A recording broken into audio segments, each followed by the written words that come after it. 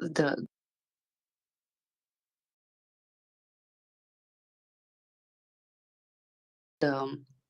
capital city of Moldova, and for them to express their concerns, right, in front of the Moldovan parliament and Moldovan government. And this didn't help.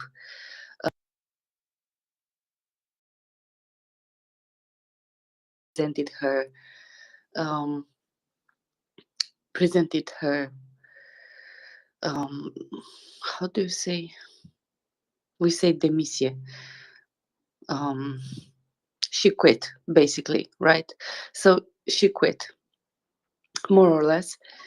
um, and it was a very unstable moment for Moldova, that Maia Sandu, which is the president, took over and calmed everyone down, and basically helped um, keep the stability of the country and the image of the country. Um, so following that, you have in New York Times, yesterday, I think, a profile of Maya Sandu, so an article on her.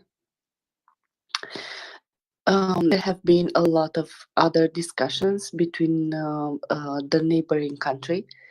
So Moldova is wedged between Romania and Ukraine. And for the past 3 months, the Russians have intensified their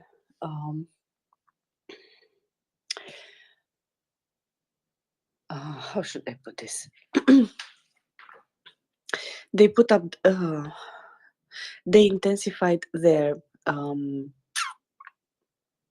efforts to destabilize Moldova, because they are a neighbor of Ukraine. Between Moldova and Ukraine, there is Transnistria, so it's a sliver of land over the Dnistru, Dniester for Ukraine. Um, so this is why it's called Transnistria for Moldova, because for them is over the river that separates Moldova from Ukraine and closer to Ukraine. In Transnistria, I think we in Transnistria there is a large ammo depot, which is 20,000 tons of ammunition. We don't know how, in which condition it is. The last time we have reports about it is 10 years ago. And also there are 1,500, so 1.5K Russian soldiers. So this is why, being threatened as a country from within and from outside, because there were some reports from Moscow in which Russia was next on the list after Ukraine, as if they could have rolled their tanks over Ukraine and get to Moldova, which is not possible. There have been a lot of rumors and discussions. So the truth of the matter is like this: Moldova had discussions both with Romania and Ukraine for stability in the region. And when we say stability, we say economic stability, and we say military stability, right? The only access in Moldova is by airplane through the airport of Chisinau. That's straight to Moldova. Otherwise, everybody have so anyone who wants to get to Moldova has to go either on Ukrainian territory or on Romanian territory. So they will get checked and proved in another country before getting to Moldova. And Moldova has discussed about the military stability. When the war started, they refused help from both countries, and they refused help from US. They refused to receive weapons and tanks, which were they were actually offered. At that time, they were afraid of um, further destabilizing the country from from various points of view. What has been stated um,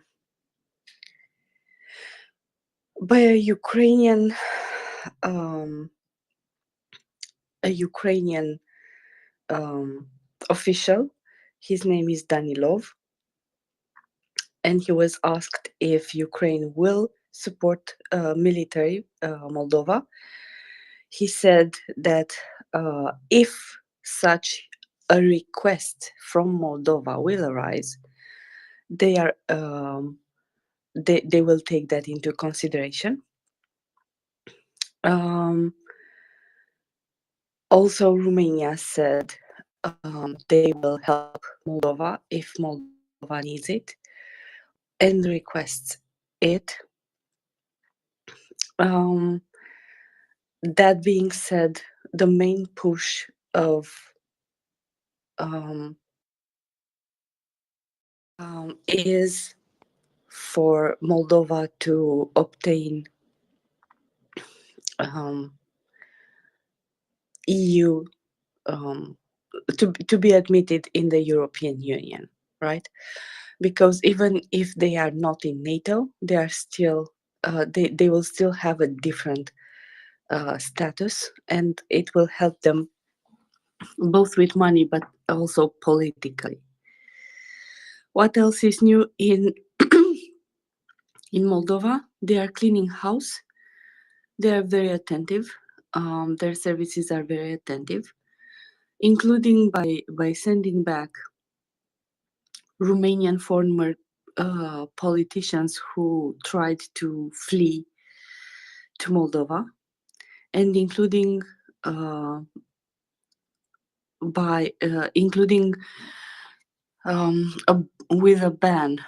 So they are protecting themselves against propaganda by banning some TV channels which are close to the pro-Russian party shore. And basically one of them, and this is recent from last week, one of them was not granted the license that they need in order to broadcast. So they are trying, basically the Moldovan government is trying to prevent further uprising, further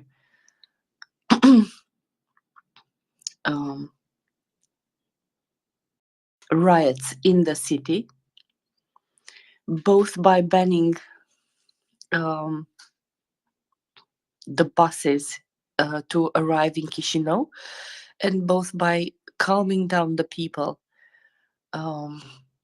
from the country by not giving them access to propaganda.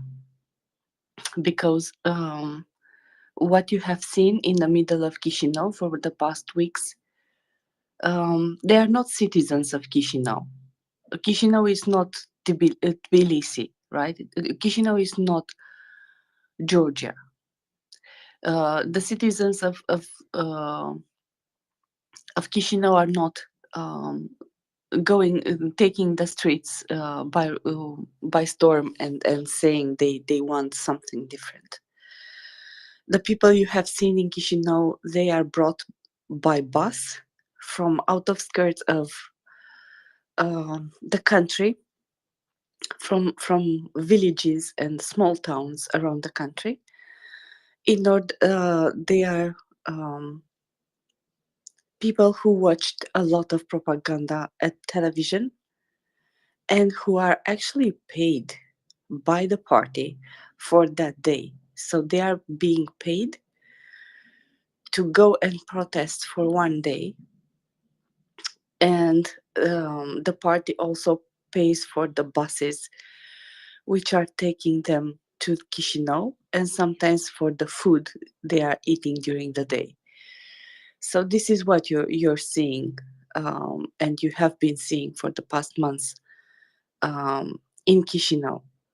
It's not an uprising from the population of Chisinau who is revolted and wants something different. And this is the core of the problem, right? If you are upset with what's happening, you will go down the street because you are in Chisinau. It's not complicated to go and protest, but they don't.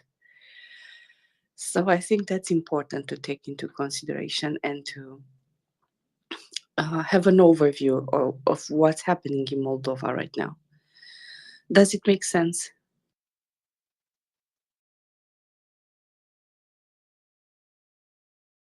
Makes sense to me. There's a lot going on there. Go ahead, finance. I saw you unmute. I know you said what I'm going to say. I think it's significant. It is.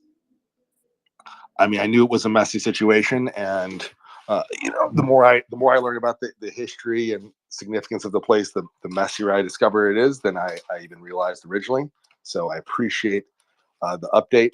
I'm aware it might be long-winded as my extra long economic rants on here, but I do appreciate it because I think that there really isn't an easy way to get the proper context and understanding for Romania, Moldova, and the problem that is the Transnistria Soviet Socialist Republic that still seems to exist beyond all odds, uh, in the world. So, do appreciate that update. And if anybody would like to come up to the space, especially if you're from the penal colony of Australia, please click the bottom left of your screen to request to come up and speak. We really would appreciate it. We do like to have questions here. I would also note that we have only gotten some of you back since our space crashed. So please share and retweet the space. Let all your friends know that we're back up and running. We would love to have you, including straight from the penal colony of Australia, our favorite fella, and also someone who can start answering a military question. Despite Al not being here, I would love to ask it to Will. You Will, rang. randomly welcome to the space. Thank you, sir. All right, before I ask you some military questions and change the topic, let's go over to Anda. I just wanted to make fun of you. Actually, finance. Where do you say you're from? The States.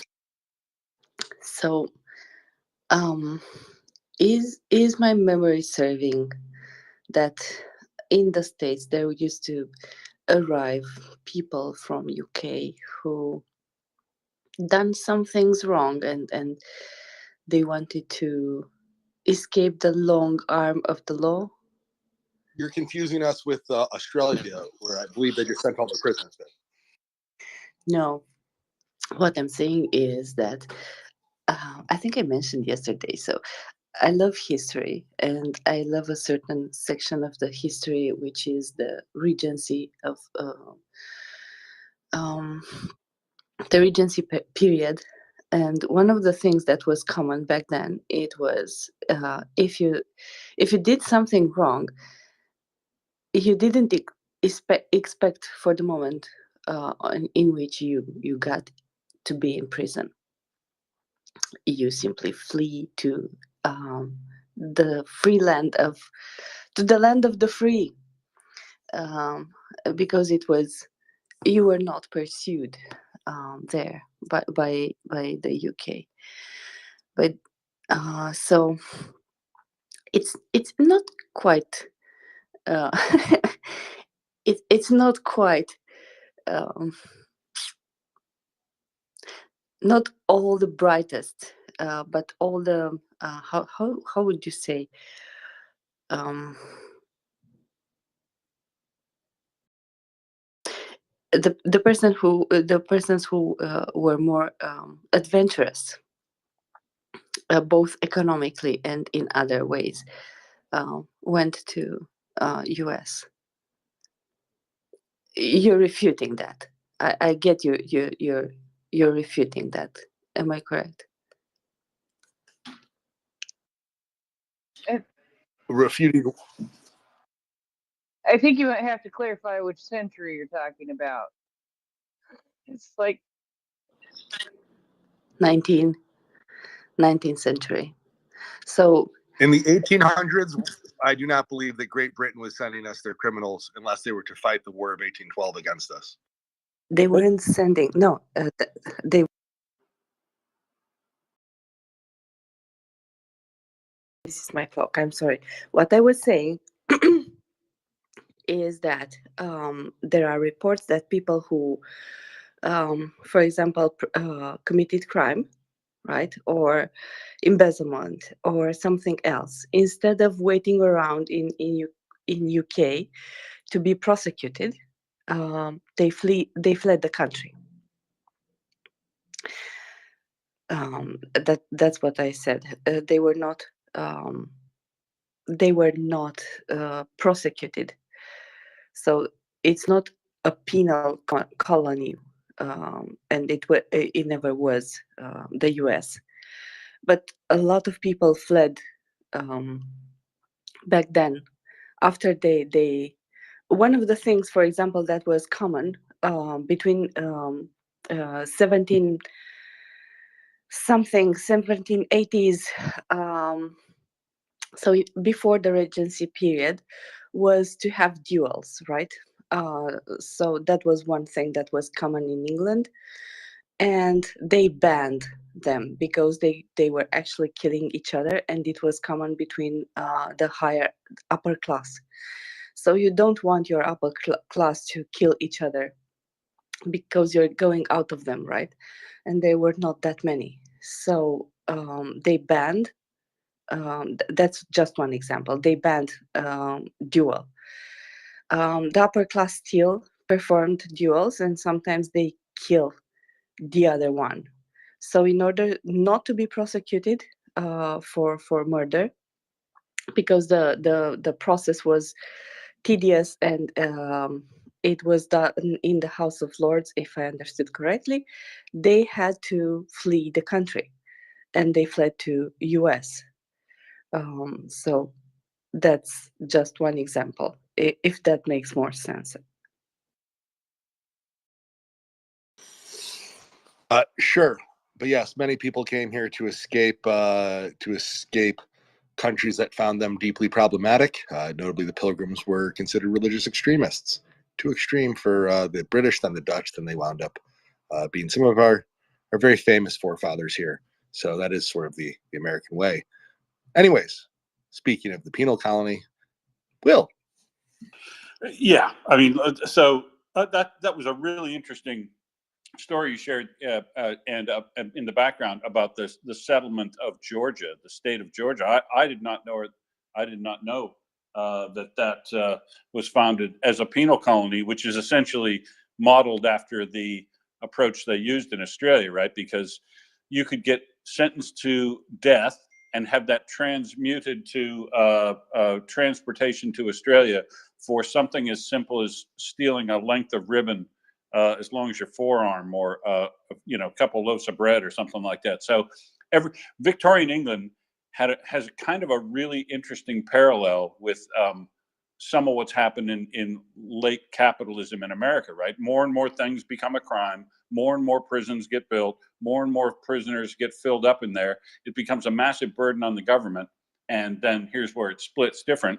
The government of England, the Victorian England at the time, decided to send a whole bunch of folks to Australia, noting that, as Anda said, most of the smart people who wanted to escape getting prosecuted headed to America, and then all the religiously persecuted folks headed off to America well before then, and I think England basically said good riddance to them. But so yeah, if England had to do over today, they'd all move to England. All the rich people would move to England and or America and Australia, and they'd leave all the religious freaks, poor people, and criminals back in the home country, I reckon. But I guess none of them are up, since that didn't wind any of them up. Bugger. I got nothing. So what did you call me up for, Mr. Finance? You got a question for me, sir? Yeah, unfortunately, it is very topical because the nest will show it. It's not just yesterday that Ukraine was under significant missile fire. Again, we have reports that perhaps our friends in Odessa might be having some power issues today. I hope the fine workers there can get that restored. Other parts of Ukraine may be experiencing power loss. Kyiv appears to actually not be bearing the brunt of this stuff, but there is still a 4.5 hour and running missile warning across the entirety of Ukraine. And the question was, what's the current state of air defense as far as Ukraine goes? How are they doing with intercepting things? And the related question, but it's clearly a slightly separate question, which is, how does air defense play into any possible planned counteroffensives or offensives from the Ukrainian side? Thank you.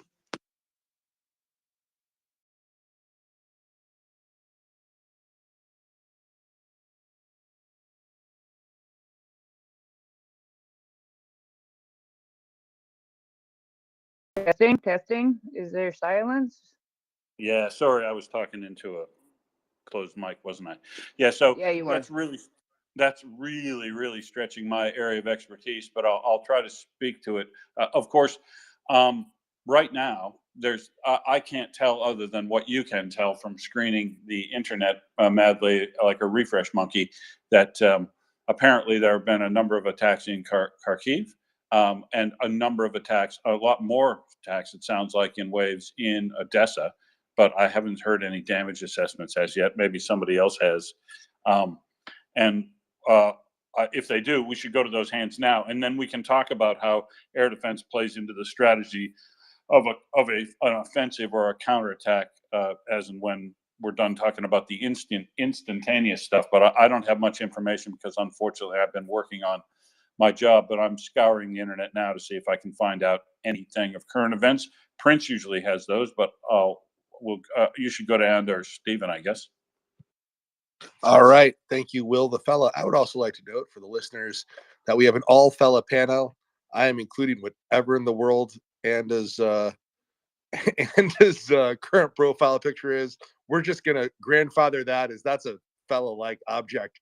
It's definitely furry. It's definitely cute. Definitely looks a little brain damaged with the expression on its face. No offense to its speaker behind it, and it definitely likes to support Ukraine and fight against Russian disinformation. So that is now branded a fella. If you have a problem with that, too bad. I'm the co-host. No one else can speak against it. I get to say for a moment. That's right. All right. We're going to go to Steven because he's new. Welcome to the panel, Steven. Then we're going to go to Anda. Steven. Oh, hi, Finance. We've talked before. I'm not new.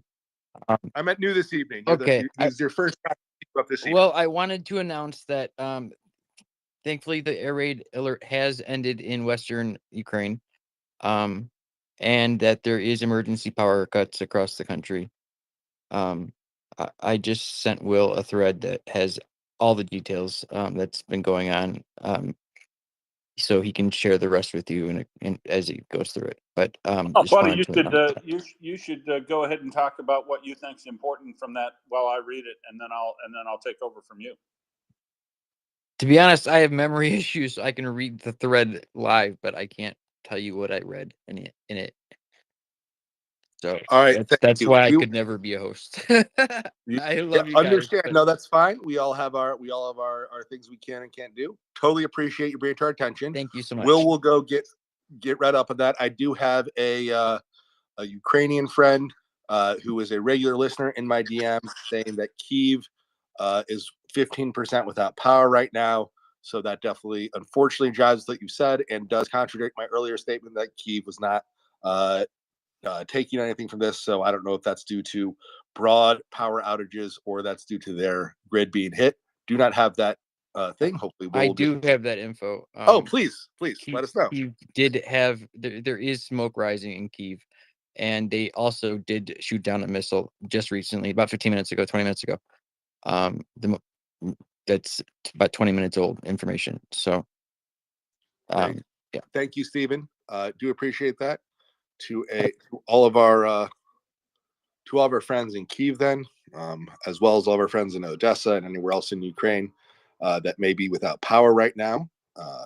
Hopefully, everyone and their family are safe, and hopefully your power gets restored soon enough. Will be updating us shortly when he gets through all the news, and will be able to tell us a little bit about the attacks as our military expert who is here right now. And while he does that, we're going to go to Anda. Anda.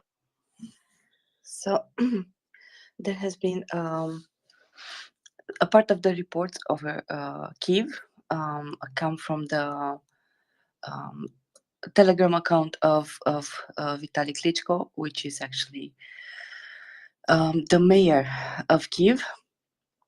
So he is the one who posted during the night the fact that Zhytomyr Oblast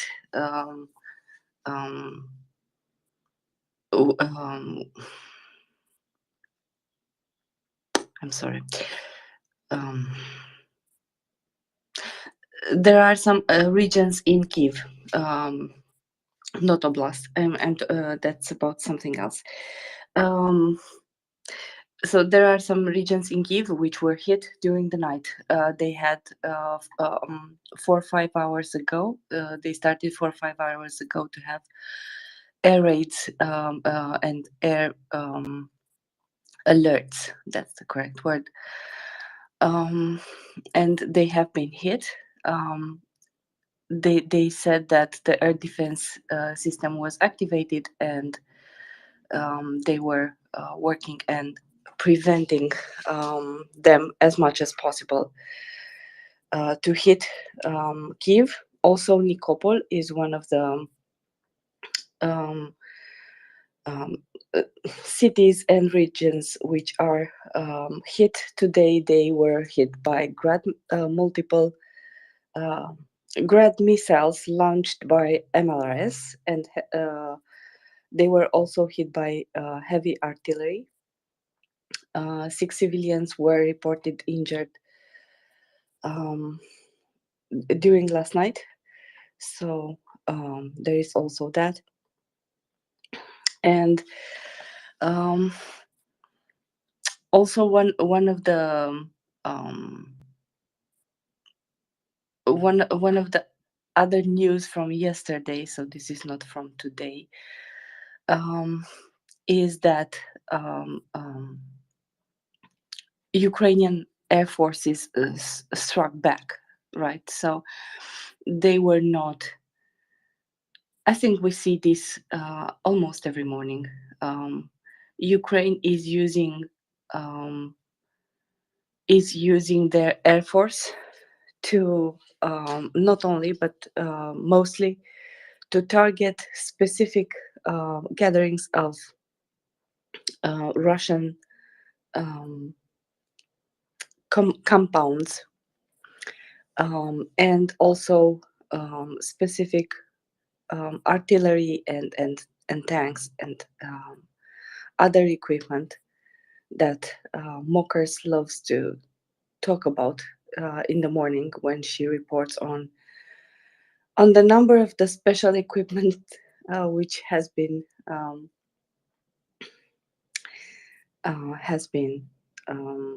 hit or destroyed during the night. So if Will is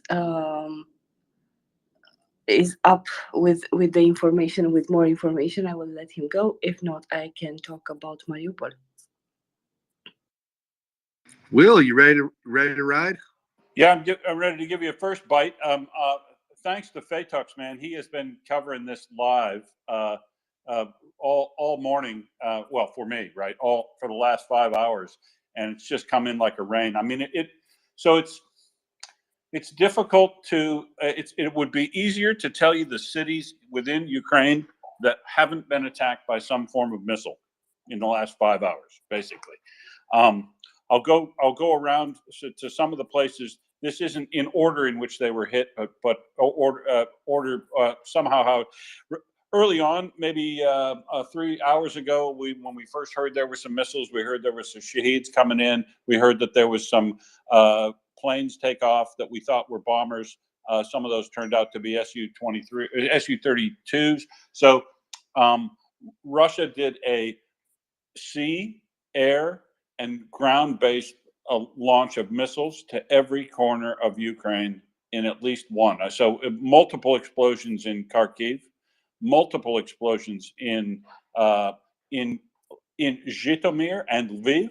So way out there in the west, they heard lawnmowers, of course, which are the shaheeds. So they've used shaheeds in places I don't think they've used them before. It would appear that they may have launched calibers from the water, I would expect. At least multiple missiles hit Odessa, and multiple missiles have hit in Mykolaiv province. So there have also been reports up the river in Dnipro, but nothing east of Kharkiv that I've heard about. So nothing over in the areas close to the battlefield. But this was clearly just a cross-country, let's take out the power and do terror strikes in all forms. I would guess, based on the number of places they've hit, probably the largest missile salvo over 4 hours that has ever occurred. And they also led it up with spoofing activities to try to baffle and get the air defense of Ukraine out and expend on the early waves, so that they didn't hit the larger and faster moving, larger warhead missiles later on. So I mean, it was an all-out attack from what I'm seeing in this report from Vatox. And so let's see. The other thing that's notable about it is that some of these missiles were possibly fired from Belarus, and definitely one or more of the missiles transversed Moldova, so that it could avoid detection and interdiction by Ukrainian air defense. And I believe headed up toward Zhytomyr, Lviv, somewhere in that area. And that's what I see from this report that's been streaming since about 5 hours ago. It's really good and looks like it's from good sources. But I, of course, haven't met Vatox myself before. But you should definitely check out this guy's news site, because he does what appears to be a very comprehensive streaming of current news events related to politics. So could be a very good resource for everybody trying to keep track of stuff. Damage assessment photos have been coming in now in the last hour, and they do show heavy fires in Kiev. But the targets there aren't known. As I say, it's probably power, infrastructure, and housing. I hate to tell you. So cruise missiles have been spotted headed toward Kiev. Most recently, one missile has been reported shot down. I'll note that, as Anya said, they scrambled a whole bunch of the Ukrainian Air Force about an hour into the attacks, because I think they wanted to try to shoot down the second wave with air-to-air missiles. And it would appear that they may have been successful in one of those, or they got some of them with ground defenses. Some of the places the explosions are happening rapidly enough that there is it's hard to tell whether it's air defense blowing up or ground targets blowing up. But it looks like a comprehensively big attack around the country if we start seeing damage assessments from all the places I named that have supposedly been hit from sea, land, and air, including more S-300 lobs from up Kursk way, it would appear as well. Wow. Yes. Will, I believe this is the source that we had on the space in the last 18 hours that was talking about it, his news organization. Yeah, cool. I'm going to do some more investigation of him right now. But it's unfortunate that I've run into Faye Tooks today, and that we didn't know that he wouldn't join the space and read this stuff regularly for himself. But boy, what a great way to meet you if we can help you get your news out there, because it looks like an incredibly good streaming resource if you're staying engaged and reporting it as you have in this case for the last 5 hours. It's really incredible work. Yeah, I want to say something here real quick. I've been trying to follow this since it began, and it has been absolutely insane trying to keep up with it on a few reliable accounts that I know and Telegram all at the same time, and seeing it, happen. But with it, trying to do it in real time is almost impossible, because you're still sort of wondering if they're real attacks or false attacks that we've been seeing sometimes also. So waiting a few hours and getting this perspective on it has been really good. And that is one of the accounts that I follow, that I have found to be reliable. I have found them, for the most part, they make mistakes, but when they make mistakes, they say something about it and they end up deleting the original tweet. Night was a big, huge, all-out attack with the drones, with the missiles from the air, from the sea, from everywhere. And it is going to take the regions some time to put together statistics and information on what exactly has been damaged. I did see a report from the mayor of Kiev, Klitschko, that there have been injuries, and I'm sure that we'll hear that there are injuries in other places. We can hope that there are no deaths, but with what I have seen in the last few hours of the scale and the level and the intensity of the attacks, this was big, and I hope that air defense did its job. But we know even things fall from the sky when you hit them with air defense, so there still can be damage. Um, it's been a very, very intense evening, even though I've been sitting here trying to co-host and follow all of this all at the same time, and I feel like I haven't been talking very much. But anyway, I appreciate Finance that I can give him a subject and he will just go.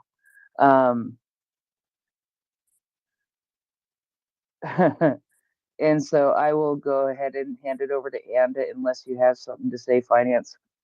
He took his mic off for a second there, so go ahead, Finance, and then we'll go to Anda. Thanks, Heather. Yeah, sorry, I'm currently just trying to wrap my head around the ridiculous scale of all these terror strikes in Ukraine. Apparently, it's everywhere. So, to all of our friends in Ukraine, I hope you're safe. I hope your family is safe. This is pretty holistic, it appears. I do appreciate that. I do appreciate this from everyone for still being here, and thank you for the update. Will, yeah, I didn't realize Faye Tux listened to our space. I believe he's a Turkish source, but no, he is definitely a regular source that a number of people here like to follow. So I cannot, I don't know either way how totally accurate he is, but he is definitely a big part of the Twitter news community. And I am also a follower of his. So if you want to come and speak on the space, I'm sure he'd be invited, as far as I know. But no, as far as Ukraine goes, back to the subject. For all our friends in Ukraine, I hope you're safe. This is absolutely shocking. We're getting to the point where, according to Ukrainian intelligence sources, there's only so many more times Russia's going to be able to pull some junk like this off, because we're like, at least they're going to run out of rockets. Speaking of running out of rockets, I had asked Will about air defense. I didn't realize quite how topical the question was. Will, can you tell us how many of these things got shot down? Do we have any numbers like that, or any casualty numbers, sadly, of Ukrainian civilians who got Nothing in war damage crime? assessment or shoot downs yet. It's way too early. Way too early for either damage assessments or shoot downs. All right. Yeah, probably not for at least 3 more hours, 4 more hours, I reckon. You got it. As that news comes in, we will keep everybody appraised. Main news right now in Ukraine is there is broad Ukraine-wide missile strikes that hopefully are over. It definitely has significant power outages across the country. As Will pointed out earlier, it is easier to list the cities that have not been hit than the cities that have been hit. And so to our friends in Ukraine, I hope you are safe, and I hope that your power is restored soon. And yeah, sorry, I'm now a bit deflated sounding, because that's the only sound I have when it's this bad of news. Prince, back to you for a sec. And we're going to go to your hand. My hand is thanking you. So among the cities that were hit, Odessa is one of them. Finance. They have been hit earlier. There are no casualties there, just power outage. And the sad news is it hasn't ended. So there are announced more hits, which probably are going to occur in the next half an hour or an hour. So we will see about that. In the meantime, I wanted to talk about Mariupol. What there are two things that happen in at the same time in Mariupol at this moment. One of them is that it's being transformed in a military hub. So I'm sorry. So what are they doing right now is to fortify Mariupol and to use the city and surrounding villages in order to have a logistic hub closer or as close to the front lines as they can, because Vuledar is not very far from Mariupol. So that's one of the, and Mariupol is further south and east, which makes it harder to get than Melitopol, for example. That doesn't mean it hasn't been hit. It was, but it's not frequent. So the Russian troops are using it right now as a logistic hub. And one interesting thing that was reported recently in Mariupol is that Russia is changing the markings on the trucks and military equipment they have. It used to be just a Z or a V, and right now it has sort of a triangle on top of it. So these were spotted on the latest convoys. Prior to that, there were the V markings, and sometimes there was a circle and a triangle. So we don't know for now what are the new symbols, what do they stand for, right? Because all these symbols have a meaning, um, and it would be interesting if someone finds out what they mean, um, and send that information to us. Other than that, in Mariupol, in and outside the city, there are numerous checkpoints, especially whenever there is a bridge or and they done some entrenching, right? We have seen them. We have seen pictures of them. So basically, they're trying to dig in, right? Like they did um, in Kherson area. But hopefully, it's gonna be only a waste of time and resources. This is what I'm hoping for, to have the same as in Kherson, to have them flee the area at some point and leave everything behind. We will see. But I wanted to bring this up.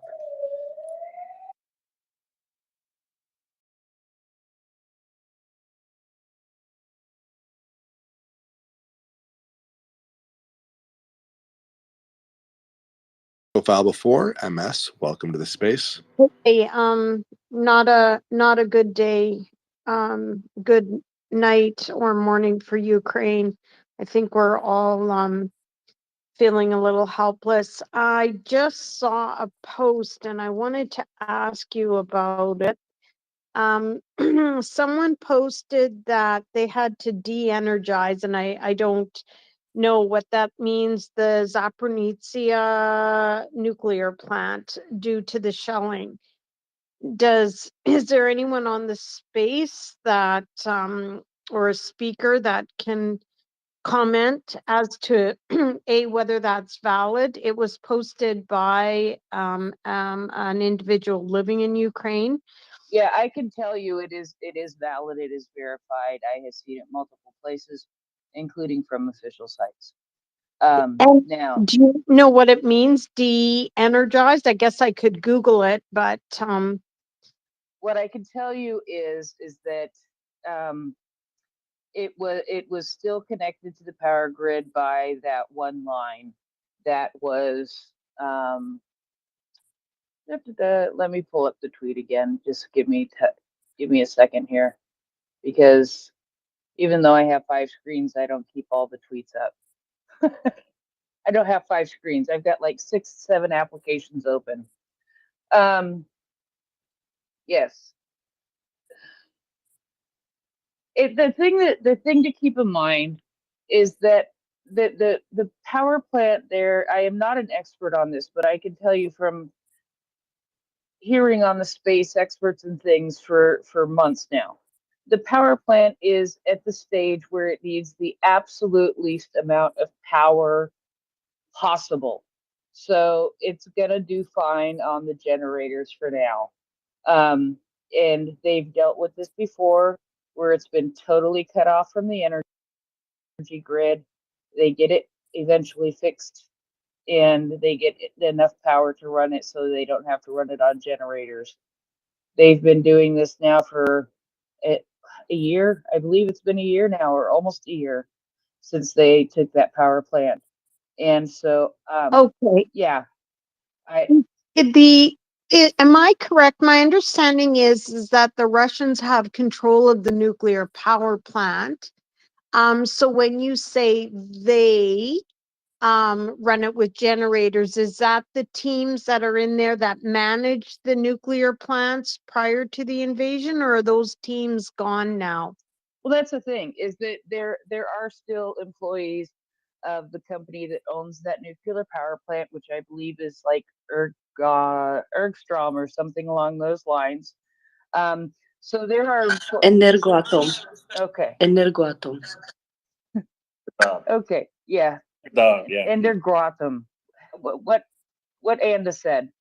There are still employees that are there at the plant who are working, employees that have been experienced in working on this power plant for longer than this most recent invasion has happened. The Russians do control the power plant, but the employees run the power plant. In addition, there are observers from the International Atomic Agency, IA, International Atomic, IAEA. The people who keep an eye on all the nuclear plants and all of the nuclear things in the world, I believe, is a good way to put that. So there are some observers there. I believe two of them, and I believe that they actually just rotated recently. So they've got two fresh new observers. So everything is being done to keep that nuclear power plant as safe as possible. It is the main reactors are all like shut down to the lowest possible point that they can be. So the amount of energy that they would need to be safe is is a fraction of what it would have been. So no, I wouldn't worry about the nuclear power plant because this has happened. Okay.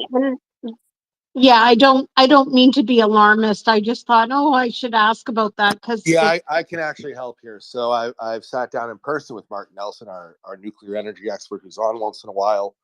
Um, the nuclear power plant of the Zaporizhia type, it can go without power for, I believe it's 48 hours before we really got to worry at all.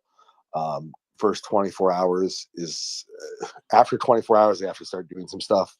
So it does need to be reconnected to power. It does need power to run the system itself. So the idea that the system itself is disconnected from the grid is a problem. But there is a significant amount of time to reconnect it. During the war, there was definitely a period by which the Russians were playing games where they were disconnecting and reconnecting the power plant itself.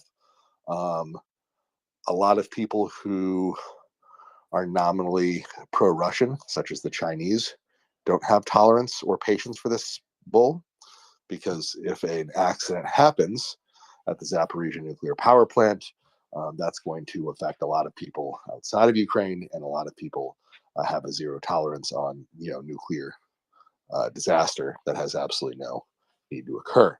So there's plenty of time to repair the thing. They do have the ability to do that. Um, Obviously, it's a story worth watching. It's a lot worse than if it was still connected to power. This is why you don't do the mess around with a nuclear power plant. That's completely and totally unacceptable. But that's what's going on, and that's the war that's being waged right now. okay. But So thanks there's very the much for. important part is there's significant time before we have to worry about meltdown if the only issue is disconnected from the grid. Great, great. Well, thanks for that. Again, I didn't mean to be an alarmist. I was just wanting to ask what people knew. Do we know, since I don't see any other hands, I'll just ask, is there any intel right now on how many missiles have hit across Ukraine in the last I guess 4 to 6 hours. And my understanding is more are on the way. I'm sure they'll be yes, hitting. you're right. That's not over. I just asked Will that. He is our military expert up right now. He's also our oil expert up right now, so he's doing double duty, which means he has the unfortunate job of being the poor gentleman who's getting to update us as news comes in.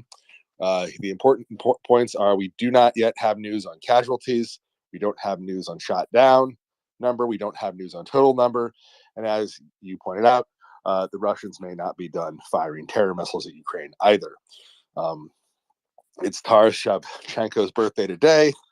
Yesterday was International Women's Day, which is also an important Eastern European day, holiday, if you will.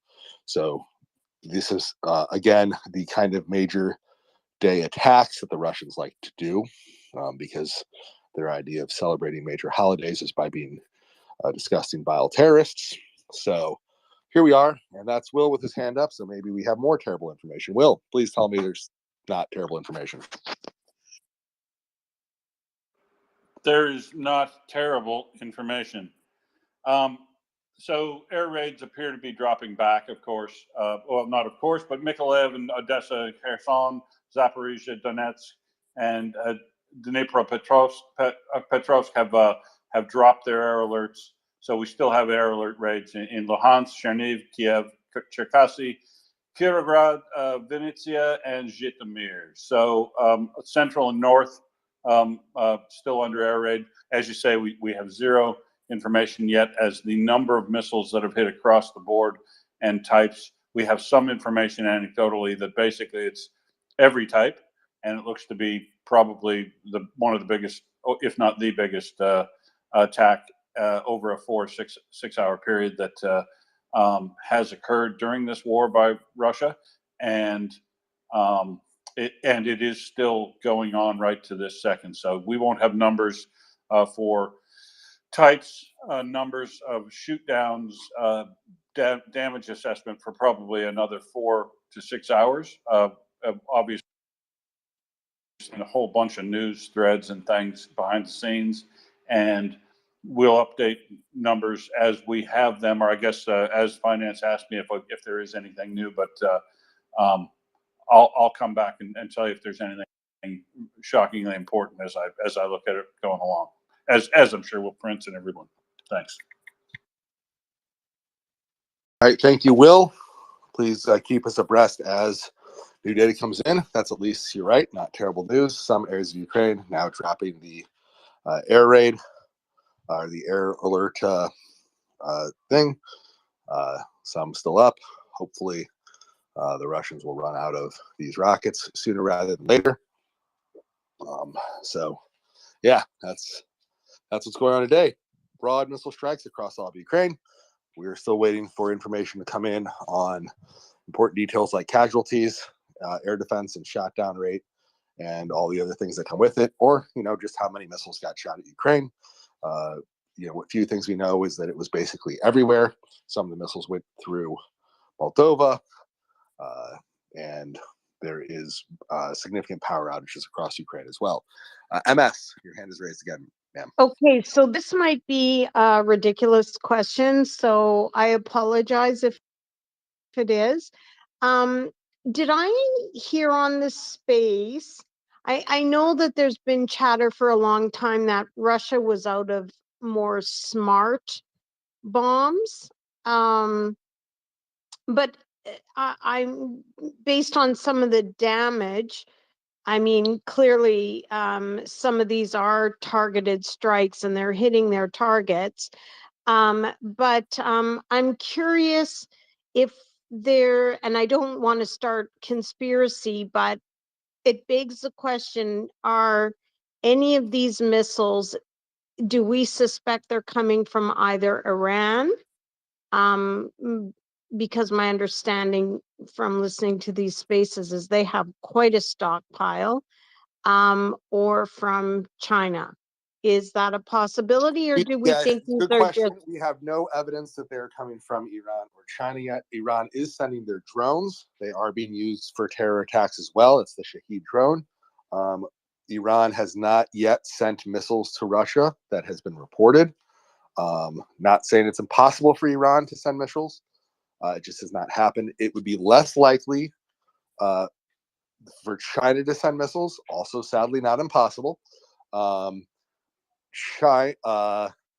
Iran, for instance, when they arm groups like Hezbollah and Hamas, they have not historically armed them with particularly high quality missiles. It's lots of dumb rockets, basically, that they can fire in the direction of large civilian populations. They like to keep, if they have good stuff, they like to keep it for themselves so far. Certainly, they have significant concerns about being attacked, given that they are trying to enrich uranium to the point of building a nuclear bomb. That probably isn't unreasonable. Please stop trying to build a nuclear bomb, Iran. Also, please stop sending terror drones to Russia. Even better, you could stop being an oppressive, hellish regime to your own people, come back and join the free world, and we would love to see it. But until that happens, we have no evidence or any reporting that Iran is supplying missiles, nor is China supplying missiles to Russia. So no, those two things have not yet happened. Iran, obviously, having already supplied significant weapons to Russia, would be the first one that we would guess might do that.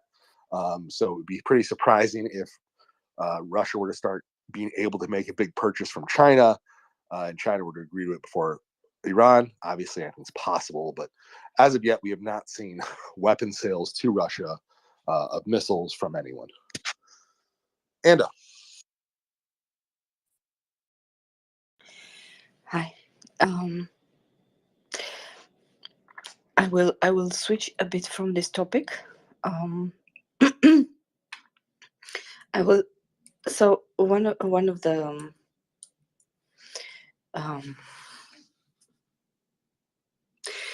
one of the news that I will switch a bit. So until we get more information on the type of drones that hit Kiev and other regions, and how badly they are being hit, I will provide a short intermezzo. Isn't it how it's called? And I will talk about the effects of all these strikes, because when you 1 year has passed already since the beginning of the second invasion, and this invasion is different from the first because you have daily hits on civilian infrastructure. So there, you're not talking about a front line which is active and, well, people die there defending the country, which actually Ukrainians have done since 2014.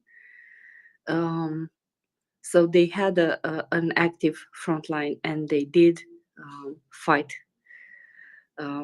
for their territories, but they didn't had enough weapons, enough people, so they couldn't push the Russians out of their country in 8 years. But in the same 8 years, Ukraine has been a functioning country, right? Just as Moldova, who has a conflict at the border, not active in Moldova, that's fortunately. You have had for 8 years an active conflict in Ukraine, but it was not generalized, which meant Ukraine was able to function as an economy. They continued to produce, and they continued to export and to get money, and people had their houses and lived. And it wasn't pretty, but it was better, right? Since last year, since the last invasion, Putin decided to attack civilian infrastructure and to hit the cities and the towns, which meant the civilian population had to move. And it is reported that over 6 million people left Ukraine, either through Poland or Romania. Some of them are in Moldova, and a small part fled through Hungary, because Hungary actually didn't allow certain populations, certain nations from within Ukraine to cross their border. And actually, at the beginning of the war, this was Romania received public thanks from countries like India and Pakistan, because we allowed Indian and Pakistani students who were at the university in Ukraine when the war started to flee through Romania. And as a result of this migration, you have in Europe at this point a lot of people, um, mostly mothers with children. We have to say this, right? This is a reality. There are mostly mothers with children who fled the country, also elderly people that could um, move, that could that had the money to flee, and the possibility with their family or alone. Um, Having this amount of people in Europe, displaced in Europe, means some of them need to be employed, right? There are programs to help Ukraine, but the help for the Ukrainian people, the amount that is provided is not much. And when you have, for example, 2 kids to feed, and that your kids are growing because a year has passed, you need new shoes, you need new clothes, you need a lot of things. And this is why, actually, um, um, Ukrainian people are trying to find jobs in the European Union. And I have some reports on that. Um, that almost 1 million was able to find a job in the European Union. So this information by the Vice President of the European Commission, Margaritis Shinas. She spoke at a press conference in Brussels dedicated to the first year of first year since the directive on temporary protection for Ukraine was implemented. This temporary protection also allows and provides access to labor market, help. What do I mean? The pathway for Ukrainians to get a job is easier than, for example, if I, from Romania, I'm trying to go to another country, or for example, someone from Georgia, which is actually outside the European Union, would try to come to European Union and find a job, ask for asylum, and find a job. So this was one directive that was issued very early after the invasion. It was implemented very fast in some of the countries, which means, for example, Poland was one of those countries which allowed Ukrainian citizens to get a job really fast. Poland went 2 steps further. Actually, they promised to every mother with children who registers in Poland as a refugee from Ukraine to receive an alimony, a state alimony, so help for her and the kids. In order, it's not big, but it is something, right? To feed the kids and to buy some clothes and stuff like that. And also they receive free access to the medical system, and I think that is awesome. So because many kids and adults need therapy more than other things. So this is the most frequent occurrence. But also people have sicknesses, right? If you look around you, you will see people that have various diseases or sicknesses like, I don't know, diabetes or a heart, which needs problem, kidney problems, and so on. So these don't go away just because you went to another country and it's a war in yours. So having this medical help is great. Um, have I dreamed or Will had his hand up?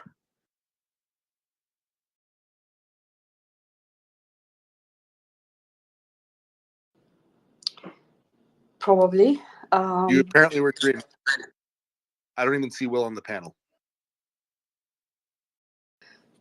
Yeah. I thought he was here and raised his hand, so I wanted to ask him if he has more information on this. But I wanted to mention this. And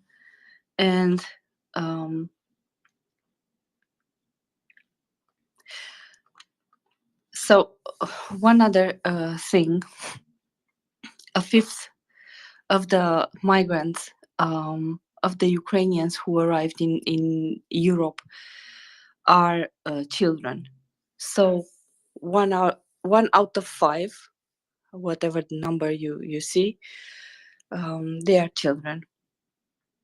And also, we have to take into consideration that a very heavily migration has taken place within Ukraine. So people fled from the west, from the east to the west, in order to be safer.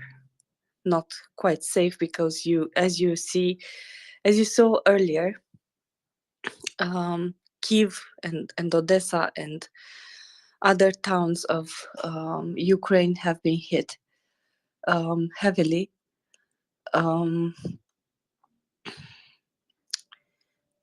Kharkiv, Zhytomyr, Poltava, Lviv, Vinnytsia,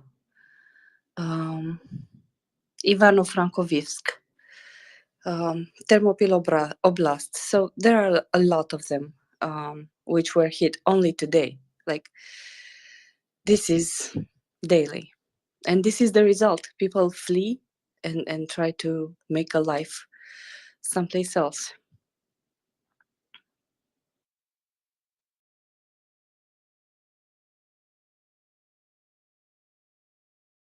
Good morning, Markers. How are you? Morning. I can't say I'm great this morning, although I may never sleep again now, because from the second I shut my eyes to the second I woke up, there appears to have been major things going down. There we go. Things. That's the one. Poop happened. Yeah, something like that. Bear with me 1 minute. I've just got some very grumpy looking cats here. But I do have some numbers for this morning. Not that that's the big news at all, but you know. Yeah, I haven't even found the numbers yet today, which is sort of surprising. I usually find them by now. Maybe I just haven't gotten to the right channel that has, 10 notifications on it. Finance, how about you? What do you know? Anything new? Yeah, we at the Atacams brand cigarette company are a little frustrated, a little angry, and head of marketing felt that the proper message today, and I respect her for this, was for the unbreakableness and the resilience of Ukraine. So, straight from the Atacams brand chief of marketing, Captain. Come on, folks. We have up in the nest the latest and greatest of the Atacams brand cigarette company, the cigarette that smokes you. Because Russia may be trying to mess around and find out, but we know what they don't, which is Ukraine cannot be broken. The unbreakable Ukraine, the glorious cigarette. Atacams, from the cigarette that smokes you. Well, I found the numbers, but I'm not going to tell them because that's Mocker's job. Will, how are you after you fell down? I've fallen, but I've gotten back up. Well, that's better Yeah, than Mitch McConnell. I guess he's in the hospital. no doubt. I would absolutely love to hear Mockers, any numbers that Mockers has always. I think Mockers needs to feed the kitties before she's ready to Oh, speak. okay. So, Okay. Well, Now I'm ready so now. They've got food, kettle's on, things are better. So I'll go with the numbers because, well, sometimes it cheers us up. yeah, we need some good news today, baby. Yeah. So we have 590 liquidated personnel. Doesn't sound like a great deal, but we have also heard scurrilous rumours that the 155th are again absolutely smashed to smithereens and are probably being pulled out, probably to be reconstituted again and thrown back in. But just brought you that as well. 5 tanks, 13 armoured personnel carriers. That's quite a few. So you wouldn't want to lose them, would you? Let me see. 2 artillery systems, 1 anti-aircraft war system. Now, I posted quite a lovely boom yesterday, real fireworks, and it appeared to be a Tor system. So I don't know if that was yesterday or a few days ago, but they go really nice then. Toss Tor. 1A. Toss. Oh, it was a toss. Oh wow, my Which apologies. is even better because the really good secondaries you saw in that. Oh yeah. Yeah. It That was pretty I think like was a fireworks. toss. Oh, there you go. Well, I got the first 2 letters right. Close enough. We have, oh dear, this is really disappointing. No wonder Doma's not coming in today.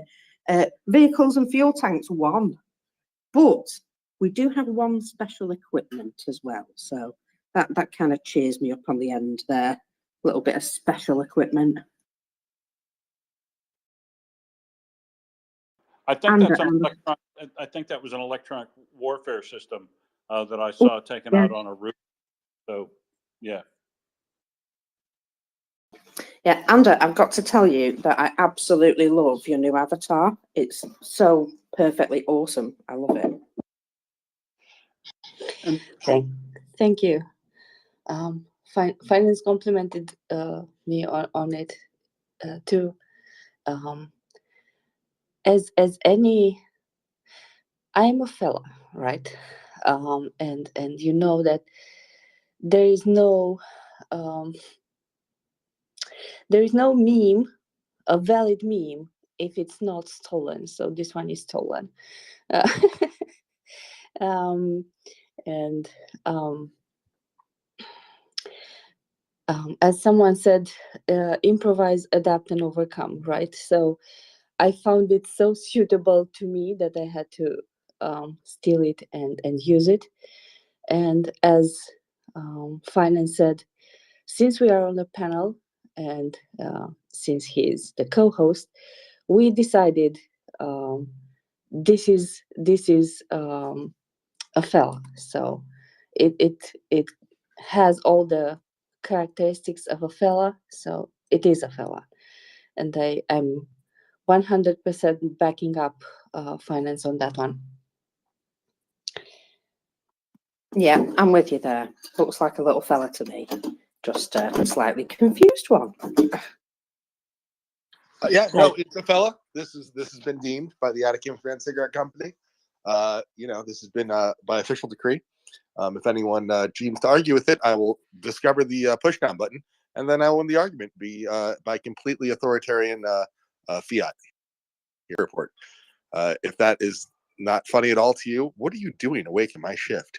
Anyways, with that said, we have a good faith hand from MS. MS. So I guess I don't talk a lot on here. I somewhat don't feel like I've earned that. But I think, I'm a quite an emotional person, and I'm a combination of very angry, very sad. And I'm going to try to channel that energy into presenting you with another question. because my belief is Russia's not going to stop until Russia's forced to stop. And my position is also that the West, as much as they've helped, they have, with saying a little swear, they've pissed around, in my opinion. And I'm wondering, so my question is this: what's it going to take? Is there anything that is going to light a fire under the West to say enough is enough? And maybe I'm not talking about them becoming involved by sending military, but is there a point where we see the West say enough is enough, give Ukraine everything that we can throw at them? And I'm not talking about 5 of these and 6 of these, challengers and strike, like everything that's different, a Leopard, a Challenger. Give them some consistent equipment in great numbers that's modern and can crush Russia. Sorry, I pontificated a little bit on that, but can this happen? Will this happen? Yeah. All right. Let's discuss can. Yes, it can happen. Will it happen? I don't know. I will say that at least we're moving tanks, right? We're now seeing Western powers giving the AOK. We are seeing heavy tanks move into Ukraine. That is an excellent step in the right direction.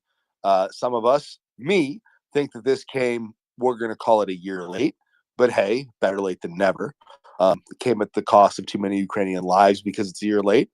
But again, hey, better late than never. This war is not going to be over tomorrow. Sadly, it might not be over in another year of this crap. So they are getting main battle tanks. That's good. They are getting IFVs. That's good. Anything that is tracked or has 4 wheels and drives, if it has armor, even better. Ukraine needs it. If it's just a car, Ukraine needs that too because of all the logistics needs and humanitarian needs that are now really high in the country. So we are finally giving them at least the main battle tanks. There is a lot of smoke around giving them air assets. Why it hasn't happened yet, there's a whole training argument, but it hasn't happened yet. Look, the Atacams brand cigarette company was started because Atacams are very easy to use, and we have not given them to them. Theoretically, you could fire them off HIMARS, but we specially modified the HIMARS we sent there, as reported by the Wall Street Journal, to not fire Atacams missiles, so they couldn't say buy some from Romania and fire them off. You can thank Jake Sullivan and the RAND Corporation for this incredibly, awfully short-sighted approach to things. We have 1,800 Atacams that are being refurbished into 1,500 Atacams in the U.S., and that was before this war started.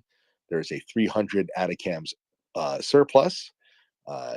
We should give them all 300 at the least. They would absolutely find excellent homes for all of them in Russian airports, rail junctions, and other key logistical hubs, and possibly an ammo dump or two. And it would go lots of boom, and it would possibly end this war much sooner because you cannot supply or move your troops to the front. Then there is absolutely no way you're going to be fighting. So we are sending a lot more. What it's going to take, I don't know, right? Bucha hit the news, and I'm like, why is personally, I would have said, like, why is the 101st Airborne not going? Like, why aren't we sending everything at that point? Why didn't we send tanks immediately? Right? The Ukrainians aren't asking us to send the 101st Airbornes. They just want more weapons so they can end Russia. And the slower we're sending the weapons to Ukraine, the more Ukrainians die. So I agree with you completely. Certainly, that is a standard view among the space, I believe. And may want to say something as well, so I'm going to go to her.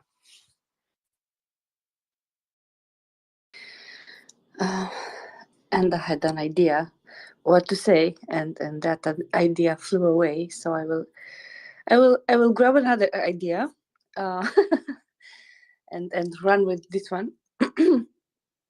So, you either want information on what's happening, or I can discuss a bit of a topic that was raised by one of the listeners in my DMs. So these are your options for now.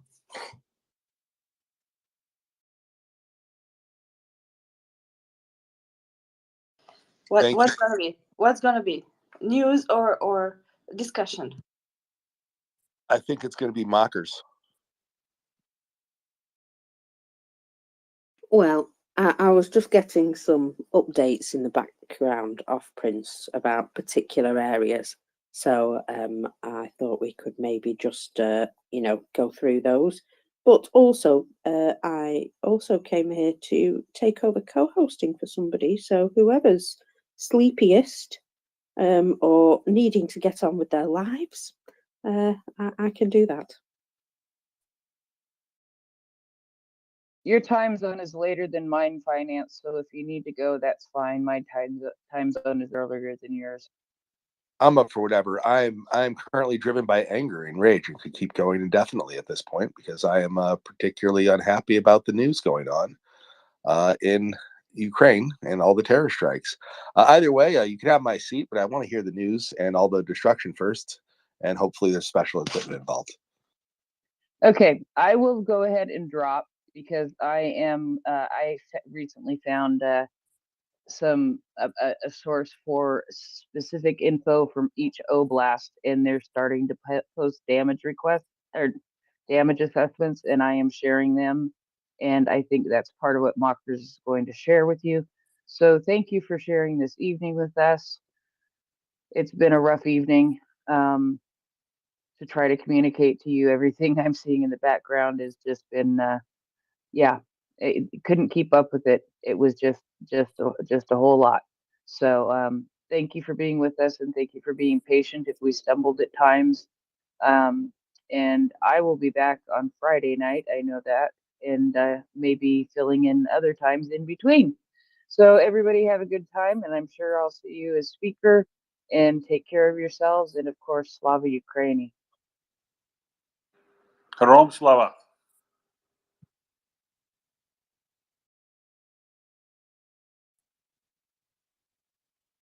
Right. So, well, we know that Odessa has been hit, and there is an update here specifically about Odessa. In the Odessa region, several power lines and a support were damaged, so that'll be a power line support. Hourly emergency power outages are currently in effect. And in other regions, there is also damage to energy infrastructure. Again, they've gone after energy infrastructure by the looks of things. Repair work has already started because we know what Ukrainians are like. Air defense units have certainly been active, and there were 6 missiles and 1 unmanned aerial vehicle shot down in the area. And obviously, we'll keep you updated with anything that we can. And there are, they've gone for everywhere they can think of at the moment by the looks of things. What I will do is I will collate these areas together, and I will talk to you about them properly in a moment when I'm co-host, because I'm about to lose my opportunity to speak while it changes me over. What do you want to reset Twitter? That's what I do to avoid all the things. I'll go to Anda for a bit. Why don't you reset up? And she's up. Hopefully we don't get the glitch. We have lots of glitches lately. We had a little crashy crash. Twitter's doing Twitter things. We just keep going. All right. I believe my order of hands. Absolute goodness, it worked. Brilliant. Go for it. Oh, wait, you're here. All right. I was going to go to some hands while we waited for you. Do you want to go right away? Go to hands. Okay. Anda, then Will, or Will, then Will, is it time sensitive? You keep flashing your hand. No, I just don't know what I'm doing. Go to Anda first. All right. Anda, you're up. All right. So Within the first, the I put that in the nest actually. Within the last few hours, there have been some strategic bombers. They are called Tupolev, right? Their code name is TU, and then they have some numbers, right? 95, 22, stuff like that. And they were up last night. They were reported around 2:30 a.m. There were 21 of them, um, and at least 3 Russian missile carriers in the Black Sea, and multiple Shahed drone launchers. So um, the, this was the first part of the attack, which occurred like 4 or 5 hours ago, for which we see the results right now. What's been happening? Um, what I wanted to add on this one, um, there are some pieces of news that there was another blast in Kiev, because at this point we can say Ukraine is under fire, right? We will keep getting the information. This time it was the Sviatoshki district, and emergency services are rushing there. Um, there are some cars on fire in the background of a residential building. And what happens in those cases is that you have, so when one car blows up and starts to burn, the um, um, how do you say combustible, um, petrol tank, the gas in it heats up, right? This is how it explodes. But the heat from one car can trigger the one next to it. And unfortunately, I have seen this live, um, um, in a parking lot in Bucharest, not due to shelling, and it can quickly spread to other cars, and they will explode after another. And in like 10 minutes you will have 5 or 6 cars burning, and a big fire. So this is why it's really important to have them extinguished really fast and to take the cars from there as much as possible. Also because the flame is high, which means if they are parked close to the building, the building can also catch fire. So this is what happened as we were speaking, right? And it can last. It can be really fast, the rhythm in which they blow up. So it's really time sensitive, and we have had here in the space Roman, which is a firefighter in Ukraine, telling us how tedious and hard is what they do after Russia bombs civilian um, targets. That's not even a target. Finance, can you say this is a target? Like really, hitting a car parking lot in Ukraine, is that a target? Like, It is would if you? you're a terrorist. Yeah, probably. And I mean, to the earlier smart question by MS, I'm not sure that these things are so well targeted. Some of these missiles really are sort of aim in this direction of big city and shoot.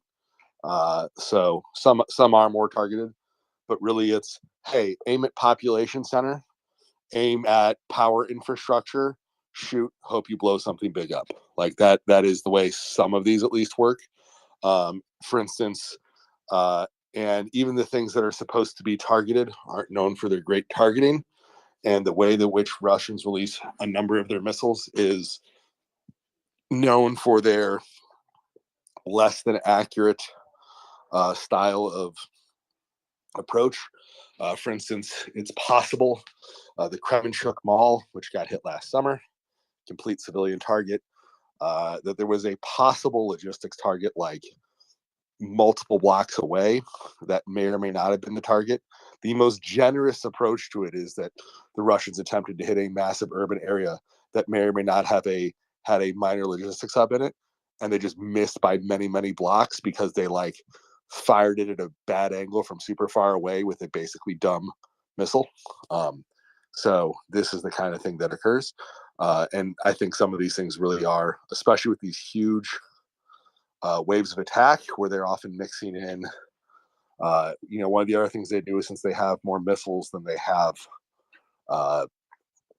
good bomb, they have more guided missiles that they can aim at power targets or something.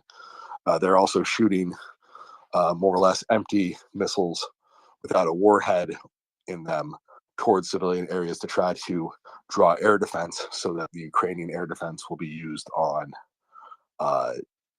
not, basically a cheap rocket, not a more expensive, more important critical missile, which Russia only has so many of them.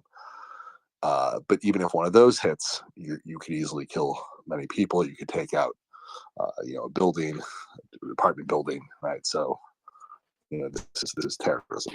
That's what this is.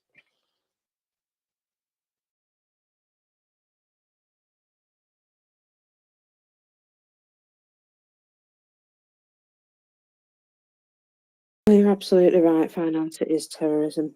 And unfortunately, this is how they roll. And so we, unfortunately, have to do better.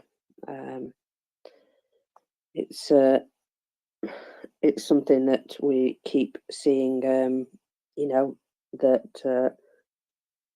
the Ukrainian forces are able to beat them on the battlefield. So, this is the only thing they've got in their arsenal that's still causing, major destruction. That's the word. So Operational Control South did indeed confirm now that air defense took down 6 missiles in the Odessa region. So that has been confirmed, that those missiles were taken out. I suppose we will get more confirmation soon. It does look like it's stopped now. I'm getting less and less alert messages. So and information that we are now dealing with an aftermath rather than an ongoing incident. So, maybe they just decided that it would be worth keeping everybody up all night. Like I said, I may never sleep again, because from the second I close my eyes to the second I open them, there appears to have been horrendous things happening. So I apologise for all that. Not my fault, I promise. Amanda, my lovely, please go ahead. So I have a You have a I question? have a good. questions. Sorry? Will, are you hot micing, or you got something to say? No, I just said I have questions. I was giving Anna a hard time. Sorry. Yeah, I have questions for I started laughing because I told you I have a very bad distributive attention. And as I was preparing to talk about leopards, I received a DM from someone who did not recognize me and asked me if I changed my hairdresser. Yes, I did. I cheat, right? That's actually the funniest comment. And um, yeah, and um, yeah, and in honor of that, I will go to a hairdresser today, and yeah, see if I can match this one, which is really cute. Um, I had a very good piece of news, actually, and is related to Ukraine. Um, so Ukraine will receive 21 Leopard tanks. It's about A6 tanks, and this is in March, which means this month. And they will not only receive the tanks, but also the trained crews for them.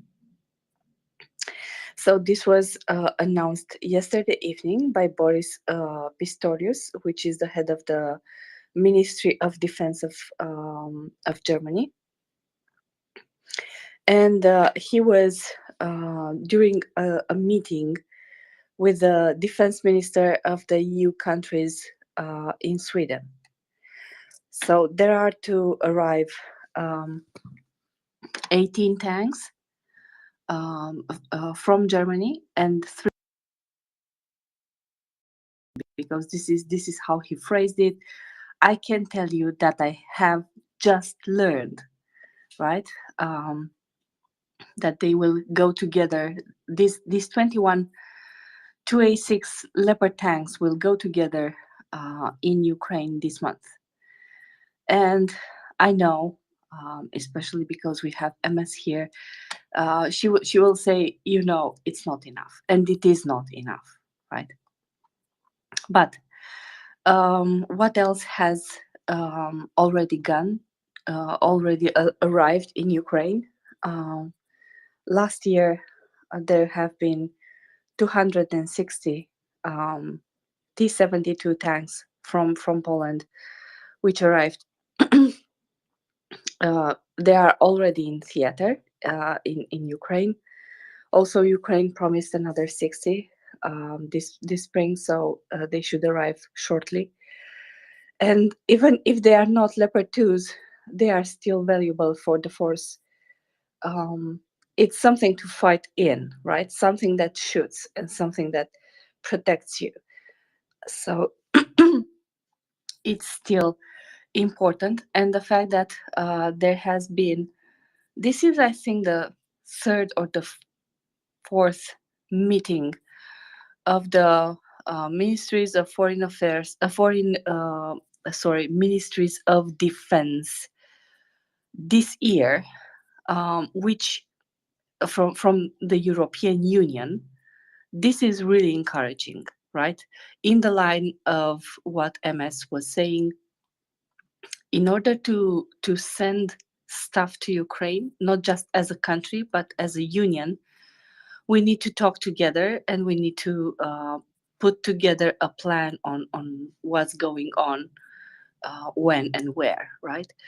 UK has done a fantastic job in continuing the unifier training program started by the Canadians. And it is reported that through the unifier program, 35,000 soldiers have been trained since 2015, and 10,000 last year. So that's a fantastic rhythm. And I'm really, really happy that a new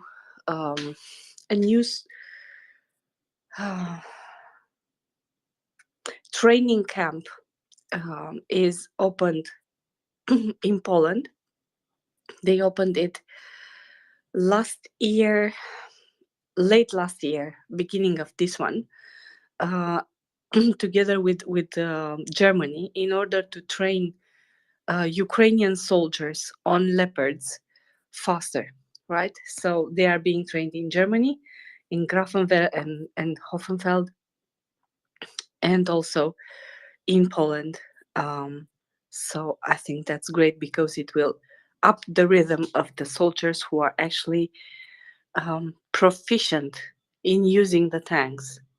So they are not learning on the job under fire. They are learning in a safe environment, and I think that's awesome. So I wanted to bring this up and to tell you that I rejoice about this.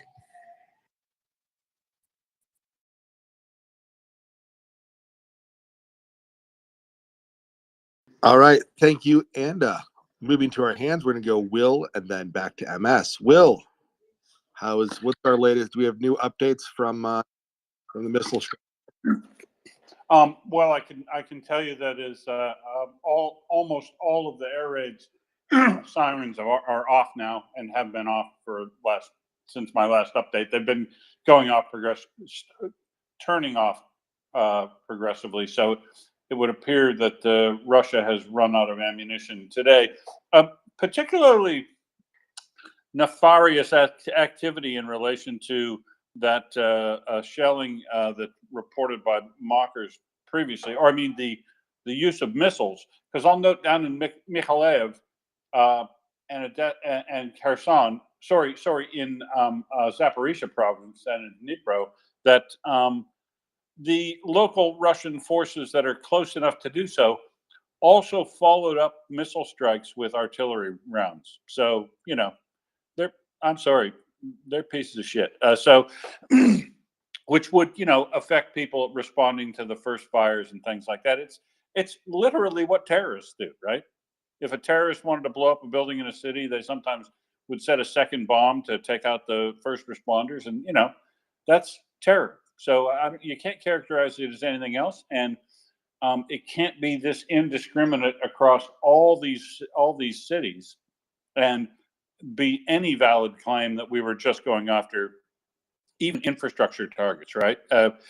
They can't, and the use of the shaheeds in Zhytomyr and Lviv is particularly, heinous. That's you're just trying to take out housing or any infrastructure of opportunity. But the shelling after missile strikes is, I don't know, particularly telling, I would say. But back to what Anda said, just wanted to comment that, yeah, I mean, look, I wouldn't care if there were 100 or 500 Leopard 1 tanks in country.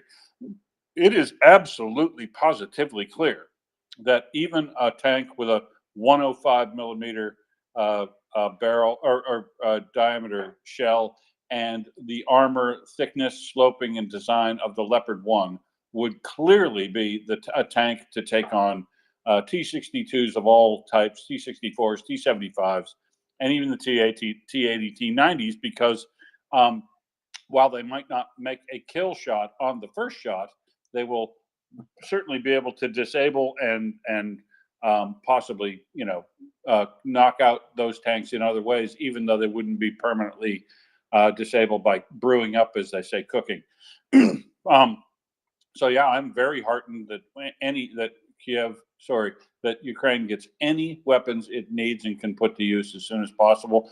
And those 105 millimeter shell case size one Leopard tanks will be an ideal tank for infantry support, right? Not something that's going to stand off and knock out guns at long range or other tanks at long range or infantry fighting vehicles particularly, but it's infantry fighting vehicles it absolutely will take out. And what they're going to end up having to do is storm a lot of positions. So every extra 105 that you can move around that's inside a tank body is going to be great.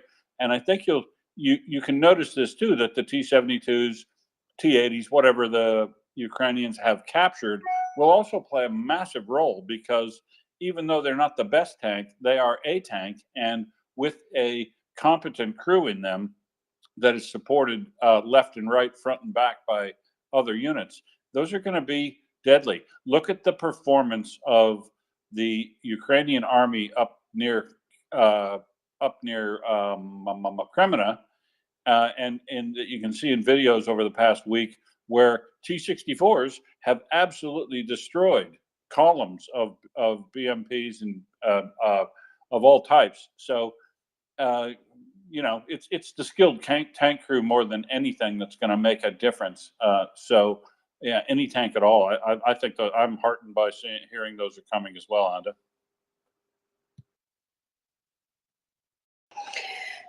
Yeah. So I love when we have, do you have football there? I don't know. Anyway, Yeah. We have three types of football. three types. Okay, so I I grew up with what's called in US it's called soccer, not saucer. That's something else. Anyway, yeah, well, football. There is something that is called a 1-2. So what you do is go on the field, pass the ball, and get the ball back. So avoiding others, right? So in the meantime, and scoring goals if possible. So what I wanted to add to your point is something that Daniel brought up and sent me through the DMs because he cannot come up himself to talk right now. Apparently, everything that flew in Kiev direction was shut down, or apart from the two cases that I mentioned earlier. And so it was a Kinzhal KH-47 Kinzhal missile, which hit a critical infrastructure. But we will see more later and get more information over this. I put the tweet in the nest. We'll clean the nest later on, but this is just for ease of access for the people who are in the space. And also on Mykolaiv, there were 9 cruise missiles which were shot down in the meantime. So that's good news. That's actually excellent news, and I'm looking forward to see how this ends up, and hopefully we will get more information later about the infrastructure facility in Kiev. It's in Holosivsky district. Apparently, all emergency services are working in this site to contain. There are some pictures from there, and what I talked about earlier about the cars which were hit and exploded. Apparently, that wasn't a missile, but debris from a missile which has been shot down by the air defense system over Kiev. So what happens is when the missiles which are flying over are being shot down, sometimes they are not completely pulverized, right? Some parts of them they're split. They don't hit the main target, and some parts of them fall over the city, and this is what provoked the damage on the cars that we talked about earlier. So that was it. Thank you. Okay, so I'm going to jump in with some good news for you, Anda. You were talking about Germany sending 18, well, 21 in total, including Portugal. And this just reaffirms what I suspected going back about 2 to 3 weeks ago. I thought that there was trouble in paradise. And this now confirms my theory that Scholz has had a lover's spat with Putin and he's filing for divorce. And this is good news. I used to, so often in the spaces I hear, "Oh, what's wrong with Schultz? Why doesn't he get it?" And I've always thought, and maybe I disagree with everyone. To me, the question was a bit silly because even before the war, people knew that Schultz was aligned with Putin. So something has changed. I'm not sure what, but there was some commentary 2 to 3 weeks ago where Putin called out Schultz. It was over equipment transfer, and I think things have deteriorated since then. And this is good news. So I was trying to be a little light by calling it a lot. No, Yeah, for sure. How long have you been listening to the MriyaReport, ma'am? I've been listening since February 24th last year. Well, Oh, no, not just Miria. I fell on you. I didn't know you existed until about 4 or 5 months ago, and I've been listening pretty consistently every day since then. okay. You actually missed before we were a family show back in the bad old days of last summer. We'd have this problem where sometimes at night it would just be me and one or two other people up here. Mockers wasn't yet a co-host. We hadn't come to our senses to realize that needed to happen. And I'd have to keep the conversation going. And there's always one thing you can turn back to, and that's making fun of Olaf Schultz, because it's certainly been my opinion this entire time that he is 100% aware of his misdeeds, that he is also a spineless invertebrate who is completely aligned with Russia, be it financially or morally. But you're right. We really should have some sympathy for him. It's hard having a breakup after this many years. I mean, It is. And somebody goes through Macron. it's a 30, 40-year relationship. He and his longtime lover, Vlad, they're breaking up. So we really should have some sympathy. Our hearts go out to Olaf in his time of need. And he's finally realizing that he might have been in a toxic relationship with a Russian dictator. And he's realizing that maybe he should find his spine that's been gone for so long. So yes, we know, we're aware. It's been the view of this space a long time, at least this co-host. And finance, Doing. I have to say that often when I was listening, it must have been the time that I was chiming in, you weren't on a lot. Like I usually turn this on at the end of the night when I'm in bed. I'm in bed right now, um, keeping this all like family friendly here. Um, but I usually hear the British uh, delegation on here. So and I'm asleep, or I don't want to carry on the wait in a queue because I'm supposed to be sleeping so I can be productive at work. And I would be so frustrated when and I shouldn't say it was specific to the co-hosts. It was just would be the conversation that somebody brought up in this space, right?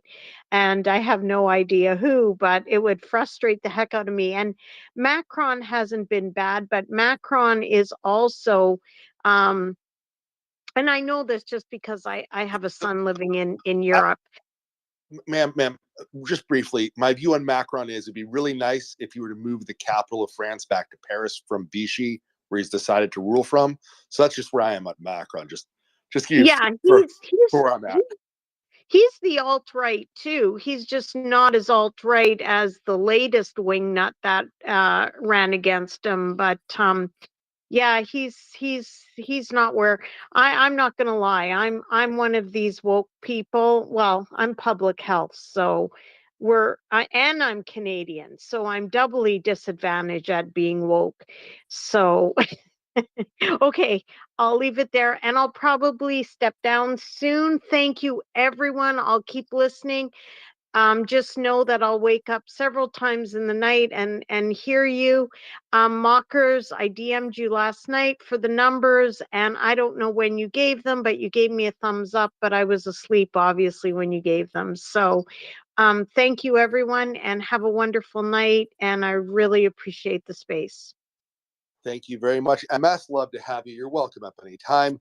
Before we go to my hands, this is a good time because I do not believe it has occurred since we have restarted the space to remind everybody to please, if you have a few extra dollars, to give to Maria Aid. They do buy drones. They're quite expensive items. They can run 10, 15, 20, $100,000. But also they're buying tourniquets. They run $30. It's a couple cups of coffee, 3, 4, 5 cups of coffee, depending on how bad inflation and expensive coffee is in your area. By the way, a tourniquet's a life. $30,000 would be 1,000 tourniquets. That would be 1,000 lives. Notably, I'm not saying just for the Ukrainian armed forces because, unfortunately, as is seen quite drastically at this exact moment, Russia does not discriminate when they shoot at Ukrainians.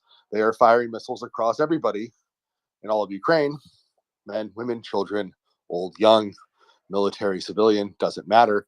So a tourniquet could save a Ukrainian life of any variety. And so certainly, please do donate. It would be absolutely lovely if you would. If you can't, we understand, but if you can, please do. Please also share and retweet the space. Let everybody know we're here. As our European friends are waking up, please come on in. They can come hear the updates as they come in for the damage, and as we start getting assessments on the shoot downs of the rockets. I know Prince was working on that, and I know Will is working on that as news comes in about the various rocket attacks that have hit Ukraine. I want to thank you all for listening. This is the MriyaReport. We are live 24/7 in some version or another. We have been here since the day before the full-scale invasion of Ukraine in February of 2022, and we will continue on in some form or another until victory. We have so far been an entirely volunteer operation. We just keep it going. So if you didn't hear me, it's because it might have been one of those months in my life where I wasn't on as much, and somebody else was thankfully doing the work, and I appreciate everyone who's here, panelists, listeners, co-hosts, all of you. We don't have a space if all of us aren't together doing it. So thank you very much, all of you, for being here and supporting the space. And with that, our lovely Ukrainian friend War Doggo, I would like to see that you actually have internet and can come talk to us. So please tell us how your area is doing in Ukraine. Yeah, morning from Ukraine. I'm not actually now in Kiev, but moving here and there, trying to arrange some help and delivering some stuff to people who might get it faster.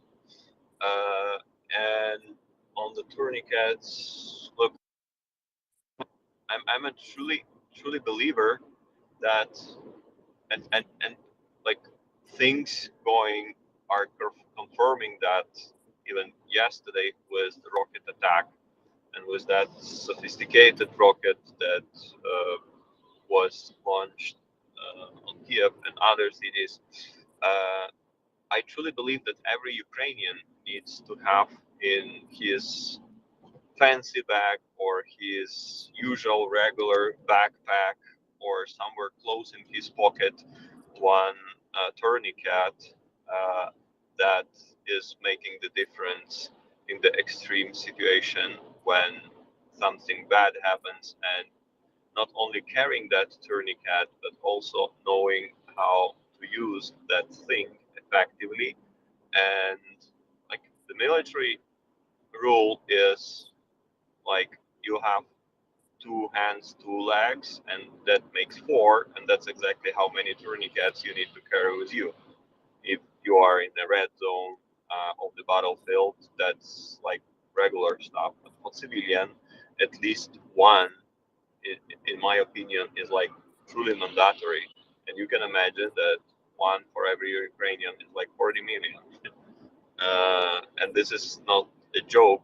This is the reality of Ukraine being at war and civilians being also a target shelled by Russia. Uh, mm, like with the recent night, with many rockets approaching, and in the big cities, many people. I would say it is not a surprise that during a shelling that civilians are scared, and it like when the rocket and there is the anti-rocket system.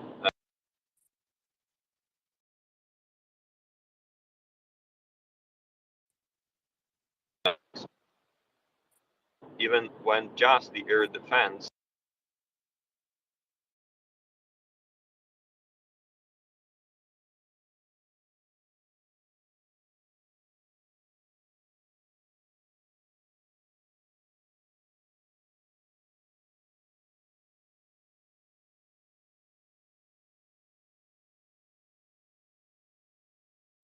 skies more protected.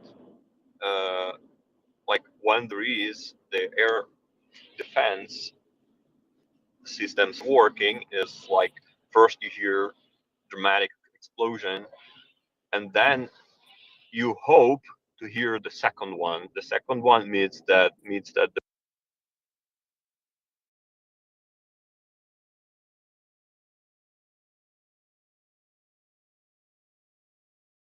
projectile that was targeted by the air defense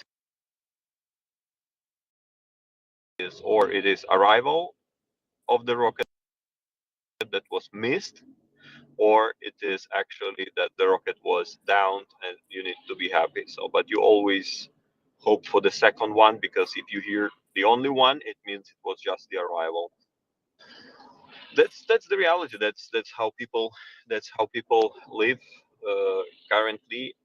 And whatever you rightly mentioned, even a little help from someone brings a big benefit. We see delivering tourniquets, donating tourniquets to the organizations, buying all over the globe, trying to do our small thing.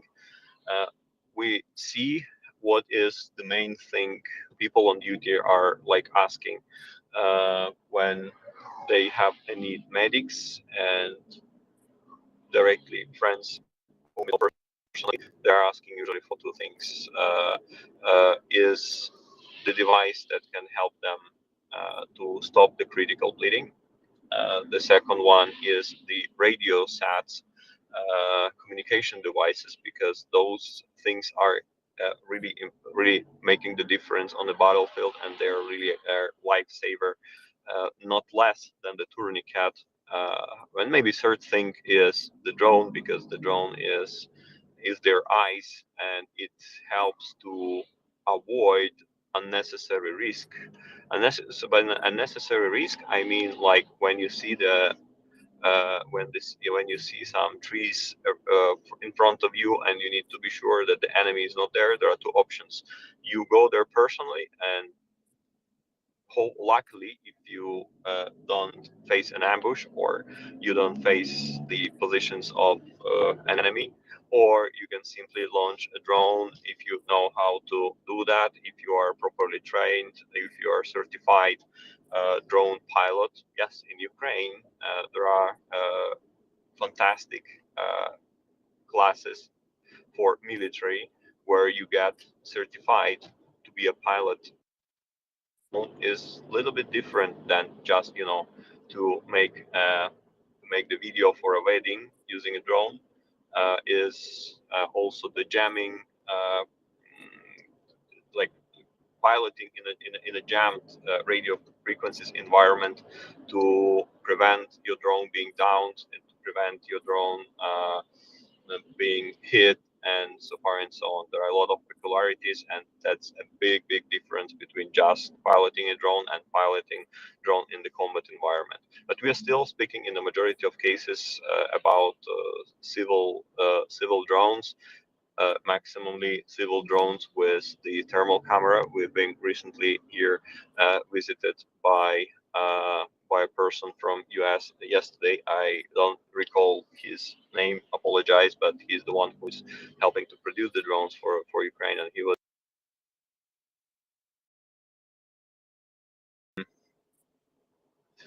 saying shortly, your help really counts.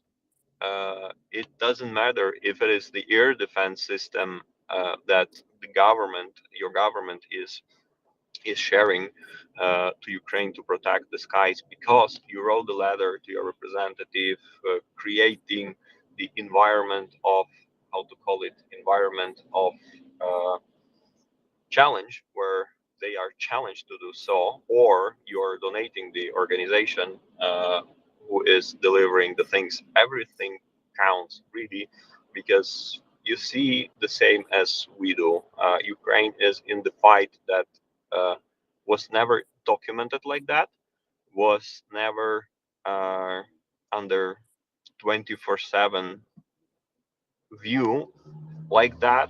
Even here, look, good people are speaking 24/7 about Ukraine. I mean, is amazing. It's amazing what you do, and don't be shy to retweet what's going on here, the discussion now going on here about Ukraine, so people know that such a place exists, and good people here gathering to speak together and to spread the word about Ukraine. Don't be shy, if you can, to support the organizations, as rightly Finance mentioned, those whom you trust. For instance, there are many Ukrainian organizations, there are many Canadian, there are many states organizations, international organizations who deliver a lot, who really make the difference. There are a lot of individuals who are doing their job, those whom you trust.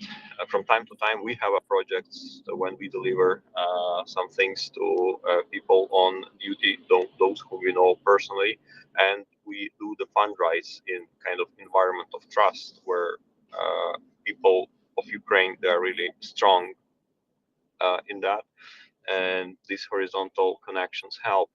When this war finishes and when Ukraine is victorious after this war, you can imagine that you have 40 million of friends in one country who love you and are like ready to hug you like nobody else in that world, because we know that when the time was bad, you stepped in, and you know your friend when time get tough. I'm getting too much sentimental and philosophical, so I will probably shut up. So, and traditionally, hugs and love from Ukraine to all of you. Thanks. Hugs and love, my beautiful friend. So I do have a little list that somebody has kindly put together with regards to the consequences of the attacks so far, what we know. So I'm showing 8 particular areas where there have been arrivals. I'm just going to read through them. So Kyiv, the energy infrastructure facilities of Svatashini and Golosivsky districts are were attacked. There was a car on fire in the courtyard of the residential building. There are power outages in some areas. Zolochiv community of Lviv region. During the last sounds of an explosion in one of the villages in the region, there was an arrival and firefighters were working there. Zotomir was hit with Shahed drones. The city is partially without electricity and therefore also without water. According to the mayor, the situation is difficult but will be controlled. He announced there will be blackouts. Kharkiv, there were around 15 explosions, some were defence. However, there was a hit to the energy infrastructure in that area. There is also a hit to a residential building. The city is partially de-energised, some problems with water supply. In the Odessa region, arrival at the regional energy infrastructure facility, as well as damaged residential buildings. There are emergency shutdowns of electricity. Dnipropetrovsk region, again, a blow to the energy infrastructure. There were preventative blackouts, so they don't know whether or not that's going to cause any major issues as yet. Zaporizhia region, again, a blow to the energy infrastructure. And again, there were preventative blackouts in that area. So hopefully it will not have caused the major damage to all of it.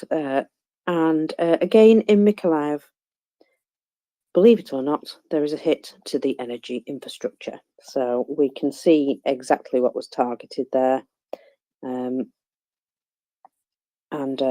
we know that this is what they do. They go after energy, and they go after residential areas because, you know, those things matter so much in a war. Andrew, if you don't mind, I'm going to go to Prince Heather just because I think she's terribly sleepy, and that means she can go go to bed. Go ahead, Prince. Yeah, I don't know if anybody's seen this because I feel like I have so much information flowing at me. Have you heard the total number of missiles that were fired, that were hit, that were used?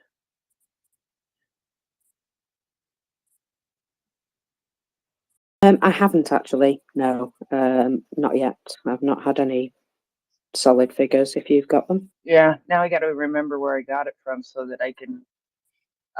Yes. Okay.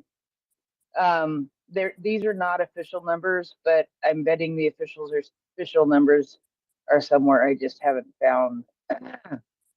You know how that goes, don't you? But according to this, I'm looking at the possibility of 81 missiles of various types. I'm trying to get, you called me a little earlier, managed to destroy 34 out of 48 X-100 and X-555 caliber cruise missiles, as well as 4 Shahed drones. As a result of measures taken, 8 X-31P and X-59 guided missiles were prevented from reaching their targets. So basically 34 out of 48 missiles were destroyed and 4 drones were destroyed. So I'm sure we'll get that in a very clear list here soon. And it's probably in a message I just haven't gotten to reading yet. But I knew just the waves and waves and how they came and how they were flying everywhere from so many different areas, from land, from sea, from air, from everywhere. I knew it was a big one, but 81 missiles of various types is what I'm reading at this point. So I just wanted to bring you that. Good morning, Yehuda. Good evening, Yehuda. I'm going to be heading to bed because I've been staying up a little bit later lately, and I have to get up to go to the doctor tomorrow. So I'm going to bed. I swear I'm going to bed. I swear. Yeah. Okay. We'll see how that works out. I will see you all tomorrow. Thank you. Thank you very much, Prince, for bringing us that. And yes, go to bed because that's about the 3rd time you've promised now. And my lovely, go ahead. All right. So, I raised my hand to make a joke earlier about France, so that one is past. I will touch upon, if you want me, I will bring you some numbers about Poland because I mentioned Poland earlier and the refugees which are there. So if you want to stick on military topics, we can do that. If not, I will bring. So I have information on Poland and on Georgia for the moment.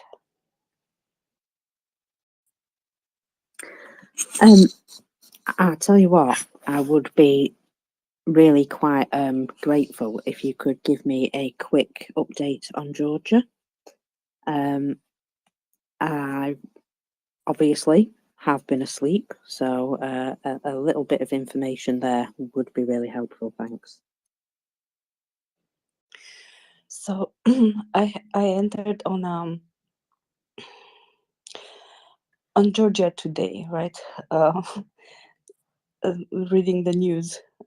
That's um, that's what I do in the morning. So it's not from various Twitter channels. This is from their official. Um, this is from their official um, newspapers, right? First and foremost, a parliamentary majority withdraw the draft law on transparency of foreign influence. This law was the one that sparked the tensions in Georgia for the last days. Um, so um, they stated something like this: as a ruling power responsible for each member of society, we have decided to unconditionally withdraw the bill we supported without any reservations. So this is their statement. We would like to inform the public that consultations were held between the Political Council of Georgian Dream and People's Power and members of the parliamentary majority regarding the ongoing political processes surrounding the law. They realized they caused differences. I wonder why. There were like protests every day. Yeah. Quite Um, understatement that. yeah, I like this. This is so British. Um, it caused differences in opinion, right? Um, and it was, they say, it was falsely labeled a Russian law. Nevertheless, um, they withdraw it. They still push some narratives. So the statement is really long. They still push some narratives about illegal activities, about being careful about peace and economic development of the country, about um, governing powers and emotionally background subsides and stuff like that. So the bottom line is they caved. They caved, they withdraw the law, which is really important, and I'm really, really glad about this. I will never forget that lady with European Union flag, waving it in front of the water cannon and ducking when the water cannon was um, um, aiming at her. Really, really brave, and yeah, it's only because she was a woman. It was a Woman's Day also in Georgia, so I think that's really, really nice. And Also, did you see how many people gathered with her to protect her? yeah, yes, they were there with her and holding her right when the water cannon hit. So this is the piece of news that arrived today. The police managed to clear the area around the parliament. They brought in some buses late last night, and they they they managed to stop the protesters in uh, in getting to the parliament. Um, there are some international organizations who raised the alarm over the law that um, was in Georgia, and also what's interesting is that um, they didn't give up, right? One of the things that I have to say this, and not only because this is official Romanian government position, but because it is my position. I think it is a pity that Georgia's letter of request to join the um, European Union was held under advisement, so they are not on the fast track to get to the European Union. They fought so hard and for so many years, and they are such brave people.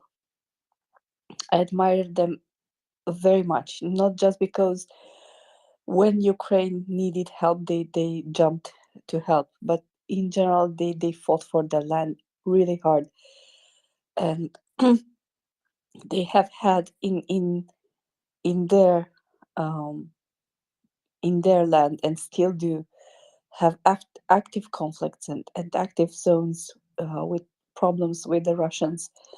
So I think it's really brave to see so many Georgians out on the streets fighting for their country, protesting for their rights. I think it's absolutely amazing. So yeah, I wanted to say this, and thank you for letting me to go so long. You don't have to thank us for letting you do anything. We really appreciate it, and so please, that's very, especially on International Women's Day. I remember seeing that picture too, and it was a beautiful sight. So I guess she's channeling the spirit of Georgia, and it also bodes poorly for Moscow, right? The world is changing. Countries that have been struggling to get out of the gates after hundreds of years of Russian domination, they're speaking up, right? And it does it remind you of other Eastern European countries who did the same, right? Like Romania. You know what I'm waiting for, Yehuda? What's that? Belarus. So I'm waiting for Belarusian people to get out on the streets.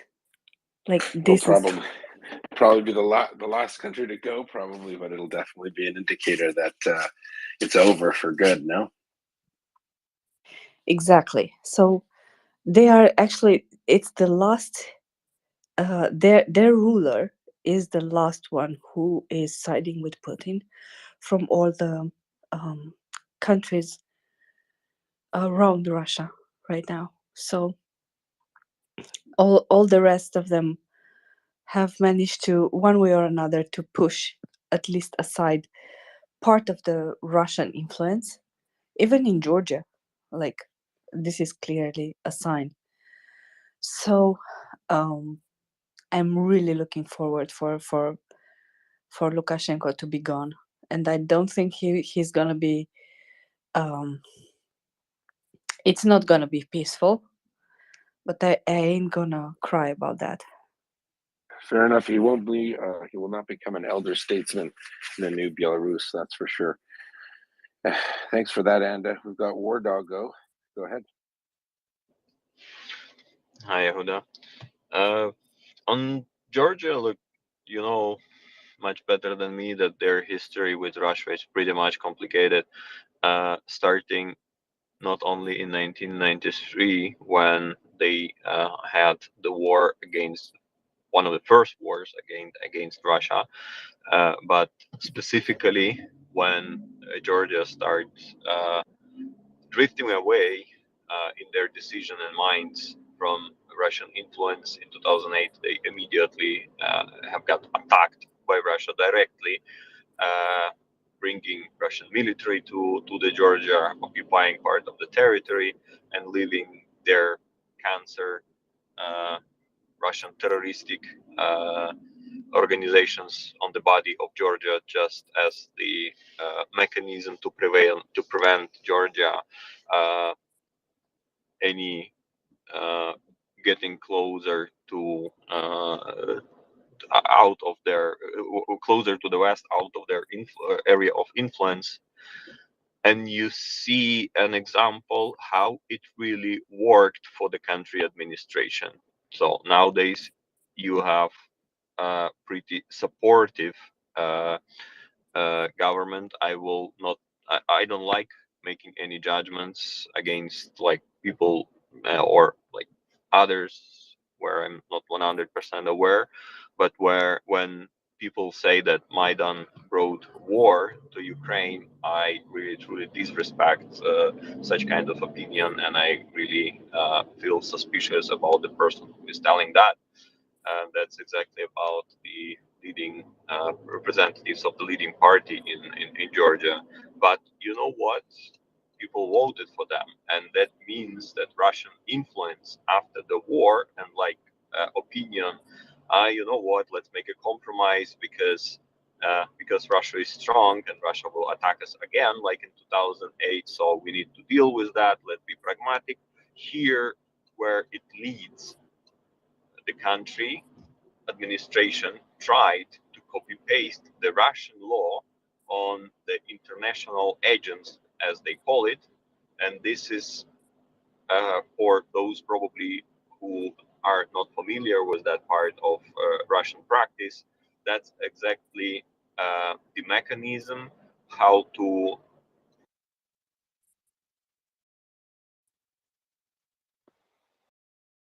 in the country to put repressions on those who are treated to be foreign agents, and the one who decides, guess who is that? Is the country administration, who is deciding who is like the in international agent, as they call it.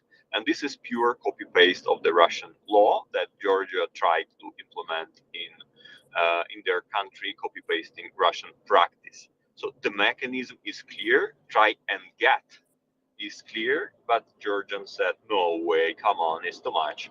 And this is really showing because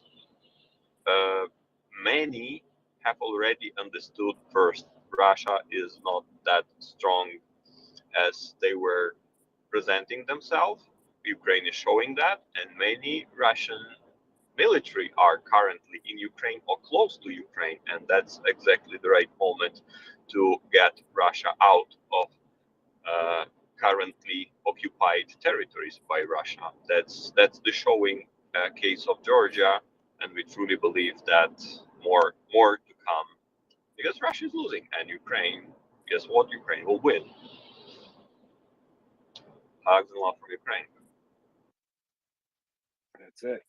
You know, War Doggo, Anton, can I tell you something? Sometimes you might be shocked to hear I get accused of being hyperbolic. I get accused of purposefully speaking slowly, measuring my words when I talk about Ukraine and the sacrifices. I think it's a little funny, but I get occasionally a lot of DMs. Remember the last time we spoke, I mentioned about how we salute your own commitment and bravery every day. I said the last time we spoke, which was last night. I said, you know, here you are driving to work, and you're on the phone with us, or in your car, and how that in itself is a protest against Russia, against their genocide and their attacks, and how you're showing you could do just like anything else that we could do here in the West. Get on the phone as you're going to an appointment and talk about what's going on in your country. Remember that yesterday, I think, right? Yeah. I got a message from someone who said, "Well, don't you think you're overdoing it? He's safe. Uh, there are no more missiles coming. The Russians, this, that, and the other."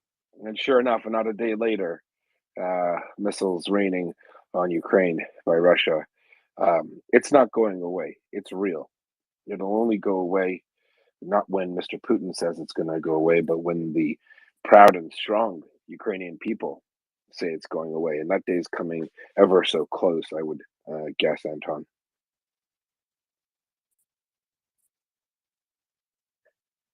Anyways, I just wanted to point that out that don't give up hope or support, keep pushing.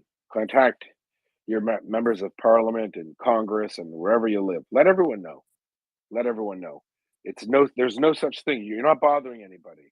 That's their job. Your elected officials need to hear from you. You know, we hadn't seen a huge missile strike in a long time. And then here it is again. Was it a big missile strike on Ukrainian positions in and around Bakhmut to help win a war for the Russians? No, no.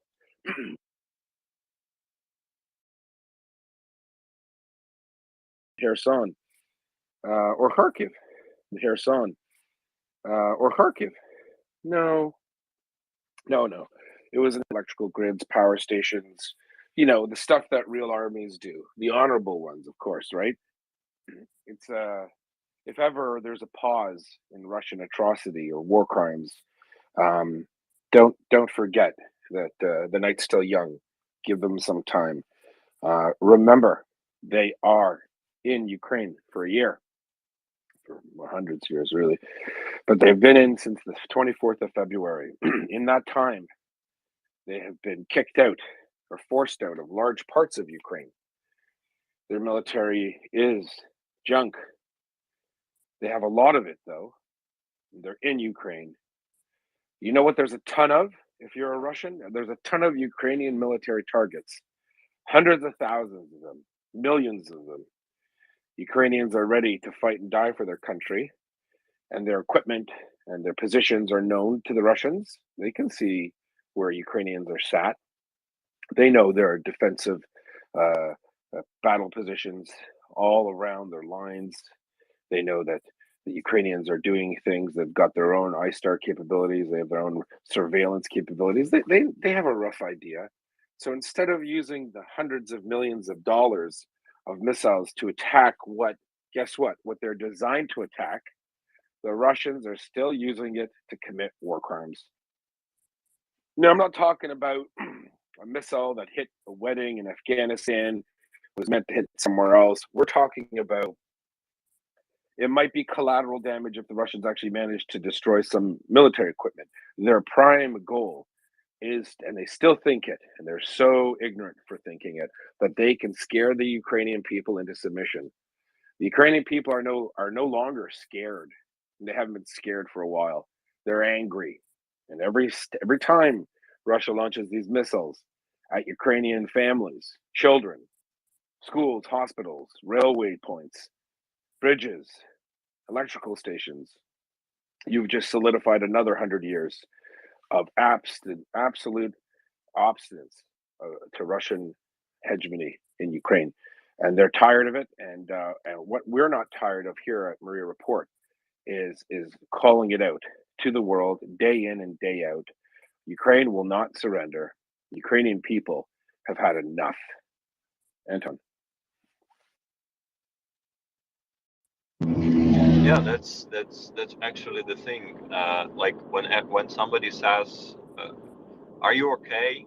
I mean, or there is like a half an hour you spend to explain person how okay you are, or like you just say yes, I'm okay, and like your beloved are and clothes are safe.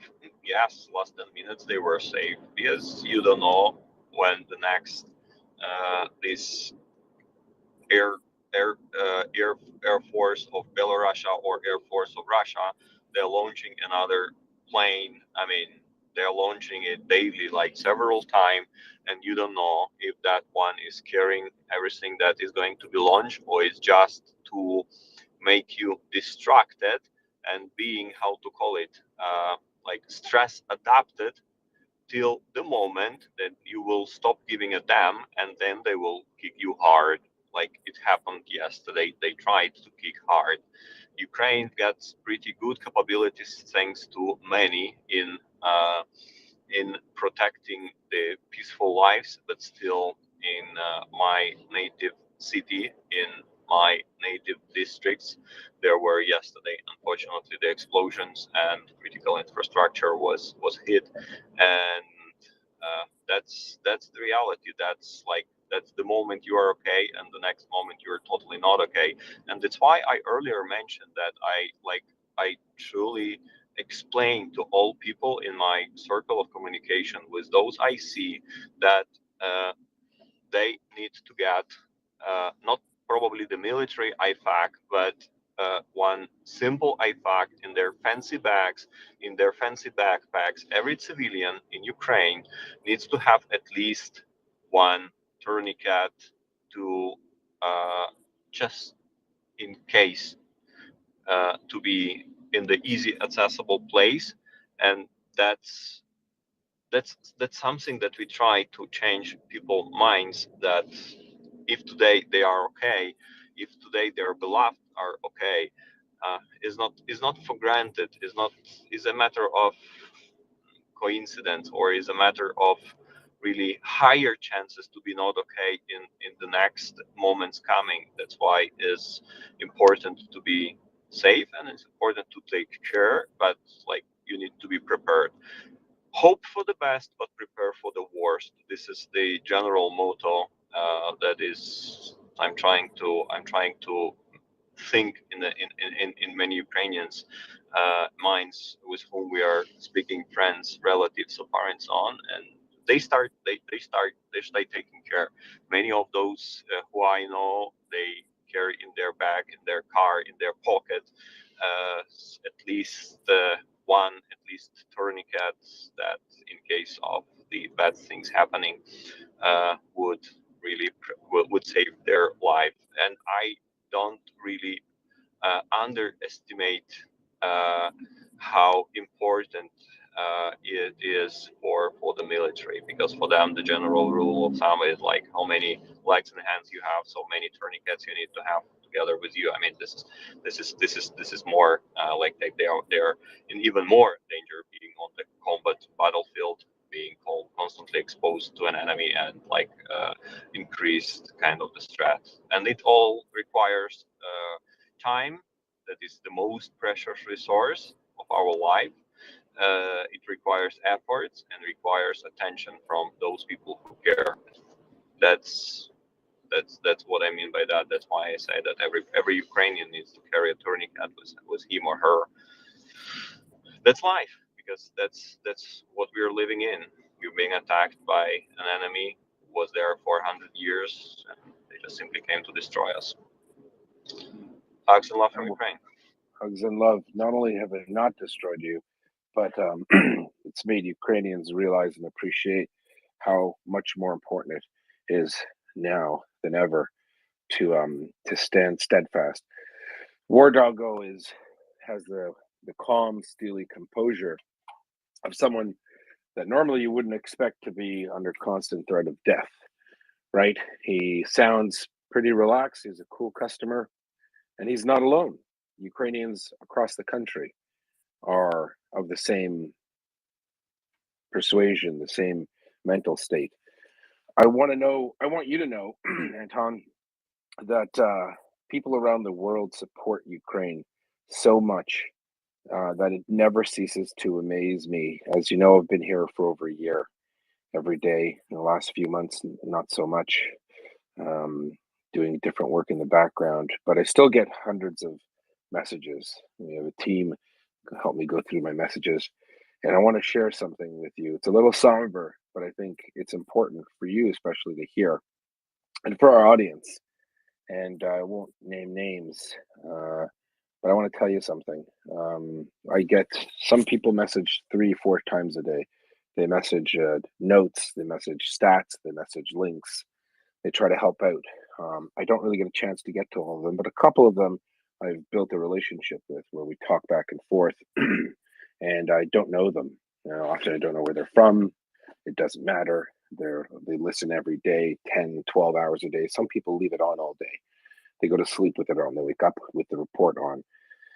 And one of the people that listen every day and message me, and I try to read the messages, wrote me something, and I think if it means anything, and I think it's an appropriate time to say it, this is a person that thinks he's not Ukrainian, on the other side of the planet, and he writes this, and it's somber, so I apologize in advance. He says, "Hello, Yehuda. I will not be able to listen in too often at the moment. Maybe a quick catch up here and there if possible. Very sadly, my eldest son passed away on Saturday, and we are also very sad. But at the same time, all I can do is think of the young men and women in Ukraine who have lost their lives and left families behind. And it's so tragic. And I hope you're well, and I hope your family are well too. Signed, a listener. And that brings it home for a lot of people. I mean, it's a strange message to get. It's shocking. It's sad. But as a person, and I assume he's a middle-aged father, losing a child, and in the next sentence, in the same breath, he can't help but think about the people of Ukraine. It's not Ukrainian, not anywhere related to it. And these are people that listen every day to people like you, Anton. These are people that kind of look up, I guess, to your strength of character and all of Ukraine. And I'm not gonna lie, when I saw that, I teared up. I was a little shocked, but that's how important your existence. That's how important your drive to work is to millions of people around the world. It truly is a remarkable testament to human strength and courage, and the Ukrainian people showed in spades. And all over the world, you touch people, and that's a person that's even messaged me about you, and impressed with your strength. So sorry to mention that, and obviously blessings to this person and their family for the loss of a young child. And it's horrible, but we move on and we keep fighting.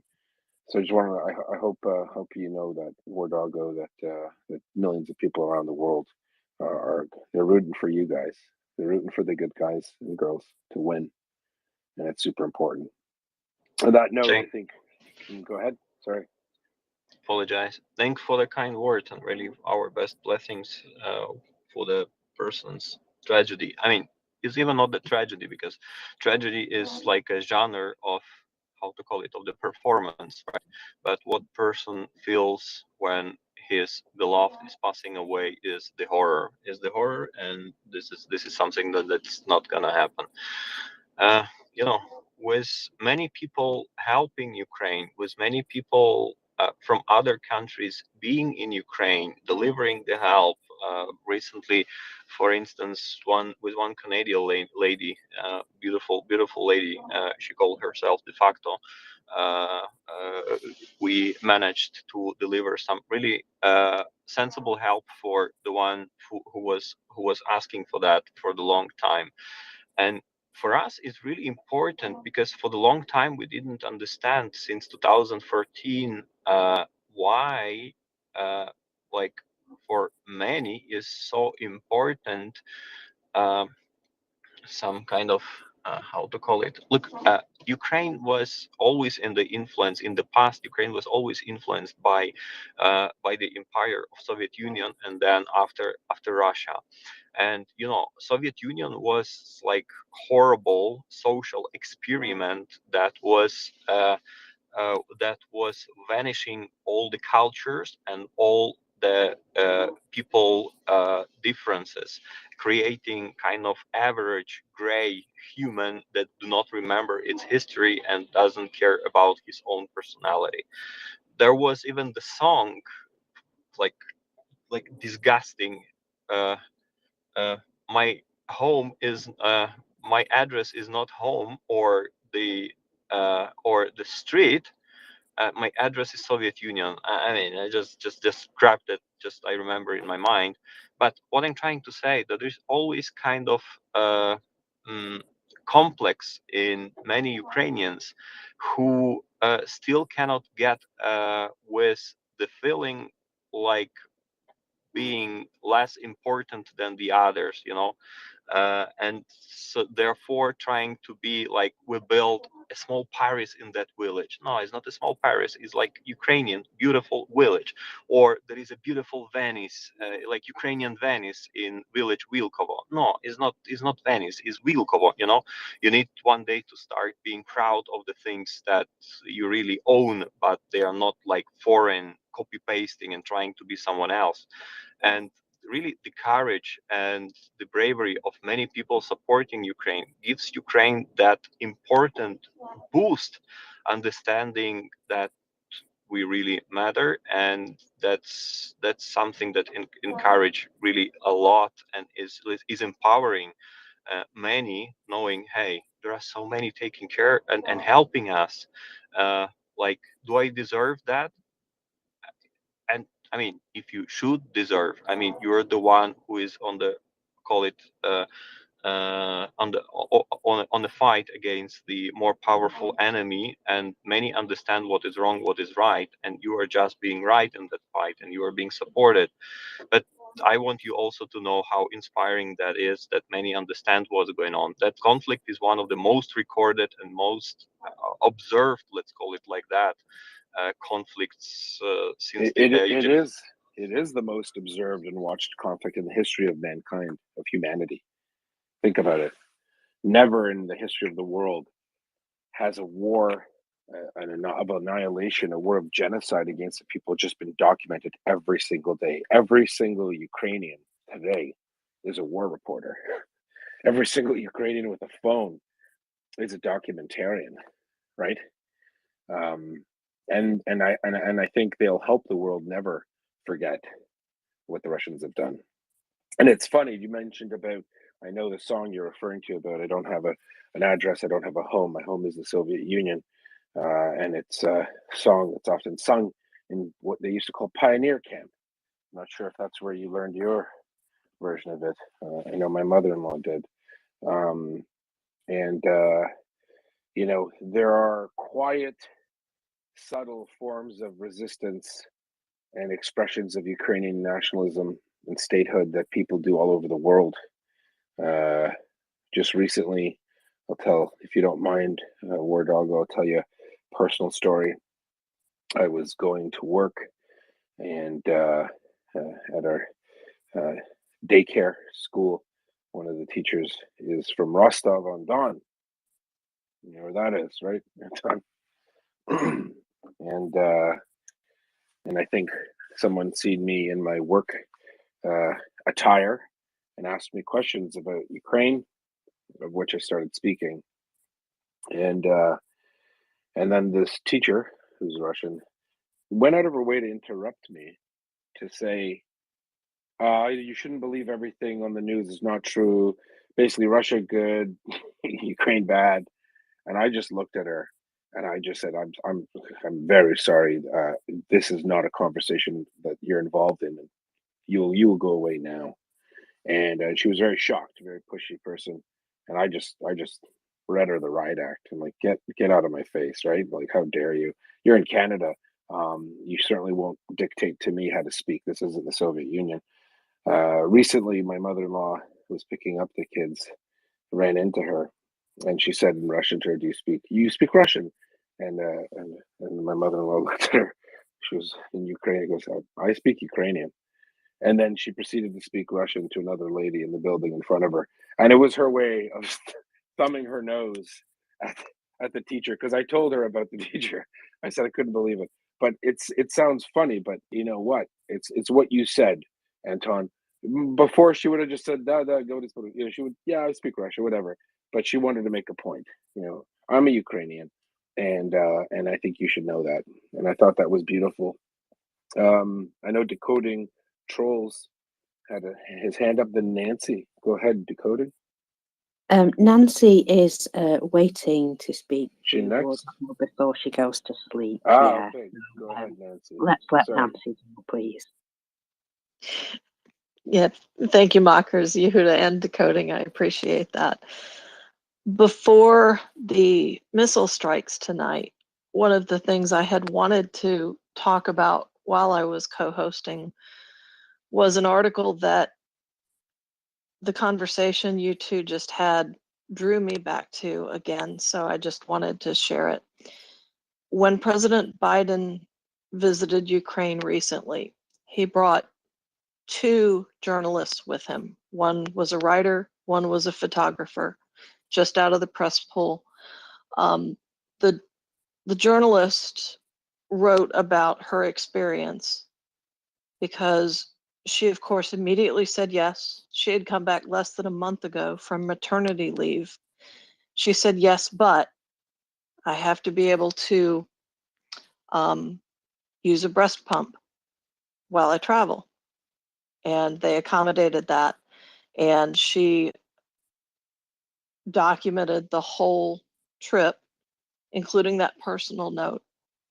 And it was a wonderful description of female empowerment and documenting one of the most important visits that our current president will probably ever make.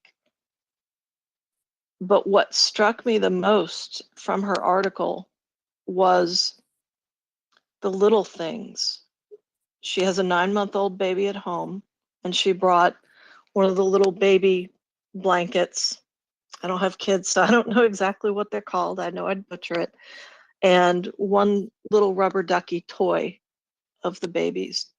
And she brought those with her and kept them in her jacket pockets just in case, even though she knew that being with the President of the United States in Kiev was probably the safest place in the world that she could be, she still kept those in her pocket as a contingency so that if the worst happened and she was bombed and killed, that when they found her, they would see those items and know what was most important and most defining to her.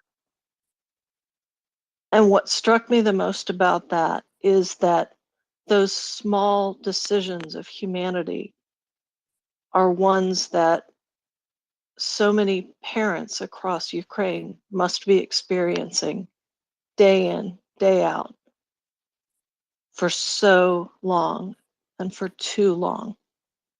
And that just tightened my resolve to be here every day that I possibly can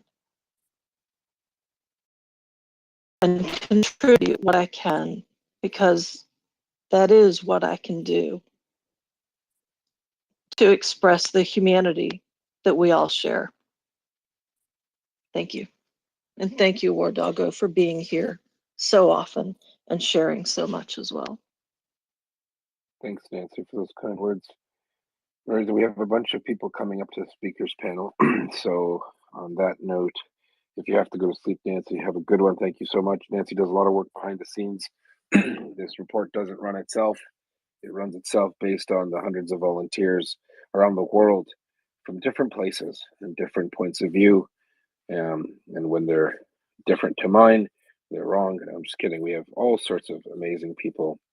And it always strikes me how diverse the crew is. A group of people from the politics that are different, the religions and faiths and opinions, they're all so different. So we thank you all. That note, we'll go to decoding. That was Mockers holding the fort for hours and hours. She is off for the day, I think. She has to put some beans on toast or something to do in the UK. Truly an ingenious culinary that they come from. And we thank her for her indefatigable support. Decoding trolls, not to be confused with the JFK conspiracist, decoding gnolls. Trolls, go ahead.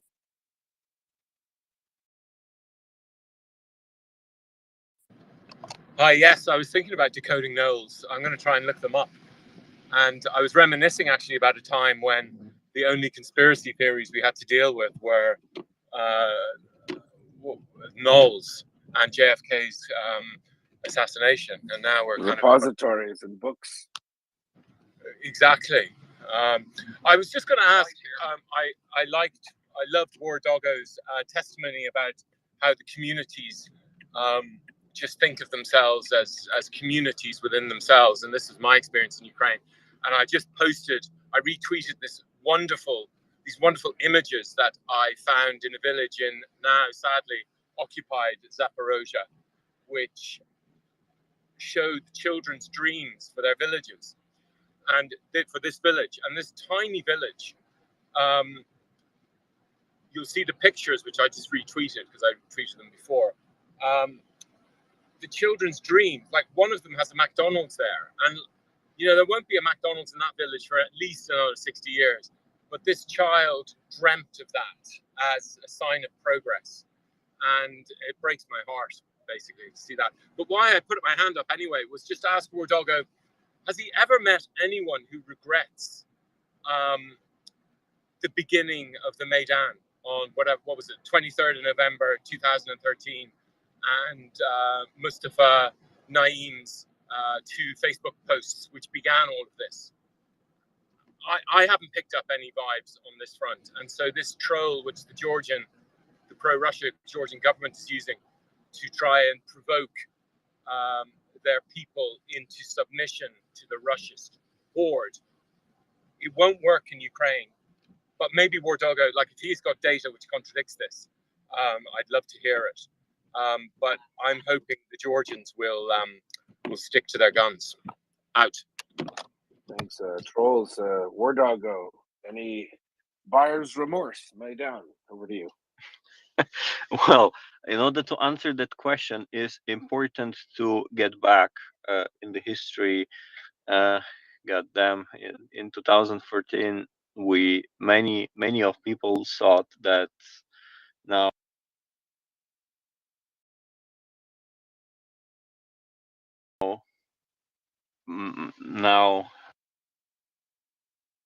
just the right word fell just the right word fell off my head. Dignity, because it was a revolution of dignity, and okay, we are victorious, but many start, you will not avoid having the war against Russia with that. Like about Maidan, look, it happened because the step by step, the temperature that government, pro-Russian government in Ukraine, of being putting the wrong decisions, like benefiting Russia, like for instance Kharkiv agreements, where they voted for the fleet of Russian Navy to stay in Sevastopol for plus 40 years from that moment. I remember coming back to the office in Kiev and saying to my team, hey, you know what? Most probably I will not be already alive, but those bastards will be still in Sevastopol. And that is something that really step by step they did a decisions that many people felt, come on, it cannot be that way, it must not be that way, it does not have to be that way. And that's why they were protesting.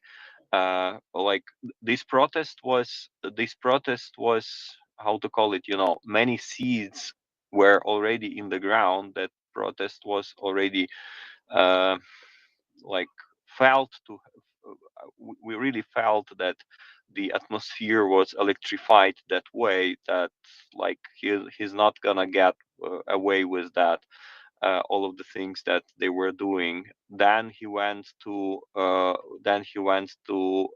sign the Ukraine Association Agreement, and he refused doing that.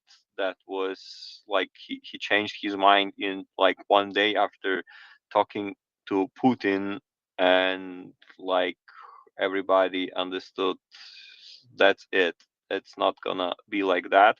And you have to remember that that was the president and his parliament who were already trying to get in power back in 2004, so-called Orange Revolution. That was a revolution because the elections were frauded, and that guy was expected to be in power because of the frauded elections.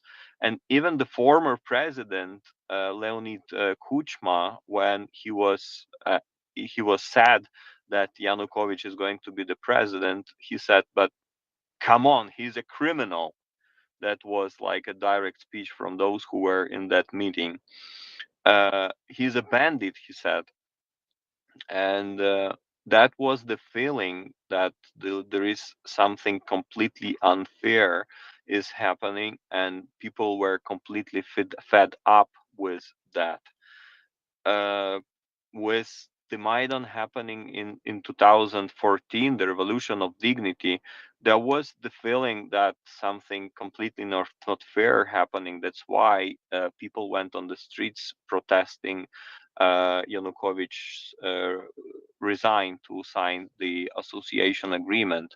That was the direction that he was supposed to follow, because many have have come to the point that this is the natural way of things going. And when he haven't done that, people went on the streets making the protests.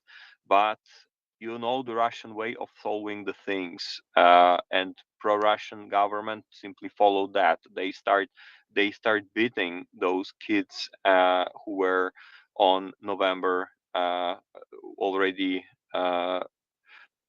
Late autumn cold nights staying on the streets protesting, and that even scaled the feeling of something truly unfair happening. That should not be like that.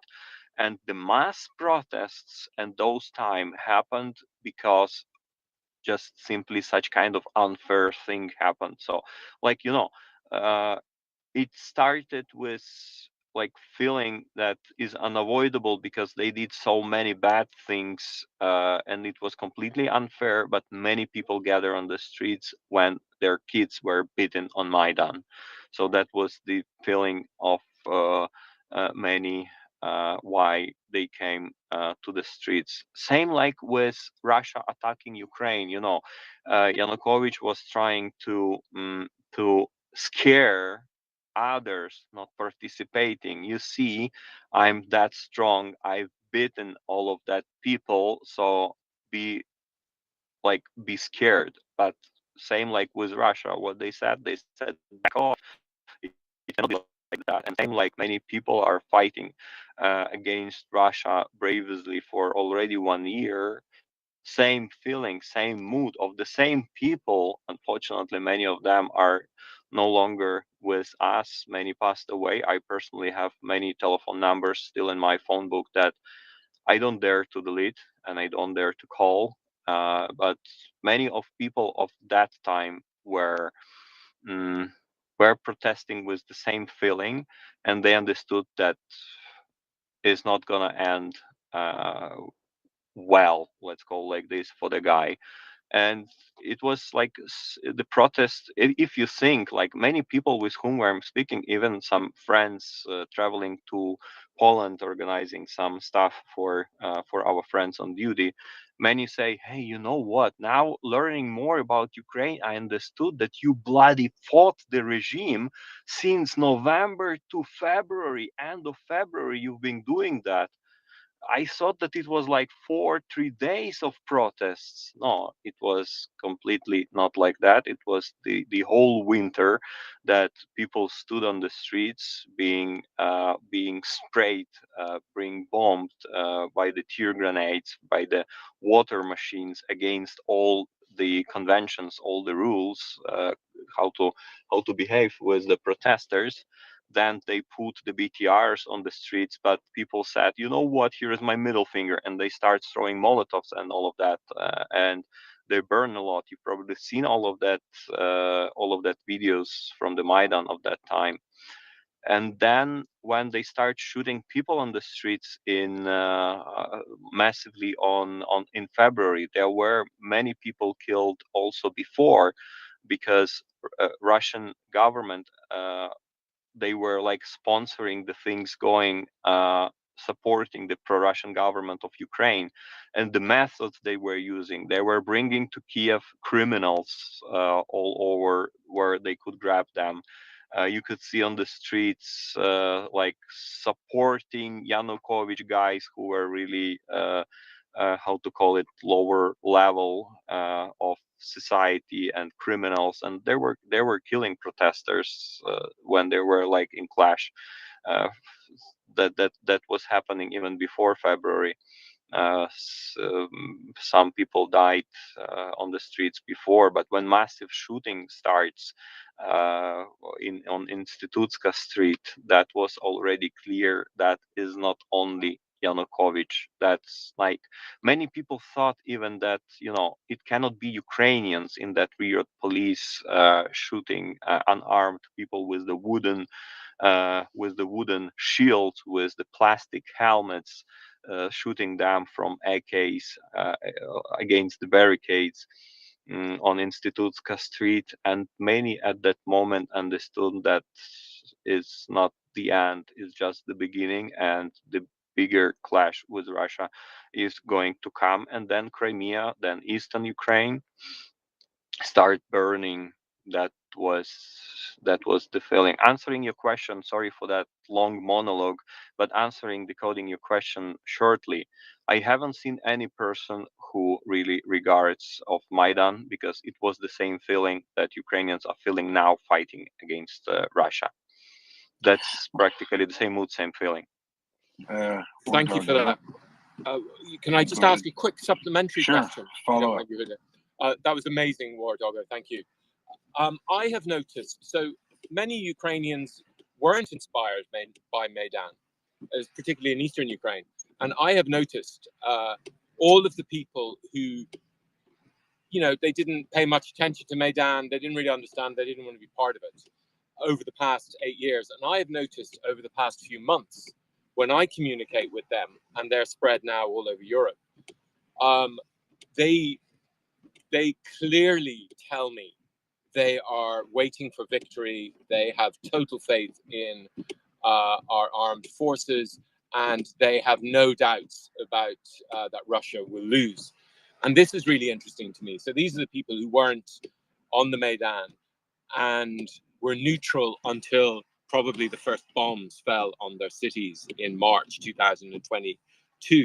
And I wonder, War Doggo, have you come across this phenomenon as well? Perhaps. Look, this is an important point you mentioned, and I earlier said that Soviet Union was the horrible social experiment from erasing people's memory and learning the upside down history in the history books, created by someone who wants to destroy you. I mean, that was horrible social experiment. And many people in the east of Ukraine, they were more affected by that simply because as the results of Russia, yes, from the Russian policy and Soviet Union deeds in the past. Here I in particularly mean the Holodomor, for instance, because many people died, millions died in Ukraine, but many people died in the east. And guess what? Who came to replace them to their new homes instead of those who died? There were Russians.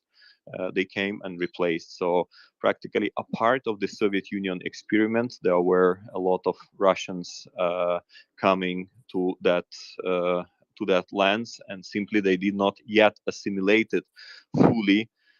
But they already appreciated, like Ukrainian, how to call it, way of living, and the fact that they didn't leave from that moment to Russia back, and they are, in some sense, calling Russia to come, but not coming to Russia, because if staying in Ukraine, I want, I don't know, Great Britain to come, or I want United States or Germany to come. I don't call them. I will pack my luggage and I will go. I mean, this is the free world, where if you can, if you want, you go. If you appreciate that way of living, or you try to create that one in your country, but you're not calling the country to come. So that was kind of, how to call it, passive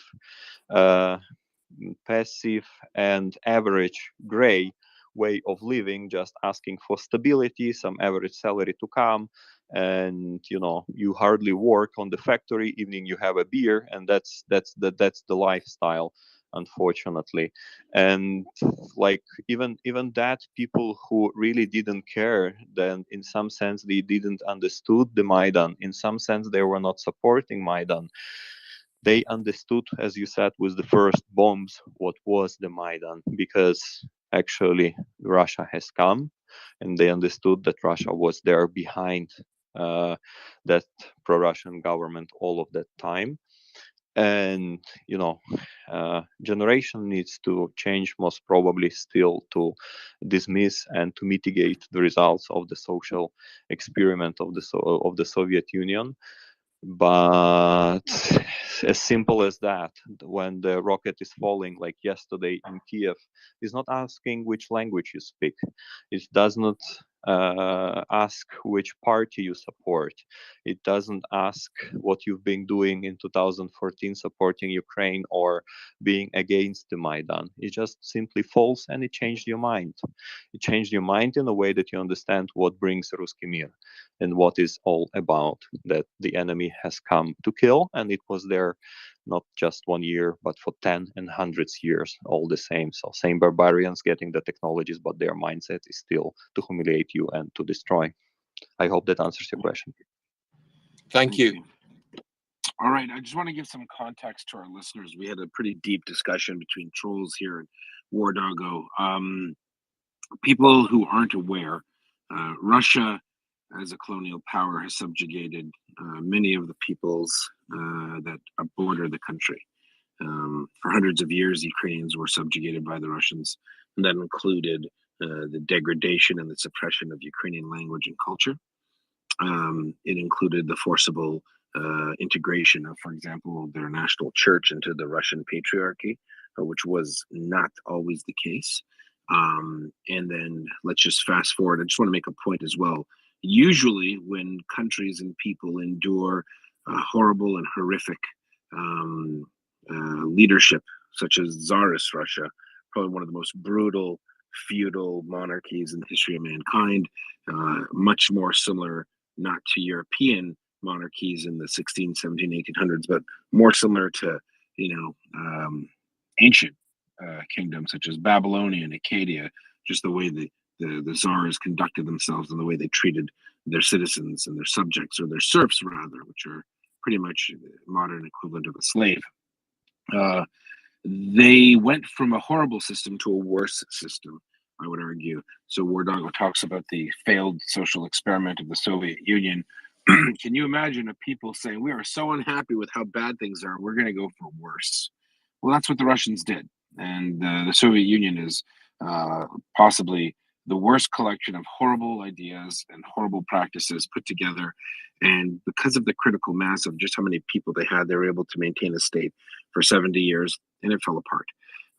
It didn't fall apart because American tanks rolled across Europe. It fell apart because it just didn't work. For anyone who says, give socialism a chance, or communism rather, there's nothing wrong with social policies to care about the people around you. But communism, on the other hand, is not a viable option. It didn't work. In no instances has that method of government ever worked. Does it mean capitalism or other systems of government are perfect? Absolutely not. But it means they're obviously a lot better, because guess what? Every 4 or 5 years, you could change the whole thing. Now, after the collapse of the Soviet Union, War Doggo mentioned a lot of people. He mentioned Kuchma, Yanukovych. There were in Ukraine plenty of very wealthy individuals who we call them traders or turncoats or whatever, who were very much affected by Russian decisions and propaganda. I would argue that the revolution of dignity didn't start in 2014, actually, War Doggo. You mentioned it a few times. People don't just rise up overnight. I'd say that in the early '80s, in the early 2000s, is when Ukrainian society, for some reason, and there'll be books written about it, there was a shift. And the young people of Ukraine said, we don't want to live like this, and we don't really care to be vassals of Russia. We want to be closer to Europe.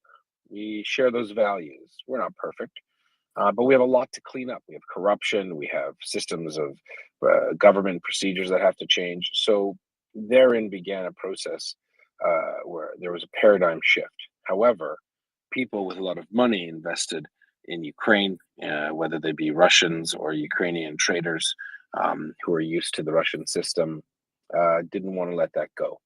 And as you know, Yanukovych decided that they were going to have an association agreement. They wanted to be closer to Russia, and Russia wanted that. Russia doesn't want countries that it used to subjugate and starve, like Holodomor. They don't want those countries to be successful or more successful than them. And it's not because they don't want Ukrainians to be happy or Georgians or Belarusians or whatnot, is they don't want that to backwash into their own society because they won't be able to maintain control because people will say, why do we live like this and they live like that? So the Russian attempts to strangle Ukrainian statehood began almost as soon as Ukrainian current statehood took off. And these forces, which were retrograde, were stopped by most of the youth and the young people of Ukraine who said no. And that culminated in 2014 when the Ukrainian people had said enough. We don't want this. We don't want to be part of Russia, not nominally, not symbolically, not on paper. We know the stories from our grandparents and our great-grandparents about Holodomor. We know the ravaging of Ukrainian lands that has occurred because we read books, we're intelligent. And therein began a process of complete de-Sovietization, de-Russification of Ukraine. It doesn't mean they didn't speak Russian. Ukrainians can speak Russian for the most part. It wasn't Ukrainians are racist and said, oh, we can't hear you Russian. No, just like the French in Quebec want to protect their language and have language laws. They want to make sure that their culture is maintained. There's nothing wrong with that. The Russians, though, turn that into, look, the Nazis in Ukraine want to destroy the Russian language. You have an entire country of 140 million people. Relax. Go do your own thing. No one cares. 120. No one cares. Just leave us alone. But that's the crux of the situation. You have Ukrainians in eastern Ukraine, by what I was saying, by proximity, because of their closeness to Russia. There is, that fear, as Decoding Trolls even mentioned. He knew people from that part of the town that weren't a big fan of Maidan. They didn't understand it. They didn't want to know it. But guess what? Once the blood was in the water, once Ukrainians saw that glimmer of hope that freedom and sovereignty forever will be available to them, they went for it. And that's what we've been discussing. There are a bunch of DMs I got asking me, what are these guys talking about? That's what they're talking about. And here we are. The Russians stole Crimea and parts of Donbass in 2014. They thought they'd get away with it in 2022. They did not. In fact, it was worse for them. And it'll be worse for them, period, because Ukraine won't tolerate, they won't countenance this behavior. And God willing, in this coming year, we can all say that we expect and hope for a complete and total Ukrainian victory, the destruction of Russian forces in Ukraine, and the return of all the remaining Russian soldiers back to where they belong, which is properly Russia. And on that note, I hope War Doggo, was that a sufficient summary of the last 500 years? Yeah. We just didn't mention that when we are united, Russia backs away, and here by we I say, like Ukraine, current lands of Ukraine, current lands of Poland, current lands of Belarus, current lands of Baltic states. When we are united and strong, Russia backs. When they put all the efforts to the golden rule, divide and conquer, that's exactly what's happening, and that's exactly what we have to consider as the future, how to back Russia and how to make this place safer first from Russia. That's my think about that. Amen. All right, we've had Mockers had their hand up for a long time. Mockers then laughing. Go ahead, Mockers. Yeah, I was just going to bring you the MOD report, as only I can do, because, British. Would you like it? Sure, we would. Do you want to just grab a laughing real quick? If he has a question for War Doggo, then we'll go to Mockers with the report. Sound clever? No, it's okay. Let her read the report. I have some other news and a question for you. Okay. Fair enough. All right, Markers, go for it. Excellent. Okay, here is the Ministry of Defence Intelligence update for the 9th of March 23. So, on the 7th of March 23, Belarusian President Lukashenko confirmed that one of Russia's small fleet of A-50U, mainstay airborne early warning and control aircraft deployed in Belarus had been damaged. He's finally come out and spoken. The aircraft was almost certainly attacked by a small uncrewed air system. Well, we saw the videos, folks, didn't we? The mainstay has likely now been moved to a repair facility at Taganrog in Russia. The transit flight took place at a lower than usual altitude because of damage to the pressurized cabin. The mainstay was likely providing situational awareness for the MiG-31 Foxhound D fighter aircraft modified to launch the AS-24 Killjoy, nice name, air-launched ballistic missiles, which Russia sees as a key strategic capability. The modification saw the jet's internal radar removed to balance the airframe, making pilots reliant on external sources of their situational awareness, such as the mainstay. It is a realistic possibility that joint Russian-Belarus air activity will now be forced to rely on ground control and fighter escort until another mainstay can be found and deployed. So there you go. That was all they've got to say today. Now, was that when you said ground control? Was that Major Tom responding to ground control? It must have been, yeah. Incredible. All right. I don't know. The puns won't stop. The crappy references to old music won't stop, Markers. All right. Thank you for that. Doesn't stop either. The beat does not stop, and the roof is on fire at times. When you said Ministry of Defense, just for clarification, you meant the United Kingdom's Ministry of Defense, and not to be confused with the Ukrainian Ministry of Defense, although I'm sure they're happy to hear it. If there are no further points, Markers, we'll head over to Laughing Tommy. Something tells me he's not a laughing Tommy, though. Yeah. So, hello, Yehuda. I have some good news, first of all. So, I don't know if we've already discussed it, but the Georgian Dream Party has officially announced that they're going to withdraw the law that people were protesting. Now, there's no formal procedure by which they can do that before a second reading of the law in a plenary session. So they're going to have to vote against it in the second reading. And they've said that they're going to hold education campaigns as to the value of the law. So people and human rights advocates, etc., in Georgia are viewing this more as a tactical retreat and not a complete withdrawal, but we'll see how things pan out. At least they feel pressured enough by the protests to do this.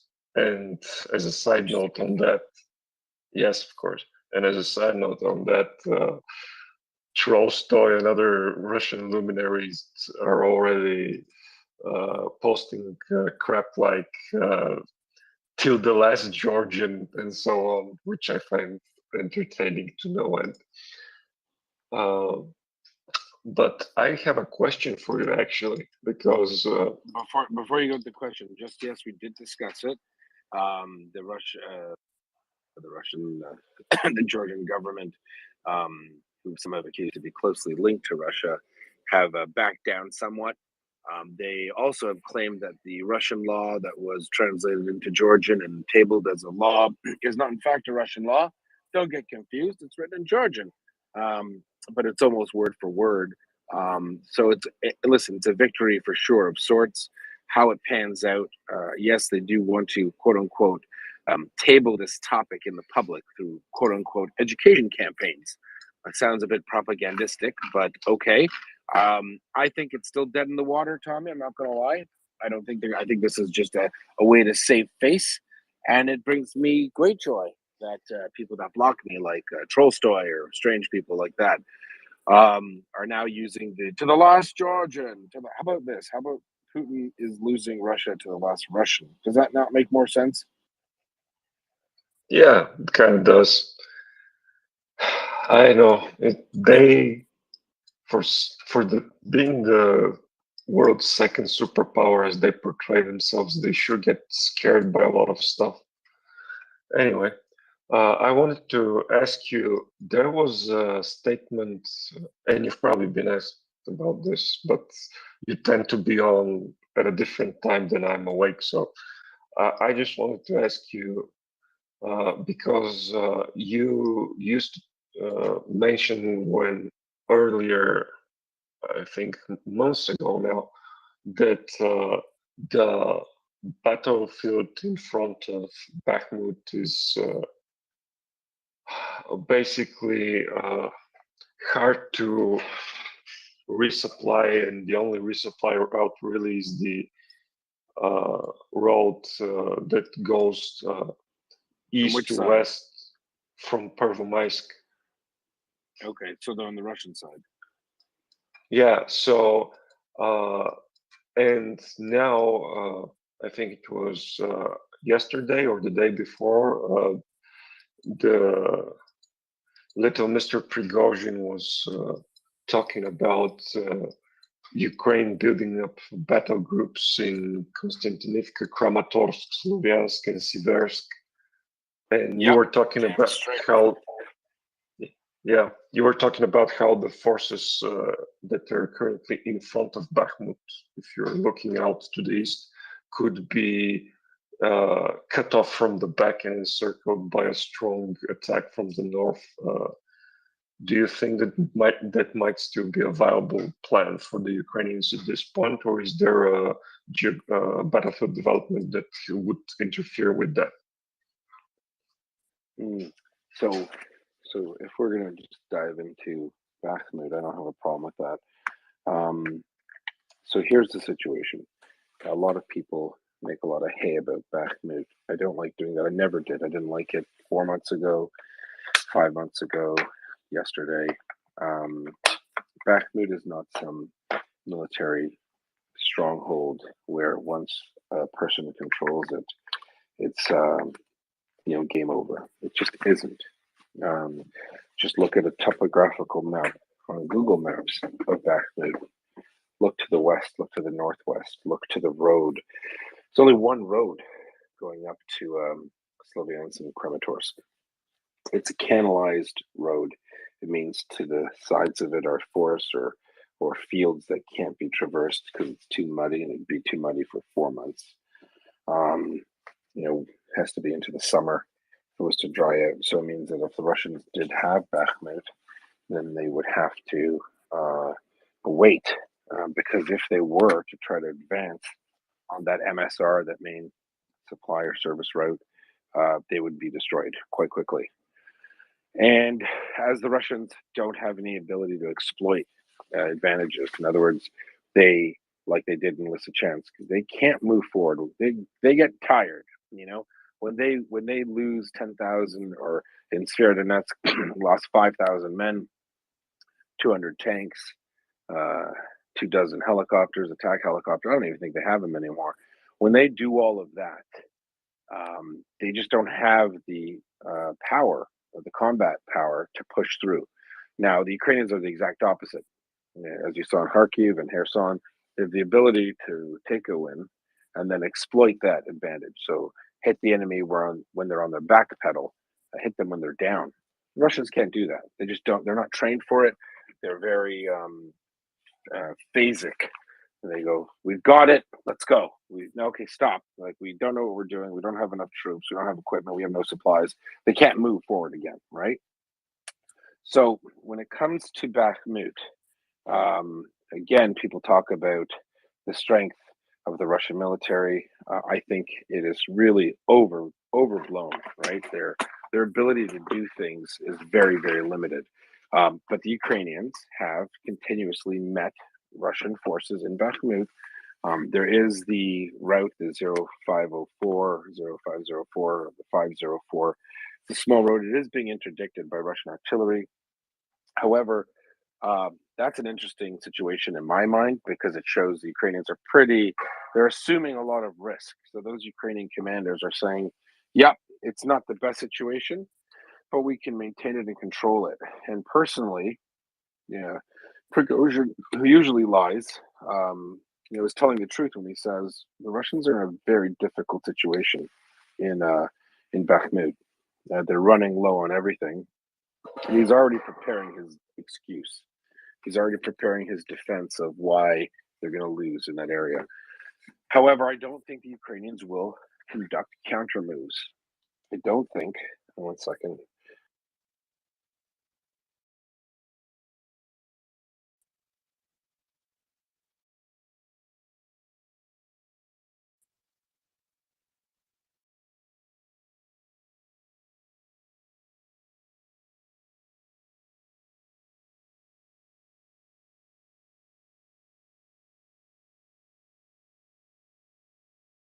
Did he drop off?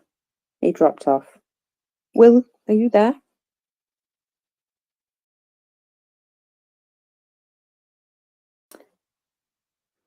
Okay, so I'm back. hoping, there we go.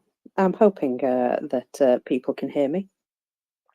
Yep, you're loud and clear, Marcus. Good morning, everybody. Excellent. Good morning, Tim. How's it going? Morning, Tim. Good day, Tim. Good morning. Yeah, not too bad. Lovely sunny day here in Tallinn. It's about -10, and it's a bit snowy as well. Yeah, it's a wee bit chilly. What's been happening overnight? I heard the tail end of Joe talking about Bakhmut.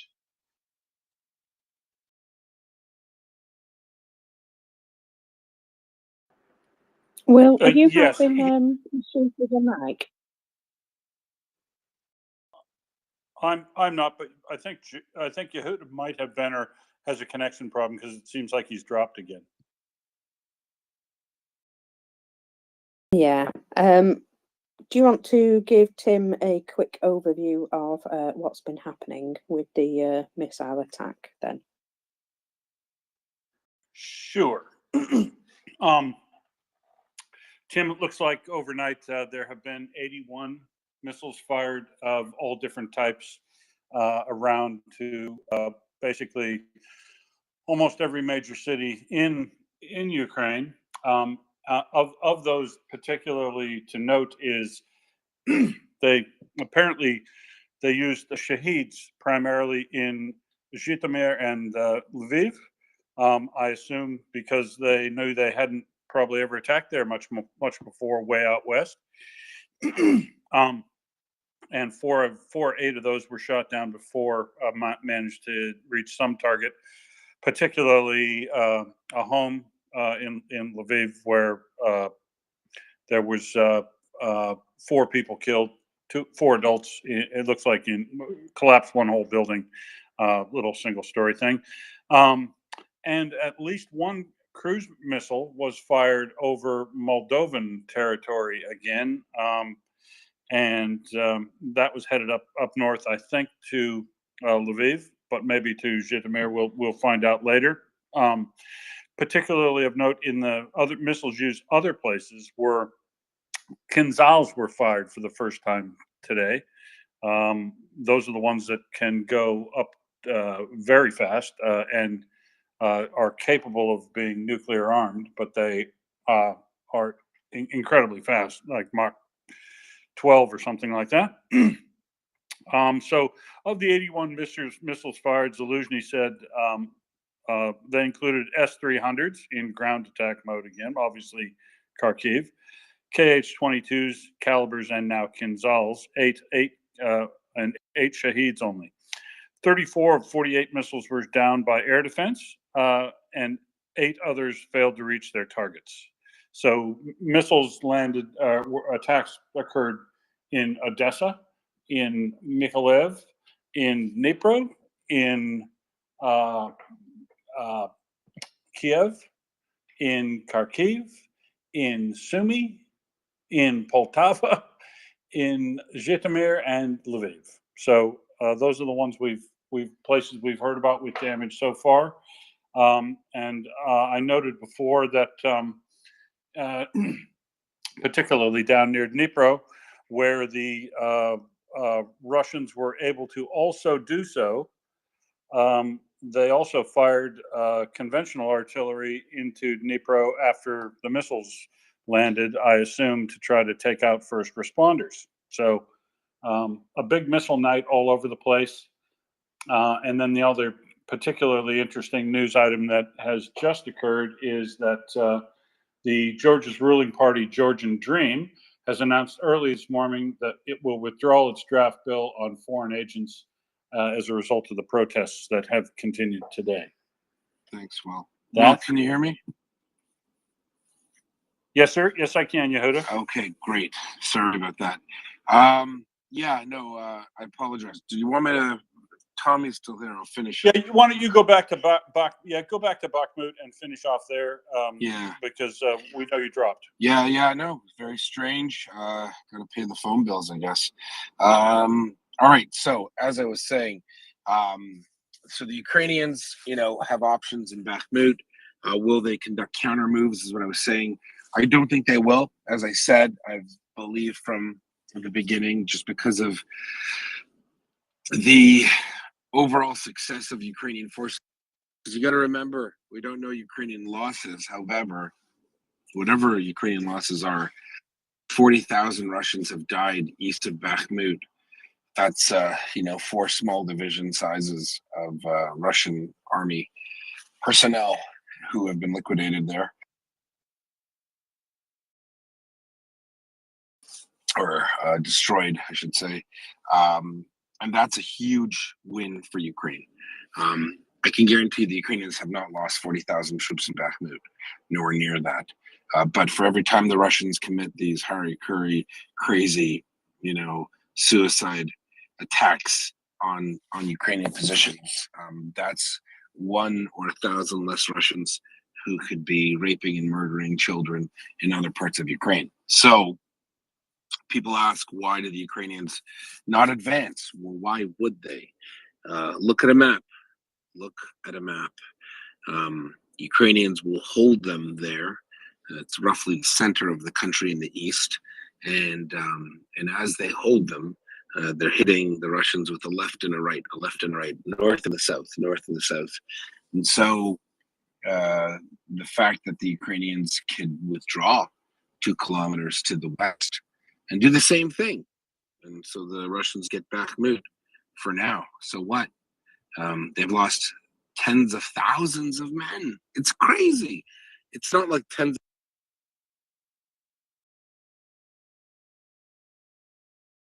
of soldiers dying for a region. It's insane by any metric. Doesn't make any sense.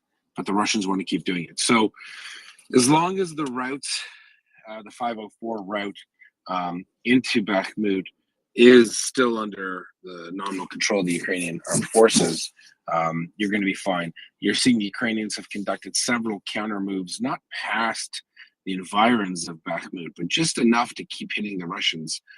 We saw this in Severodonetsk and Lysychansk, where the Ukrainians withdrew and then hit, and the Russians lost thousands and thousands of people. And that's a good thing for Ukraine. So I'm not sure why people are so excited sometimes. We've said it here, Bakhmut and in the surrounding areas can come back and forth. The Russians are literally walking over. They're running over the corpses of their own soldiers every time they move back and forth. And they'll keep doing it. And when the Ukrainians are a position 5 kilometers to the west, they'll do that too. And they'll rinse and repeat. The Russians, to get to Sloviansk and Kramatorsk, should be going through Volodar. They should be pushing up through the north. They're not doing it because they can't, and probably because they just don't understand the tactics of war fighting or the big picture. But that's where we're at. So that area is heavily mined, as you've seen. Thousands of Russians have died to the north of Bakhmut, and they will continue to do so. So, to Laughing Tommy, what's the Ukrainian play? The Ukrainian play, in my estimation, is not to attack in Bakhmut or to conduct counteroffensives, counter moves, throwing the Russians off balance, screwing up Russian consolidation, disrupting their consolidation so that they can't launch another attack towards Ukrainian lines. That's definitely in their interest. They could do that all day, every day, and that's what they're doing. And yes, it's hard, and yes, people are dying, but it's better that you can contain the Russian enemy in a smaller place called Bakhmut than it is to have them run amok within Ukraine, other parts of Ukraine. And we will see this over and over again. This will go down in history as one of the most colossal mistakes an army can make. That's Russia, and the most professional and competent and patient way a defending army is able to attrit their enemy. Attrition is a huge part of fighting, and if you can destroy tens of thousands of enemy soldiers and hundreds and thousands, hundreds or thousands of Russian tanks and armored personnel carriers and infantry fighting vehicles in combat that does not include maneuver warfare, that doesn't mean a bunch of moving parts. It means you're static and you're destroying that. That's a huge win. I cannot express that enough. The fact that the Ukrainians are able to, literally demobilize 40,000 Russian troops, take out 1,000 tanks, thousands of armored personnel carriers, and literally have the line change a few kilometers. Wow, that is big news. And the next step is when the Ukrainians do conduct the counteroffensive, which I don't think will be in Bakhmut. Maybe I do and I'm lying, who knows, but I think it'll be to the north and to the south. And they'll fix the Russians. The fixing means keeping them there. They will keep the Russians, all confused and discombobulated in Bakhmut, and they will go around them. What the Russians should have done in Bakhmut is bypass that completely. There is no purpose to be in Bakhmut for them. It just doesn't make sense. But the Russians want to make it an issue, so the Ukrainians meet the challenge, and the Ukrainians are able to attrit, which means to destroy or to make smaller. They're able to attrit Russian forces in Bakhmut. And as far as I'm concerned, they should do that all day, every day until victory is achieved. I think those Russian forces hanging around Bakhmut. In fact, if I was a Ukrainian commander, I'd entice more Russians to go to Bakhmut. I'd beg them to come because it's better for me in the bigger picture, because it means that there are less Russians to the north and to the south to defend when those Bradleys and those Leopards and those Abrams come smashing through. They can come smashing through those Russians. They'll penetrate the crappy Russian defensive lines, and they will push south on Route 66, where the Russians won't get any kicks. And they'll come up behind all of those Russians in Bakhmut. They'll cut off the northern exfiltration route for the Russians towards Lysychansk and Severodonetsk, and that will leave the Russians with a small 2-lane road to the southeast of Bakhmut to withdraw towards their occupied Donetsk. That road is predetermined, targeted areas of interest. The fire support plan that the Ukrainian army has on that road must be the most meticulous plan ever. Every centimeter mapped out, ready for a Russian collapse and withdraw. And the Ukrainians won't let the Russians just run away. They'll destroy all their kit. Whatever Russians are able to physically get out of their vehicles and run back to Mother Russia. Good luck to them. I don't think it'll be good. Well, anyways, Tommy, if there's a follow-up to that, and then I think there's a whole bunch of hands. Well, you can get me up to the co-hosts if Nancy or Axel or someone is in the back. Over to you, Tommy, for a follow-up. I hope that helped. It did quite a lot. Thank you very much. And I just have a question regarding the counteroffensives.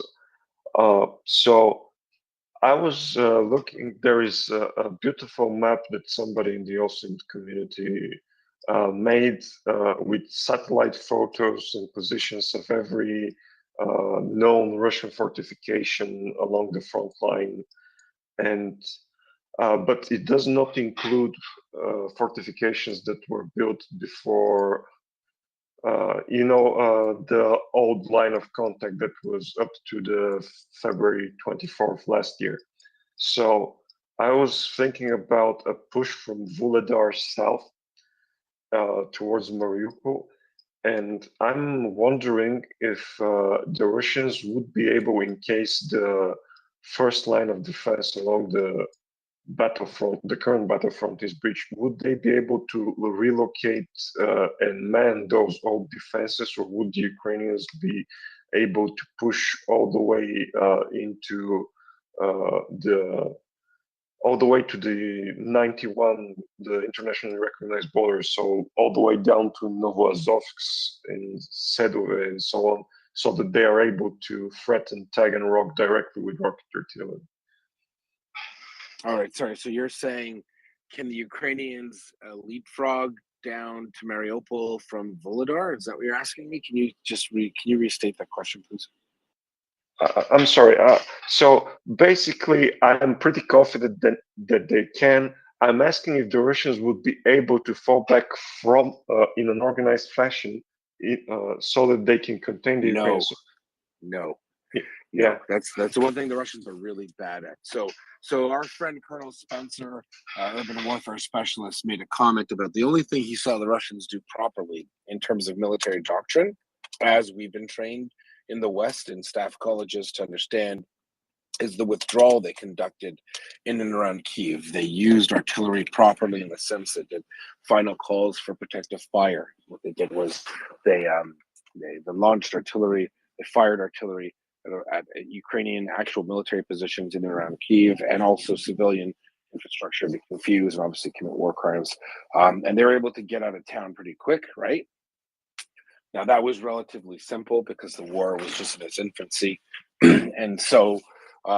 However, when in every other instance, the Russians have proven that they're really bad at this whole war fighting scenario. So I suspect Prigozhin's right when he says, if we aren't able to sustain our forces in Bakhmut, the Russian line will collapse. There is no defense in depth. So basically, if you were to look at a map of eastern Ukraine, and you were to draw a big circle that represented a concentration of Russian forces, it would look like an orange on a toothpick. The orange would be in Bakhmut, and that toothpick would be heading east. They're very, very poorly arrayed. Russian forces aren't properly arrayed to provide a defense in depth. That means that they have the bulk of their combat power concentrated in one place, not spread out, not aligned in a position that should the first defensive line of Russian forces, or even where they're set up to their assault positions. So in other words, they've put all of their forces in those assault positions, and they have almost nothing in the rear except supply and maintainers. And that means that when the Ukrainians push through that big chunk of Russian forces, behind them is nothing. It'll be thousands of Russian mechanics, tank mechanics, and BTR and BDRU mechanics, cooks, logistics officers, political officers with AK-47s running and hiding when they see a combined arms brigade of Ukrainian Leopards and Ukrainian Bradleys and Martyrs and Challengers and Abrams just smashing through, and they're just going to cut and run. I don't know how far the Ukrainians will go. The Ukrainians will go as far as their supply lines will let them. Okay, they'll go as far as they feel comfortable, because they know when they stop, that's when they're most vulnerable. When they consolidate, they want to be in a position where Russian counter moves won't dislodge them. They want to stop at a place where they can wait for follow-on forces. That means there's another couple of or three armored brigades that can carry on with 3 battle groups each, that they can push through that Ukrainian position with the help of military police and pioneers and all that jazz. They can push through those Ukrainian positions who have seized terrain. They said, yeah, we've got this position, we're done. We got to send our casualties to the rear. We got to bomb up. It means they have to resupply their ammunition. We got to get food and POL. We need to, refuel our vehicles. So we're not fighting right now. All of our soldiers in these armored personnel carriers and infantry fighting vehicles are out of their vehicles.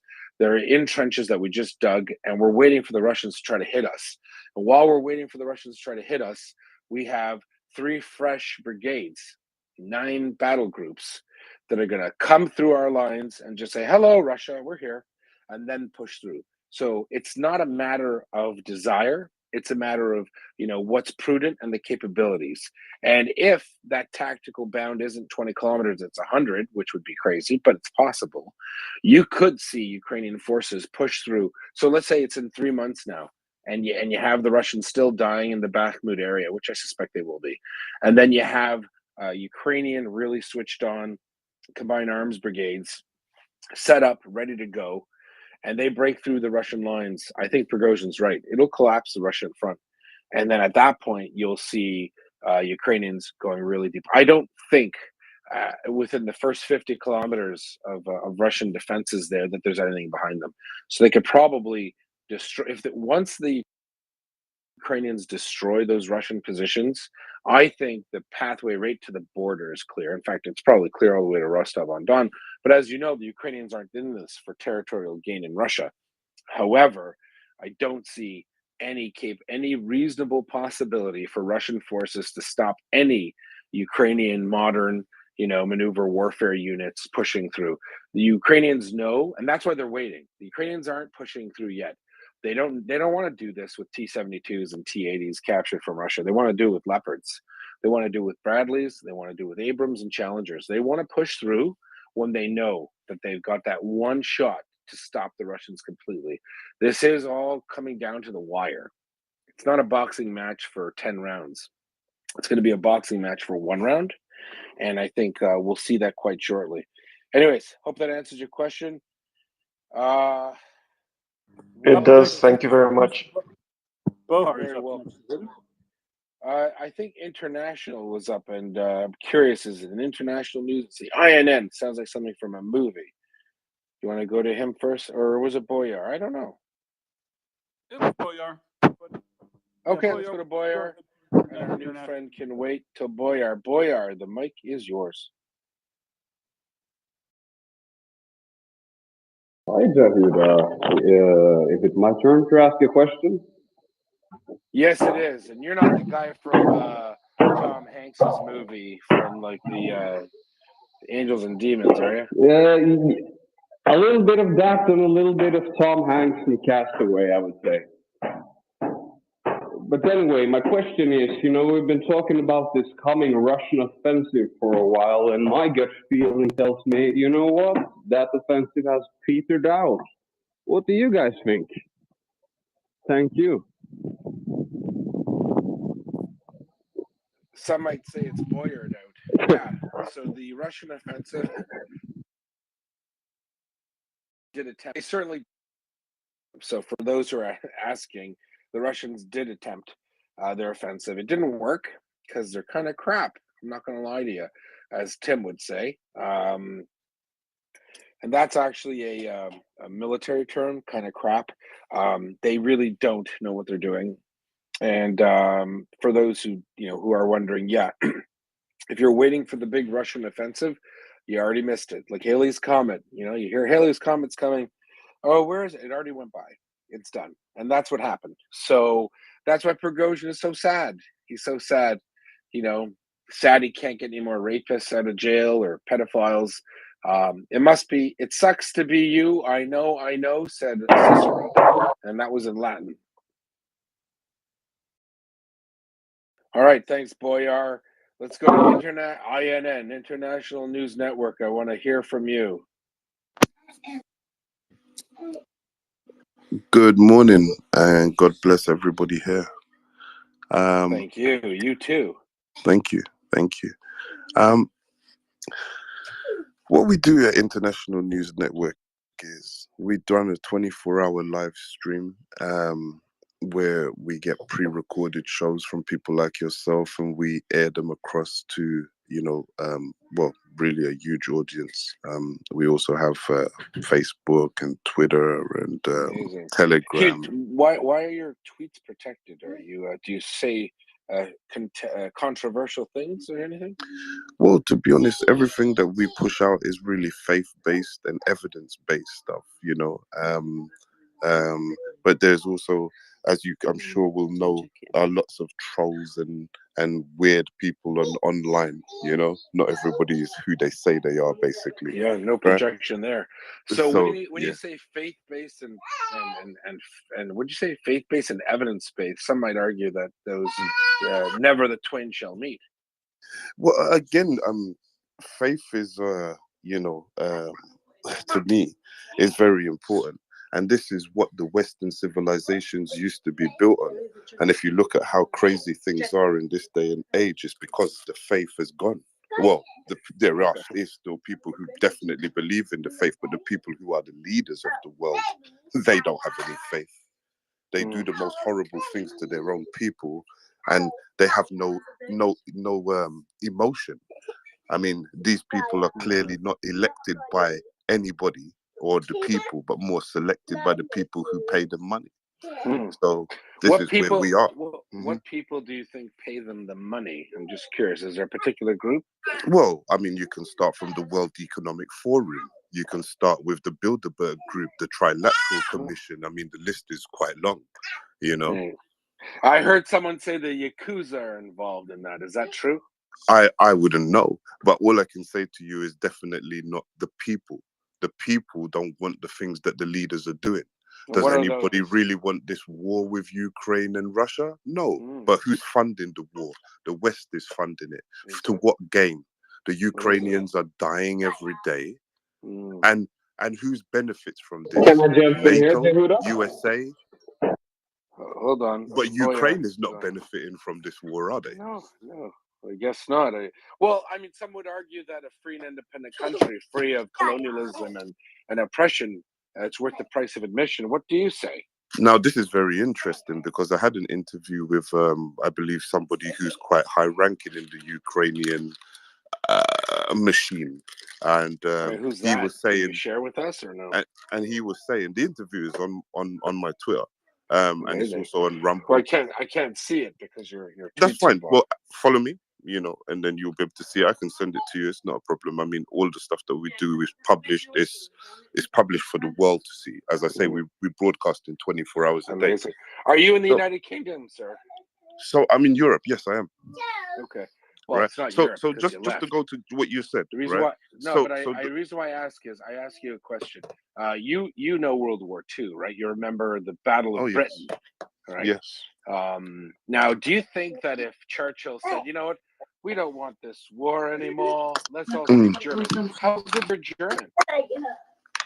Well, let me give it to you a different direction. Do you remember in World War II that America stayed out of the war for so many years? And I don't remember it because I'm 45, but I did read about the fact that the Americans so you remember joined. is in history, yeah? So they stayed out of the war almost until the last couple of years, right? And at the same time, they joined 2 years into no.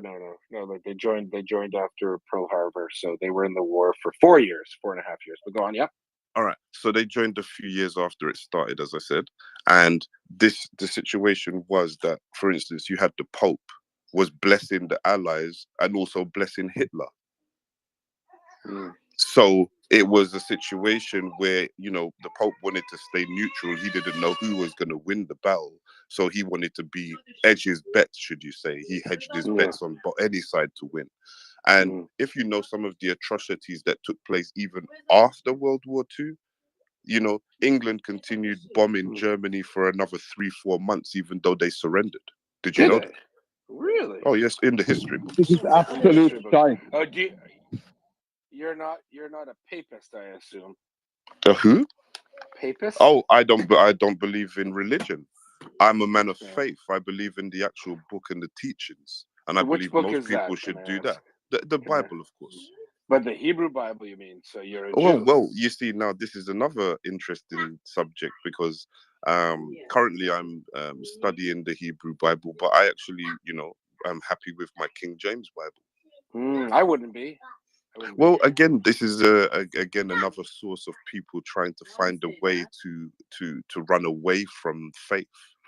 If I tell you a story, I'd like to tell you a story, but you said King James Bible. If I read a story from the Bible and then I read a version from NJV or I read another version from another Bible, when you listen to the minute differences between the 2 or 3 different versions, you'd understand you're still getting the story of what the Bible is trying to tell you. But it might say, oh, the army swooped down from the mountain, and in another Bible it might say the army had just came and attacked. But realistically, you're still getting the same story. The book of Adam and Eve is still the book of Adam and Eve. The story of Genesis is still Genesis. But yes, a few words might be slightly different. But I believe, So details don't. So is it fair to say that details don't matter? Well, again, translations are going to be different. You translated it from Hebrew to Sumerian to Latin, and then into all the other countries' languages in the world. So it's going to be some slight variation. Yeah. All right. So no, I'm not going to let that stand. If you want to be a purist in the Hebrew Bible, learn Hebrew. If you'd like to message me, I can help you with that. I do speak Hebrew, and I might have a thing or two to say to you. I do appreciate your input. However, it's kind of off topic. I'm not going to lie to you. And we are talking about Ukraine. Your comments, you might not realize, might benefit from a bit more self-awareness, are insulting to the hundreds of thousands of Ukrainian civilians who've been murdered and raped and killed by Russians. I wanted to give you a bit of a wide berth, and I think I did. Tim, was I ecumenical? I think I was. I think you were, but it is important to remember, Yehuda, that Jesus himself preferred the King James Bible. That was his go-to. It's true. He had picked it up at Nobles and Barnes, and he loved it. He loved it, apparently. Yeah, I'm not sure where that happened, but hey, it's been months since I've heard anything like that. Wow, it is refreshing. 4 a.m. Refreshing. That's a word that we could use. I might not. I know Boyar was quite upset. Boyar, simmer down. All right, simmer down. Why don't you go find a holy grail somewhere? Jeez Louise. Yeah, I'm sorry. I'm so sorry, Jehuda, but when I hear stuff like that, that the Pope was, some type of fascist Nazi supporter, it gets me all fired up because it's such a mishmash of half truths and lies that it makes me quite upset, and it makes me really angry thinking about the Ukrainians that have to live under missile barrages while this daft man sits there and spews. The Bilderbergs are making their money. Yeah, and let's not forget about the Jewish space lasers, because something odd is going on in the environment, I can tell you that. Listen, I was hoping it went there, but it didn't. And yeah, your mic's is a tester for airplanes and stuff. Anyway, yeah, no, sorry about that, audience. Sometimes we get unique individuals that come up with unique views, I guess. And I'd like to try to be kind. Yeah, I'm not really sure that's an appropriate conversation. When someone says, "Oh, who does this war benefit? Who does war benefit, period? How's this? Don't invade other people, don't rape their children. How's that?" And what really bothers me is listening to a man who has children in the background. I don't think he'd very much, God forbid, anyone would wish on anyone else what the Russians have done to Ukrainian children. So frankly, sir, shame on you. If you don't know the difference between right and wrong, you certainly should not be pontificating in this space about a war caused only due to the hubris and arrogance of a genocidal maniac, a man who only wishes his country was as developed as Nazi Germany was, and he can't manage to murder more Ukrainians. So take a walk, is what I would say. Tim, I think Ioana, who has had her hand up consistently through the night, I'm so sorry for not calling on you. I'd like to go to Ioana, and then Tommy. Sorry, Tim, you're last. I think Albion was before you, but you know what? Not entirely sure. Let's go to Ioana from Romania. She always has something very insightful to say, living in a country that has escaped the shadow of a Mr. Ceausescu, a teeth pulling, orphanage destroying dictator of the Soviet persuasion. Ioana, welcome. Thank you, Yehuda. Thank you so much. So yes, indeed, I think we have a different understanding here in the Eastern Europe, because we know what Soviet power and Russian power does to countries and to people. And when I hear some assessments like the speaker that was earlier in and who said that the West is benefiting from the war, let's remember who started the war. Let's remember who invaded the country. Let's remember what are Russians doing to that country. They launched 81 missiles this night, killing people in their sleep, civilians, 1,000 kilometers from the front line. 1,000 kilometers from the front line, because they cannot win militarily. And they are targeting civilians and civilian infrastructure. And they claim that we should not give Ukraine weapons and anti-air defense systems and things like this, while Russians are hitting civilians with 81 missiles in a day. So yes, I'm very upset about it. Well, And let's why remember. Why won't the Ukrainians just die, right? Yeah, exactly. Why won't they give in? Let their women and children be killed, and even worse, let the territories be taken by the Russians, and we know what they are doing in those territories. We have seen the mass graves and all the horrors that are there. So yeah, it's a bit of an emotional moment. It's all in the history books, Gov. It's all in the history books, Tim. Is that true?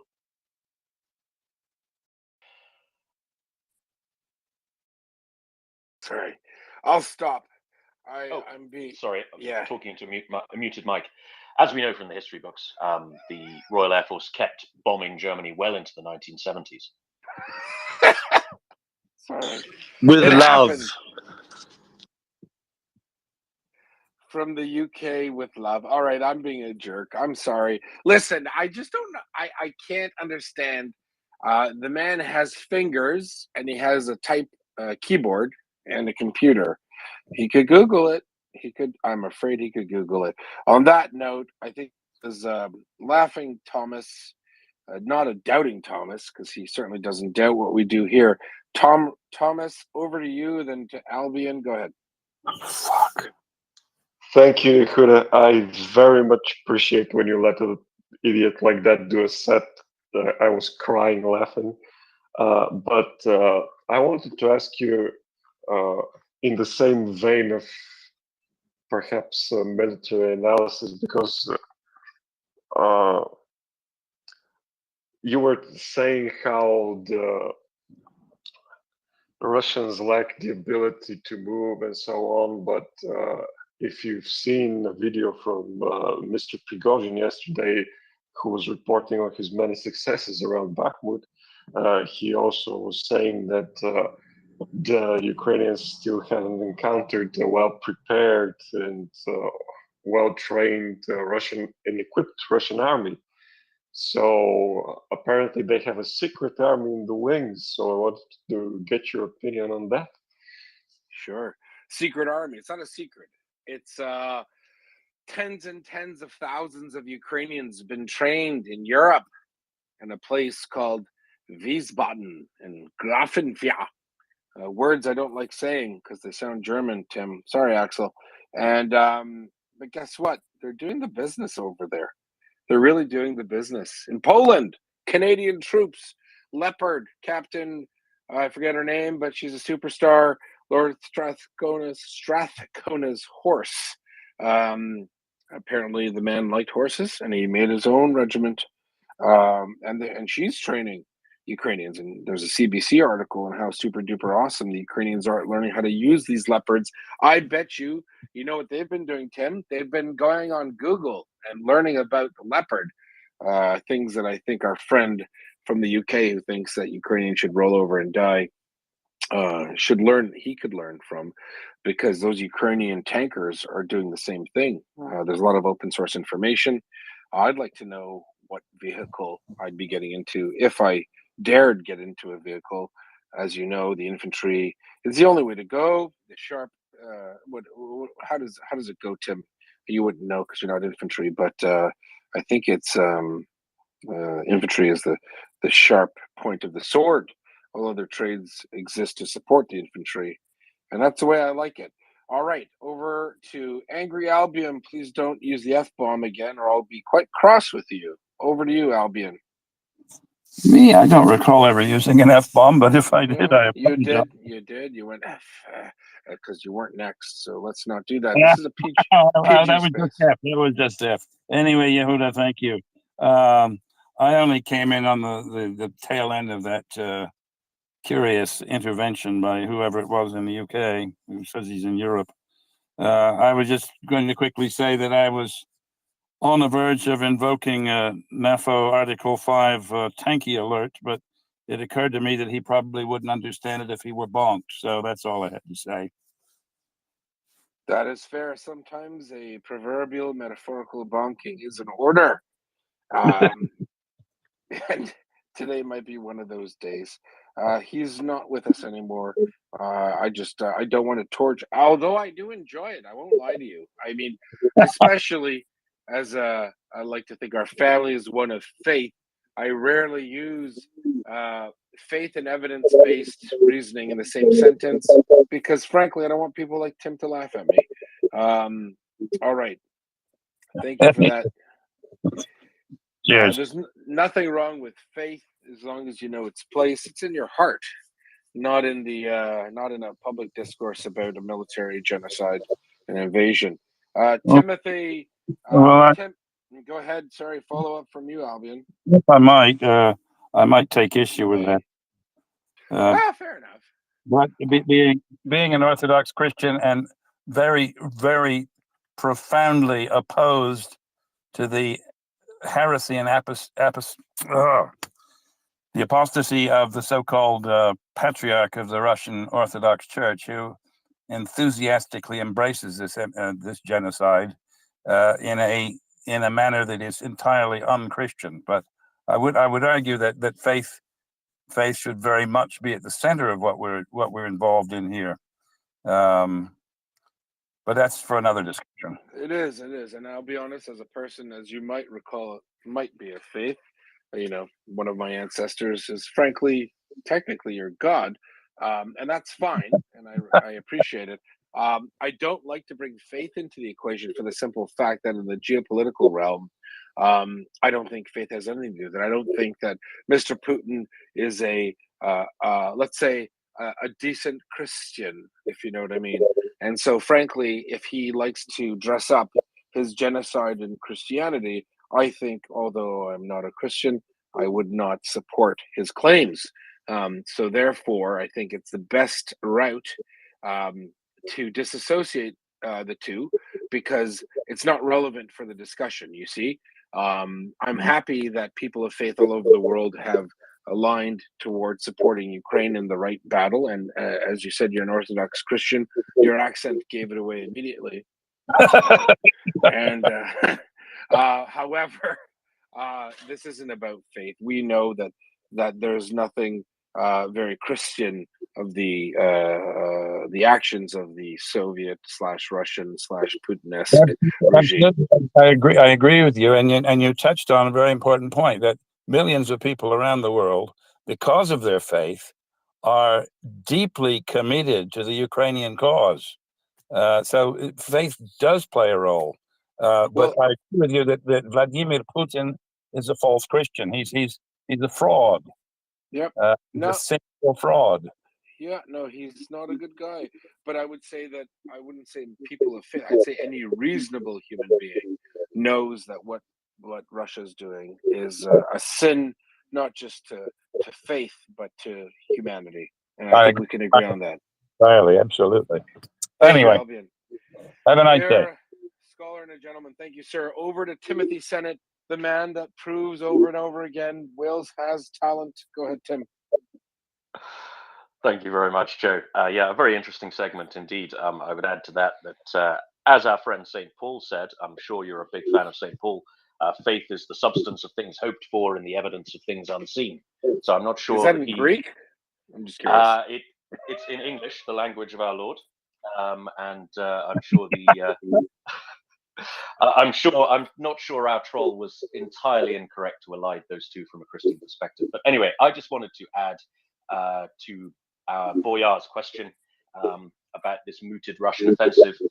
This is something that General Budanov, the head of Ukrainian military intelligence, the GUR, actually came out and said in an interview with, I believe, Foreign Policy magazine a couple of weeks ago. He said that yes, this massive Russian offensive, it was more than a rumor. It has actually been taking place, but it has been so, as Yehuda said, kind of crap. KOC. Let's Would have a you three-letter say? acronym I'm for that. sorry, Tim. I'm sorry. Would you say it petered out or it palled out? Stalled out, surely. So you got me. That's true. It's true. So yes, so it's been so KOC, so kind of crap that nobody has really noticed. But we do see the effects of it on various points along the front, particularly the, I believe, ongoing Battle of Vuhledar, which has been the largest tank battle of the war so far, and has been an absolute disaster for the Russians. So yeah, General Budanov's take was, yes, this offensive is happening, and it's not succeeding. Thank you. There you go. As some might say, Paul lied and James's Christianity died.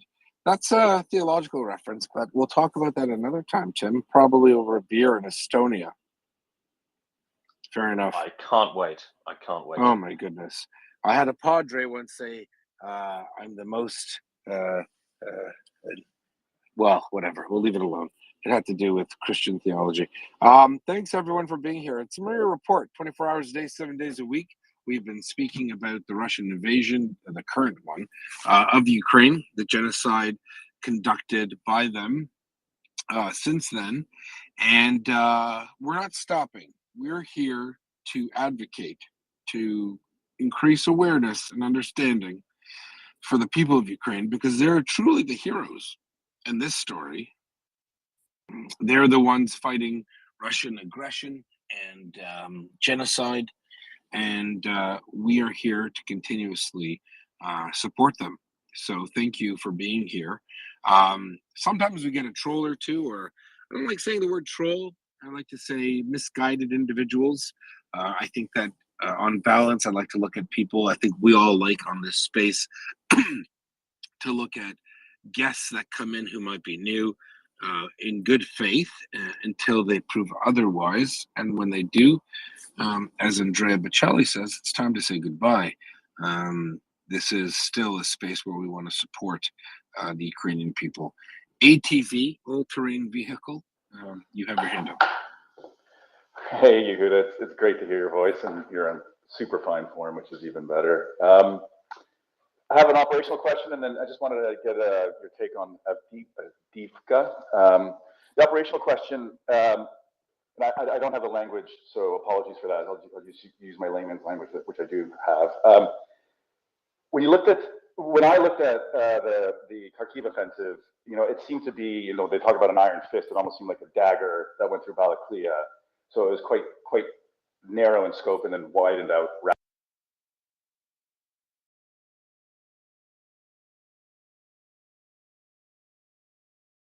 rapidly. Putting me on your operational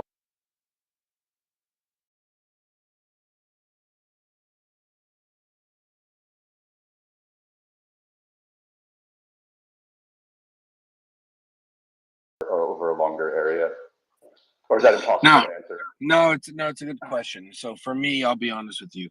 I was always surprised about Kharkiv just because proximity to Russia itself and Belgorod. So sorry, I'll mute your mic here. What that demonstrated to me is that the Ukrainians were in receipt of information that demonstrated that the Russians did not have defense in depth, and they weren't even covering their own borders. Why? There's certainly a large guard, several brigades that are guarding Kharkiv to the northeast of it, because again, it's proximity to Russia proper. So that was pretty interesting on a planning level. However, it's a bit of a poop sandwich, ATV, when you consider the terrain or the position of Russian forces east of the Dnipro, south of Zaporizhia. That's an awkward situation. In order to get that many Ukrainians across the Dnipro River and to liberate all of Kherson, it will be problematic. So I suspect that the most obvious routes that the Ukrainians could take would be east from and southeast from the Oskil reservoir area. I'm just giving broad strokes, so I don't really want to share my opinions too much. Not that, who knows, who cares? And then down in the Zaporizhia area, instead of pushing towards Kherson, east of the Dnipro into Kherson Oblast, I think the best bet the Ukrainians have in terms of resupply, maintaining their lines, would be to push down to Melitopol or Melitopol, depending on how you pronounce it, of course, not to upset our Ukrainian friends, because that would be the most obvious route that the Ukrainians would take. So I suspect Mariupol is a bit of a bridge too far, certainly not for the first tactical bound. But I think the Ukrainians, once provided with and kitted out and shook out, meaning shaking out, it's when units they shake out, right? Like if you're a platoon commander, you take your platoon, you have them jump up and down, make sure all their kit's secure, they're on a bag of hammers. So when they do that with their armored brigades and they're ready to go, they're going to go. I think pushing east, cutting off the route 66, and I think the Ukrainians could push to Starobilsk quite easily. That's the beginning of the end, as Churchill said. It's the end. It's the beginning of the end. So that it's well within the remit of the Ukrainian armed forces to push southeast toward from Bakhmut towards Melitopol and Zaporizhia, so like two-pronged defensive southeast, and then eastward from in the Kremlin direction. And I see that happening. I mean, it's just really, I mean, anyone who looks at a map, I mean, you don't have to be, I'm not sharing with Russian commanders who I'm sure are not listening to this. They're probably drinking mediocre vodka in a command post somewhere in Luhansk. Anyway, I hope that helps. Yeah, no, it helps. I love hearing your thoughts. I guess you're talking about two quite independent AOs. The question I had was, would you see it more like an iron fist, like dagger-like, like Balaklia, or would you expect them to try to do that multiple iron Right. fists in an AO, like F5 No. Balaklia? Yeah, no. I think there'll be penetrations or break-ins. We say the term we use is a break-in. I think there'll be two major break-ins. It might not just be one physical place in those two AOs. It'll be several, but depends on the ground, the conditions. Kremina, in and around that area, you're going to see Ukrainian forces push through once they have their armored combined arms brigades sorted out. And I'll see the same. I would say Zaporizhia. I think they'll bypass a couple of major towns and go straight down towards Melitopol.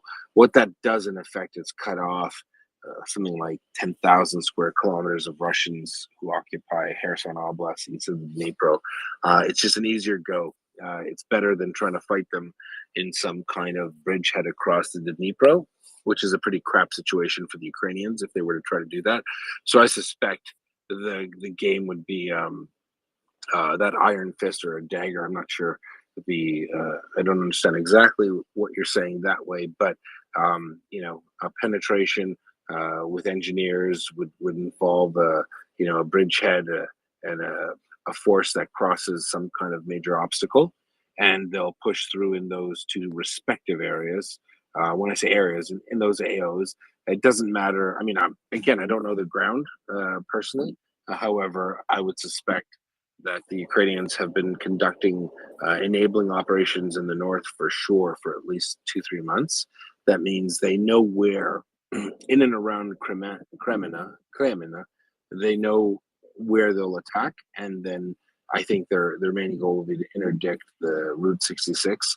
I think they want to get to Starobilsk, but they'll need a huge amount of forces. not to get the Star Bills, but to guard the northern flank. That's a big deal. And they'll position themselves appropriately. Once they cut off the rail lines that come down to Starobilsk into the Donbass, it really limits the ability of the Russians to do anything. So I suspect they'll break through. They'll conduct a break-in.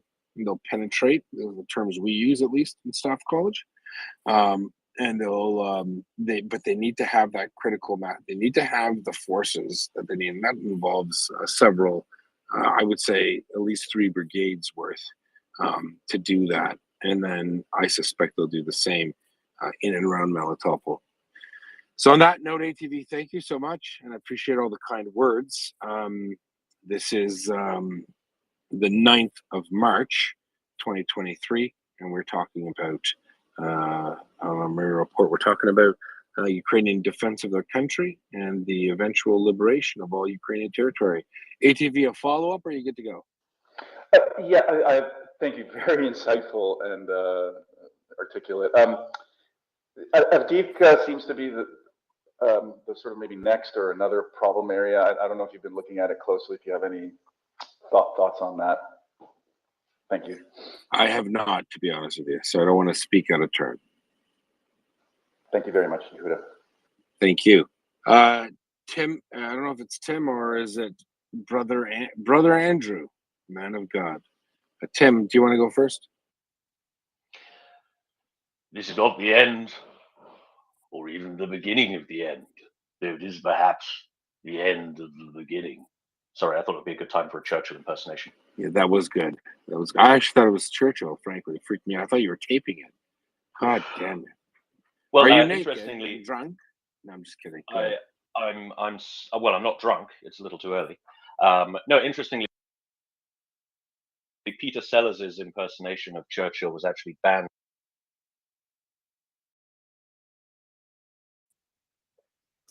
All right, Tim. So, Tim, Peter Sellers, The Goon Show, do it. No. We have hands, Axel. I wanted to hear from Brother Andrew.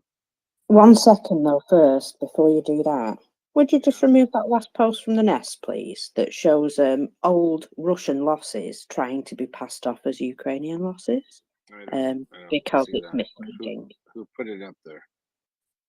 Gosh, we'll never know. Well, I don't see it. I see Anda. Rhymes with panda. All right. Thank you, Mockers. Mockers is the adjutant of this space.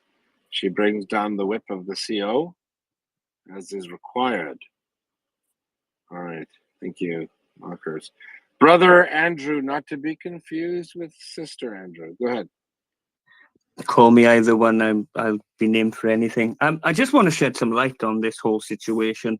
I heard someone say that Russia's wrong and this is wrong, and to be honest with you, Russia and America's wrong. The only victims are them poor Ukrainian people who are suffering from both sides of the party. And that's what people don't see. Like, I've got evidence of things going on in Ukraine. What is that? I've got it all. I've got it all. I can tell us. Well, I can tell you. I've got a full report if you want it. I'd like the synopsis for the audience, Andrew. Right. So 2 seconds now. So basically, I'll just run through it. And when you want the actual evidence and the just give us the Coles notes or the Cliff notes. Give us the abridged version. Basically, there was a reason Russia invaded Ukraine. What's the reason? There were secret biolabs that America had implanted. Mr. M, please. It's my troll show. Andrew, go ahead. Biolabs, go on. Yeah. I've got evidence of that. I don't need the evidence. I want the synopsis. So your story is that Russia invaded Ukraine. Wait. Russia invaded Ukraine because of biolabs created by the United States and the Illuminati? I don't know if it's the Illuminati, but I believe that it's some organization. I can also. Oh no! Biden, sorry, that's wrong. Biden. That's totally wrong. Biden, yeah, that's totally wrong. I'm much happier you said that. I heard that Yeah, Trump, that was me trying to be on both planes. Sorry. Yeah, that's fair. I heard that Trump has a Jewish son-in-law. Is that true? I believe so. Yes, I believe so. Yeah. My goodness. Do you think he's related to the Yakuza by any chance? Maybe. I don't know, to be honest. I haven't looked in depth into Trump's. No, that's probably the most honest thing you've said tonight. You have not looked in depth. Tell me something. Where do you hail from, Brother Andrew? South Wales, but originally America. You're an American? Yes. Oh, that's interesting. Is freedom free? No. What does it cost? Your life, your birth certificate, everything. Folks like you and me is the answer. No, Brother Andrew, thank you for that. I can promise you, and I assure you, that biolabs are the least of Mr. Putin's worries. Do you know what a biolab is even? I'm just curious. Do you vote in federal elections? No. Yeah, that's a good thing. All right. I can promise you that there are no secret biolabs that produce Ebola in Ukraine. A biolab, it could be something as innocuous as a laboratory that does research on a particular virus so that they can produce a medication perhaps that could offset, or a vaccine that could countermand the virus. You do know that, right? Yeah. When I say biolab, I don't mean good or bad. I just mean a biolab. It depends how you perceive it. Like, I perceive a biolab as anything biological, so to speak. Right. It's not necessarily saying it's a biolab to take over. It's just they are there and they knew about them. It doesn't mean that they knew that they were for. So if a pharmaceutical company has a lab in order to create a product that saves human lives, that's a reason for Russia to invade Ukraine? That's the part I don't get. No, that's the misconception. That's the perception. Enlighten us. Right, that's the perception. Enlighten us. Right, someone's got a biolab next door to you. You're going to think, what's going on? Obviously, someone has not told the whole story somewhere.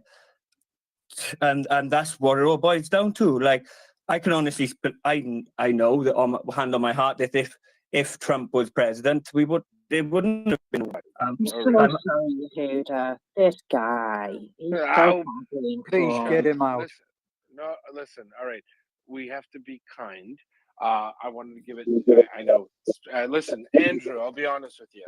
I don't understand what you're saying. Hold on a sec here. It is quite bizarre. I'm not going to lie to you. And I thought maybe you were joking. I thought you were having a bit of a laugh with us. May I suggest, why don't you send me all your evidence in a DM? It'd be nice, and we'll have a discussion at a later date before I lose a bunch of hosts for being so angry at me for humoring you. Tim, I said that Wales has talent. I might have lied, and I apologize. Well, I'm from North Wales, so I take no responsibility for this. I'm from proper Wales, but I know Ioana wants to have a word on this, so let's go to Ioana, please. Biolabs with Ioana. Yes, I was wondering if Russia has biolabs and how it is for Russia to find out that they have biolabs really next door to them. I don't know anymore if I should take anything seriously. And did Russia invade because they don't have enough biolabs and they want to take over someone else's biolabs? Or I'm having a hard time keeping up here. Tim, help me out. I know from several maps on the internet that there are a number of NATO bases inside Russia itself. I mean, this is wheels within wheels stuff, because this means that Russia will have to invade itself to prevent NATO expansion. And so it's... Was that an Ezekiel reference? No, it wasn't. that's fine. Wheels within wheels. Oh, that was. There you go. All right. Listen, a bunch of hands are up. Geez Louise, people want to talk today. Is it me, Tim? Is it my Canadian accent, which is the proper English accent? Dude, it Now, is by the way. it is totally you. I've backed up a number of co-hosts so far, and I can tell you, it's totally you. You bring them out of the This is a woodwork, Joe. disaster. Well, it's God bless Canada. Blame Canada. All right. Tim, I don't know who to go to next. I'm conflicted. I think Laughing I Tommy think was up next. Sorry, Will. Yeah, Will needs to Laughing Tommy. simmer down there. Will, the expat from America who confuses everyone from being from Australia. You're throwing everyone off, Will. Can you I can was you just pretend? trying to help. I was just trying to help Tim with the hands because I know he just came up and he might not have kept track. Can you at least pretend to talk like an Australian? I mean, you've been there for 30 damn years. Like, learn the language, man. Mate, it's all part of me, my disguise, my NAFO, CIA, backstory. Yeah, that's it. Now, I believe Just go listen to go listen to the Seekers for a few hours. You'll learn how to speak fine. I believe your hands are laughing. Then, and then Albion, and then MPHS, and then Herman. All right. Let's go to Laughing Tommy. Yes, I'd also like to report that there are biolabs in Bulgaria. In fact, a lot of my fellow students in different universities are working in such biolabs, developing bacteria that go into milk, for example, and it's with the help of USAID. So you see how different US administrations are channeling money in Bulgaria to develop biological substances. So, it's all over the world. And I think it was very unprofessional of Brother Andrew to get his facts incorrectly and accuse a different president from the one he's set to accuse. So that's, I don't know. I don't know how we're going to deal with such unprofessionalism. I know that Trump would have saved the world, apparently. So good for him. All right. Next up. Next up is Albion. MPHS. He followed me. Hello, guys.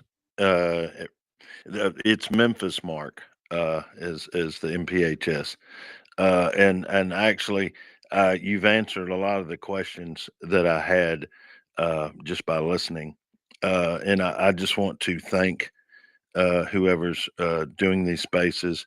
I use this for educational. Unfortunately, in America, we have a problem with news, incorrect news. So I use options like this to be able to teach my teenagers, and I do try to contact congressmen and senators in my area when they get a little funny. That's the best. That's the best. Let me. First of all, thank you for being here, and we always love to have people from all over the world. And I personally, as a Canadian, love to have Americans up here. It's inspiring because there is what they call a lot of fake news, and I know that in the same vein as Walter Cronkite and Wallace, we have now Carlson Tucker. Sir, please, sir. I don't mean to be disrespectful, but please don't. I'm being funny. I know. I'm being funny. Say, please don't mention those two in the same breath. Yeah, I'm sorry. I apologize. But do me a favor for our friends around the world. Why is that guy's show the most popular show in the United States? It's fear mongering. It's I want to say it's playing on the uneducated and fear, but I have friends that are educated and are very smart business people, and they fall into that. So, sir, I have no explanation other than ignorance. And God forbid I make you feel that you need to defend or explain it, but it's shocking to a lot of us, right? I mean, just listening to some of these views just seems so strange. And I look at it as entertainment, like a Jerry Springer. I consider Yes, sir. Carlson a Jerry Springer. Is that fair? Yes, sir. Absolutely. There are uh, uh, they're a lot smarter than me that are trying to help and trying to, but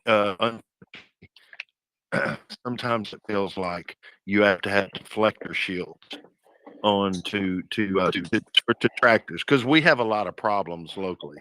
Um, and the biggest thing here is a big chemical spill in Ohio, and people are just trying to they don't understand the difference between a local domestic problem that can be handled statewide and with federal help and what is going on in Ukraine. It totally two different things, but that comes with education. And as uneducated as I am, I feel like Oh, I disagree. well, I try to You're not uneducated, my friend. well, I mean, this is how I get my knowledge. But thank you all. Thank you all. Well, thank you, sir. And you know what? I want to say something. These moments make the report worthwhile. People from around the world who are far more intelligent and open-minded than they understand say these things. This is a question that a lot of people in the West who aren't American have for people like you. You grew up probably on a diet of American exceptionalism, which isn't necessarily a bad thing. Um, but why are so many Americans who ought to know better, right? I mean, they know what their grandparents and their parents died and stood for and fought for in World War II. But why do people hold water for a regime that ostensibly are the successors of the fascism that struck Europe and threatened the peace of the entire world? Um, does it strike you as someone who probably grew up in that milieu? Do you fear for American public opinion, or are you confident that people can see the forest for the trees? Any explanation or any answer I give is my own opinion, of course, and I don't mean to offend anyone. But I will say my opinion is that there has been a lot of this has been built up a lot longer than people think, and they've gone in and separated a lot of entities or political things in my country, and some separation, and of the fact that most of the decision making in our country is made from people of the age. I'm 58. All right. I'm considered young, considered the people that are making these decisions. These, I, I'm not the greatest guy to explain all this. I'm not. I'm coming here to get education. But we'll say that I think there's a lot of old white people making decisions that are scared to death in this country, but they don't have the actual knowledge that's out there and what's going on. And the people that do, they're like me, they can't explain it some ways. But it's what needs to be done. And what needs to be done is what's going on in Ukraine. And if they don't stop this now, you better be expecting it at NATO's door. And then you're going to have to deal with it. So you better freaking back the people that are out there fighting like they are now, or your ass is going to be, it's going to be a little closer than they think here in America. Just my opinion. Listen, my friend. You think you learn from us? I think we learn from you. Those are the wisest words that we could hear. You're right. You know, we need to help Ukraine fight the Russian threat today, or God forbid, it'll be a generation of our children. And it sounds horrible to say, but the reality is that the Russians are in it to win it, and we need to demonstrate, not passively but actively, that we won't go quietly into any dark night, I prefer nightlight, Tim. Listen, Memphis, I gave you an ad. I think you're a great guy, and I'm really happy you're here. And thank you for being here on behalf of everyone at Maria Report. Those are awesome words, and you're a great guy. And thank you. Look, just soaking in knowledge, my friend. Just soaking in knowledge. As Mark, we all are. Go ahead, Tim. Mark, I've got a quick question for you. When it comes to the shall we say debate over the Ukraine issue in the United States, do you think it might be a symptom of kind of culture war thinking, wherein supporting Ukraine actively seems to be seen as a kind of liberal thing, and so people who take a certain combative view of politics will instinctively oppose it? Do you think there might be anything in that?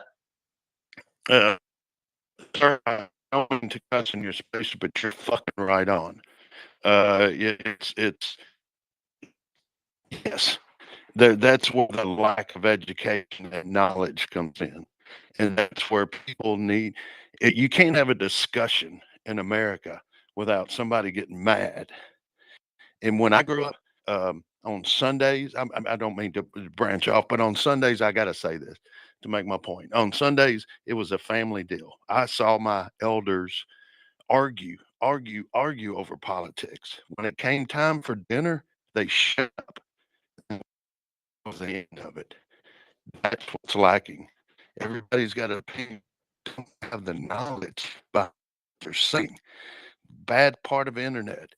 Ignorant people. A fucking microphone. Excuse my language.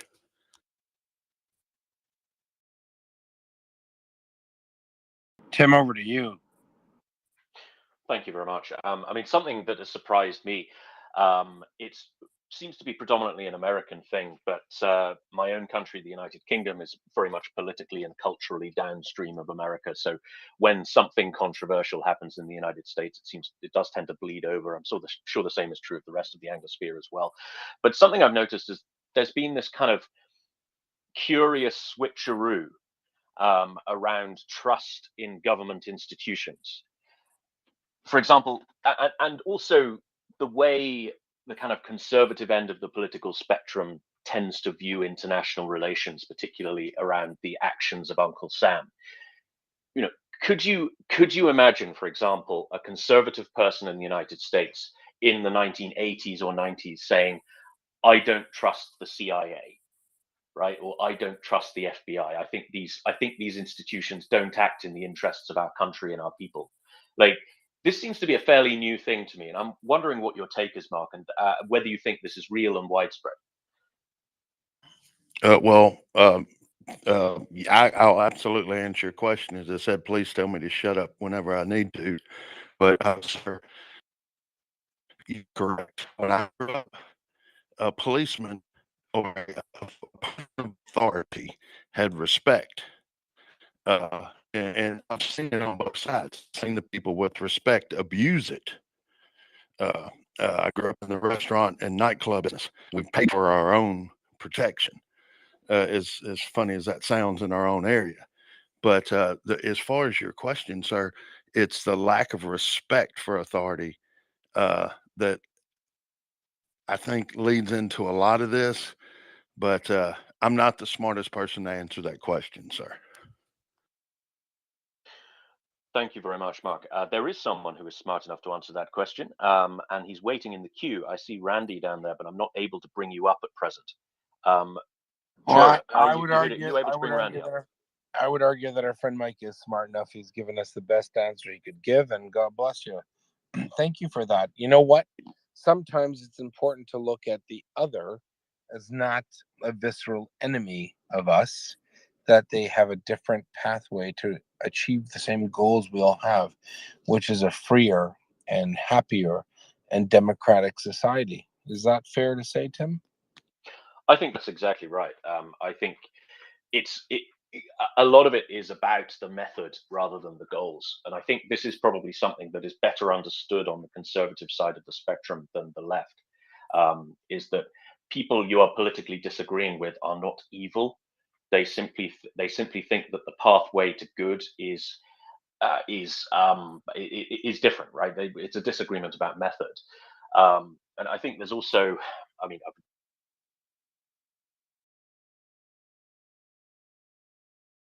quite interestingly about is that no, his book was, I can't remember what the book was. The book was called, but he wrote a book about 10 years ago, in which he identified different things that matter to people of different political persuasions, and what his conclusion was that conservatively minded people have a wider spectrum of things that they care about in politics, and left-wing people are far more focused on a few priorities.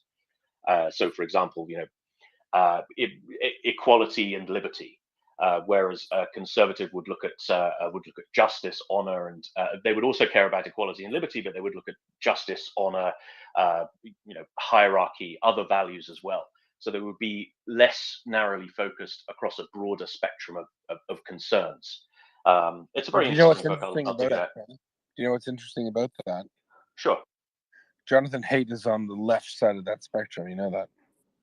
Yeah, absolutely, and this is why I'm inclined, because it's not a hit piece, right? It's not. No, It's not. he's quite the.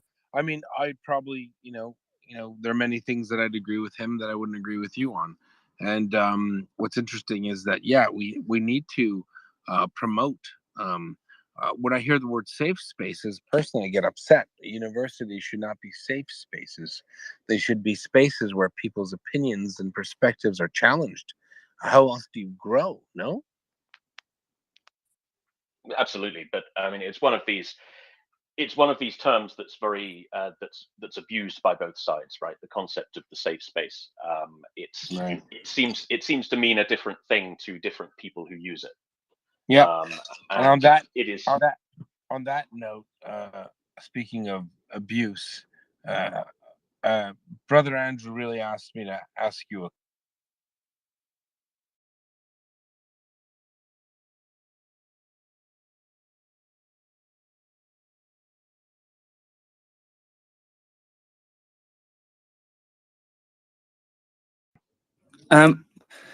In regards to like the whole JFK incident you mentioned.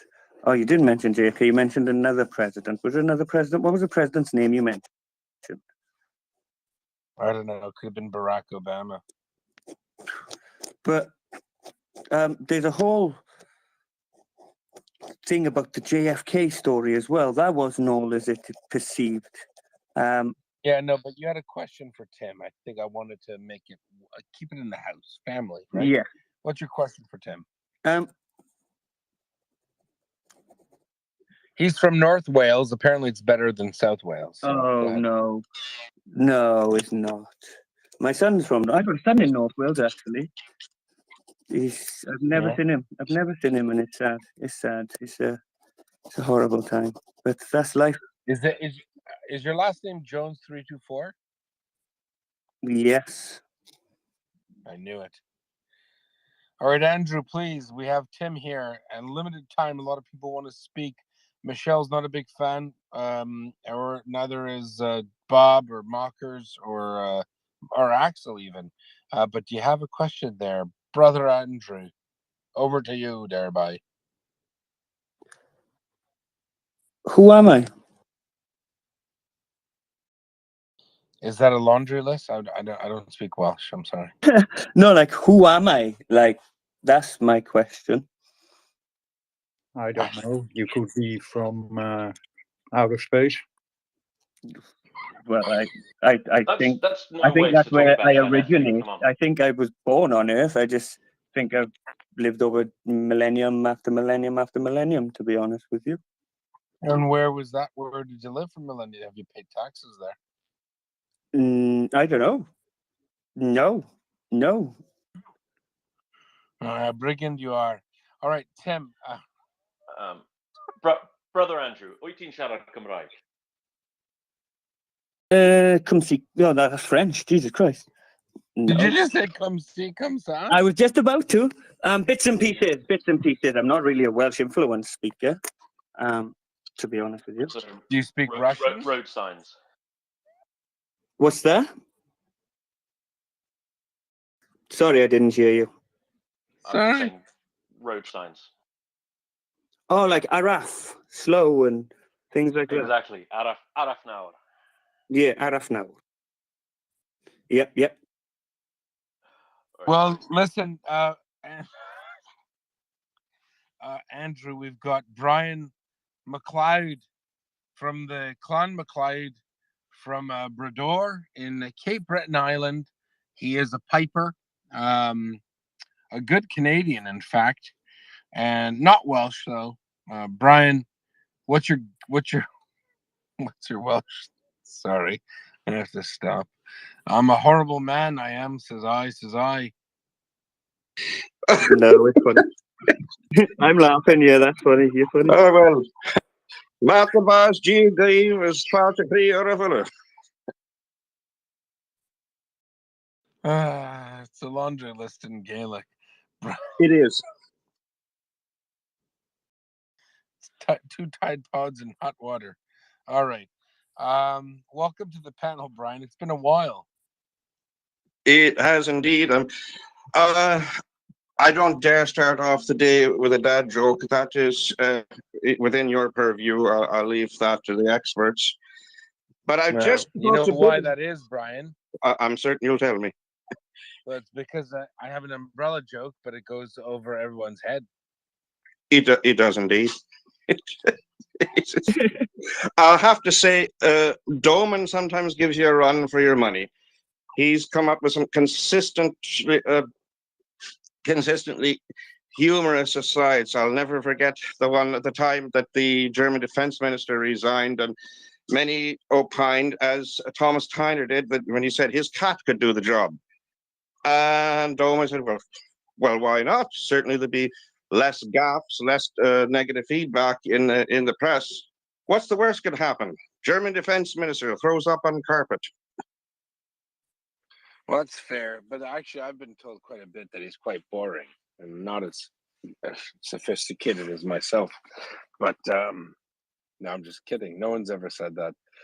All right, we love Doman. Thanks, Brian. Brian's leaving for the day, and I'm just kidding, Brian. Go ahead. Right. I just caught a bit of a tail end of the gentleman from Memphis, I believe, and there was something about it that he said that resonated with me. I don't know that the generational cultural wars are necessarily so prevalent in Canada, but there is something of it, and I will agree that a lack of knowledge or a lack of intellectual curiosity to delve into the nuances of political or any matters in society certainly play a role. Now, I've had it out with some of my younger fellow students at university, from some very young people who, although believing themselves to be backing the right horses, politically and culturally speaking, it was impossible to have not so much an argument as an informed conversation with them, because they had pinned their colors, nailed their colors to the mast of what they believed was the right horse to back, and you could not have a reasoned, informed debate with them on the matter. I'll say that for myself, I find myself guilty of that at times too. I have had in the past had political views that were, shall we say, not horribly well informed. And I would say that at the time I was not a great fan of Ronald Reagan, but put it this way, I knew very little about the man himself or his politics, and I'll have to say some of his utterances, particularly on the nature of the Soviet Union and how its successor, within recent days and weeks, I've looked at it and thought, good Lord, the man was right and was a fool. So the willingness to admit one's ignorance and to inform oneself before engaging in a debate would certainly be a prerequisite. That does not happen so much anymore. Probably not even as much in Canada as I would like to believe. I think, Brian, you're absolutely right. But what you are describing as one of the hardest things to do politically and psychologically is to reach a point where you know you're wrong about something and actually admit it to yourself and others, right? This doesn't happen very often. Our views evolve over time, but we do have this resistance mechanism when we are totally wrong about something that matters to us, that makes us kind of just keep kicking the can down the road and being wrong. It does take moral courage to admit that you were wrong about something. Wouldn't you agree? But Absolutely. Brian, Absolutely. Tim, you said something I don't know. What line was that? Was that Welsh? What does it mean to be completely wrong? I don't understand it. What does that mean? Is it Spanish? I'm just kidding. Yeah, chances are yes. Tim, I love you. Brian, always a pleasure. Brother Andrew, I don't want to do it. I want to, but I shan't. That's LL''NT. Axel, our resident Si, senor. Resident Colonel Mustard, 1893 Prussian officer of sorts. What say you? Yeah, I'm still stunned by the courtesy which you have extended yet again this European morning to so many utterly decrepit voices out of the cauldron of silliness. That's not fair. I mean, everyone has an opinion. It might not be right. I So very love it when you do Christian this. of you. All right, go on. I think no, it's highly amusing. It's like the panopticon of the 1920s, where you could see all different sources and vices, and it's perfect. It's good. It's very educational. I think it's very well framed and done, and especially on a morning so somber, so hard, and so difficult for our Ukrainian friends. I mean, looking at the images of Roman Kachanov and his troops of the 11th fire department district in Kharkiv, who'd been out throughout the night in order to ensure that civilians who'd been targeted can survive. Then the messages from our colleagues in and around Odessa and those who have been from Odessa as to how Mama Odessa has been hit hard, but still lives and survives because it simply can't be eradicated. The soul of the city is eternal. I think it's very good that we, shall we say, simply unmask the trolls and show them for what they are. Ludicrous voices out of the dark. Yes, I agreed. I think that many of them, though, unfortunately, don't understand that. They believe in the stories and the yarns they spool, and unfortunately, I think it's a reality of life today in social media that we have to accept. We don't have to accept, but we should accept it. Why? Why, you ask, Axel? Well, I'll answer you. Because these thoughts and these views are out there, and to throw them away whole cloth only disadvantages us. Why?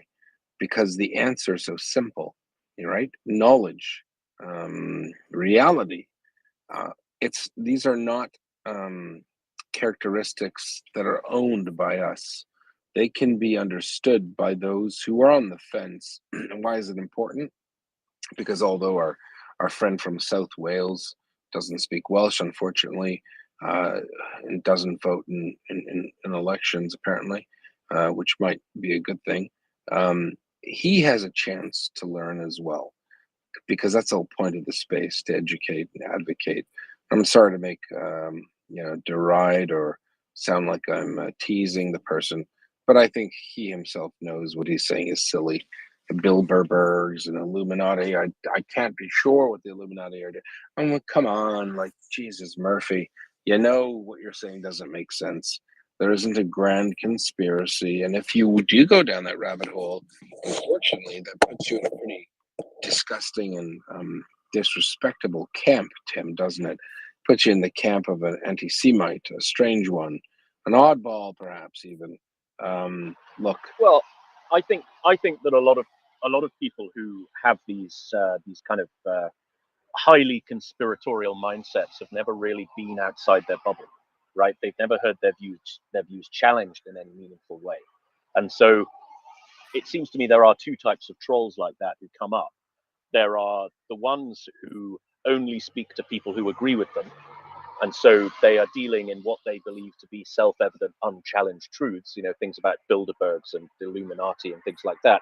And there are bad faith actors who, to be fair, do have some nuts on them because they know this is a rational Ukraine-focused space.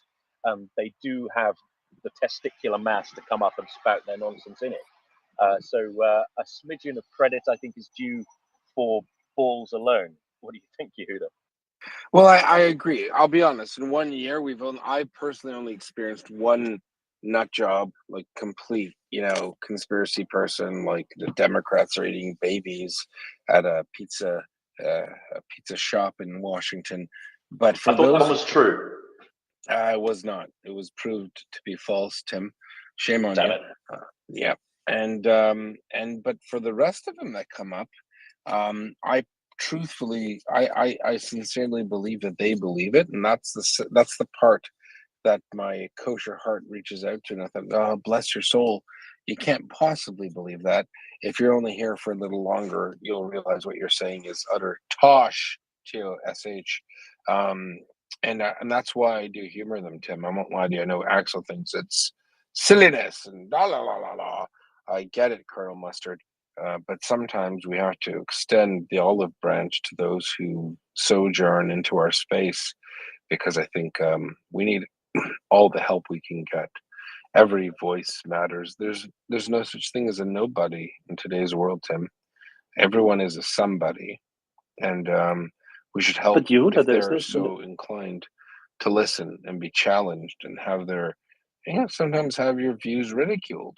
But Yehuda, this is not mutually exclusive. And just because I call them silly does not mean that we can't engage.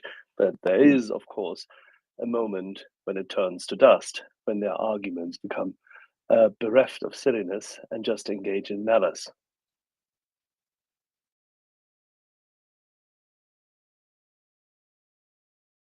Did we lose Yehuda? I can't hear him. You broke Yehuda. Oh dear, Yehuda, your audio has gone.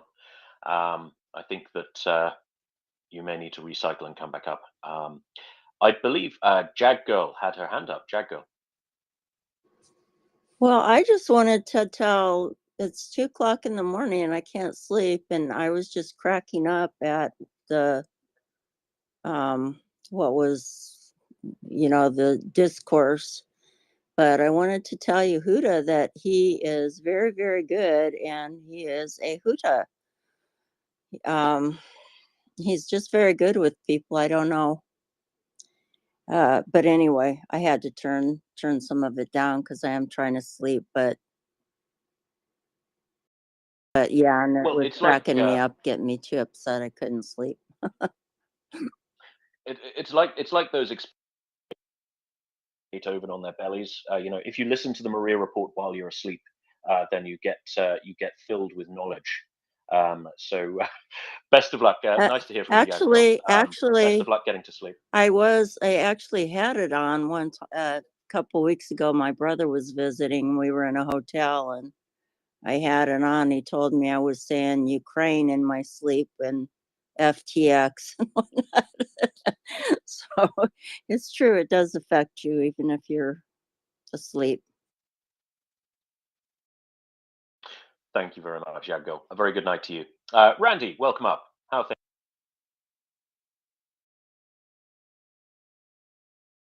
things? Hi. Well, the battle goes.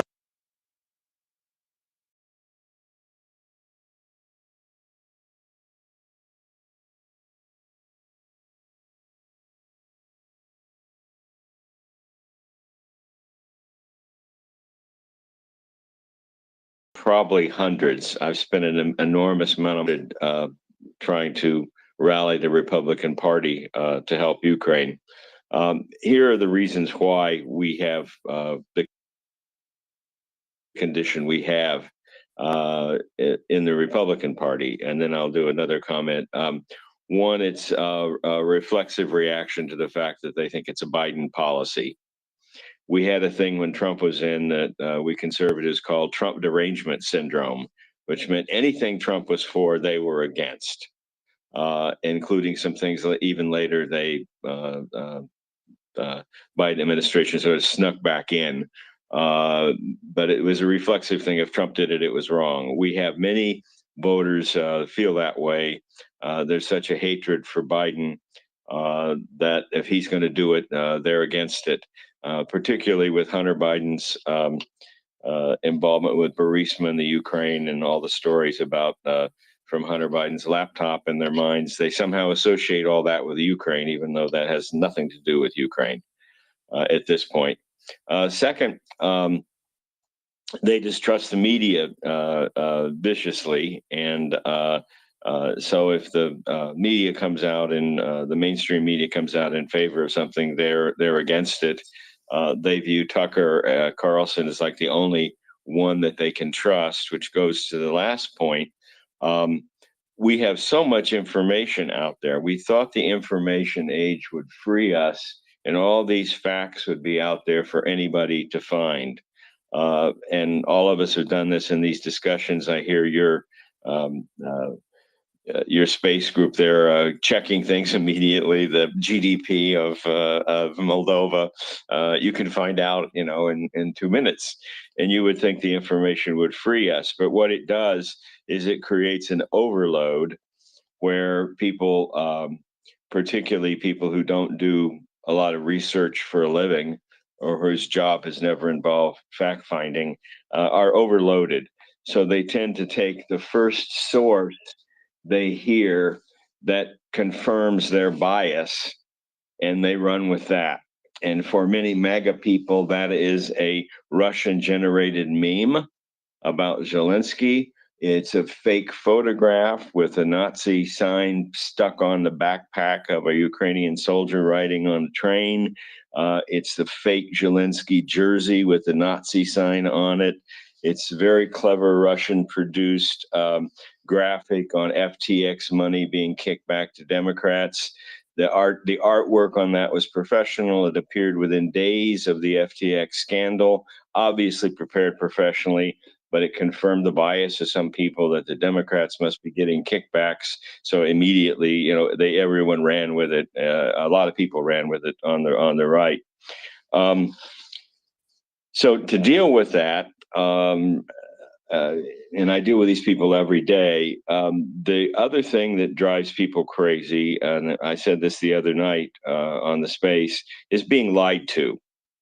And I know from working with juries and judges as a litigator for many years, if you catch the other side in a lie, the judge, the jury, and even the judge will just turn the off switch on the volume of their argument. It's like, well, you lied to us, so why should I listen to anything else you say? So the first thing to do to approach those people, I've found always, is to show them something that they have been lied to about. And it's easy to do since there's so much bad material out there.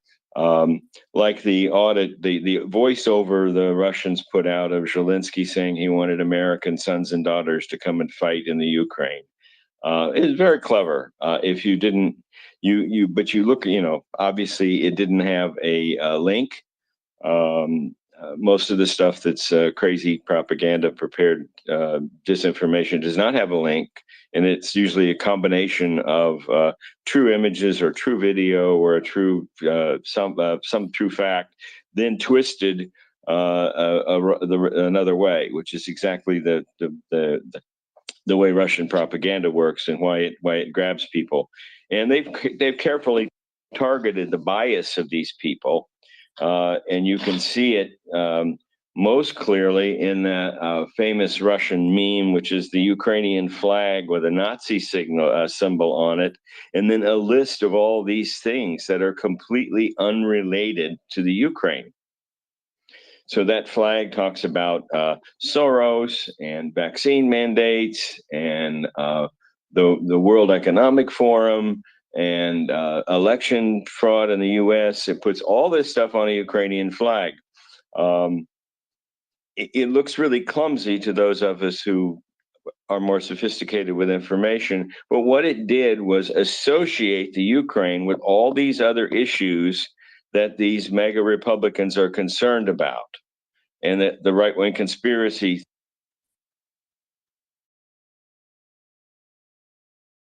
I think I just lost Randy's audio. Can anybody else still hear him? Yes, he is. He received a call. Yeah, Okay. hello? Randy, welcome back. Yeah. That's how it works. And these people, now that's one class of people. Those are just, I call them sometimes to their name after I talk about them with them, it's just low information. And they've just grabbed onto something that they think they can believe in. And that's Tucker's power and why he's been effective. But Randy, can you then tell us how do the people like agitators, one has to call them by now, like Charlie Kirk, fit in? Who supposedly at the very beginning at Turning Point USA were trying to find a way to say work at colleges and the likes, and now by now he is heavy duty, just absolutely heavy duty anti-Zelensky, pushing Russian propaganda, constantly attacking the president, highlighting that supposedly money has been wasted on someone who has been dancing naked as an actor. I mean, seriously. Who Okay, are well, these people? all right. Now there's the Giffers, Marjorie Taylor Greene, Matt Gaetz, Charlie Kirk. They don't care about the truth or falsity of any allegation.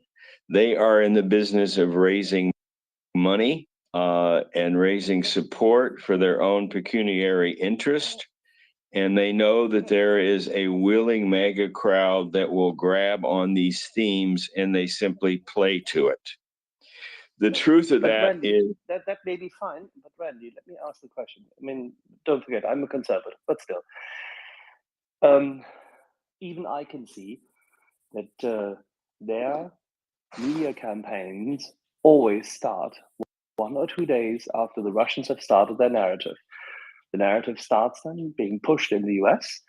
They do this very professionally, but they take only Russian points.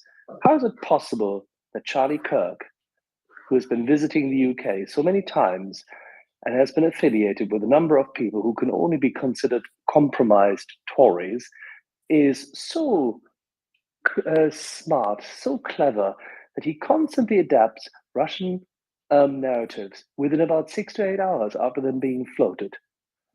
Doesn't that smell like a rat?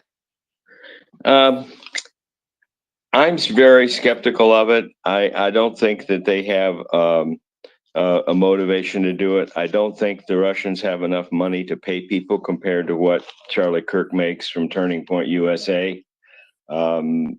They're looking for material and they grab the Russian material.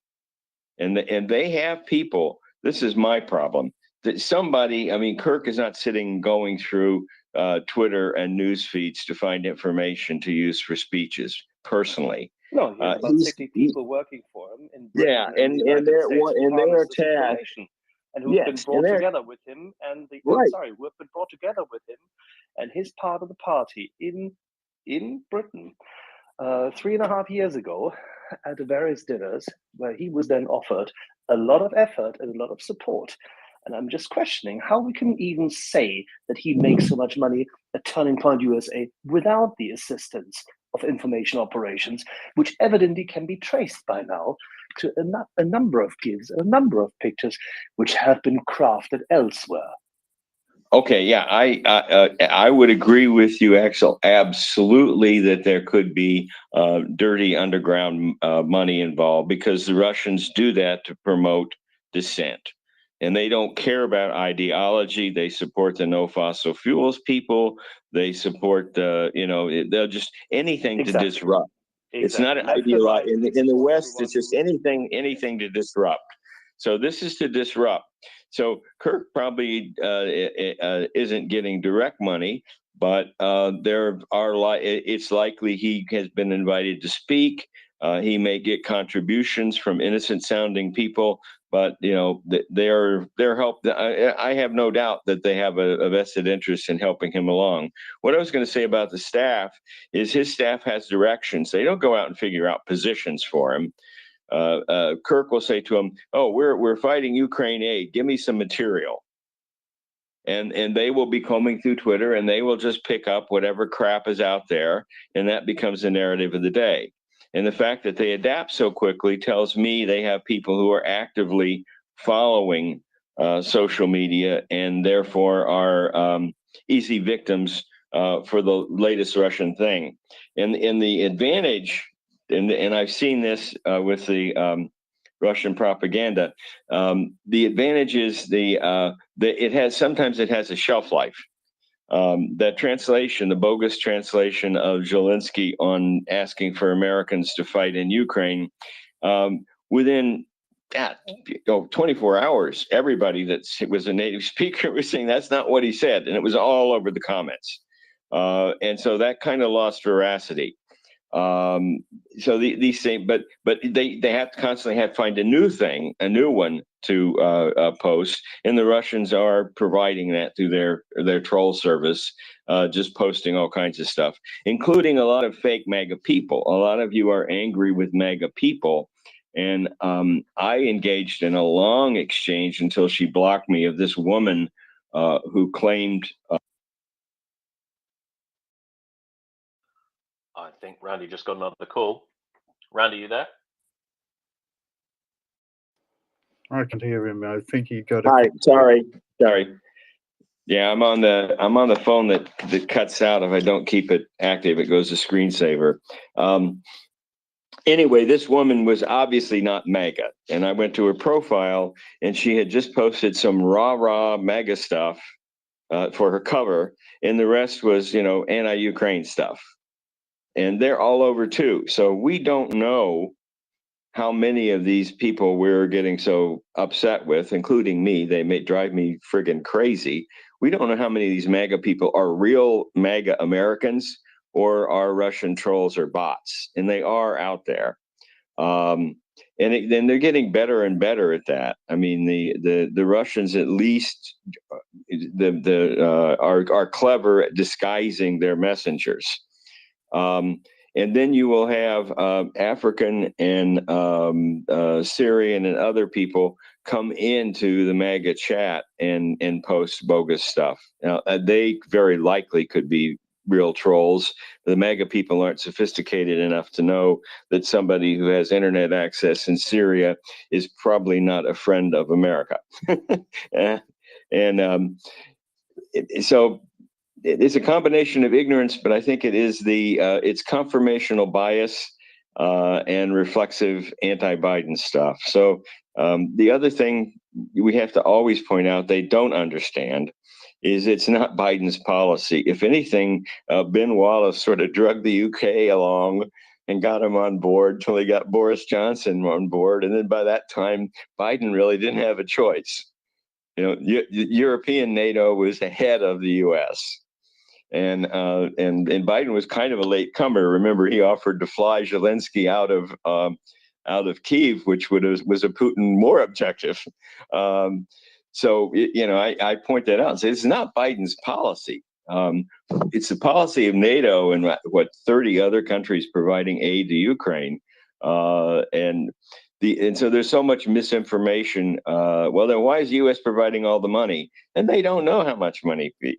As of the first part of December, EU was providing more money than the U.S. until that last U.S. aid package was authorized last year, and they don't even know it. They assume that every time that Yellen comes and announces, aid, that's on top of the 110 or 20 million that's been authorized. They don't know that comes out of the authorization fund, and we've spent, a small percentage of that 120 has actually been spent.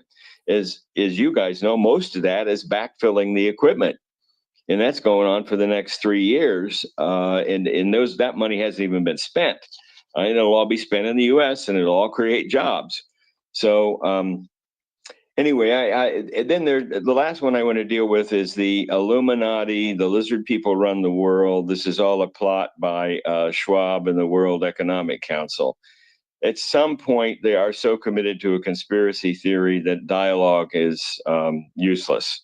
And I will respond to those people with some facts. And if it doesn't stop, then I resort to the NAFO trash posting kind of thing to make them be quiet. But I never start with trash posting because I think many of these people are sincere. They just lack information. And when you can point out after you take them a certain step down the way, one thing I say is Ronald Reagan was instrumental in destroying the Soviet Union. Putin wants to reestablishment, and you're in effect supporting Putin reestablishing it. And you think that's a Republican and American thing to do? And at some point, I think that the fissures start cracking around their preconceptions, and you can reach them. But anyway, I'm sorry I took a long time, but this is what I do: is deal with anti-Ukraine Republicans. Thank you very much, Randy. Absolutely fascinating. I think I do agree with you on the way this information flow works. I think it's a lot more bottom up, and it's a lot more insidious than simply some identifiable key players being directed. I'll give you an example. I'm only dimly aware of who Charlie Kirk is. I don't watch Tucker Carlson, but I do listen to a number of conservative podcasts, including the Lotus Eaters podcast and also Matt Walsh. And something you hear on those podcasts is that every so often a Russian narrative will creep in, and they tend to have two characteristics. Number one, it seems to have come from bottom-up social media, right? It's never a complex narrative. It's something they've just seen on social media, or their team. They all have large teams behind them. Their teams have seen on social media. Be it, for example, there was a segment on the Lotus Eaters Sagan of Akkad quite earlier on in the war about the alleged use of Third Reich imagery by the Ukrainian armed forces. And what had happened was one of his staffers had stumbled upon a load of disinfo on Twitter, a load of photoshopped pictures, and they kind of made a segment out of it where they tried to. It was quite a humorous segment, and they were saying they were finding it difficult to find pictures of the Ukrainian armed forces that didn't have Third Reich imagery in them. It was very, very silly, and it was a little tongue in cheek. But the point was that their analysts, their people who were finding this information, they were operating within a particular bottom-up bubble of trolls who were amplifying Russian disinformation, and they were siloed into that simply because of their political preferences and what the algorithm throws at them. And so that's all they were seeing, right? And I think it's I don't doubt that some key actors are directed and are taking the ruble or whatever, but I think that the wider effect of Russian disinformation efforts are more insidious than that.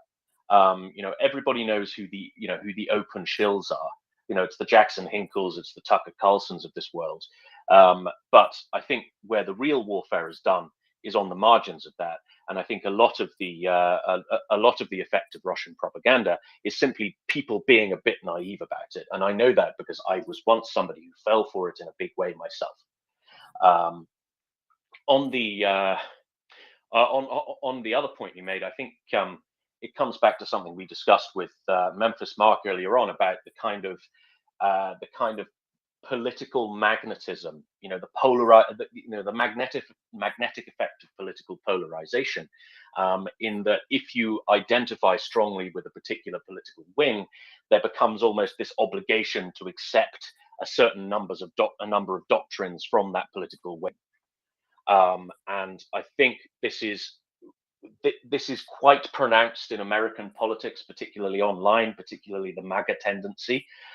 In my own circles, my own social circles are pretty conservative. One thing I have noticed is that these circles have their fair share of loony views. I know quite a few anti-vaxxers. I know quite a few COVID conspiracy types. What I don't really know anybody who's pro-Russian. Right? I don't really know anybody who has fallen for this trick. The closest thing I have is a WhatsApp group I'm in, which has an American MAGA guy in it. And his criticism is that the United States is spending too much money that would be better spent elsewhere. And that's so very easily debunked. As you say, Randy, we're not talking about large sums of money here. We talk about the United States having committed 120 billion, not all of which is spent, a lot of which, when it is spent, a lot of it is simply accounting for second-hand military equipment, which has a nominal value but doesn't really have a real value on the secondary market. We know that because of the private companies who price it and store it, right? There's this Belgian company that has a load of Leopard tanks in storage. A Leopard costs what, $5 million. They bought these things for 15 grand each, right? So these don't, these things don't have a real value in the secondary market. They have a nominal value due to the cost of replacing them. But this does warp the figures when it comes to exactly how much money is being spent on Ukraine. You look at the amount of money that is being spent relative to the size of the United States economy and also the United States budget, and we see, we see the figures are just not meaningful, right? This is this 100 billion is what? It's not even 0.2% of NATO's GDP. These are not from Memphis. Mark, Memphis. Memphis, Mark. Hey guys, yeah, I was listening to everything. I love the spot, and my daughter thought that I would get into an argument with Randy down there because she said, "Watch this," and I can't say that I disagree with anything the man said. So maybe some people shouldn't judge old people. But I one thing I do want to bring up, and I know I'm not a conspiracy guy at all, but one thing it is strange to bring attention away in America on the spending is to have a chemical train spill, then have a train derail in the same area a week later, and then have another train derail, and it didn't cause the problem. To me, that all seems kind of funny. And knowing the way, because my family, to get loading rights and to get certain things done in my local city, I have to be honest, we bought a politician. That's what we did. So if we were able to do that, it just, you know, I don't mean to sound stupid here, but it makes me think that there are inside policies in here trying to get the Russian view through, or conspiracy, something started, if you know what I mean. And I'll shut up now before I sound stupid. Well, I've looked at the NTSB report, which a colleague of ours, Daryl, who is a relatively well-known quality assurance and supervision and testing engineer for one of the main railroads in the US, and who travels around a lot, shared, because it's the public report, not anything inside. But if you look at the report, it gives you the creeps as to the incompetence as well as to the mechanical failures, but it's crew failure predominantly. And that's just what this is. And these things do occur in integrated industrial economies. They do occur more in areas such as the United States, where the rail track is that long and that's stressed. There you go. Just my opinion, just seemed a little strange. Yeah, but stranger things have happened. You've seen, I mean, I can, if you have time, if you dial in when Daryl is back, which is going to be beginning of next week, because he has a whole week of work. We're holding seminars and the likes. But when he's back Monday, Tuesday next week, you should ask him that question. He can walk you through, because it is an essential piece of, how shall I put this? Extraordinary human failure. Yeah. Human error Circumstance. on a very massive level. Yeah. Amazing. I agree. I will definitely do that. And I just want to make you all know. Sorry, Mark. Mark, sorry. I'm sorry to Yes, sir. interrupt. Your audio is unworkable. You're breaking up a lot. I think it sounds like a Bluetooth Oh, issue. I'm sorry. There's a storm coming through right now. Is this That's any much better? better. That's much better. Okay. I have to go stand Perfect. by that. Look, I just want to tell you all you guys that you actually made me look cool in front of my teenage daughter tonight. So thank you, because she's not in the room right now. So I'll shut up. No, Mark, you're cool because you took the time to come up, discuss, bring your opinion, and review it with us, and that's key. Engagement matters. We all learn with each other and from each other. You had 3 teenage girls in here that are all taking their ACTs tomorrow for college, and they're all going to score a hell of a lot higher than I ever did. But they were all in here looking, and they discussed what if they disagree with the opinions that they heard over the last 45 minutes. That God bless you all. Thank you very much, Mark. Always absolute pleasure to hear from you today. You're into music. Is there a famous musician from Memphis? Is it John Lennon? Remind me. Well, actually, to tell you the truth, my family worked with. Well, this is another space, another time. But yeah, I can go back with this little guy named Aaron. I'm sorry, I'm Elvis. What do you know, baby? But yeah, but my family worked in the situation, and we actually have a restaurant on Bill Street right now called Jerry Lee Lewis's. So yes, the Memphis music. Love to speak to you when we don't have to speak about people. I'd love to talk to you. I don't want to change the subject. Absolutely. I'm afraid I have very little to contribute on the topic of popular music, but I know Elvis is from that part of the world, or lived there, or performed there, or something. So I thought I'd do a funny joke because I am extremely funny. Thanks. What Tim is trying to convey to you, Memphis, is that essentially everything after the harpsichord for him is not music. Oh, that's Absolutely. bad. I'm sorry. Oh wow. Yeah, he can't be helped. There are some exceptions. Beethoven, Wagner, possibly Finzi. But no. Apart from that, the death of the harpsichord continuo was the death of music. My friend, let's do a space one night when we have a day or a night that you have a few hours, and please let me enlighten you to a few things around here that you might be surprised that you would like. I would greatly appreciate that. Thank you very much for coming up, Mark. Skyline, you had your hand up. Skyline. Hi, yeah, I just wanted to jump in. Thanks for letting me speak here for a second. I just want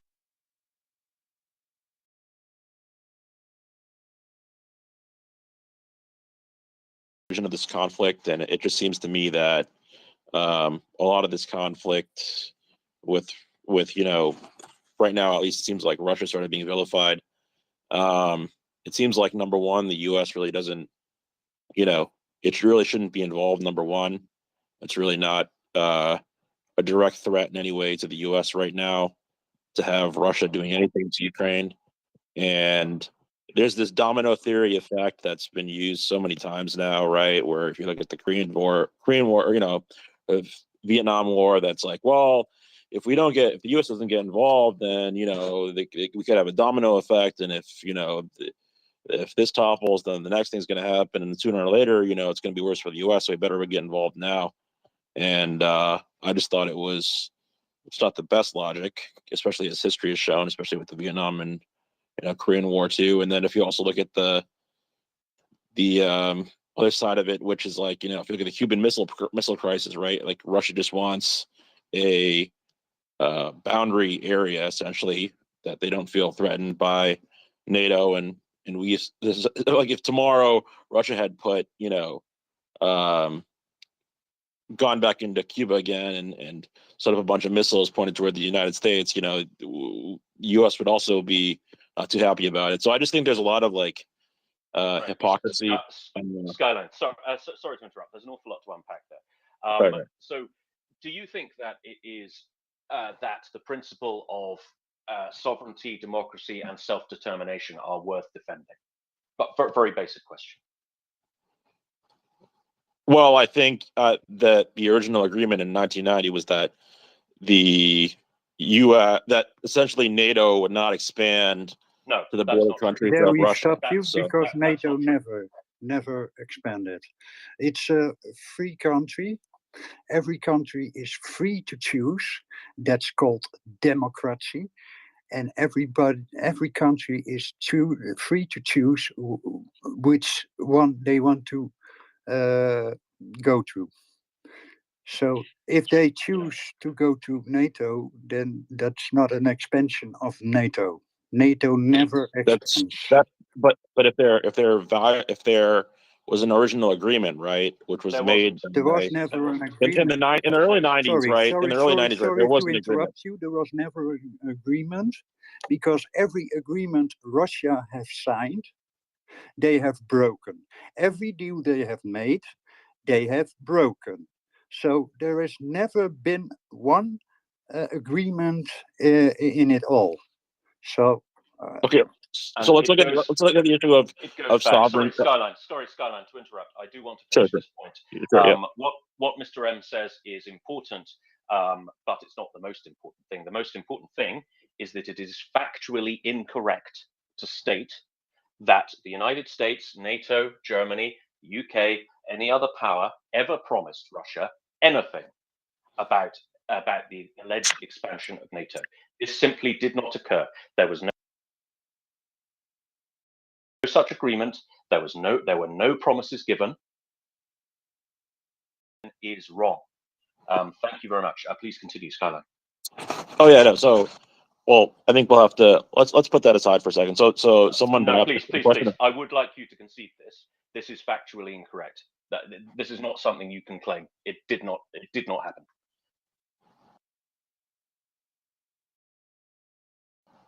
Well, I have to actually go back and look up the exact quote, which was made by the U.S.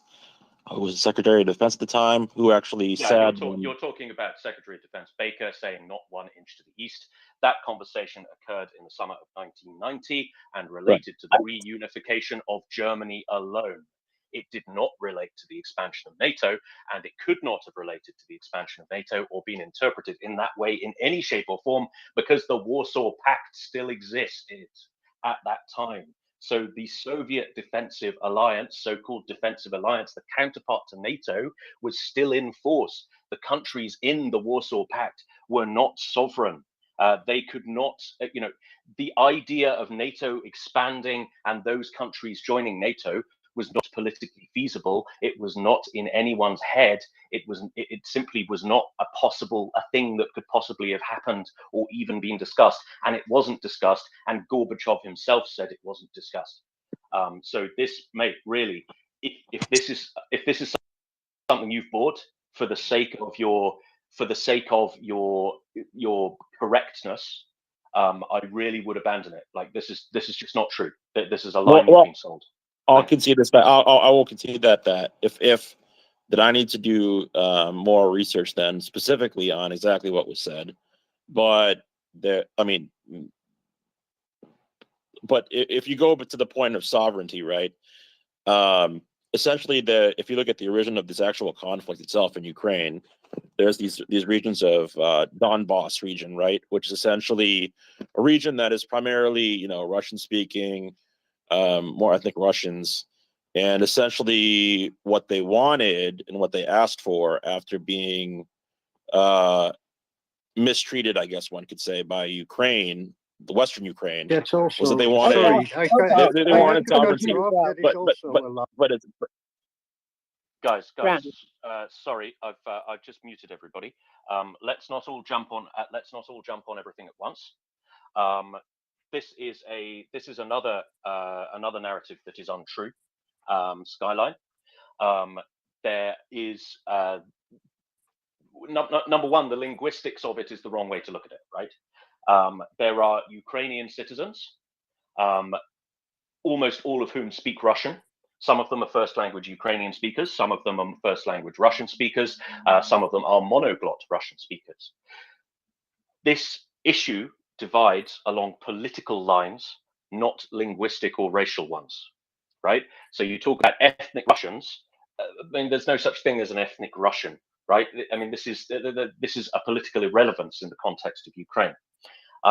What has occurred in the east of Ukraine, in the Donbass, so Donetsk, Luhansk oblasts, is that Russian intelligence operatives have staged provocations and made them look like organic political action by people who actually live there.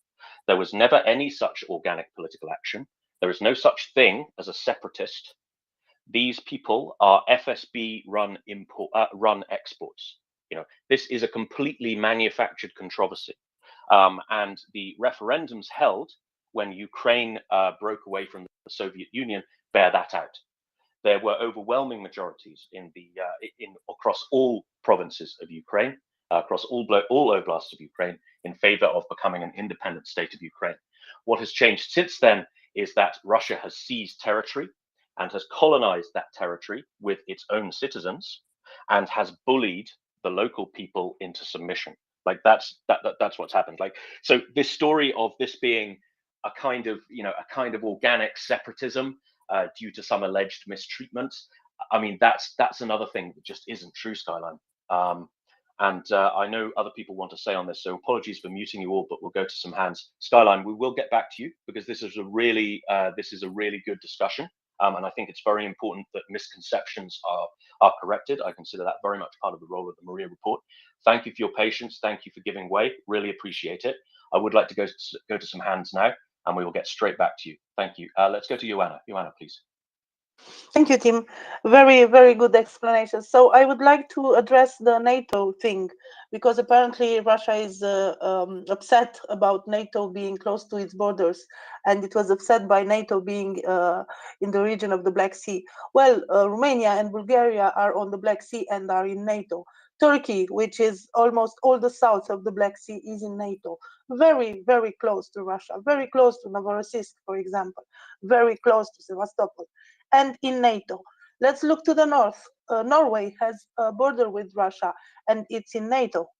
Estonia, Latvia, and Lithuania are in NATO. They have a border with Russia. And for example, the Arctic Brigade that was supposed to be stationed near that region to defend Russia from the menace of NATO in the region. Where is the Arctic Brigade? It is in Ukraine. 4/5 of this. 80% of it, it's in Ukraine. So if they were so upset about NATO menacing Russia, why did have take all the troops and went with them in Ukraine?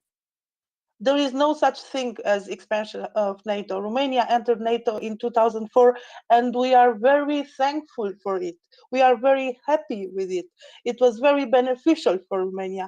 It was amazing. All the population of Romania supports NATO fully, as well as Bulgaria, Poland, and other country in the former Eastern Europe. There is no such thing as a NATO threat. NATO is a defensive alliance, and it's supposed just to defend the country. NATO never invaded anyone, but Russia did invade Ukraine. I'll stick to this, maybe come back later because there are some other hands. Thank you. Thank you, Joanna. Let's go to Will, then Peter B, and then we'll get back to you, Skyline. Thank you for your patience. Will. Thanks, Tim. So I think it is really important, as you've done, to point out errors in fact, but there should also be a discussion of errors in logic. And with the discussion laid out by Sublime earlier, conflating issues like Vietnam, the Korean War, and then the Cuban Missile Crisis to just say that Russia is just looking for a buffer area is essentially saying, I want to give genocide a safe space, right? Because here's the thing. Genocide is going on after Russia invaded Ukraine. It is a fact. It is a provable fact, and it will be proven in The Hague at the end of the war, is my firm belief. So if you believe that Russia deserves a a safe space around it, every place it defines a safe space, it's going to carry on doing what it's always been doing, which is slicing up countries and areas next to it by claiming that there's a group of people there that they need to protect, and then they move in and they take over, and then they move to the next country. Transnistria, in particular, is a great example of where's next. If Moldova, if what they're attempting to do in Moldova gets completed after some imaginary win that they'll have over Ukraine, it's just it's farcical to even talk about giving Russia any buffer zone, because it is a genocidal invader of its neighbor, and it needs to leave Ukraine immediately and then deal with the fact that it's crimes against humanity. That's the bottom line. Thank you, Will. I think there's some very good points there. However, I would say that Skyline is half correct in that Russia does seek a buffer zone, right? And what we know is that this will constantly, they will commit genocide in that buffer zone. But it is this feeling of strategic vulnerability is very, very deeply ingrained in Russian geostrategic thinking, simply because it's true, right? Russia is an extremely large country with a relatively small population and is impossible to defend. Therefore, Russia has this odd view of borders, and it has these strange ideas of what a border is. They think it's something they should control both sides of, rather than simply being in a line in the sand where the authority of Russia ends, right? And this is very, very ancient thinking in Russia, and it creates the concept of nashi, ours. This idea that Eastern Europe is their playground, and they have an absolute right to it, because controlling it is vital for what they see as their own security. And we saw the symptoms of this all the way through history. Not just in this recent invasion, but you go back to the Prague Spring of 1968, when it looked like the communist rule in Czechoslovakia, or at least hardline communist rule, was starting to wobble. The Politburo of the Czechoslovak Communist Party was summoned to Moscow, and Brezhnev laid it out to them. He said, "Look, none of this is yours. You just live here. You are in our space, and that gives you a duty to Russia." Right? This is we would call it imperialistic, but it's more than that. It's imperialism and paranoia, and this sense of right that doesn't exist in any system of strategic morality that a Western country would understand. And we saw this. I had a conversation with a chap called Dr. James Scher, who is a very seasoned Russia watcher. He lives here in Tallinn. He works for the Estonian College of Defense Studies. He's also ex-Royal United Services Institute. He's a British academic. He's also a Russian and Ukrainian speaker, and he's also in the Valdai group. So he is in the he was a member of Putin's sounding board. So Putin has a kind of a committee of his enemies called the Valdai group, who he uses to kind of get a realistic picture of what the rest of the world thinks of him and thinks of Russia. And Dr. James Scher is in the Valdai group, or at least was. And something he told me about was a conversation he had with, I believe it was Alexander Dugin.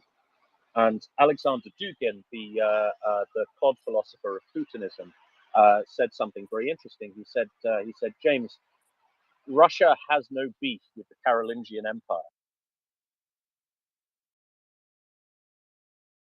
And fourth political idea notwithstanding, basically Russia wants its space, and it feels it has an absolute right to its space. And beyond that, its ambitions are fairly limited. I'm not sure if that's true or not, but it does at least make sense, especially coming straight from the mouth of Dugin.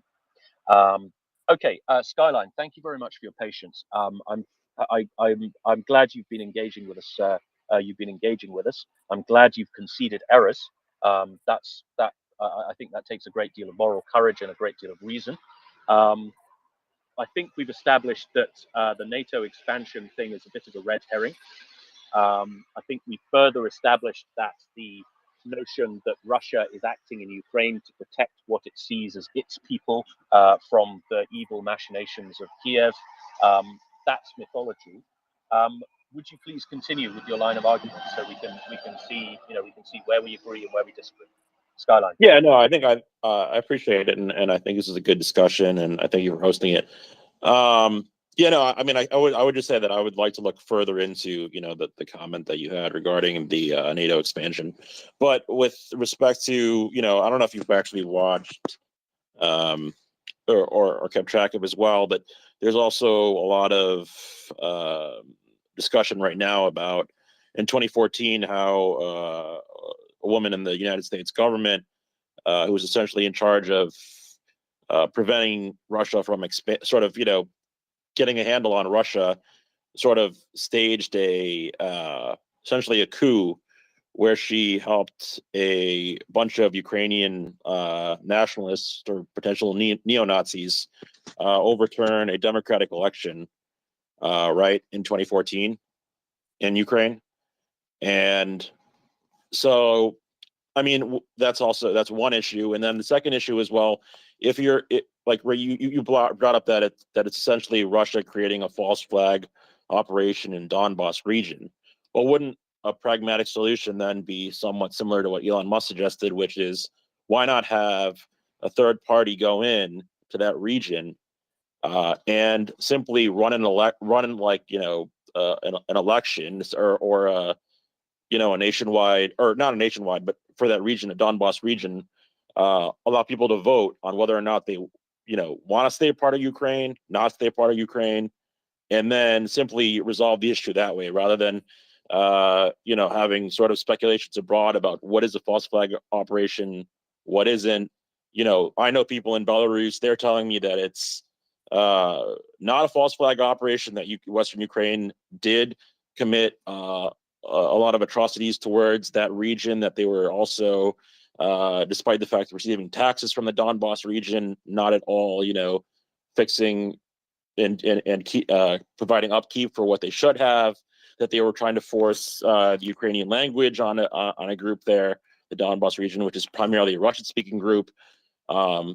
So those are the 2 points I wanted to bring up. One, the issue of the sort of forced coup in 2014, as well as the secondary issue of, well, if you're proposing that sovereignty is the most important thing, well, then why not give that region the opportunity to just vote with the, with a third party moderating it, and then have everything decided there. Otherwise, one could go back and forth speculating, oh, well, this is actually a false flag operation by Russia, and then someone else will say, well, no, not in fact. In fact, it's the opposite. It's the West who's the one who's provoking this, and then so on. So wouldn't it just be most reasonable at this point to have a vote or election there, whether or not they should be emancipated or allowed to leave Ukraine?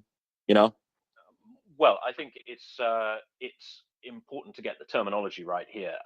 Leaving Ukraine is not an emancipation. If the alternative is to join Russia, who will then genocide you.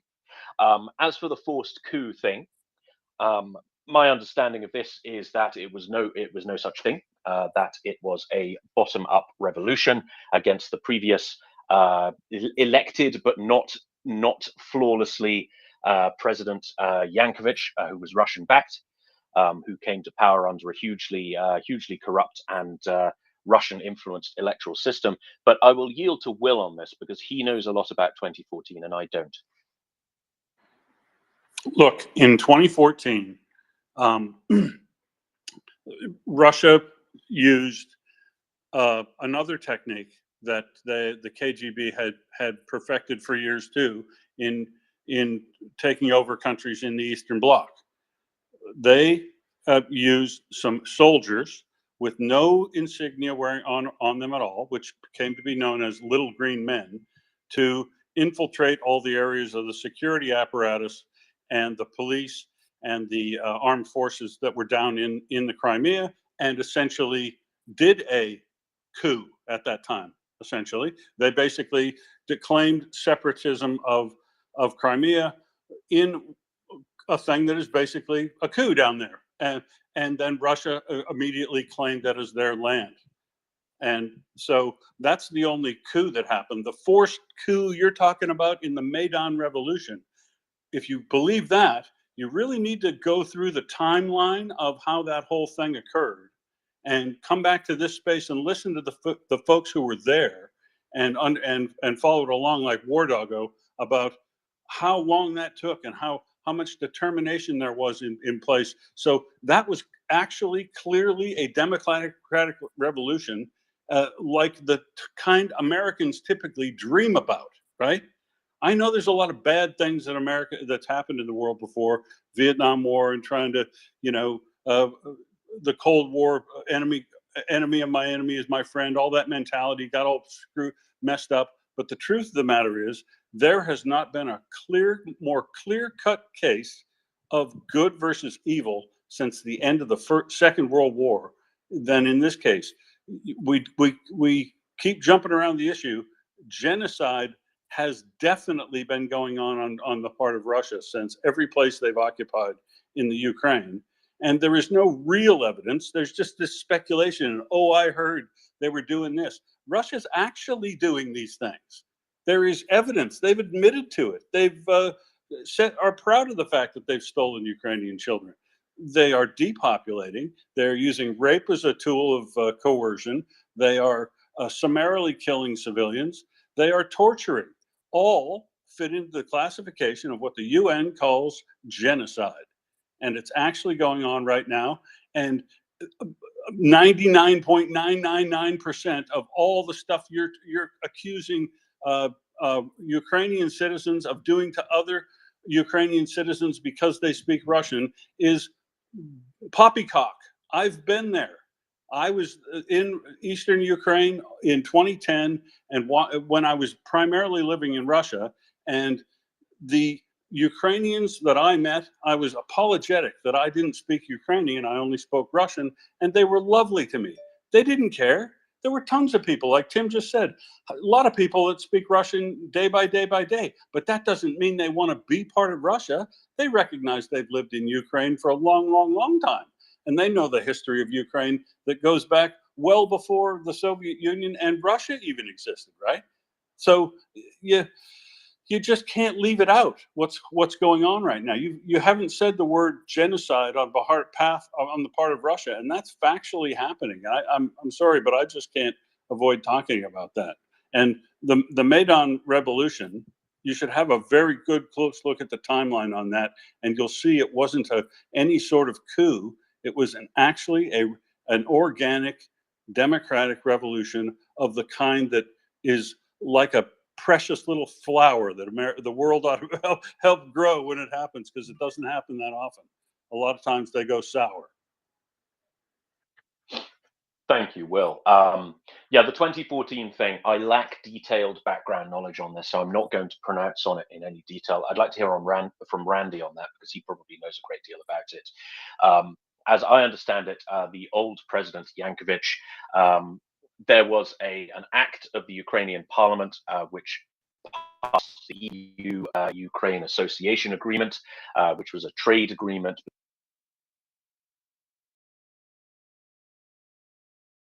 Yankovic on orders from Moscow, because he was not quite their puppet, but he wasn't not their puppet either, then refused to sign this agreement, and this triggered the Maidan Revolution. But I would like to hear from somebody with more background knowledge, because I'm a bit outside my wheelhouse here. How about you, Anna? You've got your hand up. No, I won't give the details about Maidan. Of course, it was about that law, and it started in November 2013. People were demonstrating for 3 months. It wasn't a coup for a day or something like this. They were staying there for 3 months in order to make it change the law, because there were promises about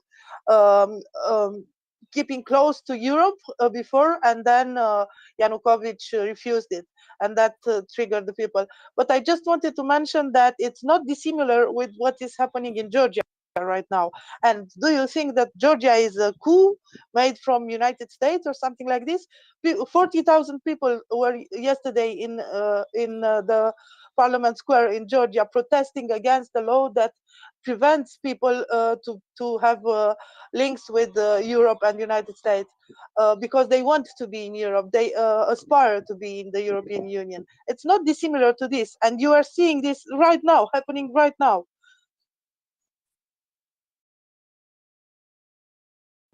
Absolutely, and I think that's important. Before Maidan, there was a feeling, in a fairly widespread mainstream feeling in Ukraine, that Ukraine could kind of be in both camps. So it could have its association with the European Union. It could also have a close relationship with Russia, and it could kind of have both worlds going on. That's it. And I spoke to a number of people. I spent Skyline, you may not be aware, I spent a month in Ukraine earlier on this year, where I was going around interviewing a lot of the key players in Ukrainian politics and society on behalf of the MriyaReport. And a fairly common theme among the politicians that I spoke to of a certain age, so people who were active in politics before 2014, was that, yeah, there used to be this kind of duality to Ukraine. They felt that they could exist peacefully in the middle, and they could have their shall we say, cultural benefit of cooperation with Russia, and they could have the economic benefit of cooperation with the West. And provided everybody played nice, it would all be fine. And that could be Ukraine's place in the world. This was absolutely shattered by Russia's actions in 2014. Moscow made it very clear that no, Ukraine is in our camp and our camp only. We will not tolerate any movement westward. We will not tolerate this EU-Ukraine association agreement. We won't tolerate Ukraine moving towards the European Union, moving towards the West. Ukraine is, as I said, nashi. It is ours. It has a duty to Russia, and the relationship between the two is necessarily imperial. It is not one, it is not one of brothers. It is not one of equals. Ukraine is Moscow's subordinate, and that's where, that's where he must, that's where she must stay. I'd like to go to Randy, and then we've got a couple of other hands. If they're on topic, 122 and Peter B, I'll go to you. If not, I would appreciate you waiting. In the meantime, Randy. Hi, I recommend a website called bitterwinter.org that gives all the facts. Yakovich realized after the demonstrations he was in trouble and that Parliament was going to call for an election.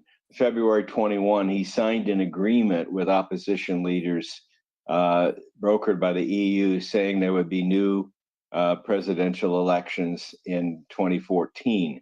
After he signed that agreement, knowing he was in trouble and he had embezzled a lot of money and lived in a big gold-plated palace, he fled to Moscow.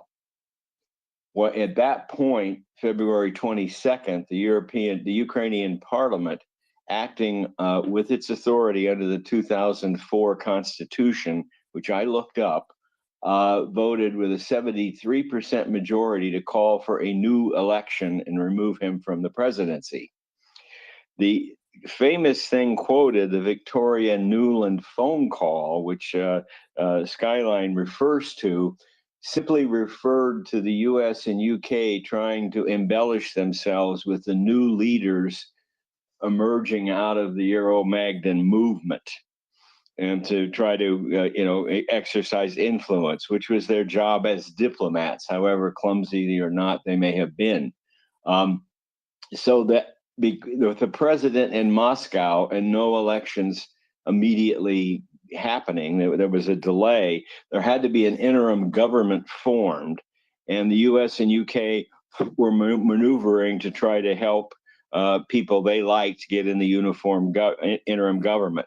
Obama bragged that they had a role in setting up the government in Ukraine, but he was referring to the interim government that only sat there for a matter of weeks or months before the election.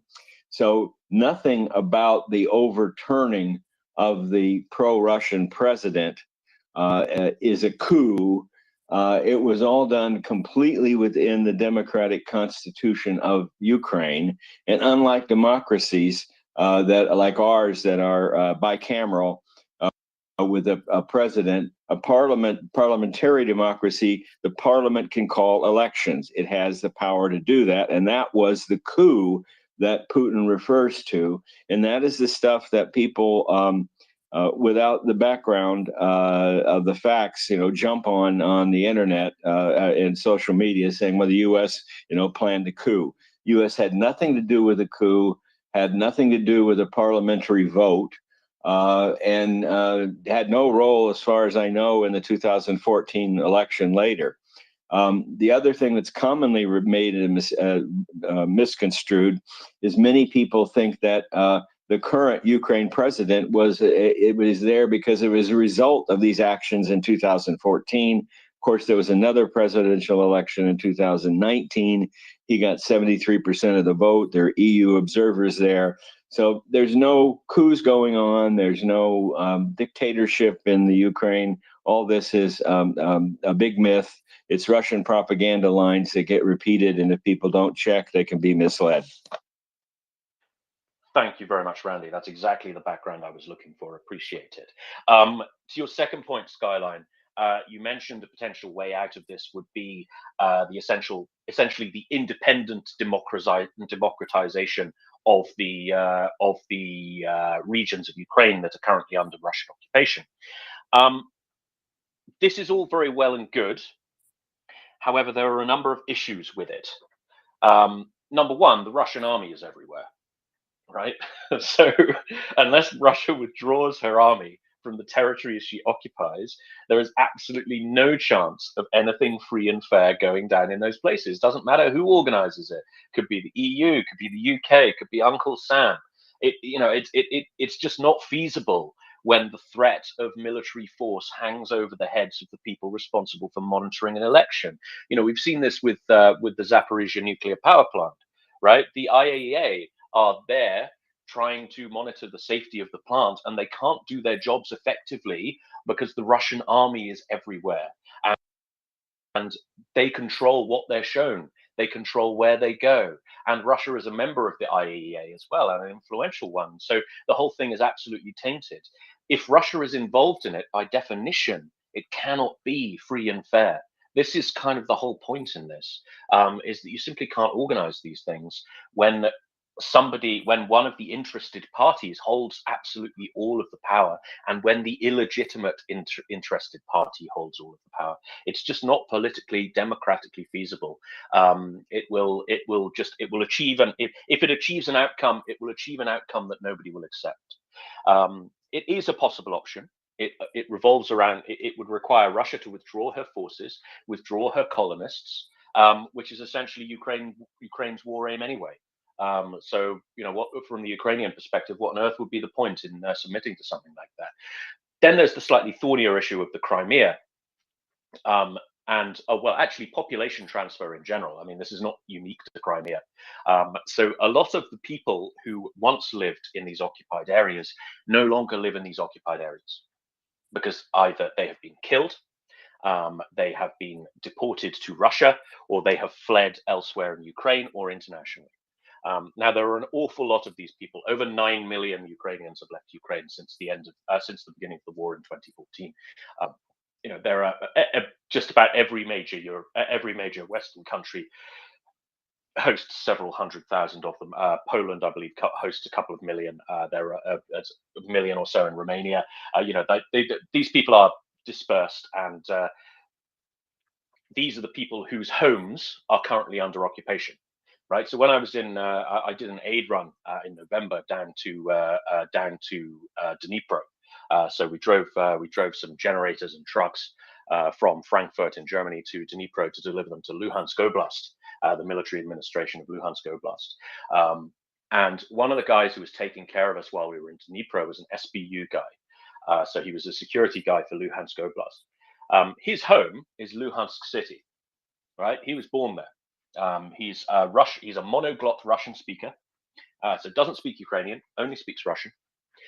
He was born and raised in Luhansk Oblast, and he left in 2014, and he has not been back since, because he is not politically reliable from a Russian perspective. So he would almost certainly be imprisoned and possibly be killed. And he's just one guy. There are millions of people like this. So the extent to which anything democratic can be achieved in the occupied areas of Russia is questionable for three reasons. Number one, the Russian army controls them. Number two, a lot of the people who used to live there no longer live there, right? So the people whose homes these are, they are no longer able to live in their homes because the Russians would kill them, or at least imprison or deport them. And when I say deport, I don't mean sending them to Poland. I mean sending them to concentration camps in Russia. And number three, a heck of a lot of Russian Federation citizens have been moved into these places. This is especially true in Crimea. I can't remember the exact figures, but it's something like 2 million citizens of the Russian Federation have been moved to Crimea since the occupation began in 2014. Right. So, in the presence of these conditions, the things that Elon Musk have suggested could happen to resolve this cannot happen in an equitable way. I hope that answers your question. I see Peter B and 122 have had their hands up for a long time. I would like to go to Peter B and then 122. Then we'll go back to you, Skyline. Thank you, Skyline, for your patience. I appreciate it. Peter B. Hey, thank you for allowing me to be part of this space. I'm so glad to be here. I just want to mention one thing about Nazis. The funny thing about Nazis and how our concept has grown from them, about who they are, what they were, was, guess what? They're all German. If you weren't German, you weren't a Nazi. You gotta be German to be a Nazi. It's pretty simple. Or It's not like you can't be anything else. You have to be German to be a Nazi. That's where the concept comes from. World War II. There are no Nazis like outside of Germany. It's not possible because they're in the master race, right? So that's it. Okay. End of story. Peter, it's a good point. I'm sorry to interrupt, but this is slightly off topic. I mean, we can have a conversation about this a bit later on. Appreciate you coming up. Always nice to hear from you. Let's go to 122. 122, thank you for your patience. No, thank you, and thank everyone. Thank you to everyone that's putting out, these counter arguments so eloquently and really good. It's a real joy to hear people present this with a lot of patience. I would like to add as well, because we know how we all feel here about all these things. I just wanted to add, from our perspective as Swedes, one point of proof to, or counterproof to this, NATO expansion. Why do you think Sweden all of a sudden, out of the blue, want to join NATO? A country that's been against NATO to join NATO for a very, very long time, all of a sudden, for some reason, wants to join NATO. I'll tell you why. Because Russia invaded a peaceful country, and we realized they might as well do this to us. So that is the way NATO is expanding, or rather not expanding by free will, by force, because Russia is forcing the hand of all nations around it. We don't want to be invaded by Russia. We want to feel safe. We don't feel safe with an uncontrolled Russia as a neighbor. So to anyone that doesn't live in the region close to Russia, we don't feel safe with them around Ukraine right now. So this whole thing about, NATO expansion is just, sorry, I get just so frustrated because it's, to us, it's really obvious what's going on. And it just gets really frustrating. So Russia is not leaving Finland and Sweden any choice to,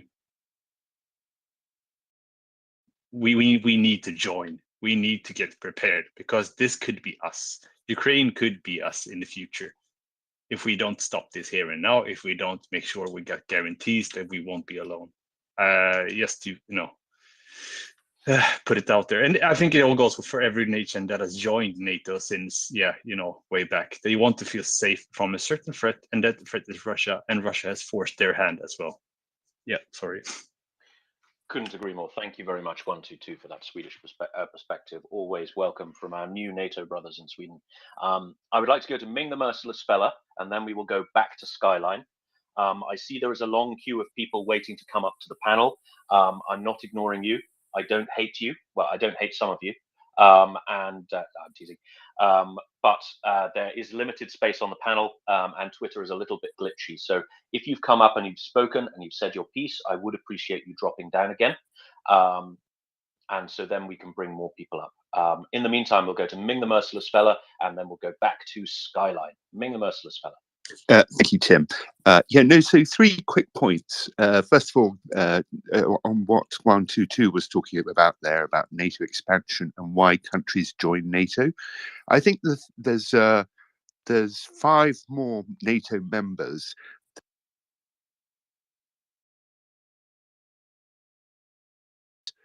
So Belgium, Netherlands, and Luxembourg, and Denmark and Norway. And they all joined NATO in 1949. Now, they'd all long been historically neutral countries. And they joined for a very specific reason, since each one of them was invaded either twice or once in both world wars. And NATO, throughout its existence, no NATO country has been invaded. So there's a very clear motivation for countries to join NATO purely for their own security. Second thing is regarding the idea of having a vote, holding a referendum in the Donbass and potentially in Crimea.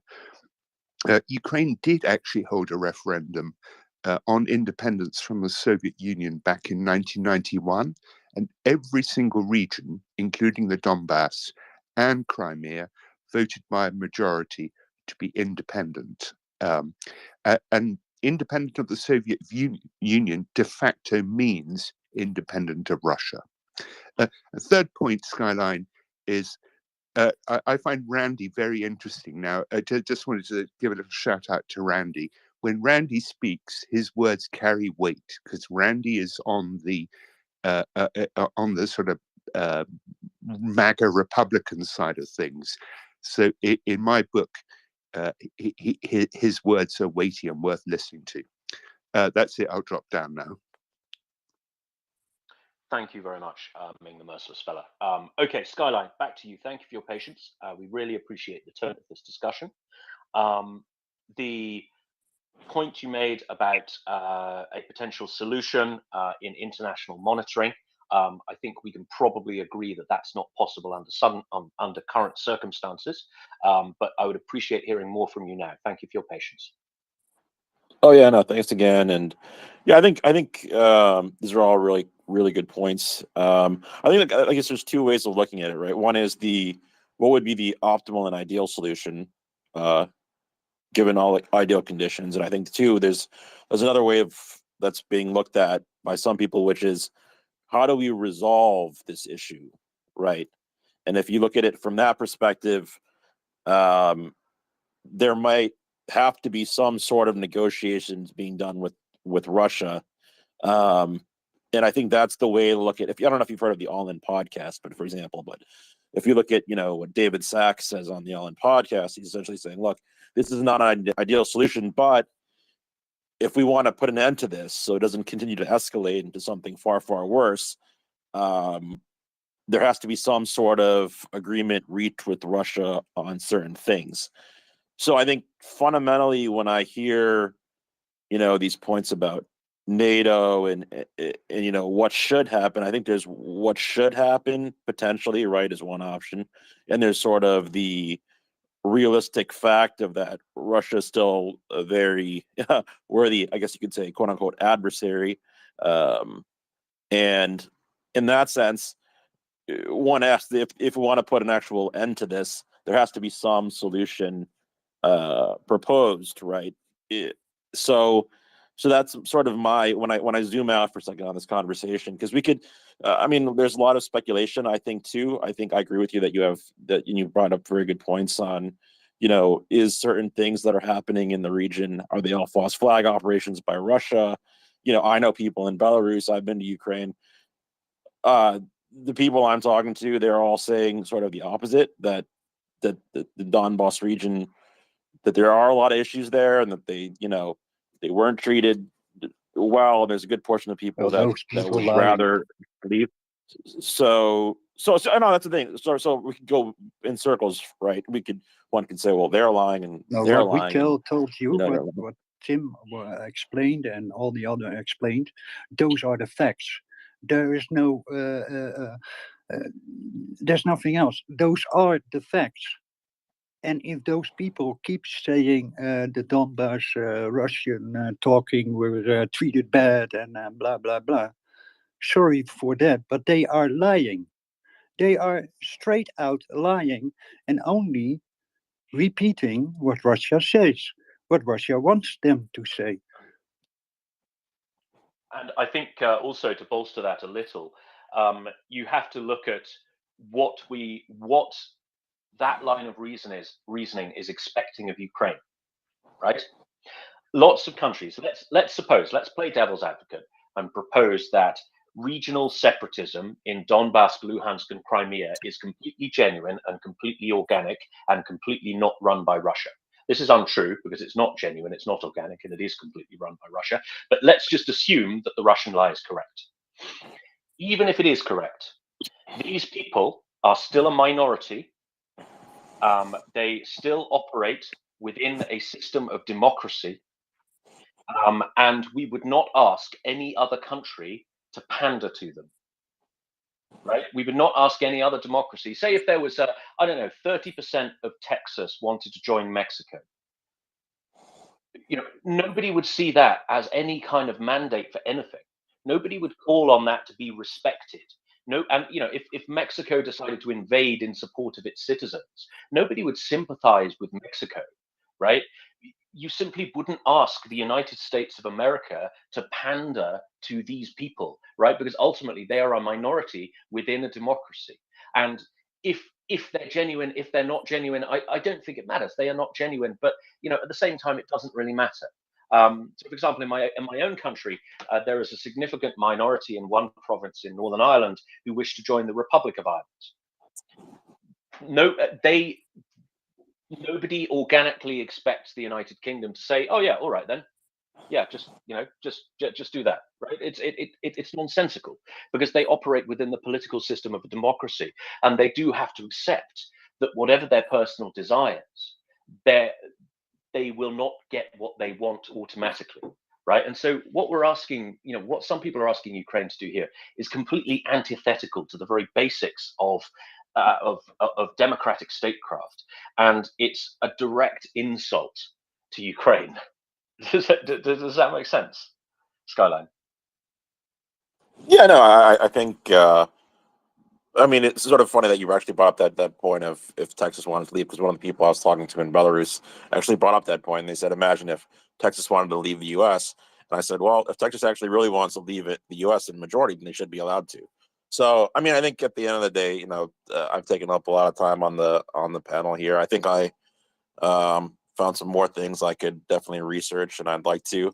But I think there also has to be a lot of fact-finding missions that go on, because I think for us to really have get to the bottom of this, then there has to be some way to really discern, what's factual from conjecture, etc.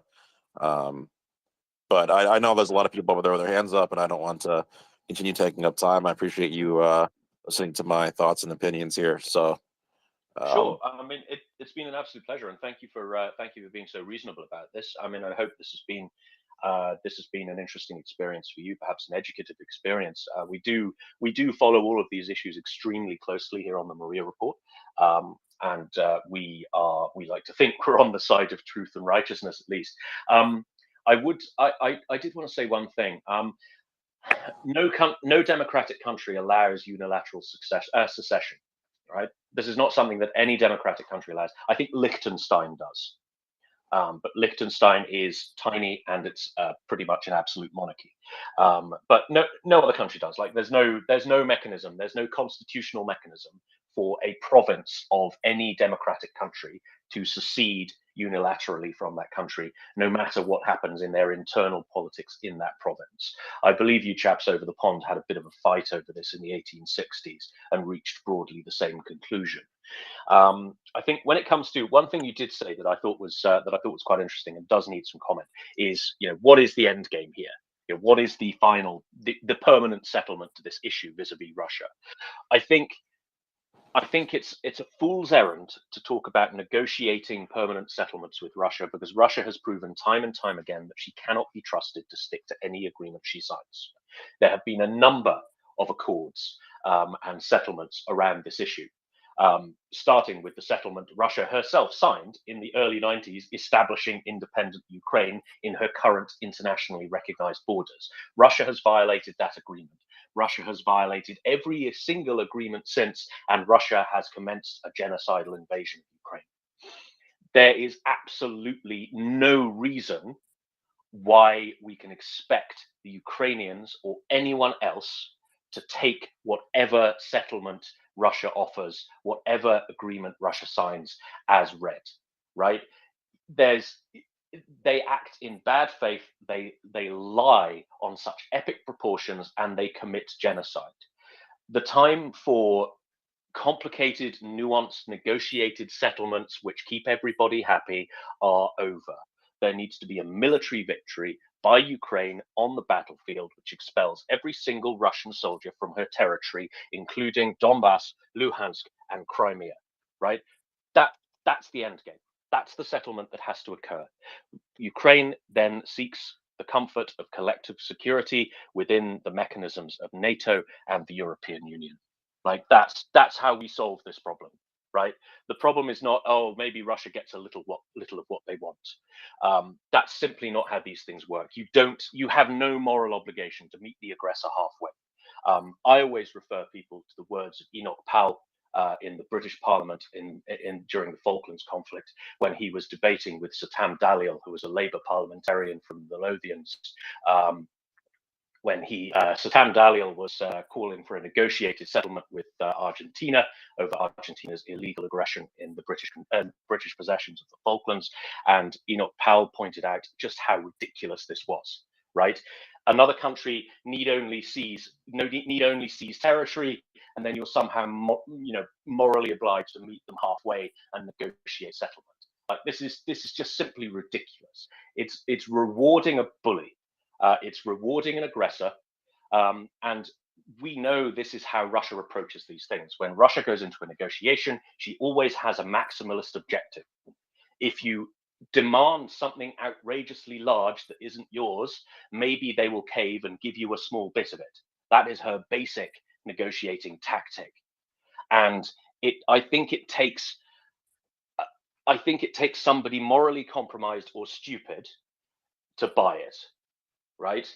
And this is not me calling you morally compromised or stupid, Skyline. I think it's a question of some people just haven't thought this through, right? What Russia has done here is so monstrous that there cannot possibly be a moral obligation on anybody, least of all Ukraine, to compromise with her in any fashion. So this issue gets solved on the battlefield by Ukraine winning.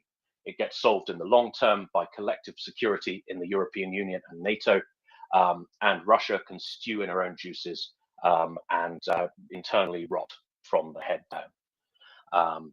That would be my take on that. I see we've got a few hands. I think Jens was first, then we will go to Albion and then to David. Jens. Yeah, good. What is it? Good afternoon to everybody. There's been a lot of thanking for patience.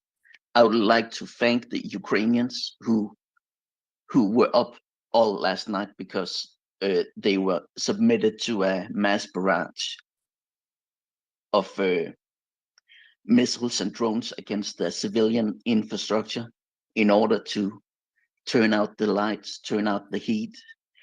I think that the call for monitored elections is at best naive, at worst, I don't know. But the thought of monitored elections or referendums in Mariupol, I think it would be like calling for monitored referendums in Auschwitz or Jewish ghettos during Nazi Germany. Last summer, we saw how Russia conducts so-called referendums in the occupied territories. And I think they at best could be described as complete farcicals. I think,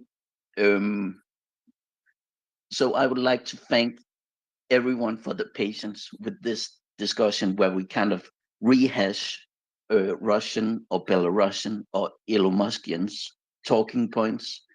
The best way to resolve this thing is to disinvite Russians from Ukraine's territory. Either they can just turn around and go home, or they can, get killed. I think that's just the most realistic solution. I found this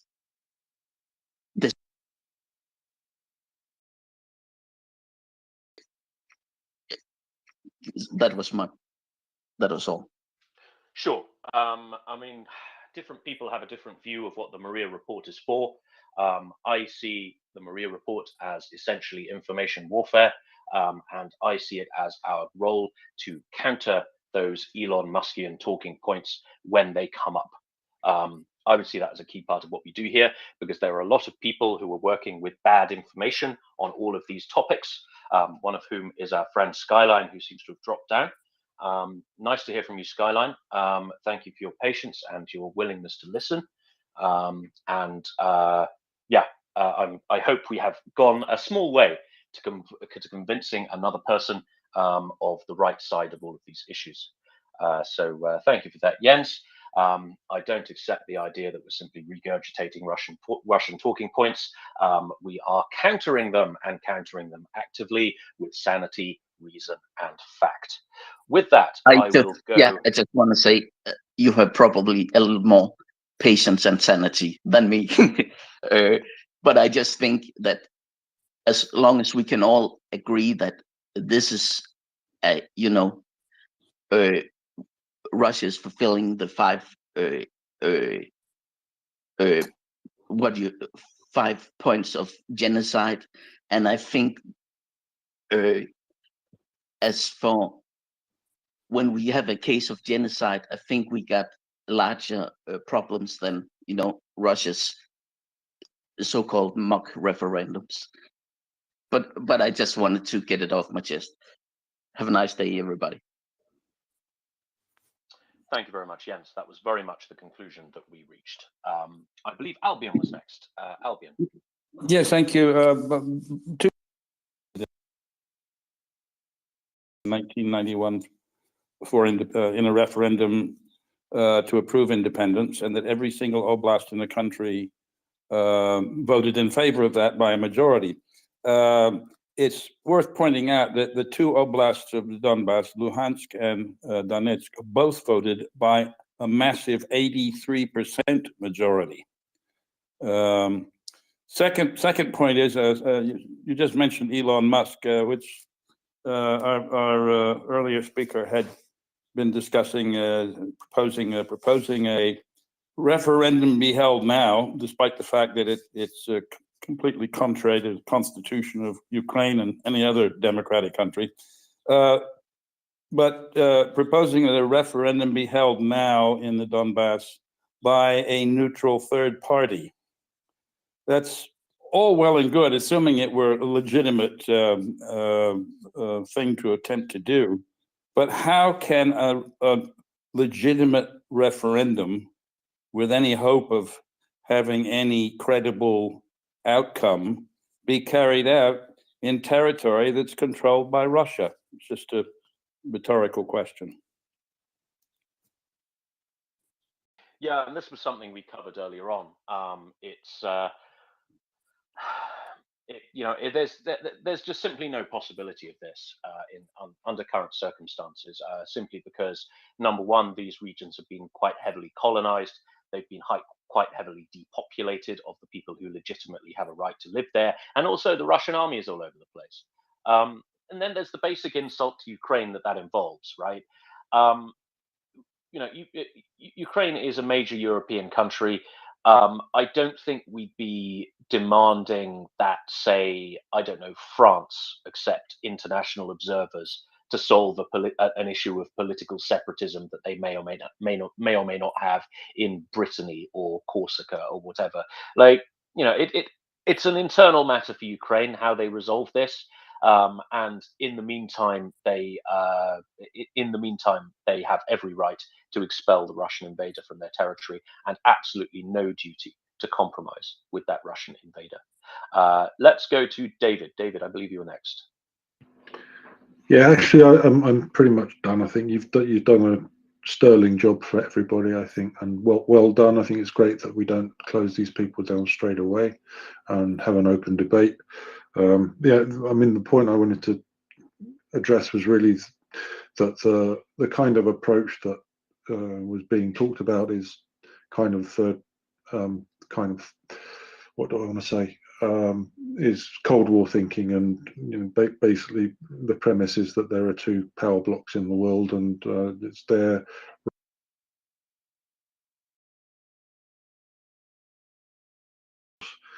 negates any agency on the part of Ukraine and assumes that there was no agency on the part of all of the new members of the European Union and recent members of NATO too. So yeah, I think we're in solid agreement on that. So I don't think there's anything further for me to say there. Thank you, David. Florian, welcome up. A short remark on this question, when you can leave a country as a province or not. That has been comprehensively answered in the question of the breakup of Yugoslavia. You can leave a country when massive human rights violations happen to you and the majority is in favor of leaving, while you have to respect the human rights of everybody, also the minority is not in favor of it. There was a commission of the heads of most larger EU states, head of constitutional courts, run by a French guy called Badinter. It's called the Badinter Commission. And its opinion that you can leave as a province, a country, once because of massive human rights violation, and a majority is in favor, while respecting the human rights of everybody else. That's why the EU insists on this minority treatment so much, is acceptable. It's very, very narrow. And this opinion was upheld, and Yugoslavia went to the court, the International Court in The Hague in 2002, and sued various lawsuits against the Kosovo War and other things. And the Hague courts upheld the Badinter opinions from 1992, because that gave the legal grounds of the, at the time, European community to accept, for example, the independence of Croatia, Slovenia, and Bosnia-Herzegovina. And if you see and this is the same thing. So you have to have a referendum that respects all human rights, the democratic opinions, and so on. So it's very, very narrow. And that would, for example, not apply to Corsica, because the French state is not massively disenfranchising the Corsican population of its human rights and its democratic rights. Or the same to Scotland, or to Catalonia, or to whatever, the Bavarians. Yes, that was not the point I was making. This right may exist in, the hallowed theories of international law, but no country incorporates it into their constitution, and no country has a formal mechanism for unilateral secession. What you're describing also is not unilateral secession, right? Yeah, no. But that's why there is a very narrow case when you can go against your own constitution of a country, because Croatia could not unconstitutionally leave Yugoslavia. It could not.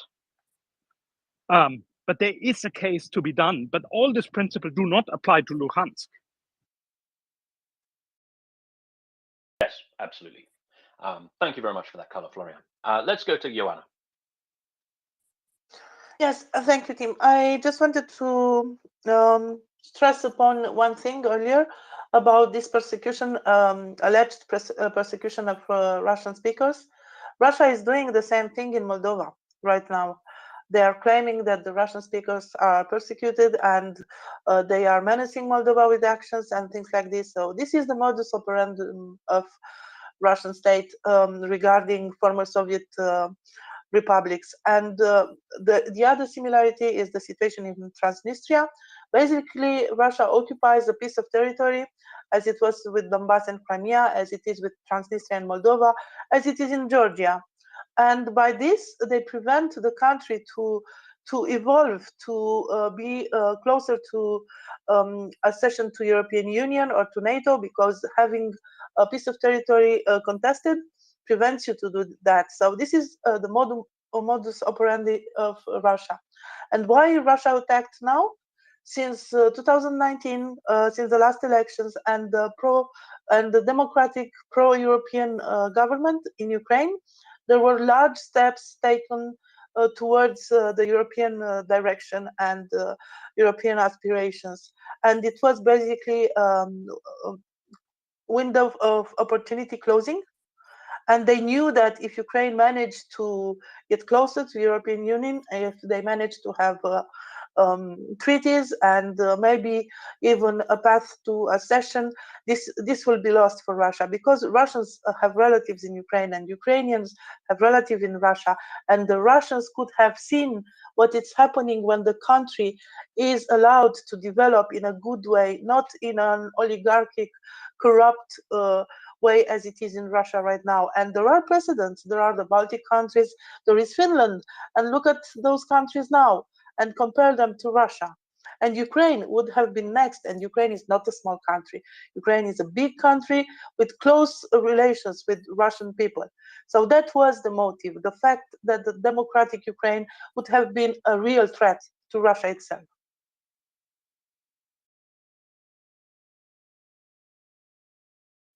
Thank you very much, Ivana. Let's go to Florian. Florian. Yeah, exactly. Joanna put up my point. Russia is now inventing this suppressed majorities of Russian speaker, and that's why it has a right to succeed. It's taking up the legal arguments from that time. It's also taking up the legal arguments in the Kosovo War, and said, right, that's why they can do what they're doing. But of course, it's a full misrepresentation of the factual situation. It goes back to what Mr. M said. What are the facts? It's a factual situation on the population that matters, and not some construed legal arguments. Absolutely, couldn't agree more. Let's go to John Bush. John Bush, welcome to the panel. Yes, thanks very much. Really excellent conversation over the past hour. Thank you very much. I'd like to talk a little bit about the concept of this peace proposal. Now, I view this as the most dangerous misunderstanding in Ukraine, because the vast majority of people around the world don't know the full details in Ukraine, and they will just see, yeah, let's have some peace, let's have some negotiation, la la la. Of course, this is ridiculous, and I'm sure everybody on the panel here knows all the details. However, I would like to add one thing I haven't heard on the panel suggested. That is, before I just say what the suggestion is, the obvious question with peace, what does peace mean? Well, it means imposing peace on Ukraine by denying them arms. So peace basically means peace between Russia and the West. So that doesn't seem to be a starter for me.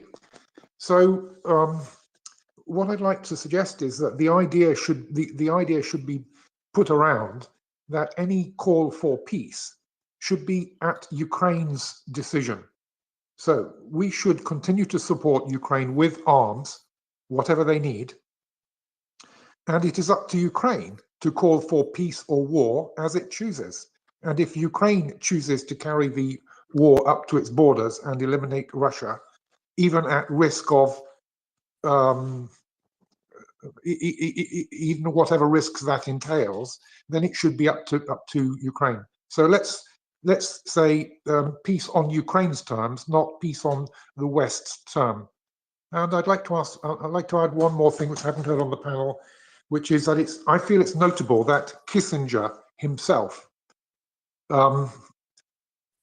proposed the peace solution or something similar to it. I think it was related to some sort of promise not to do NATO. But Kissinger was kind of on the side of coming to some sort of negotiated thing.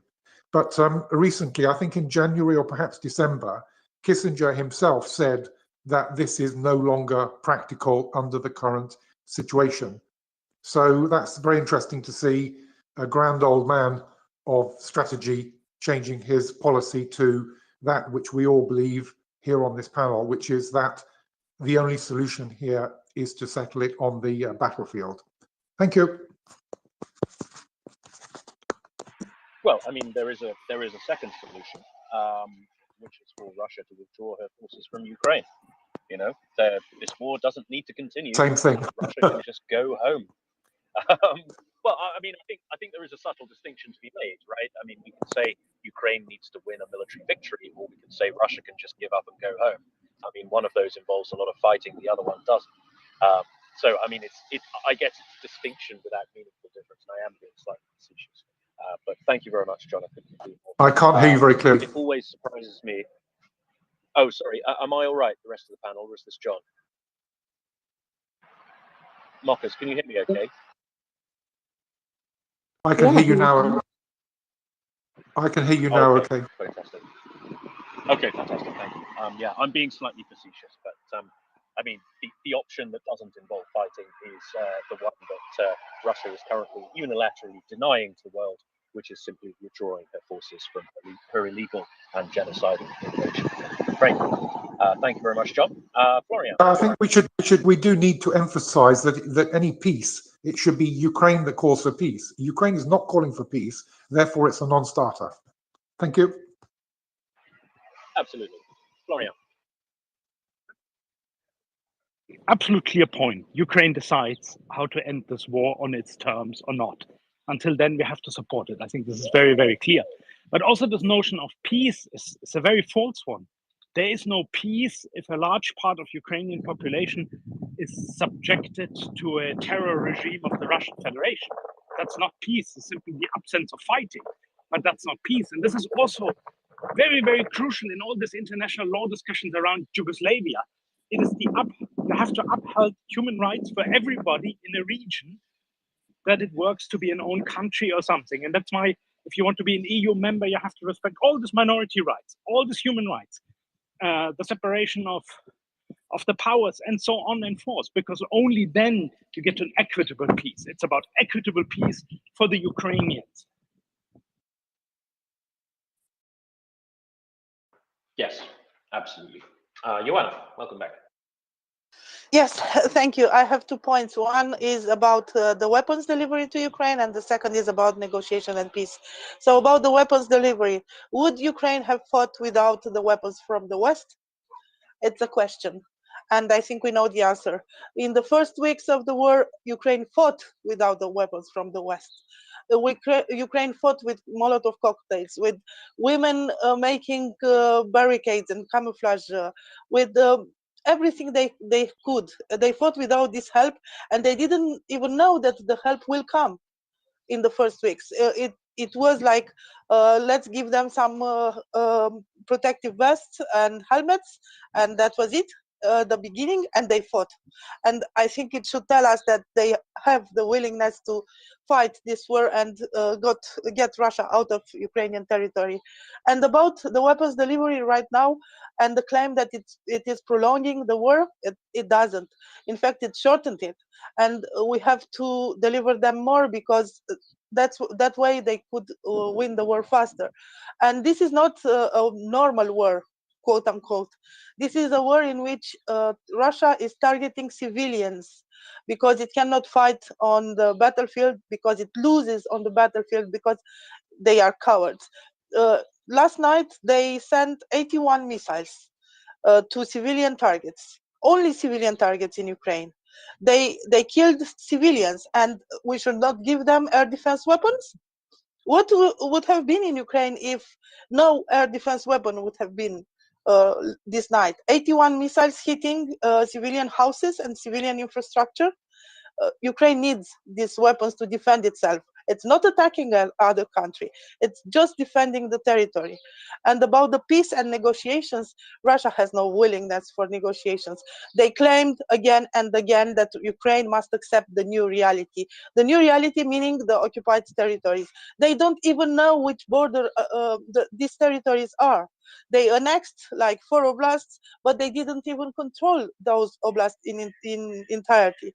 So what Russia does? Russia invades, takes some terrain which is not theirs, and then they want to negotiate and maybe cede a little bit of this, but they remain with something.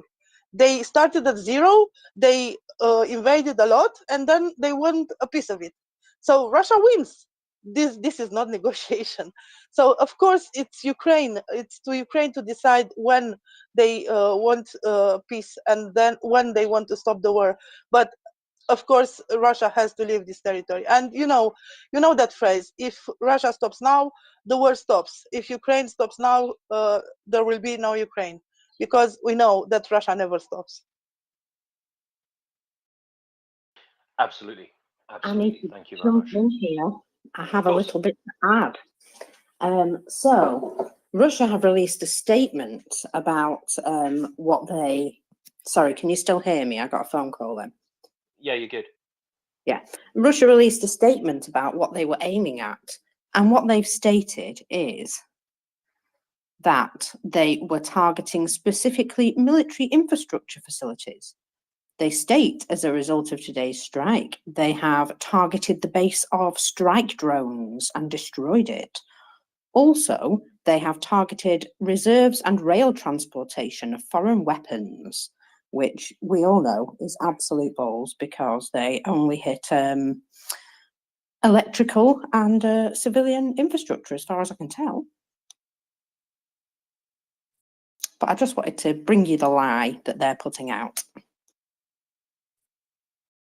Could you run through the lie just one more time, please? Yeah, certainly. So they've stated that they have destroyed a base of strike drones that Ukraine have been building, which is rubbish because they're building them all over the place, so they don't really have one base. And they have disrupted the transfer of reserves and rail transportation of foreign weapons. So, you know, that's what they're stating, that it was all military type targets, which it clearly wasn't. Interesting. I mean, I think it's interesting that they feel the need to lie about this as well. I mean, it does smack of a certain drop in their level of confidence, right?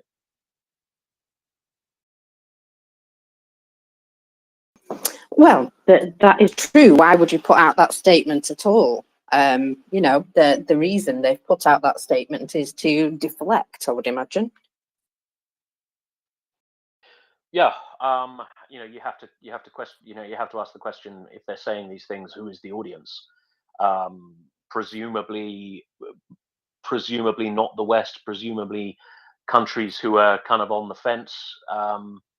That's an interesting one. Florian, what is your take on this?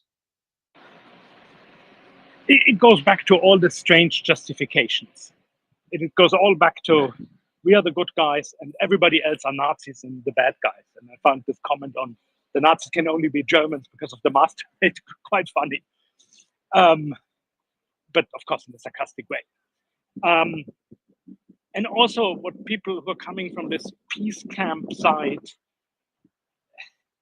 fail to notice, Russia has always stated its aim to exterminate Ukraine. Mr. Putin wrote that in summer of 21. It's very clear. Its media is writing this nonstop. The media is telling nonstop how to kill Ukraine. And then Russia has rejected the Chinese peace plan. A week ago, I forgot. Where they said it's not the right time because we haven't basically occupied enough territory. That's what they said. You can really take Russian statements and with that counter this argument. Thank you, Florian. Let's go to Victor. Victor, you seem to be having a tech nightmare this morning. I've seen you bouncing around all day. How are you doing? I'm doing fine, thank you. It's been a while. I really wanted to say a couple of things about related to what Skyline was asking. And first, I think it's worth remembering how we heard Victoria Nuland's phone call. That was released because the Russians wanted it to be. They selected it. They chose it. Second point about Donbass in 2014. Of course, that was the territory. That was the base for Yanukovych. He was popular there. He was okay. Now, but when the Maidan happened, they closed down the news sources that were not showing. That were, I wouldn't say they were acceptable news sources. They had TV and stuff, but they were not allowed. But they were critical and they were showing parts of the Maidan. But all of that was shut down. People didn't see that for 3 months. My brother-in-law, who lives in Kupiansk or lived in Kupiansk, he's died now since died. But when he did not know anything about what was going on in the Maidan, nothing. And that's why it was a surprise. It was a surprise to those people. They had not been told. Sometimes they were shipped up as a kind of anti-Maidan. People would be paid. Hey, go up here and we'll go protest. But basically, and that was what people knew. They knew very little. So it's really important to understand that context. Absolutely. And something I learned recently on my trip to Ukraine, I spoke to a number of people who were at Maidan. One of them, a young lady I met, she helped me with some filming. She was at Maidan because she worked in an office block around the fringes of the square, and she was there during the protests making sandwiches for the Euromaidan protesters. And shall we say, she didn't see any CIA operatives in evidence in the Maidan. I did ask her quite specifically. I said, well, okay, so you were over here, you were making sandwiches and tea for everybody. The protesters were kind of over there. Where was the CIA? Like, where were they based? And of course, she laughed. And you know why? The only CINAs she saw there was cheese, nduja, and avocado on toast. Well, I think it was actually the Culinary Institute of America that the Russians are talking about. The sheer insanity. It was that CIA. Exactly, but let's cast this aside for a second. And Victor, you're right. The deliberate targeting of the then still state-run channels in certain parts of the Luhansk, Kharkiv, as well as Donetsk Oblast by the party of the regions, who then, at that point in time, still had significant influence over the media, is one of the main reasons why the transition towards then later occupation and blacking out of any kind of media by the Russian invaders was reasonably seamless. First came the surprise, then came then came rejection, then came, don't forget, the whole of Ukraine at that point in time also gets, via satellite as well as cable, Russian state television. The propaganda value and the propaganda impact of that state television cannot be underestimated. Sorry, cannot be overestimated. I apologize. Well, thank you very much. It took a long time, and we've moved on to other things. So, but thank you. I'll drop down. You're very welcome. Thank you very much, Victor. So, a very good afternoon to our friends in Europe. Good evening. Well, good night to the United States of America, or a very good morning to the United States of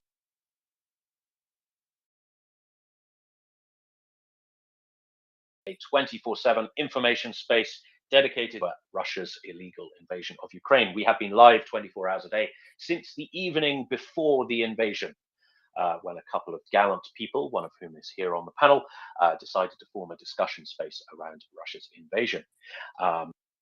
We are currently in the process of incorporating, but as it stands, we do not ask for or accept any personal donations.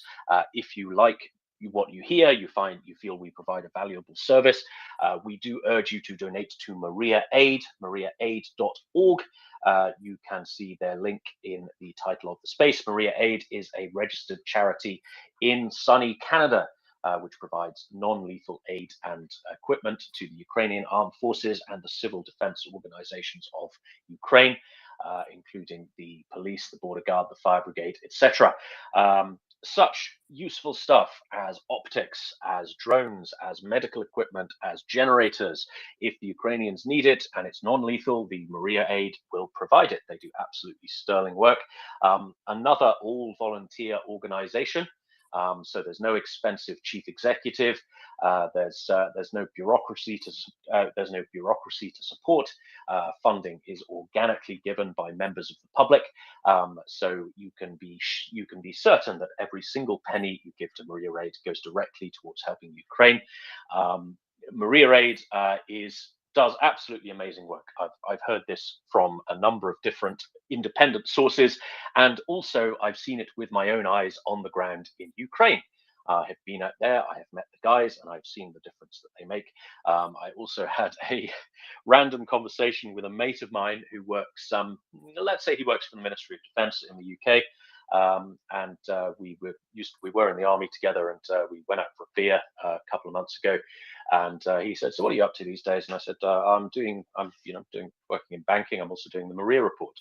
And he said, "Oh, is that like Maria Aid?" And I said, "Well, kind of. It's a charity we support, and there's some overlap in volunteers." He said, "Oh yeah, they're doing absolutely amazing work in Ukraine." So a random civil servant in the United Kingdom had actually heard of the enormous difference Maria Aid is doing through his work in British defence issues, and felt strongly enough to mention it to me. So an amazing organisation run by amazing people. A worrying number of Canadians are involved, but let's not begrudge them that. So please, if you like what you're hearing, please do chuck your pennies over to Maria Aid. So we like to run a fairly open forum here. If you're acting in good faith and you support Ukraine, or if you have any questions or comments or any particular topic of discussion you would like, please do come up to the panel, stick your hand up, and we would be very, very glad to hear from you. So we've got a pretty good panel here, pretty interesting panel. Randy, what are you up to these days? Are you back in Poland?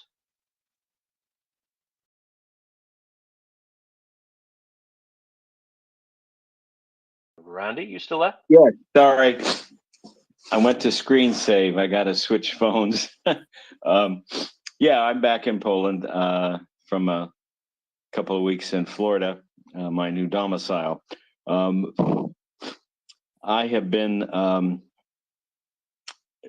spending way too much time for my economic future doing these jihads on misinformation on the internet. I've seen, I think you could see with Skyline and many of the people that you talk to, there are a lot of people who have been suckered by bad information.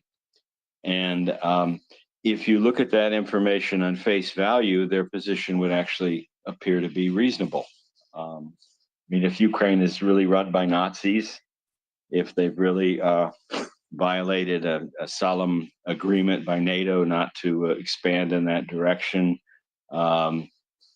if the regime there is really a dictator installed by the CIA, all the Russian propaganda lines, they're very effective on their face, and I just urge people who are replying on the internet to those kind of posts to remember that not all these people are our enemies, and not all these people are, cold-hearted supporters of Russia. That's the effect that they have. What I do is you try to educate them and address the facts, and then I bring up with Republicans the idea of genocide, which is very appealing as a theme to those of us who know what's happening and are disgusted by it. It never works as an initial approach with this demographic. We had a genocide in Rwanda, and the world just sat by. We have problems in Iran, and the world is just not intervening or sitting and getting involved. So every popular uprising or every tragedy caused by a tyrant is not something the U.S. can fix. There's a notion now and a phrase you'll see a lot among Republicans of endless wars, and there's an apprehension about any U.S. involvement, whether it's military aid. There's a reminder these people have that we started in Vietnam with military aid, then advisors, then troops, and somehow they think this is an inevitable progression. They think that failed efforts at nation building or interventions in civil wars or interventions in countries where there really is no pro-West or pro-democratic element at all, that those somehow in the past, that those are somehow analogous to what's happening in the Ukraine. And so you have to get back to the idea that the war in Ukraine is old-fashioned World War II style aggression, and reduce it to that. And then why is it in U.S. interest? Well, if you're a foreign policy buff, you could look at the Budapest Agreement. While it wasn't ratified by the U.S. Senate, it did induce Ukraine to give up nukes. So the message, excuse me, the message, if we ignore it, is that don't give up your nukes, that you're better off having nuclear weapons as a nation, which sort of defies the whole non-proliferation approach, which we also screwed up with Libya, where Gaddafi gave up his nuclear program, and then he was taken out subsequently in about 12 or 18 months by groups supported by really all the West, thinking he's a bad dictator, let's try something else. And of course, there was nothing else ready to take his place. We can't remake the world into enlightened rule of law democracies, and that's a feeling that is settled very heavily in the Republican Party, and that a foreign policy based on idealism is probably doomed to failure. And that does not mean in the end, I mean, our interest in the Ukraine, besides Budapest, is the effect of having Putin control the second largest country in Europe with an enormous common border with all our NATO allies. And if we stopped now, particularly now, the US would lose a leadership role in Europe that would maybe irreversible. And the argument isn't, and then the domino effect we can see is working the other way now, where Russia is losing badly and losing money, doesn't have the money or the troops to tap down, Kazakhstan and other places, and there's more and more independence showing around the periphery of these occupied countries that have been either occupied by troops or occupied by oligarchs. And but the reverse would be true if Russia had won. They would be empowered. Basically, any non-NATO country would be on the menu, and they're not all going to have 800,000 or 900,000 men under arms, well trained by NATO with modern weapons to resist Russia. So why wouldn't Putin take?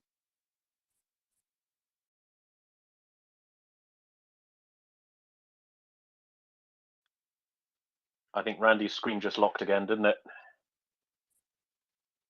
He seemed to have disappeared.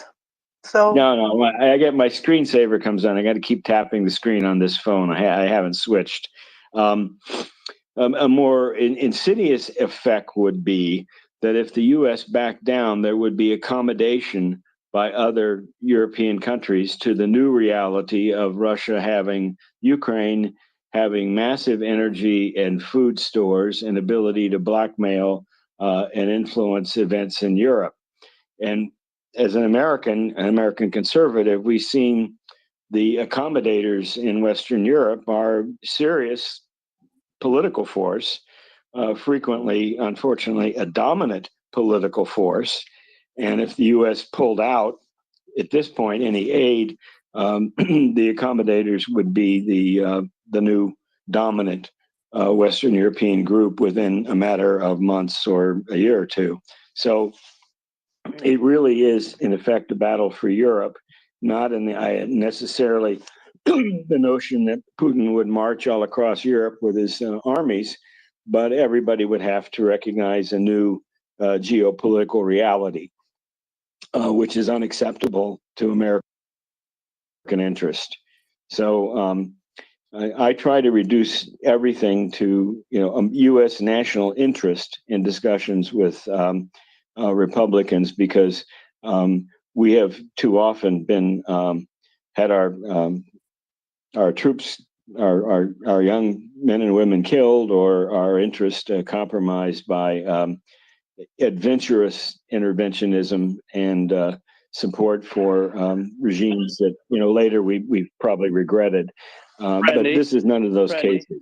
Yeah. I agree with the approach, but we should also name and shame everybody who is unwilling to accept that no matter how you stand on the terrible socialist authoritarian domestic policies of Franklin Delano Roosevelt, that America came to save Europe, and not just for national interest, because it was absolutely the right thing to do.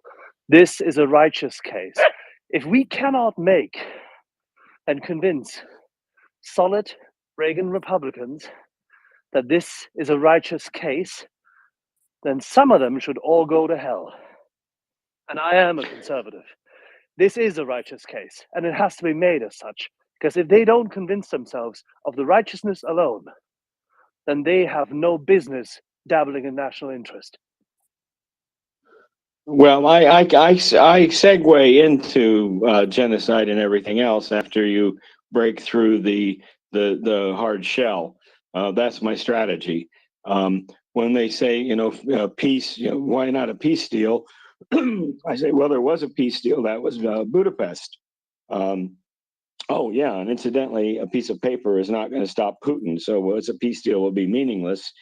And finally, peace under occupied Ukraine territory means genocide. And I start posting the excellent Atlantic Council article on genocide, kidnapping of children, the rapes, the buka, all that stuff, and say, we are on the right side here. There is a moral imperative here. I don't say, Axel, to give it up. It's just a question of the sequence of doing it.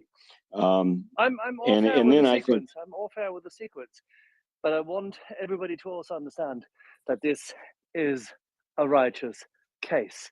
And if people don't flip on this easy and quick and by themselves, they are not righteous people.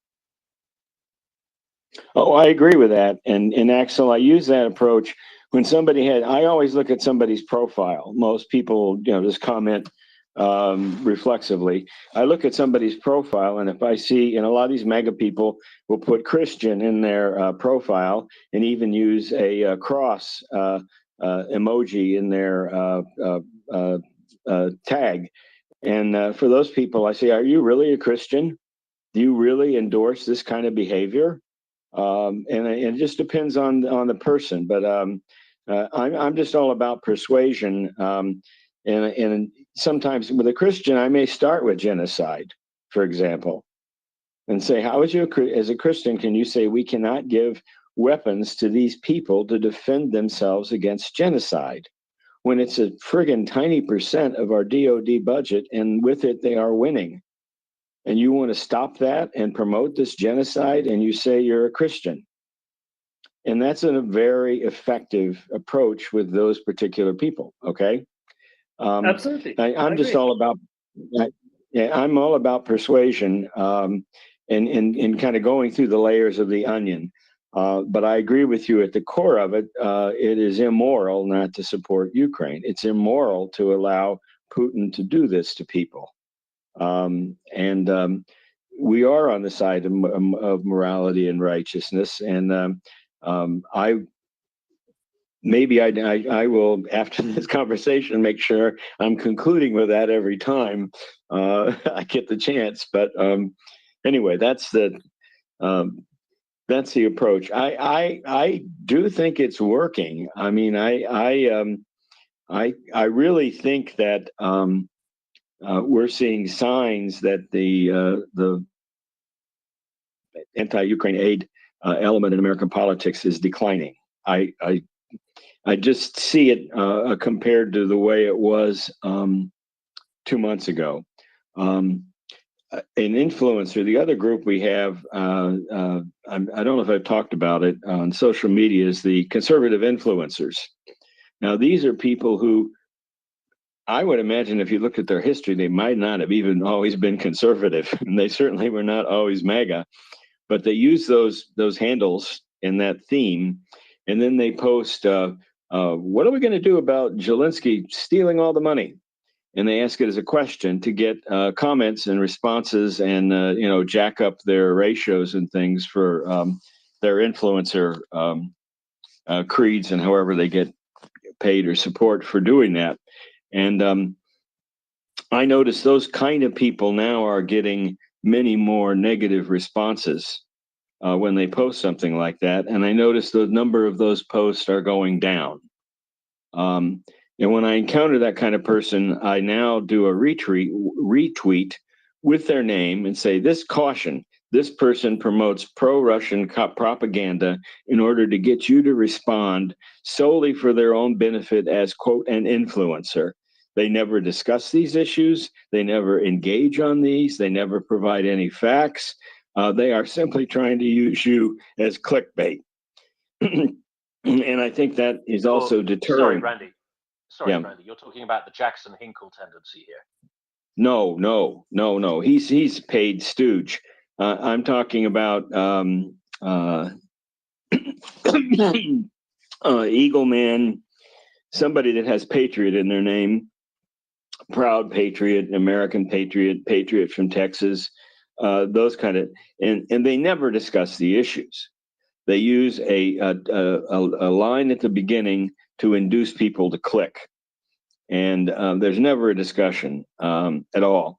And those are fundamentally different. The thing is, they don't make the outrageous claims. Now they're getting a little more clever. And generally, they'll ask it like as a question that implies the answer. And then you have, of course, then you have the hardcore, Hinkle people who, Russia will crush them. They're all a bunch of Nazis. He will actually. I found that the paid trolls like that are making claims inconsistent with Russian state media now. The war, according to the Russian trolls on social media, is going splendidly well, and it's wonderful. And then you watch the state media, and I have to rely on the translations, but you watch the Russian state media, and they're like, "Oh, holy shit, this may not go our way," or we have to keep fighting here, or they're going to be in Moscow.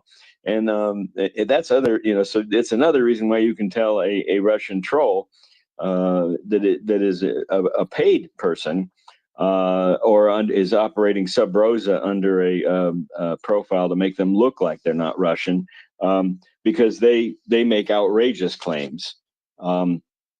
Those, I think, are in some ways easier to deal with in terms of American influence. The harder ones to deal with are the ones who ask the question, and they have really good MAGA creeds by their profile, if you look at it.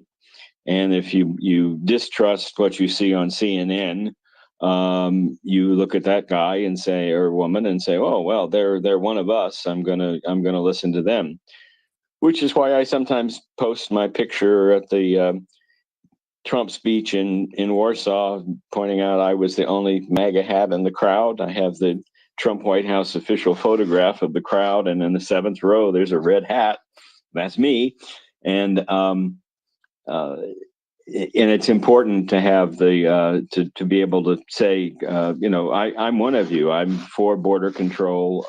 I'm for increasing law enforcement. I'm against prosecutors that are letting people walk, etc. I look at their profiles, and they sometimes have a little bit of hyperbole, but I generally agree with a lot of what those people think on other issues. Again, I say there's a lot of hyperbole, and there's a lot of silliness about, well, let's just arrest everybody who disagrees with us and that kind of stuff. But anyway, and one post I'm working on now is I'm going to. Sorry to interrupt you. Can I go to Robin? He has his hand up since a long time, and maybe then we come back to you. Oh, sure. Robin, go ahead. Yeah, hi, thanks, Amanda. I actually wanted to address Randy. I wouldn't call myself MAGA, but I did vote for Trump, and I do support a lot of conservative policies. And sometimes I feel like a person without a political home at this point, because I very strongly support Ukraine. I'm active in activist causes and whatever. And you give me some hope that that we can all work together regardless of how we feel about American politics. I also just wanted to thank everyone this morning. This has been so illuminating, and particularly in honing arguments to make with different groups of people. I agree with what Randy is saying. The genocide issue is central in my mind, but once you get past, for example, someone I was speaking with a couple of months ago who had how only the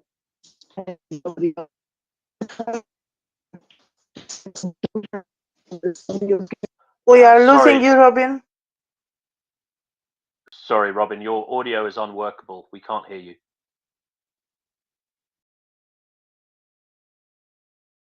I think we may have lost Robin.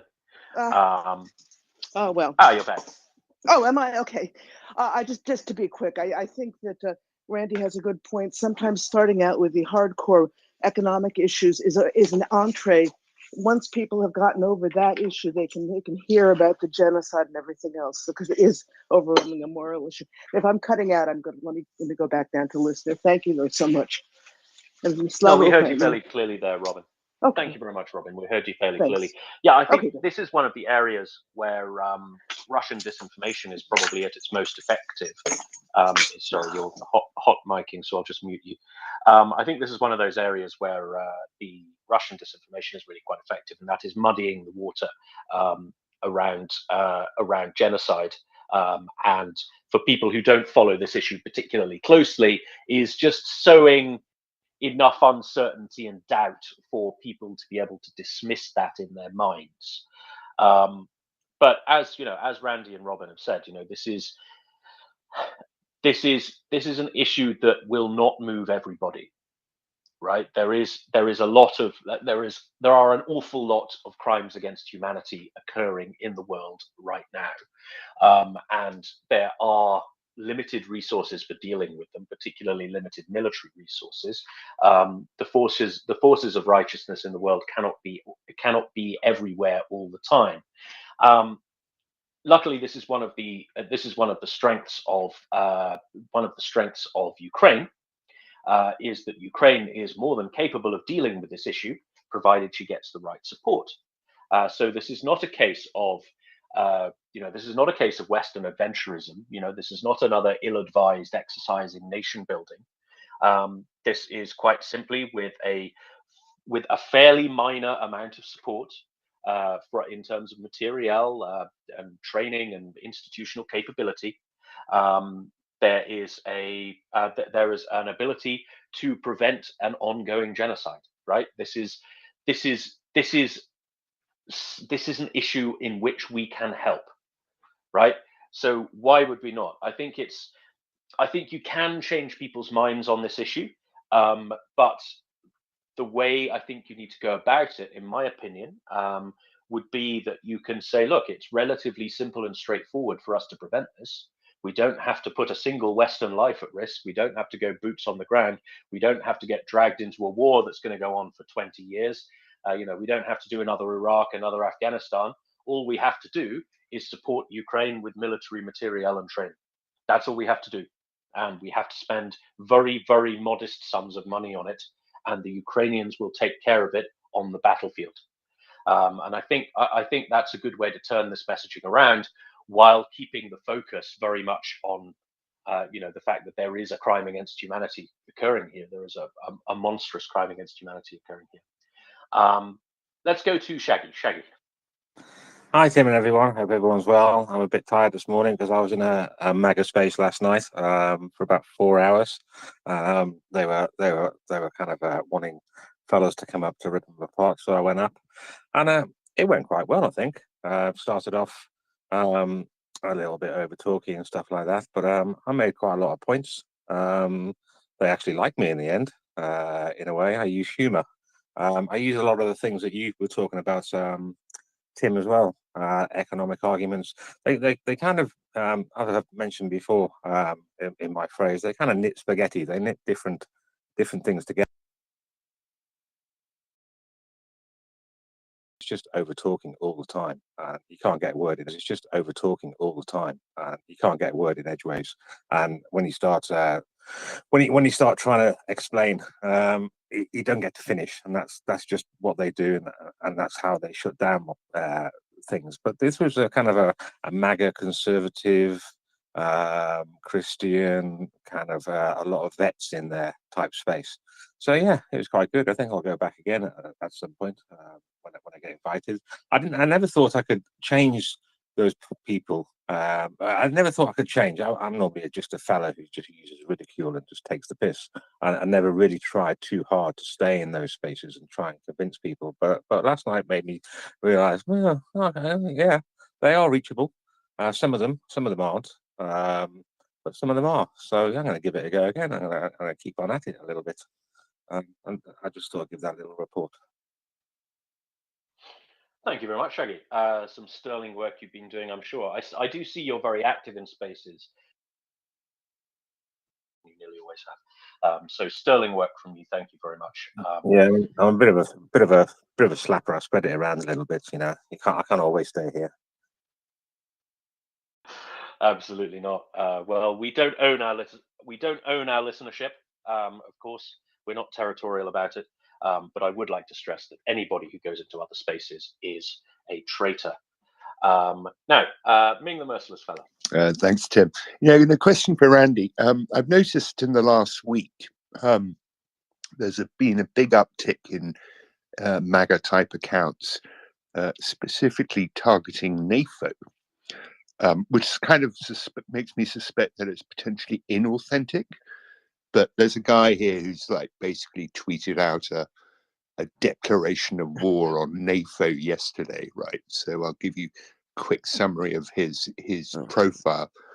Kicks off with the banner, ask me about freedom mission, dog dad, Christian, constitutional absolutist, America first, political operative, ultra MAGA, political savant, communications master, freedom mission, social media influencer. So that's basically what he is. And here's what he says. Fenrir activated. Let's begin hunting the North Atlantic Fellow Organization. I smell the fear in you. I smell the drops of blood. Frenzy is coming. Lockdown time. Lockjaws. Investigation 100% full throttle. I reserve the right to cancel corrupt organizations. Hashtag FAFO. So I don't know. There seems to be, like I said, a big uptick in this recently. Should we engage or should we just ignore it?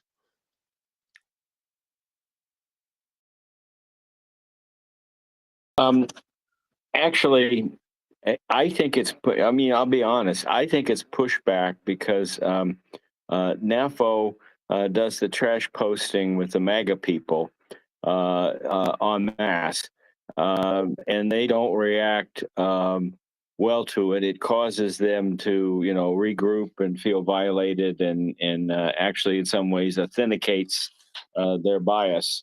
So it's hard. I limit, as I said, the complete trash posting after I talk with somebody and do a couple of responses, and they keep coming back with Russian crap. it pretty clearly, starts associating, who you can convince and who you can't. And then I might close with a trash post. Mine usually is General Patton's description of the Russians.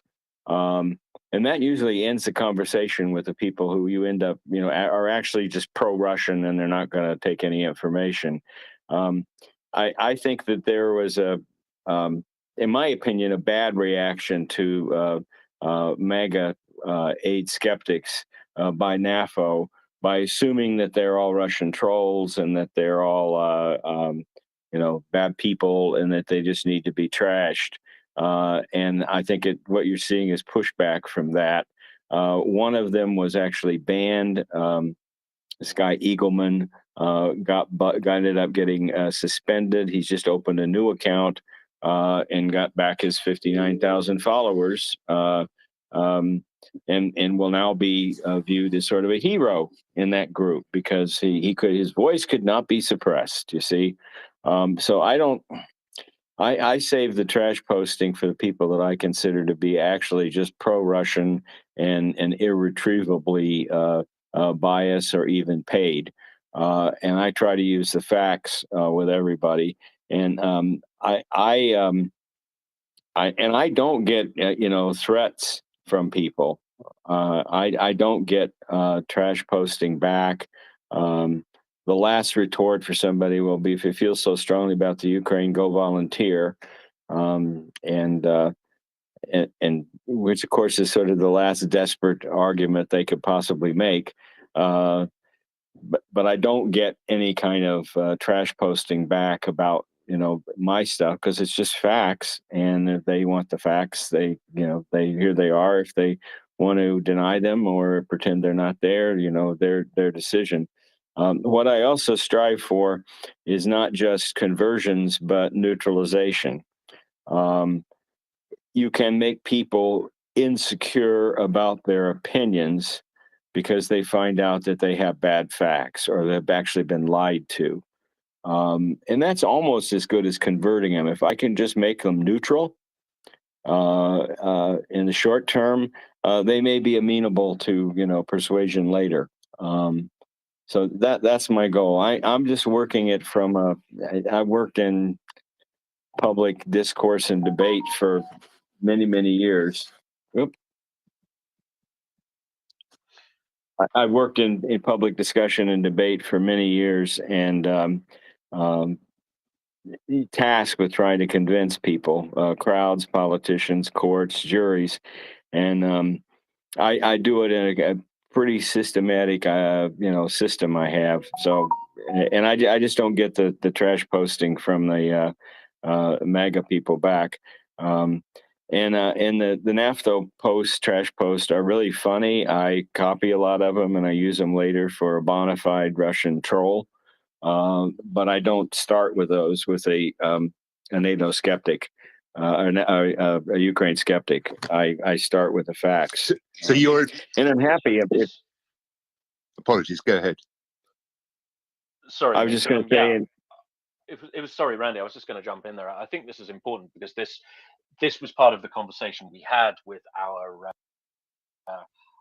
bewildered friend Skyline earlier on. Right, was that it's usually quite early on when you realize especially on spaces like this, you realize the people who aren't acting in good faith, because when you do a gotcha, they will change the subject and they will obfuscate and they will try to move the conversation on to other things. Whereas the guy we spoke to earlier on, who came up and gave some pretty classic, Russian reasoning that he'd obviously got from somewhere, and had believed, thinking it was, had believed in for innocent reasons, shall we say. He did seem to accept the points that we made. Especially around NATO expansion and the this non-existent agreement not to expand NATO and things like that. His reaction was not yeah, let's change the subject. What about biolabs? His response was, oh, that's interesting. I need to read more about that. And I think that the way people's opinions develop and change on this, if they're approaching this with any degree of intellectual honesty, I think they quite quickly reveal themselves to be honest or dishonest And it is, as most of you know, one of my great interests is Holocaust denial, and how to counter it and how to neutralize it. And you see this a lot with the non-ideological Holocaust deniers, the kind of the fellow travelers who think they've stumbled upon esoteric knowledge. If you do confront them with very hard facts and you point out the illogic of their position, they do actually fold quite quickly, and they do come around to the proper way of thinking, and it does give them a kind of thirst for more information. And I think it's in that arena that we really can make a difference. Sorry, Ming, I'll go to you, please. Sorry to interrupt you. No, it was just to say, basically, Randy, your advice is to engage respectfully with the facts, which I think makes a lot of sense. I mean, I do a bit of trash posting too. Obviously, I'm NAFO, but I tend to kind of ask questions and say, well, look, how's that meant to work? That kind of thing. And so, yeah, no, I'm up for that. I think that's great advice. Thanks, Randy.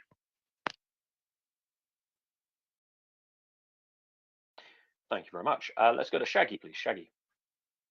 Yeah, I also agree with that. Actually, that's what I found out yesterday. And that's what I learned. Actually, is I mean, I've been a bit of a blunderbuss with my shit posting.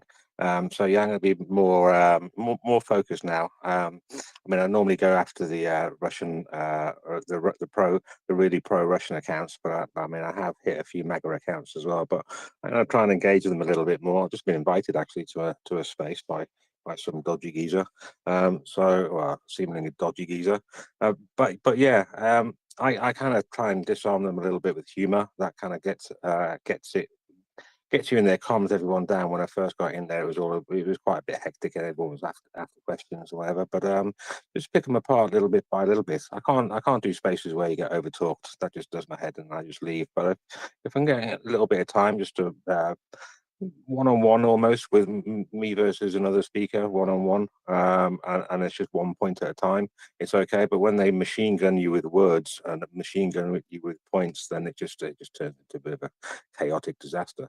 So yeah, I'll carry on doing this. Yeah, I mean, it's a rhetorical tactic known as the Gish Gallop.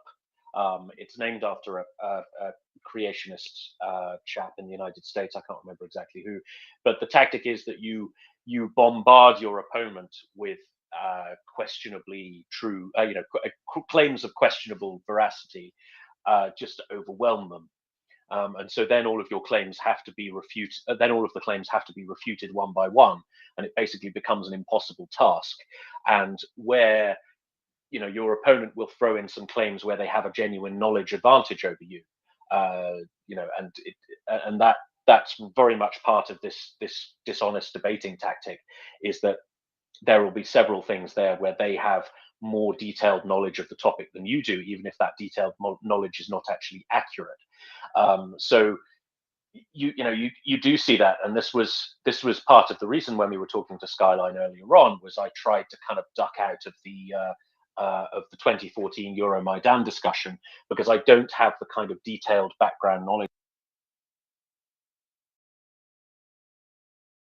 on that particular aspect of this war, and I was grateful to Randy and to I think it was Memphis Mark who came up and dealt with that more effectively than I could. But off you go, Shaggy Iscariot. You can go to another space now. You've clearly been invited. No, I've just been told it's at 8 o'clock this evening, so I'm actually working from 3 p.m. until midnight the next few days. So I might pop in there, but it's kind of nice to get invites in there that I'm being asked. I think that's a bit of a win. At least I can get in there and put our case across, maybe change a few minds. It's not necessarily just for the speakers either. I mean, the speakers are normally the big mouth bullshit ones. As we know, because we're speakers. But it's mainly for the listeners, actually. If there's 1,000 people listening, well, I don't know that I'm reaching them or changing any of their minds. I like to think so, obviously, from a bit of an ego point of view. And I think it's the ones that are listening are the ones that you can reach, maybe without knowing it. But I think if you keep calm and carry on, keep calm and crack on, or whatever. Absolutely. Thank you very much, Shaggy. I think it was Truthfella next. Truthfella. Hi, thanks for letting me speak, guys. Hopefully, everybody can hear me decently. Uh, a lot of Yeah, good you good? points in discussion going on. Definitely can also agree with engaging with facts, although it tends to fall on deaf ears for the most part. Just in response mainly to some of the economic issues and the things Randy and others brought up, I hear a lot of these people, Republicans especially, and specifically these conservative influencers, talking about things like gas prices, store prices, and asking the question of why do we send all this money to Ukraine when American people are having these problems and etc. Uh, and I just think this displays a clear lack of understanding of the American economy, as well as the concept of budgets and economic policy, and pretty much just how we handle our economics in general. The reason they don't tend to discuss these issues on a deeper level, like everyone is talking about, is because, like, at a wide scale, they simply just don't understand what's going on, even at the most basic level. And all of these economic arguments made are mostly standing on falsities.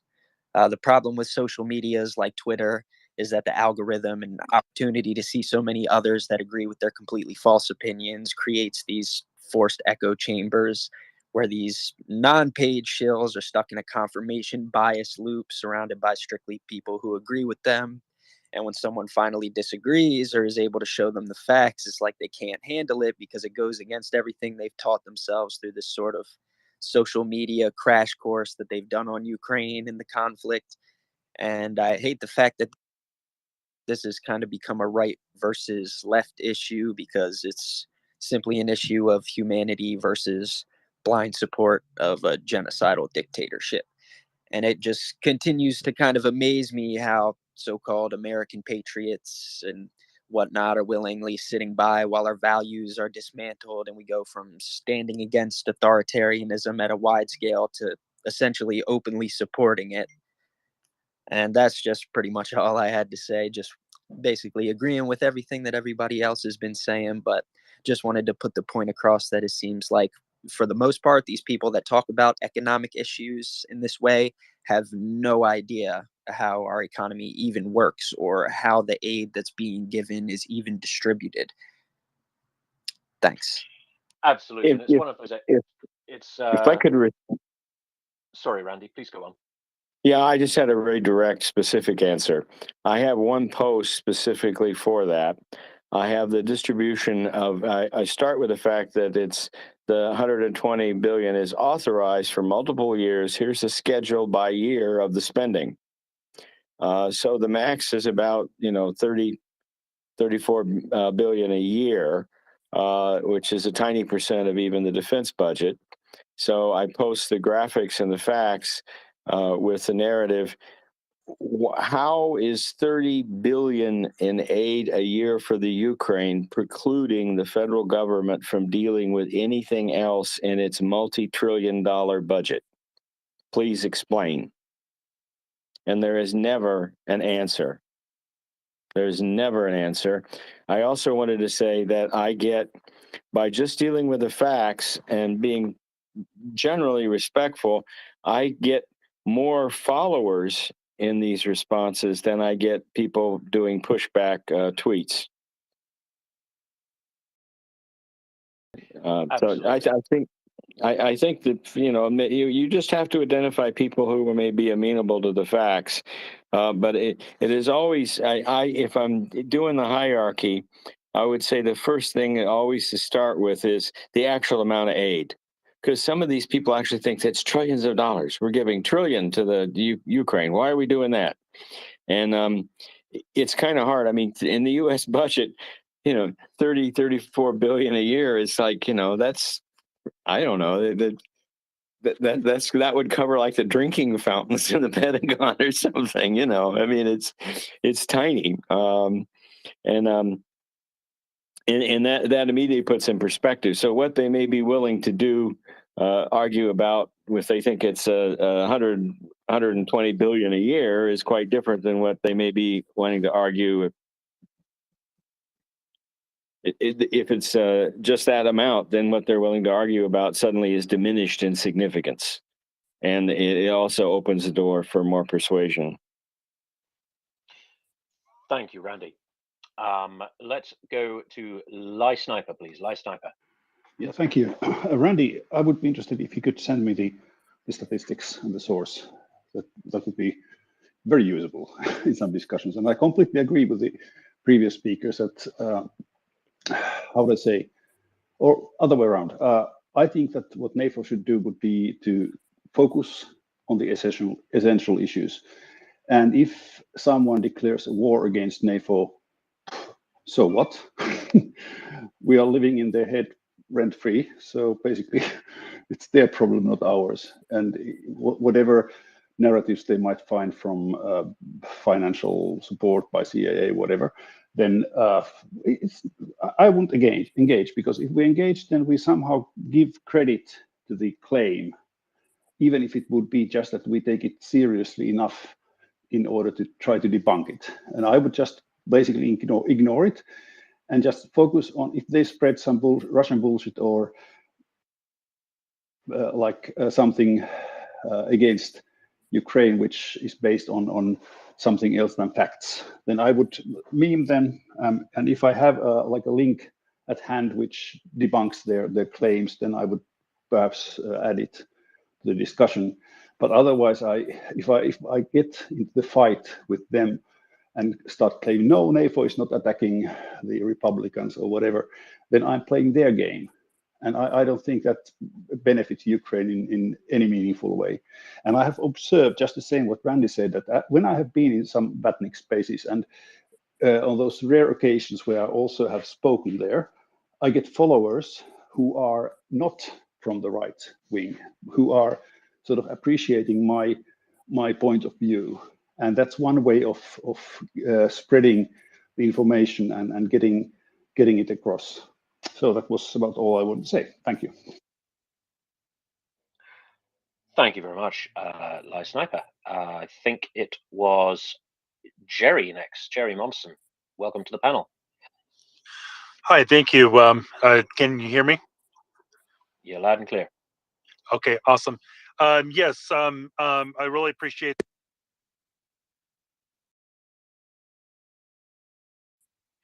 I can't hear Jerry anymore. Am I alone? No, we heard. I can't hear. He appreciates something, but what it is, I didn't hear anymore. What do you appreciate, Jerry? All right, I think Jerry is having audio issues. I think it is Aggie Fella next. Aggie Fella. Yes, can you hear me okay? You're very good. Okay, so just 2 quick points to make. So, and I agree with everything that's being said this morning. My first point, when one of these situations comes up, is, and I'll use this example. So it's as if, let's pretend there is a chair, and I'm looking at a chair and someone else is looking at a chair. And I can say, well, I like the chair because it has arms. And the other person says, well, I hate the chair because it has arms. And then I say, well, I don't like the chair because it has fabric and I want leather. And then the other person says, no, I don't want. But with so many of these people, when I say, okay, look at that chair, let's discuss, the pros and cons of it. They say, that's not a chair, that's a sailboat. And I go, no, that's very obviously a chair. Oh, well, who told you that? The lying media? No, it's a chair. Can't we just agree it's a chair? Yeah, you would say that. I mean, you go off on that tangent. So when they start going down that road, then to me, they become in the unreachable category. And the thing I try to remind myself to avoid frustration is something that Michael Steele, former chair of the GOP in the US, said many months ago. He was talking about MAGA people, but it also applies to these pro-Russia people. He said, you can't reason someone out of a position they didn't reason themselves into. And just for me, that helped me so much with my frustration level, that I'm trying to use reason on them, but reason didn't get them to where they are. So reason may not get them back.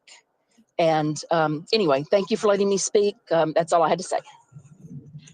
Thank you very much. That quotation is from Jonathan Swift, by the way. You You can't reason a man out of a position he hasn't first reasoned himself into. It is very true. There does come a point when you're basically talking to the cat. You can talk all you want. The cat's not listening. What he will do is shit in a box and meow in response, and you just won't get anything out of him. But thank you very much for that, Aggie. That's very interesting. Jerry, are you back? Have you unscrewed your audio? I hope so. Can you hear me? Loud and clear. Okay, awesome. So yeah, sorry about that. No, I've recently started following Randy, and I've actually really enjoyed it. We're completely opposite politics. I'm a very liberal person, and I'm hoping at some point I'll convince Randy that climate change is real. But the regarding the discussion with NAFO with NAFO going against MAGA accounts, I completely agree that we need to take a different tack with those accounts versus the explicitly Russian accounts, just because they a lot of MAGA folks are reachable. My brother in particular is total MAGA, and yet he's also fully supporting Ukraine. I part-time drive for Lyft, just for some extra money, and I had somebody who was, you know, definitely kind of MAGA, kind of Republican, but he didn't really have a lot of the facts about what the aid was like, and so I kind of explained to him about how, yeah, we're mostly been giving them, 1950s, 1960s, M113s and Humvees and stuff like that, and it's hardly costing us much at all. And once he understood that, then he became a lot more supportive. And so I think, as Randy was saying, at least at the beginning, try and see what kind of response you get, and also keep in mind also that even if you don't convince the other person in your Twitter thread that you're responding to, remember that there's also the silent reader as well. And so, sure, you might not convince that the person who made the original post, but there might be somebody who's a MAGA person who's following that person, who reads your comment and says, "Oh, I didn't know that," and that that will help. And also, last thing, as Randy's saying, just getting them into a neutral space is important too, because Republicans have been in the Congress have been very supportive of support to Ukraine, and I think most of them understand the importance of it, but we have to make sure that they are in a political place where they don't have to worry about some kind of a challenge in their next election. From the right, you don't want to get to the point where every Republican is suddenly against aid to Ukraine, and so that the congressmen, even if they know how important Ukraine is, they will feel the pressure to stop supporting Ukraine, just so they don't get that that challenge from the right. So that's all I had to say. Thank you. Thank you very much, Jerry. Let's go to Flying Goose. Flying Goose. Good morning. Just a quick, I'm not going to go too far into this because I have a lot of dissenting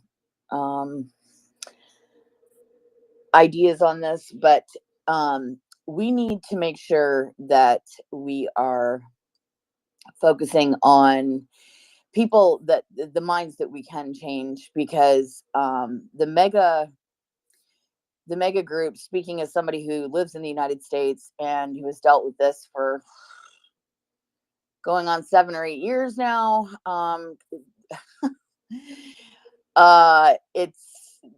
it's like ADD for them. Like, you may get them to understand for a second, and then the next senator or congressman or congresswoman that doesn't believe in this comes out with a soundbite about, you know, some just absolutely ludicrous shit, and they believe it off the hop because it's somebody from their party. I was in that space the other night with Shaggy, and well, the first night I was for about 9 minutes. That was about all I could handle.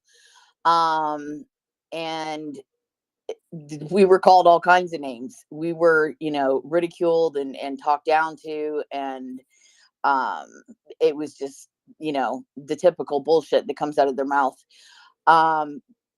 There's a major problem in this country with not understanding or abiding by truth. People that are just the cognitive dissonance of certain members of the alt-right and the alt-left is just, you know, it's unbreakable, and it is a huge problem, and it will be a problem for Ukraine if the next election comes up and the mega majority are able to get in any kind of majority in Congress and Senate again. It will be a big problem for Ukraine. And they've already said that numerous times, that they will cut off aid. There's many of them that are saying they do not want to give aid to Ukraine. You had Marjorie Taylor Greene yesterday as pro tempore for she was third in line yesterday. If something were to happen to the president and the vice president yesterday, she would have been in charge of this country. That just goes to show you what's going on with the mentality of some people here.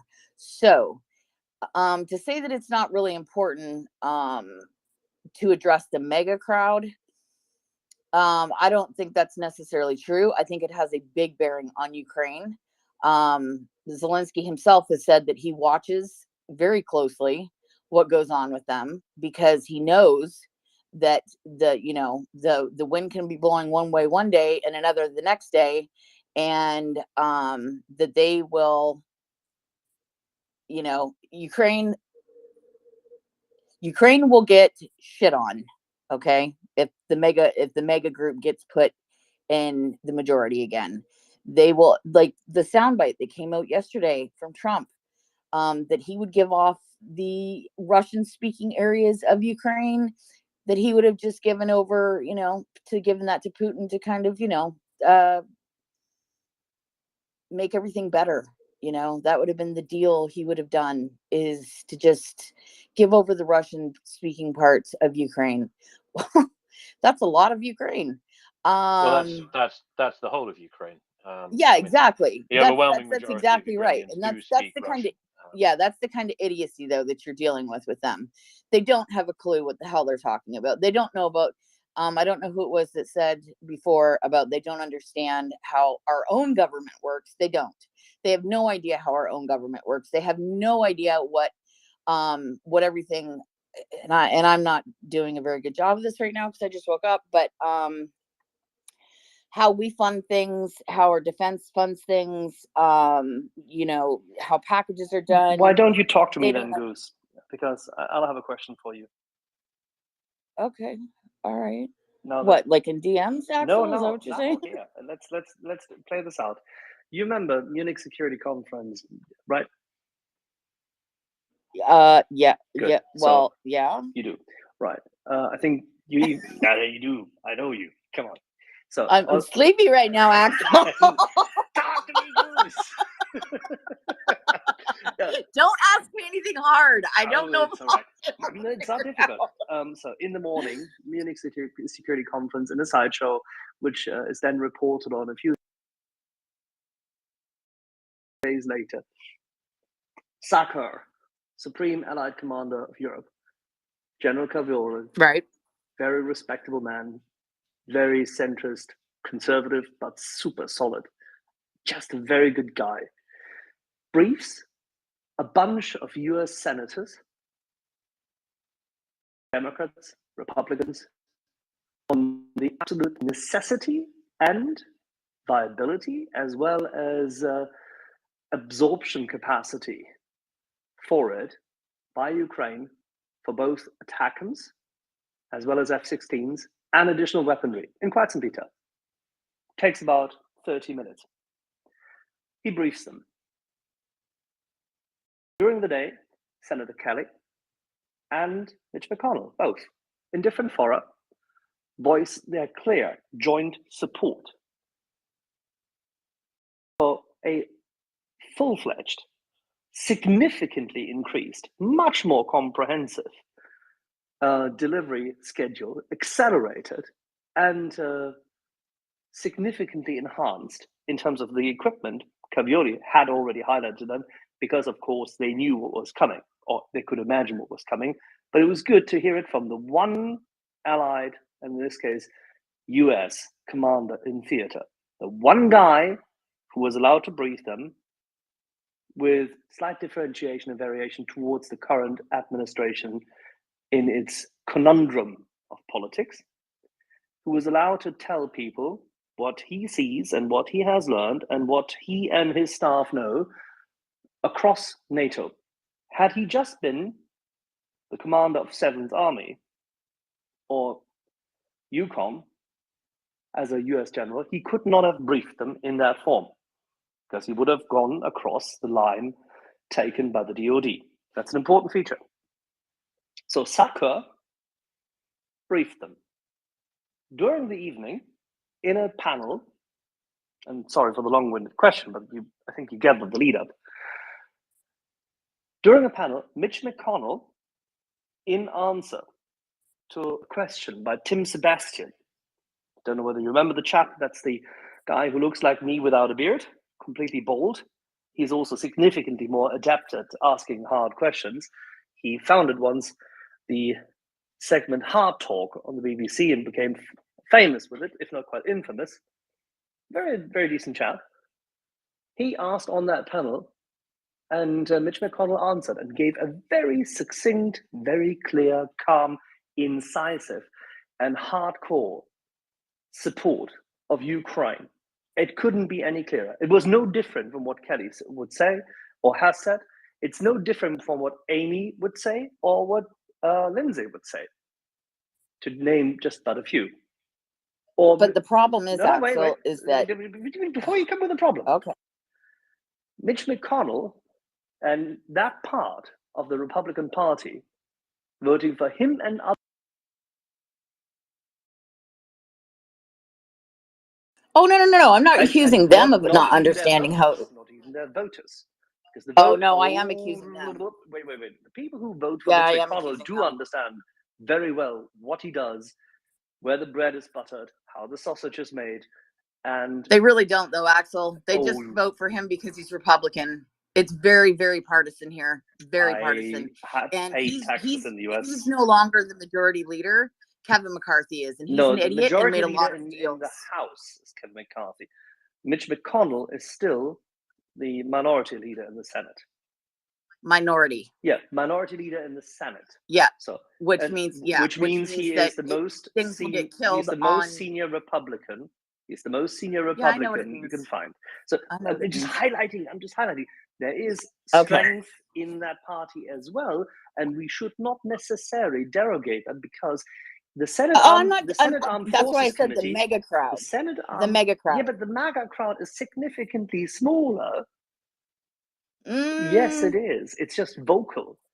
Just because it's like with the Bolsheviki. The Bolsheviki became the party of the so-called Bolsheviki means majority, but they're not the majority at the beginning of their approach in the war against the White Russians. They are the utter minority. They're just loud and they're violent, like every fringe always But tries they to have be.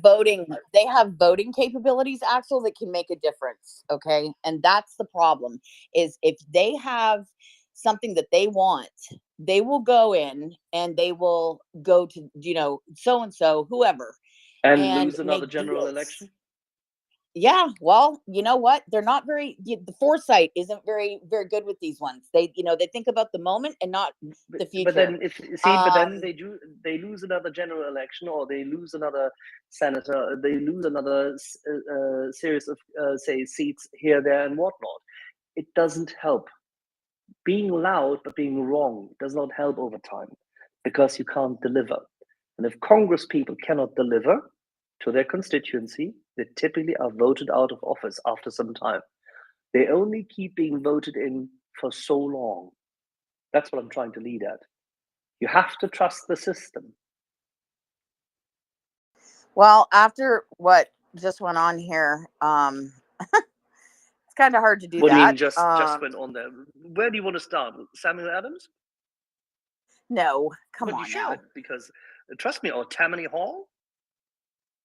Do you want to go into Baltimore politics? I can actually Baltimore politics. I could talk until the cows come home. No, this is why I don't want to do this, because we have opposing positions on this. But we're and I on the don't same. want to. But we are not on opposing positions. We both. We want are this on the whole- same side regarding Ukraine, but we are not on the same side regarding this bunch.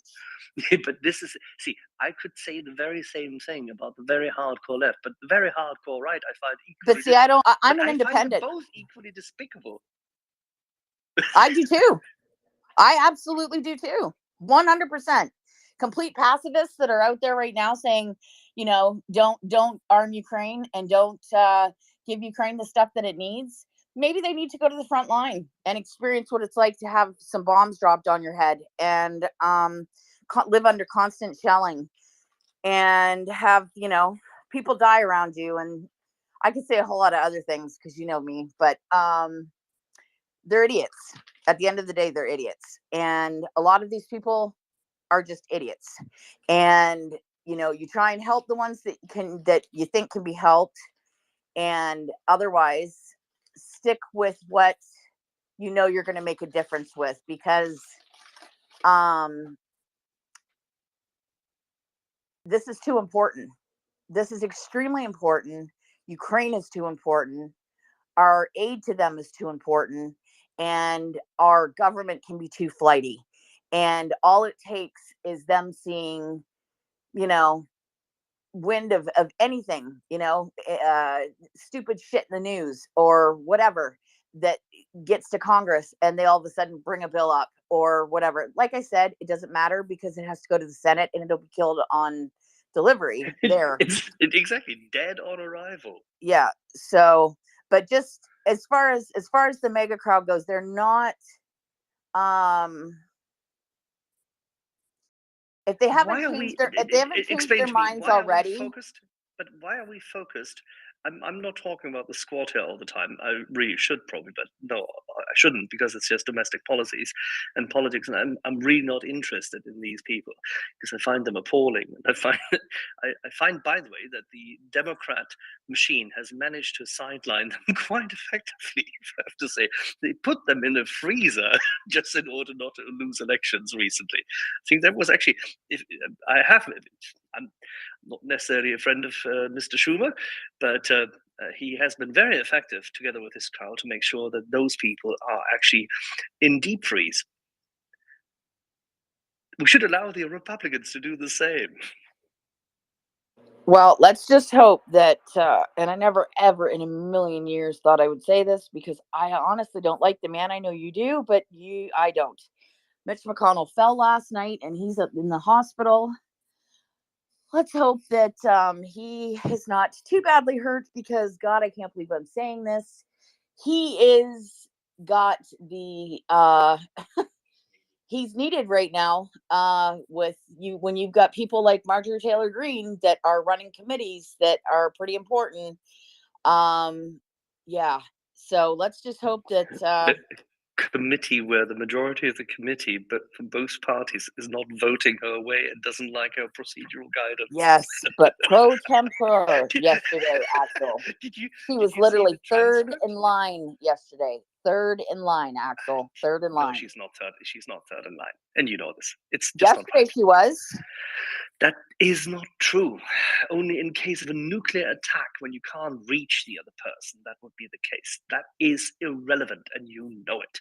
Oh, I Come love on. to. Yeah, Michael Weir has a take on this. We see we've got a lot of hands. So let's go to Michael. Yeah, thanks, Axel. So first, not my main point, but yeah, there is no way whatsoever that Marjorie Taylor Greene is constitutionally in the line of succession. She was presiding officer over the House yesterday, which is something they do. Adam Kinzinger, friend of the space, noted when that's something that freshmen and newest members of Congress have to do. It is a crap chore.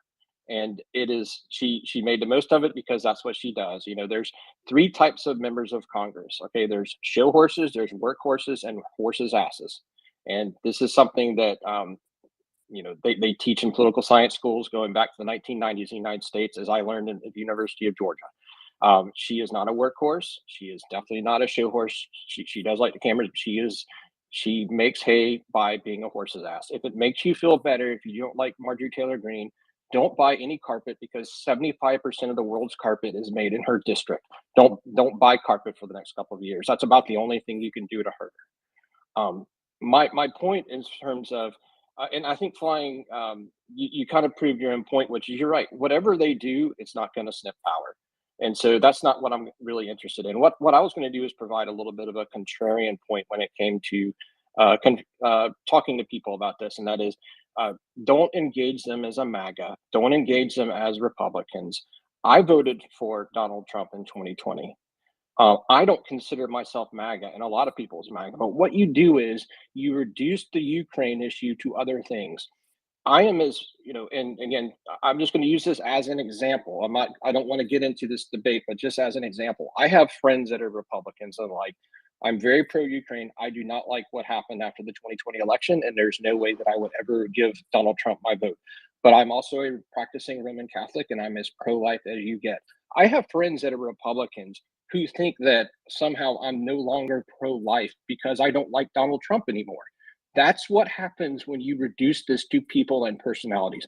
I could not be more pro-life, but my point being is you have to stick just to the issue.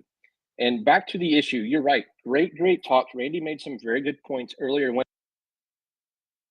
it came to funding.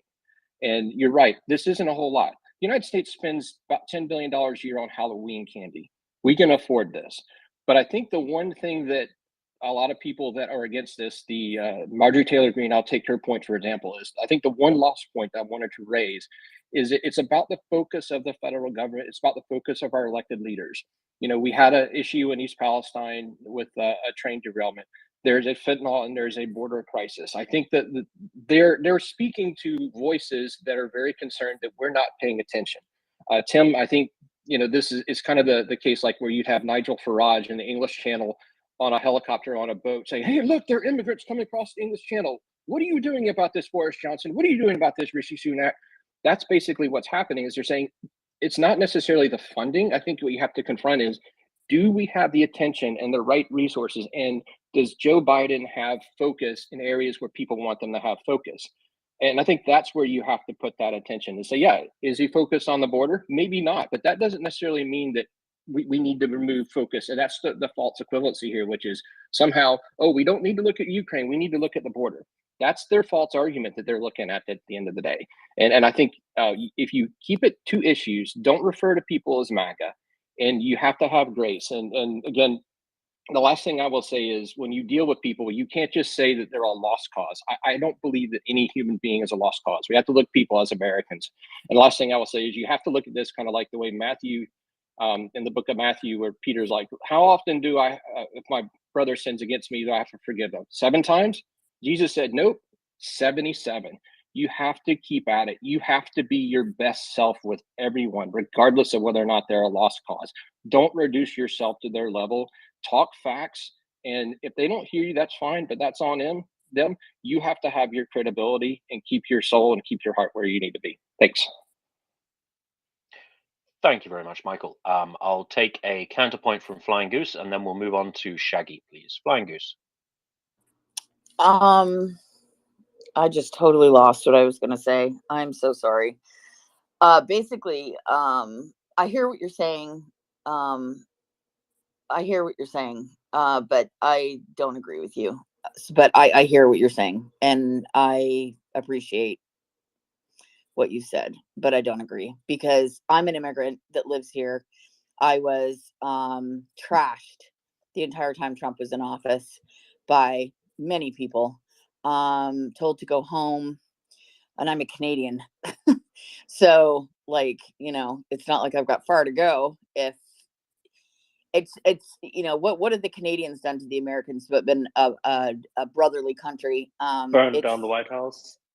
Well, I mean, for Christ's sakes, Hostile that was when we were still hostile British. That was takeover. when we were still Hostile British. So let's takeover of not even go RGR there. Nabisco. Hostile takeover of RGR Nabisco.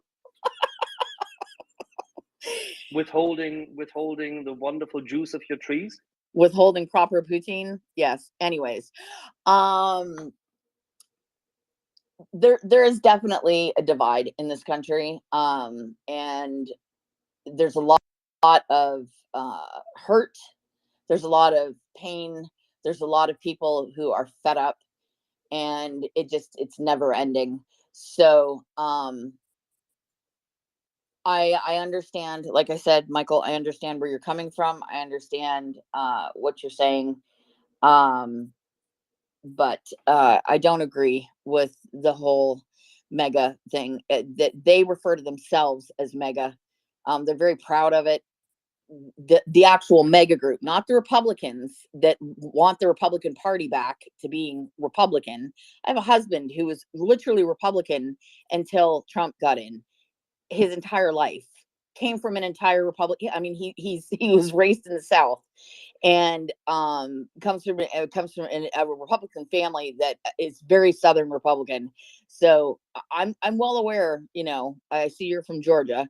I know that the Republican Party's changed quite a bit. So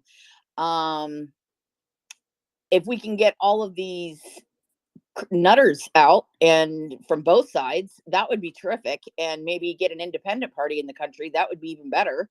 And I think it would make a lot more people happy, because then they'd have an actual party that they feel like they belong to, because we're being forced into two parties that just aren't doing a damn thing for the country right now, as far as I'm concerned. But oh, that's what I was going to say. The Biden thing about the train thing, he may not be there himself, because it's going to detract attention away from what's going on there. He's got everybody there that needs to be there. The reason why the trains are getting just junked is because of regulations that Trump rolled back in a fabulous ceremony during his reign of terror. So that's why the trains are shitting the bed. But anyways, I digress. I'm going to leave this alone now and go away. Love you all. Thank you very much, Flying Goose. Let's go to Shaggy, please. Our order I have: Shaggy, War Doggo Fella, Melodonna, Michael, Randy. So Shaggy. Yeah, a couple of points. One on aid and one on the invaders or whatever we don't want to call them. So on the aid, yeah, I kind of, when they're moaning about how much it's costing and blah blah blah, I kind of get them to think about and break it down into cash and equivalents, military aid, life-saving aid, and other aid like infrastructure and stuff like that. And then once you kind of break it down like that, the numbers get smaller. And when you delve into military aid, which is the main one, a lot of that is hand me down, or I call charity. So it's all hand me down. A lot of it's hand-me-down military aid, stuff that's been in storage, stuff that's not used anymore because it's like old stuff, and it's just like giving stuff to a charity shop, and they're saying it costs a lot of money. It's like, well, you don't go to a charity when you give stuff to a charity shop. You don't ask the charity shop for money, do you? You give it. It's in the name, charity. So that those kind of numbers shouldn't be added into the total, in my views. And some of them get that, and some of them agree. Regarding the illegals, a lot of them are pissed off with Mexicans coming across the border into America. I mean, that's really the same as Russians coming across the border into Ukraine. I mean, you can call them illegals, you can call them invaders, you can call them immigrants, you can call them whatever, but they're breaking the law. Yeah, and so use their own law, use their own arguments against them. Yeah, Ukraine is trying to secure the borders. Yeah, help them. Yeah, you want your border secured. So why can't you help Ukraine secure their borders from bloody illegal invaders and causing crimes in on Ukrainian territory? It's a really simple argument.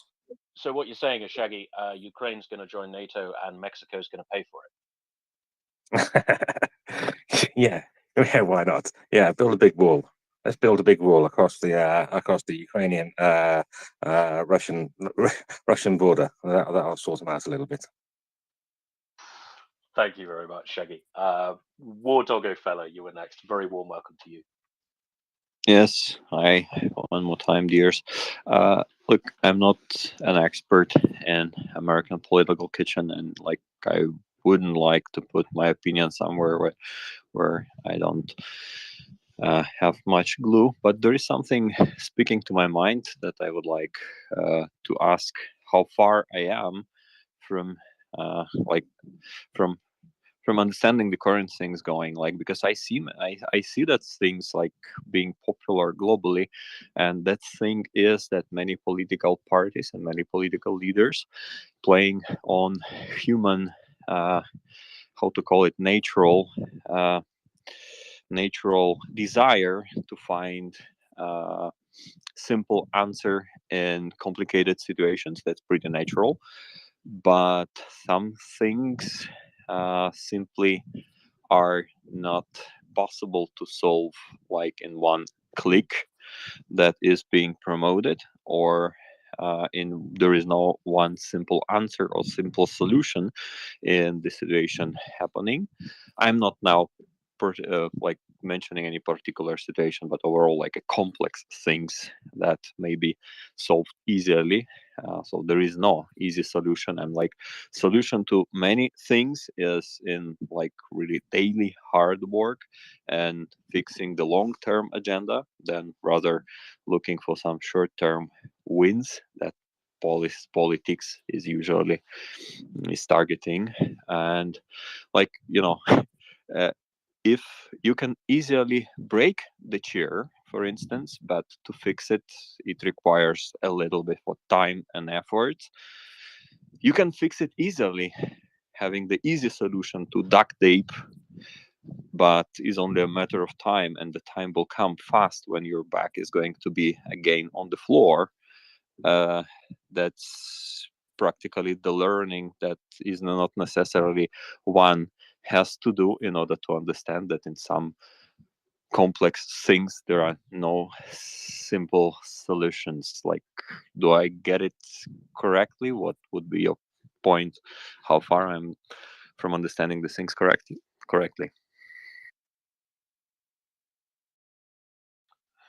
Thank you very much, War Doggo. Let's go to Meldonna.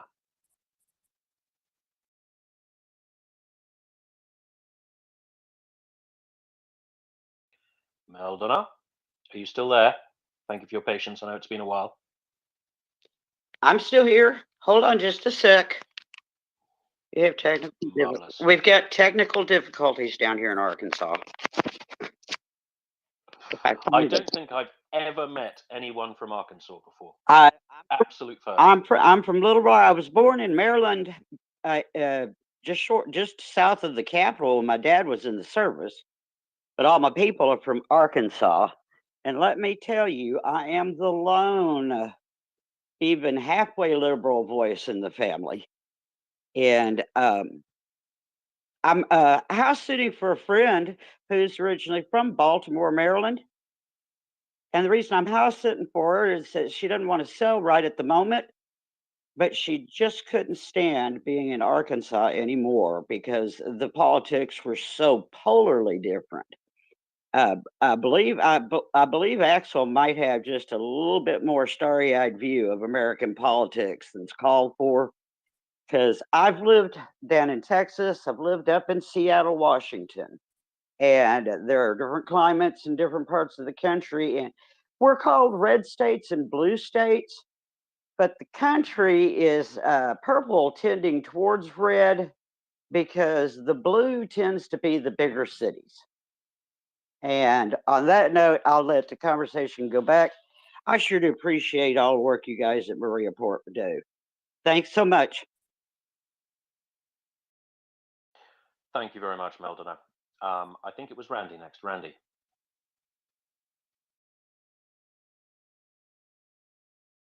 Randy. Voila. There he is. I think we have illustrated by the discussion over the last few minutes the dangers of making this a political battle. If you decide that all MAGA voters are the enemy and they should be trashed and they're all irredeemable nuts because they disagree with you on climate change or the southern border or other issues, you're basically saying that the Ukraine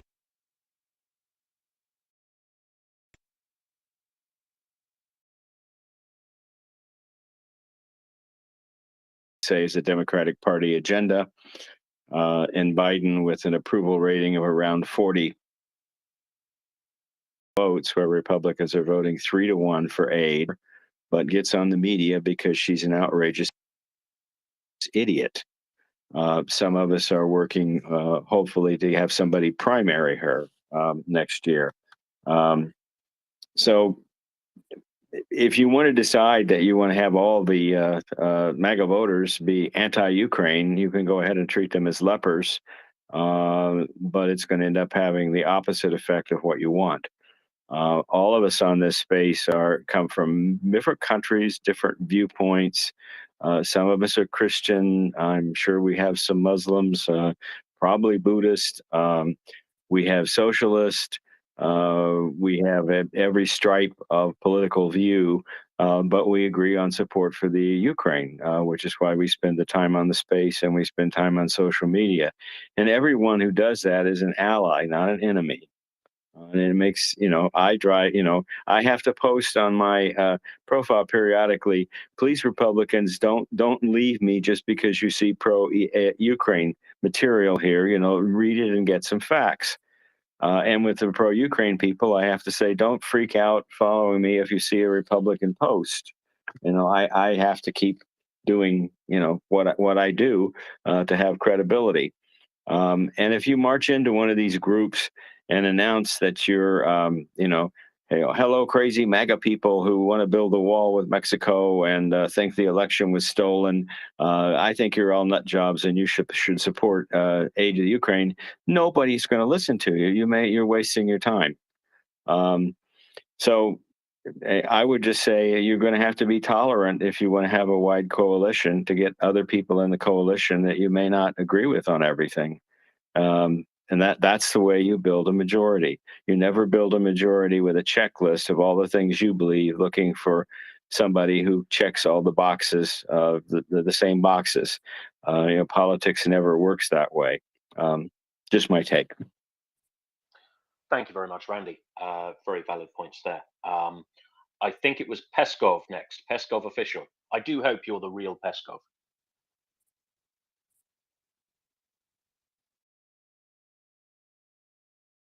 Who is apparently talking into a muted mic.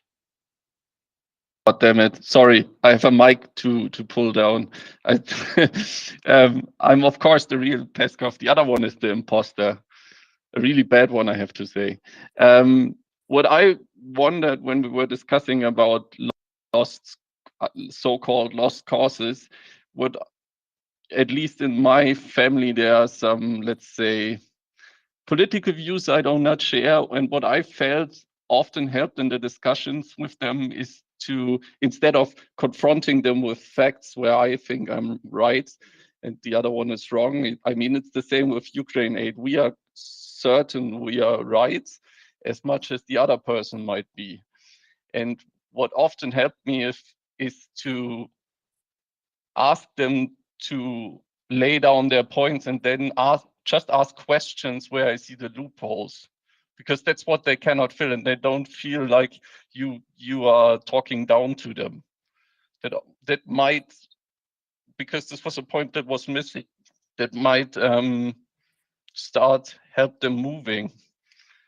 And honestly, I'm very surprised that there are a lot of conservatives here, because I myself am quite a leftist.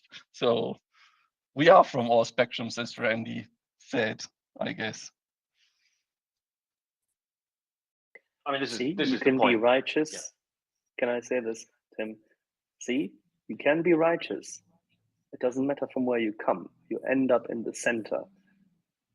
And you end up in the center because this is where, like in every good market square, the ideas meet which matter. The ones which don't matter, the ones which are not righteous, have no business being in the market square of ideas. That's true. But I think that's some way to get those people, because they need to see the holes in the arguments they're spreading. It's like, you're right. And they won't react. Arguing is important. What you and what Randy, what everybody does, arguing these cases is important. This is why Tim has been so successful in moderating today. I have to give him compliments for this, because it is very important that we keep an open mind, keep an open space, and discuss it with people. We can always find out whether people are actually malign. We can always find out that they may actually have motive. But on the other hand, if we're not open enough to discuss with people who come to us for the first time or again, then we have no business being in an information space. Yeah. So thanks, guys. Thank you very much, Peskov. To everybody in my DMs who is accusing the MriyaReport of being this kind of Republican circle jerk at this point, I'm not sure I agree. As I have pointed out, we are quite strictly non-partisan. We do come from a broad range of political traditions. There does happen to be a fair few conservatively minded people on the panel today. That's not the case every day. We did also have the Flying Goose up, who is, I do not believe, is a conservatively minded Republican. Also, whenever we go into US politics, I'm kind of way out of my wheelhouse because I don't really know an enormous amount about it. I know it's very confusing, and it seems to have too many nodes of power for me to understand fully how it works. You need the king back, basically, would be my lesson to America. So yes, this is not us, I believe, exhibiting partisan bias. It just happens that we have a slightly right-leaning panel this morning. If you are not a right-leaning person, you are, of course, very, very welcome to balance that out by coming up and speaking. In the meantime, we have quite a few hands. I would think it was Abdullah who was next. So Abdullah, Sabah al Khair. Sabah al-Noor, Sabah al-Noor. Tim, thank you. Just Randy, thank you so much. I just wanted to say, when I was at a university in the Midwest not long ago, I met a lot of crazy MAGA, but also I met a lot of crazy far leftists at university who wanted to invite me to a lot of crazy organizations. So I gotta say, we cannot. You have to understand that a lot of these MAGA people that we lump them all together. It's not fair, to be honest, because a lot of them voted for Barack Obama, to be honest. So we have to be respectful as to not lose people, because people will just drift away if we just keep attacking them unfairly. Indeed, there are a lot of crazies, but there are crazies in the left. I can attest to that when I was in America. Randy, I just wanted to ask you about Congress. I know in the Midwest you have a lot of Ukrainian Americans that they came a long time ago, their ancestors. And some of these politicians are a bit afraid of following along this isolationist wing when it comes to Ukraine. I just wanted if you could just comment on that. I think it's one of them is the senator from Ohio, the new senator. I forgot his name. Thank you. Yeah, I'm troubled by Vance, and I try to follow any Republicans who are anti-Ukraine aid and counter post their information to try to shame them or their staff who covers social media to go in, and say to the boss and say, boss, there's a bunch of social media comments that the facts are all wrong here and from your speech. And eventually it may take hold. I have seen diminished number of anti-Ukraine aid statements coming from people who get pushed.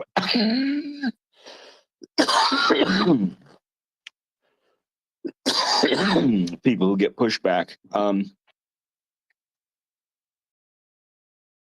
And it's important that that be done. And to the people who think this is some kind of Republican circle, I'm, at least on my end, we've been trying to not make it Republicans. We've been trying to make it about Ukraine aid, and we've been trying to talk about how you convince people who might disagree with you on everything else to agree with you on this. And we need, I'm reminded of Adlai Stevenson when he campaigned for governor, for president against Eisenhower. He did an old fashioned train tour where the candidate would speak on the back of the train to a big crowd and then go on to the next town. And he was speaking in one location, had a huge crowd. He was a very popular politician and the former governor of Illinois. And he was speaking to the crowd, and someone held up a sign that said, Governor, every thinking American supports you. And he pointed to the sign and said, I appreciate the sentiment, but unfortunately, I need a majority. And, we need a majority wherever it comes from. And if somebody can be convinced, great. If they're diehard for whatever reason, you bypass them. But you cannot assume that everybody that disagrees with you on Ukraine aid is a Russian troll. And you can't assume that in order to agree with the support for the Ukraine, they have to agree with you on everything else you think about politics. We can do that in the campaign. We'll be campaigning in next year.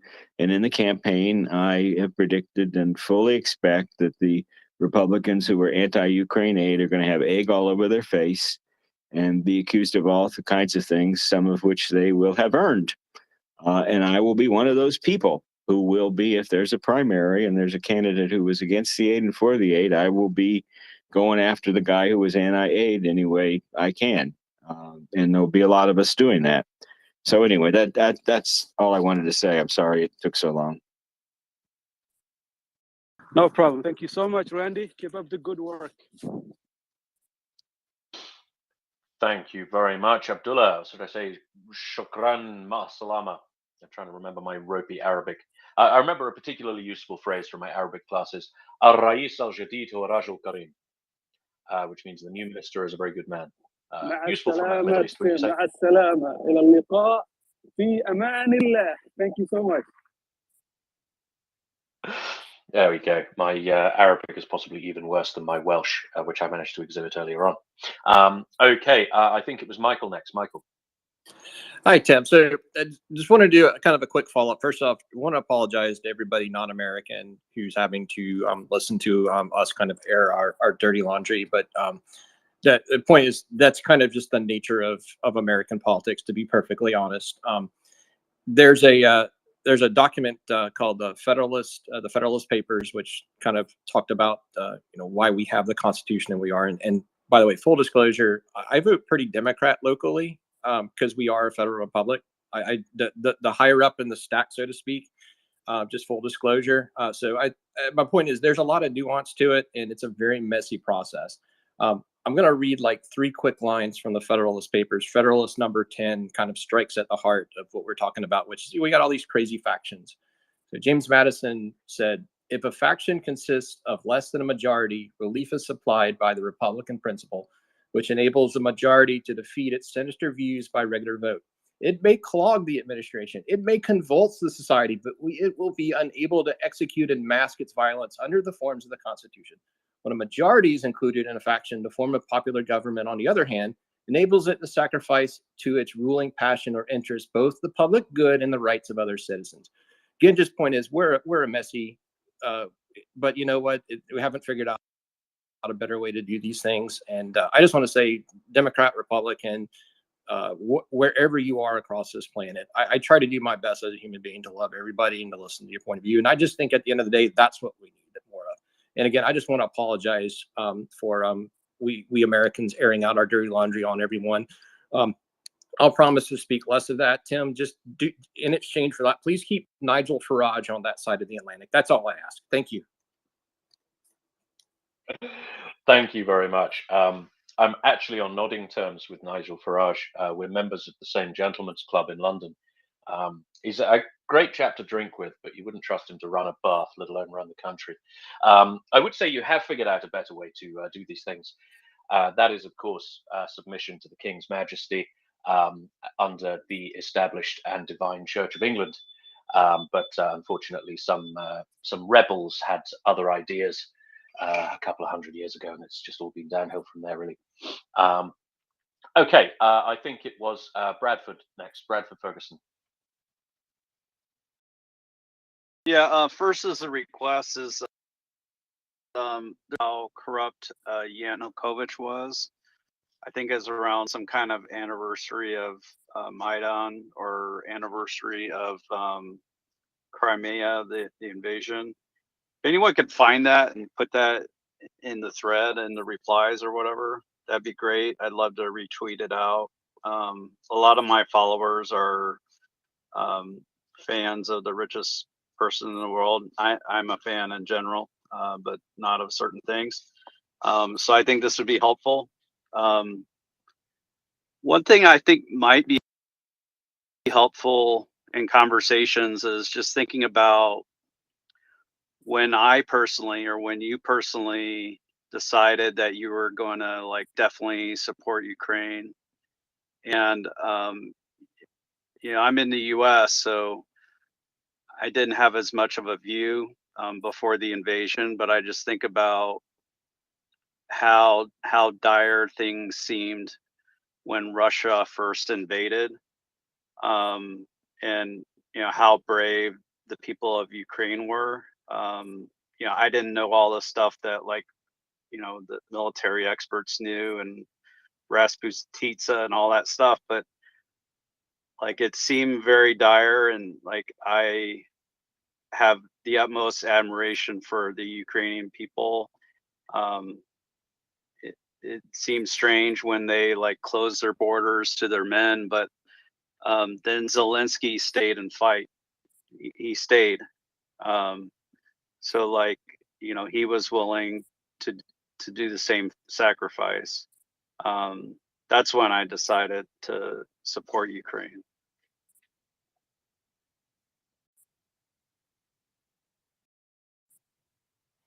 Oops, sorry, I didn't mean to laugh react there. I meant to do a heart, but I pressed the wrong button. Thank you very much, Bradford. Yeah, if anybody knows of the Euromaidan thread, I don't know which thread Bradford is talking about, but if anybody does, please DM that to me, and I will stick it in the next. After reading it. I got a quick request. I'm sorry. I never heard about your travels in Ukraine, Tim. I don't know if it was top secret or whatever, but is there a resource that I could go to or to hear about those? Sure. Sorry, I'm trying to eat a sandwich and co-host at the same time. So I was in Ukraine for a month until about 3 weeks ago.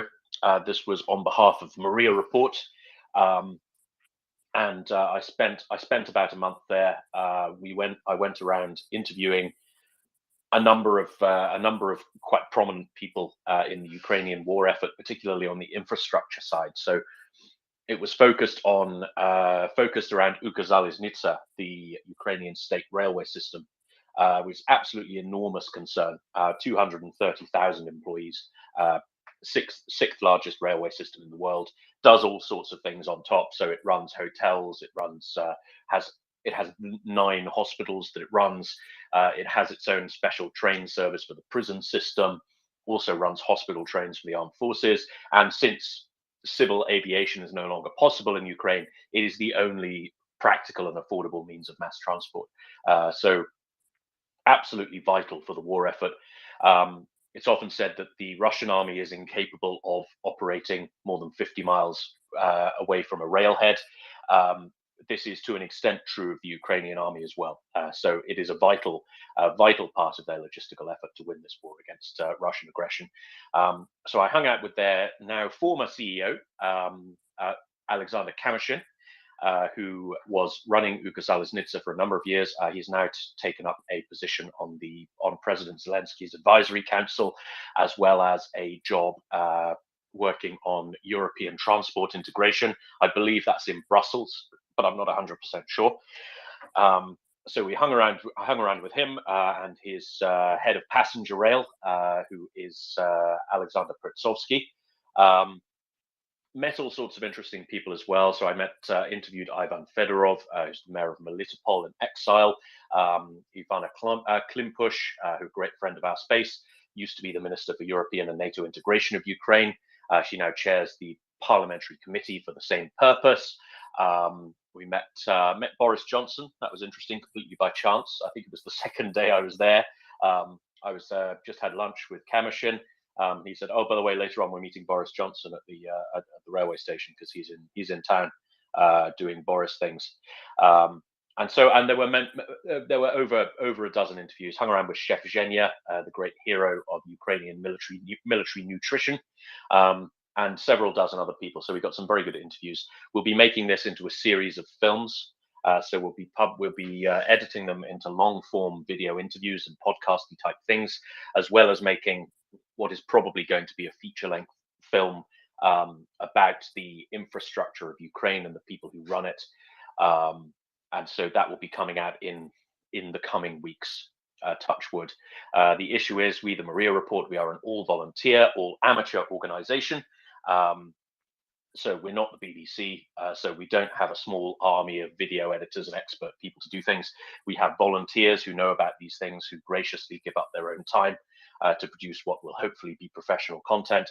Hopefully, our friends on the editing side, MriyaReport volunteers, they will be able to cover up my really ropey cinematography with some wizardry in the digital editing space. I do tweet twice. I do tweet quite a lot, Bradford, and I was live tweeting and kind of giving little video updates to camera on my journey. So if you have a look through my timeline beyond about 3 weeks ago, then you'll see all sorts of stuff about the trip there. Is that what you want us to know? Yes, thank you very much. Sorry, I missed it at the time. Fantastic, thank you. I think it was Scribe, the holder of harms, who was next. Scribe. Hello, y'all. It's been a while since I've been on the MriyaReport. I saw the news of yesterday's missile attack, so I just came up and wanted to ask, is there any damage assessment report that's been published? How much damage has Russia done and how very little it achieved?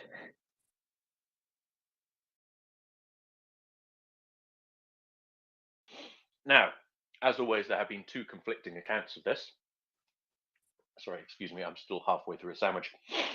I believe it was over 80 missiles were launched.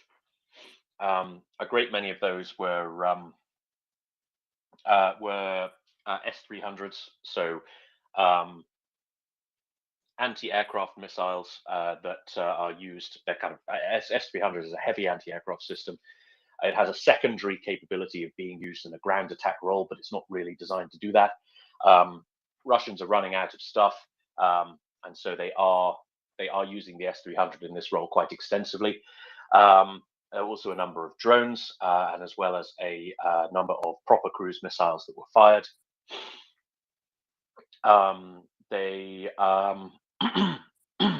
Excuse me.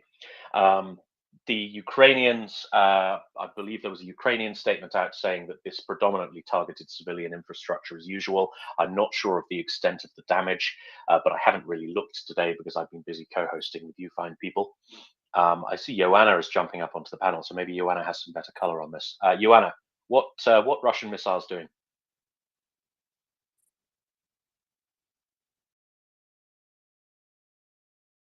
Joanna, are you there? Yes, sorry, it takes a while until we are up.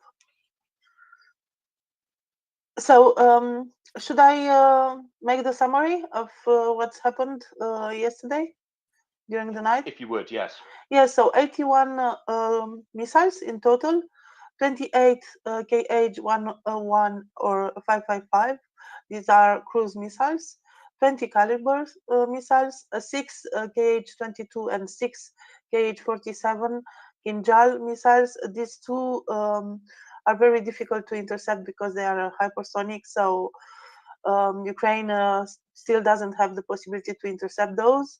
2 KH-31P, 6 KH-59, and 13 S-300.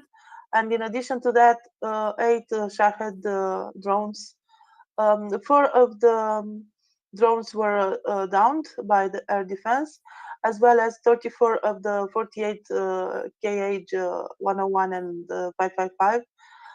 As I told you already, the 22 and the 47, the hypersonic, are impossible to get down. And also for the S-300 being launched from nearby sites and in a ground-to-ground mode, the flight time is very short, and basically you don't have the possibility to engage in order to get them down.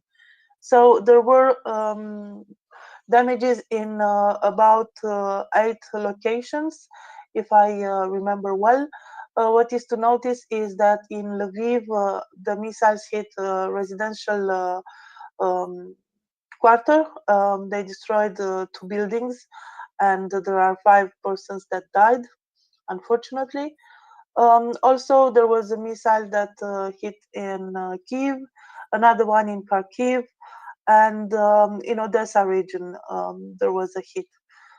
So basically, that's it for now. But we should notice that probably the amount in monetary value, Russia spent 600 million or almost 600 million last night just to do damage to civilian infrastructure. And of course, the loss of life is the saddest part. Russians are cowards because they cannot advance on the military field. They are just targeting civilians with their weapons. Thank you very much, Joanna. And on the on the effect side, as I said, the Ukrainians, I believe, released a statement stating that the civilian targets were targeted and were hit. The Kremlin released a statement saying that the missiles destroyed, what was it, a military train and a drone production facility. They claim that they destroyed the launch point of the drones towards Russia, and also they claim that this was the retaliation because of the terrorist attack on Bordiansk. You remember those guys that went there and took a picture with a flag in front of a building. So for the Russians, sending 81 missiles to civilian targets was a retaliation for that thing that may have been a false flag also. Now, our friend Mockers was quite dismissive of this of the Kremlin's point this morning, saying that the way, I think the point was the way that Russia phrased this. It was like they destroyed Ukraine's entire drone launching or drone manufacturing capability, which is obvious nonsense because that's very, very widely dispersed. But thank you for that summary, Joanna. Really appreciate it. Scribe, does that answer your question? Yes, yes, it does. I would just add something. So early this morning, 15% of Kyiv was without electricity, but it was resumed, the supply of electricity. Also in Kharkiv, there was a problem with heating, but I just seen a message that it will be resolved during the day. And there are some scheduled blackouts for the power supply in order for the teams to repair the damage that was done. But the message was that the infrastructure was not so badly hit, and basically they will be Ukraine will be able to have electricity very soon.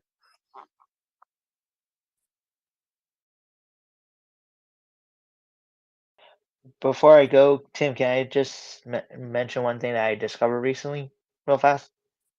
Of course. So I just recently became a travel agent, and I kind of got curious on, like, is it still possible to visit Ukraine on a tourist level? And it actually is. You're actually still able to go visit Ukraine on a tourist level. It's just you have to fill out some documents, and you have to go to a certain website. I forget the name of it now, but you have to go to a certain website, fill out information about what your intended purpose is, and you can go in. And I found out this is actually how some of the like YouTube people have actually gotten into Ukraine through this way. Yeah, it does depend on which passport you hold. If you've got a European Union or a British passport, I believe there are no formalities at the border. I've just been stamped through on my British passport. My European friends the same. Not sure if it's the same for Americans or not. I don't know. But obviously there may be differences with the there may be differences for Americans coming into the Schengen area, which I believe you have to enter to get into Ukraine, because you have to go to Poland or Slovakia to get across, to actually get across the border, because you obviously can't fly directly into Kiev anymore. Yes, it is a very interesting country. It does need our goodwill. It does need our money, and above all, it does need our support. It's absent the war, it is a fascinating place to visit, and I would certainly encourage people to consider visiting, subject to having adequate travel insurance in place. In terms of the dangers of the place, obviously it varies depending on where you are and when you're in the country. There are regular air raids, but any hotel you will stay at will likely have a shelter. Yeah, it's a place that if you have the resources and you have the desire, I would thoroughly recommend visiting it, because as Scribe says, you can visit as a tourist. If you're European, the formalities at the border are basically non-existent. If you're European or British, that is. Americans, I'm not really sure.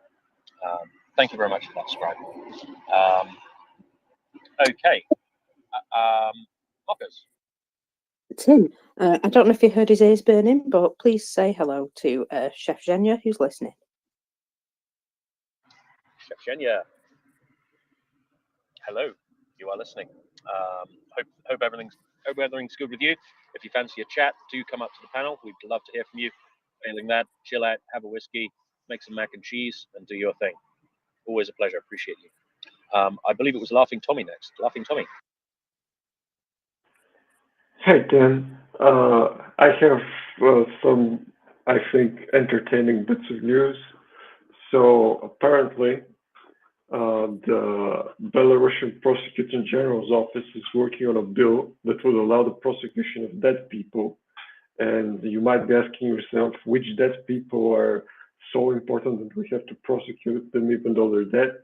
Well, apparently, they're supposed to bring to justice Nazi criminals who avoid prosecution for crimes committed in Belarus during World War II. So they're going to have post-human trials, because everything else, justice-wise and human rights-wise, is going just swimmingly in Belarus. So that shows you some priorities. And I also have seen a report of apparently somebody hacked Russian television and aired a warning of an ongoing nuclear strike on the territory of Russia, and asking people to go to shelters. So apparently hackers found their entertainment in Russia today. And I have two bits of news that I don't have as good sources on. And one is that apparently, according to Kommersant Radio, Turkey has suddenly started barring the transfer of goods of parallel imports. So basically halting trucks on the border, as far as I can understand it, because I don't have the best Russian. And the last bit is something that I find hard to believe and to find rationality behind, but then again, it's from an account that I sort of trust. But apparently, Russians have started building fortifications on the eastern side of Crimea, and those fortifications supposedly run from the Gulf of Feodosia north to the Kamyansky town, which is where the Arabat Arrow meets the Crimean Peninsula. So I'm absolutely befuddled as to what function fortifying the last 20 kilometers of Crimea can serve, apart to maybe they're preparing for a mass exodus of their army from the peninsula, but I don't know. I just wanted to share these bits of information because I find a lot of them amusing. So fortifications in the east of the Crimean Peninsula. Yes, so basically, if you look at the peninsula and from Kerch you move west about 40 kilometers, there's the Gulf of the city of Feodosia, and north there's a town called Kamyansky in the Bay of Arabat. So along that line, completely vertical from Kamyansky down, imagine a line of fortifications. Now, if we get confirmation on this, this would be particularly doom and gloomy for the Russians. That's very interesting. Let's park that for a second, because I see our friend Chef Zhenya is up. Chef Zhenya, very good afternoon. Hey, what's up, guys? How are things your side? It's a beautiful spring day here in Zaporizhia. Spring has come full blast. It's plus 15 Celsius, warm, beautiful. Crows flying around. It's a mix of gloomy and beautiful. Well, it's -5 here in Tallinn, and with quite heavy snow on the ground at least. So I'm very, very jealous. Going out for a cigarette, freezing my nuts off next to the road. So glad to hear things are warming up. How's business? What are you cooking? Oh, the usual. I was in Bakhmut yesterday. Well, not exactly in Bakhmut, but I was 17 kilometers from Bakhmut, doing a showcase of prepped protein for 3rd Assault Brigade. There should be a lot of videos on Twitter right now of the work this brigade is doing. And we went to Konstantinovka and showed the samples of the proteins. The peculiar part about them is that all this product is made with everything the military already has. So the problem is they don't have the kitchen to process the meat, but we do. So we created a scheme where they would send us their meat products, and we would process them, blast freeze them, and then vacuum pack it and send it back to them. So we showcase some of the products that we've made, and the command was very, very happy with the flavor and the taste that they received. And now we're figuring out with the bureaucracy of how to handle that. Fantastic. And how are things going with the acquisition of ingredients? I understand there have been some difficulties. Oh yeah, so the bottleneck is the legal and the accounting part of the agreement. So the the brigade supply officers need to figure out how is it possible for them to account for having tons and tons of protein being released to a third party, then turned into a prepped ingredients that they don't have in their nomenclature, and then receive those ingredients back, which is a fucking pain in the ass, man. It's just retarded. Absolutely. What are the? Are you seeing any shortages of any particular ingredients? Is there anything you're struggling to get hold of, or is it purely a bureaucratic thing? Well, there's no shortage. So the problem is at the front line.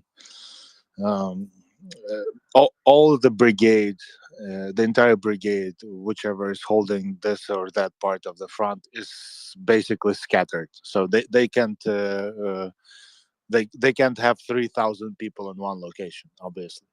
So they're scattered along the front line, and the way they go about it is there's there is a warehouse that receives the products from the military surplus, and they distribute it between units, and all the units have to somehow magically prepare all this food by themselves without having any cooks. So basically, some guy steps in and he has to cook the food from raw frozen pork by that's frozen by like 40 kilograms.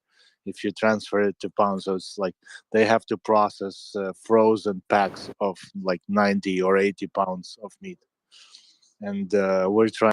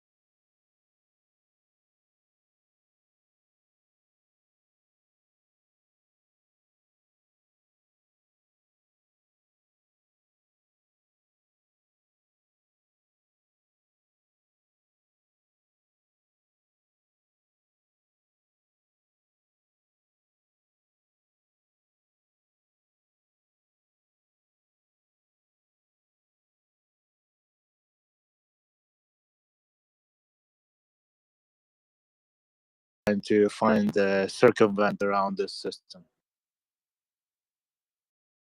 And it's bureaucratically, it's very difficult to have a third.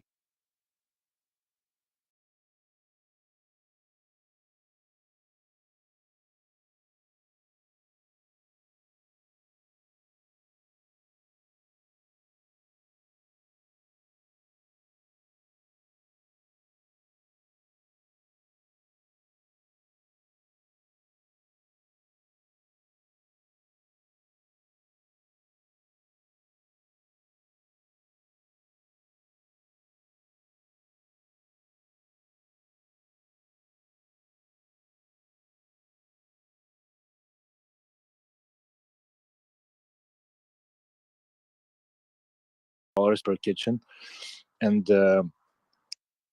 modular kitchens, and but those kitchens by themselves won't solve the problems.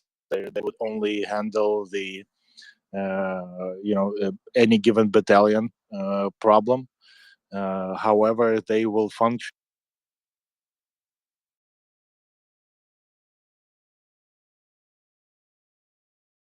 The product that the military receives to turn them into pre-cooked pre-cooked ingredients that room temperature, and they were able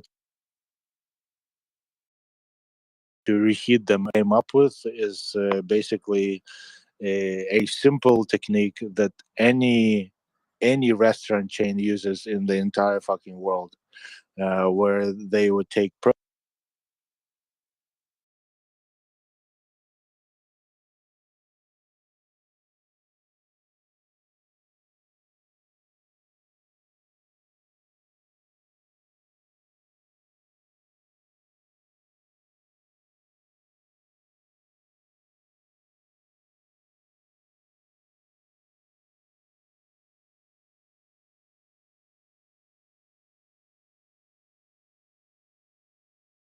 protein, process it, protein, process it. So thank you so much for participating, and this really means a lot to all of us. Be safe out there, Chef.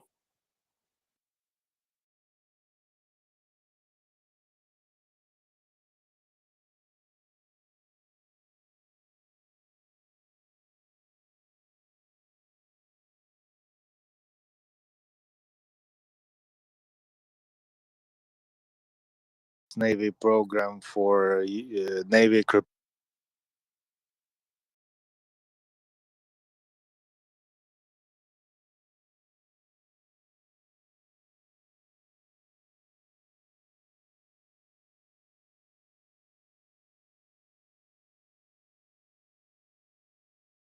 for a program for 3 years.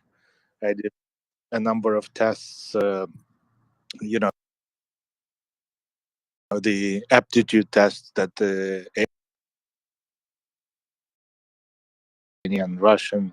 I speak decent French if I have to, and I speak kitchen Spanish, so that allow me to hit the highest scores. But because I was standing in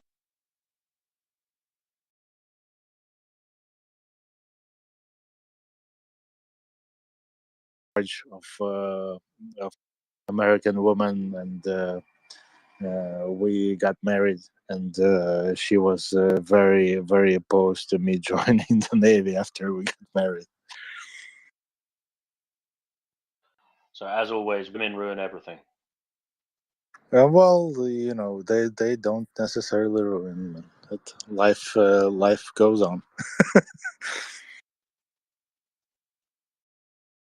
So I understand you've recently got a new crop of volunteers in. How's that going? Oh yeah, that's actually one of the most exciting parts of what we're doing. So we have one of our volunteers here, Warren. He used to work in the Awani Hotel in Yosemite, which coincidentally was the place where I had dinner with my first wife in the United States for our honeymoon. We went to Yosemite, and when we went to this hotel for dinner, and it's a formidable establishment. So Warren was a volunteer in Poland, and then he came back to the States, and then he saw me on Twitter, and now he's cooking here in Asia with me. And we're expecting 3 more volunteers to come join us. One of them from Canada, I think his name is Corey. Has like 20 years of experience, and then we have a few others from the United States, also with experience working in the kitchens, and all of them claim to, you know, stay with us until the end of the war, or as I quote, until Kremlin burns down. I like the vigor they approach the subject, and hopefully we have 8 more spots for volunteers to stay with us, because all the volunteers are getting full room, board, and you know, 3 meals a day from our restaurants in Kiev. When they're on rotation, and when they're in Zaporizhia, obviously they're cooking food, so they have room and food over here in Zaporizhia as well. So I think it's been quite a success. We've lost a volunteer we had from France, Fabian, but I think that's because he never worked in restaurants before, and after he came to Zaporizhia and worked here for 2 weeks, he said that the work was too hard. And basically, when I'm talking to any volunteer, this is the first thing I'm telling them. This, first of all, this is war, and like last night, I couldn't fall asleep. I woke up like 5 or 6 times because of the sirens and the explosions in Zaporizhia, and it's war, and you have to work in the kitchen for 12 hours, 14 hours every day, and it's a fucking hard job, man. And I'm a dick also, so you know. Yeah, we've met. I can absolutely confirm that. let's go to Boyar, please. Boyar, you've got your hands up. Thank you, Tim, and thank you, Chef, for all the good work you're doing. Are there any foodstuffs or vegetables or type of meats that you think you find it hard to get a hold of in Ukraine now that there's a state of war? Thank you. There is no search. There is no shortage of any products that we need. However, since we're doing this on donation basis, every month I'm running a donation rally to pay for rent, to pay for utilities, to pay for gas, to pay for food. Some of the chefs that substitute us in the times. So, one crew is basically volunteer based. So everyone who's not getting paid, and the other half of the month, I have Ukrainian chefs who actually need the money to sustain their livelihood because they have families and they have children and wives who come here and work the other half of the month. So I pay them. It's not the highest salary in Ukraine, but I have to pay them money. So in order to sustain this operation, we rely heavily on donations. And so far, it's been now 13, almost 14 months in. We've been able to balance it with donation money. So there's no shortage of ingredients, but there's always shortage of cash. Like right now, I only have fish in my freezers.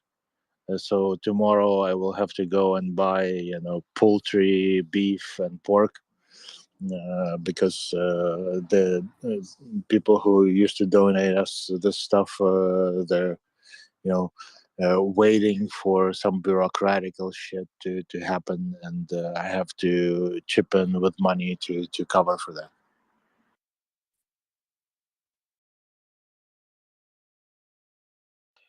Thank you very much.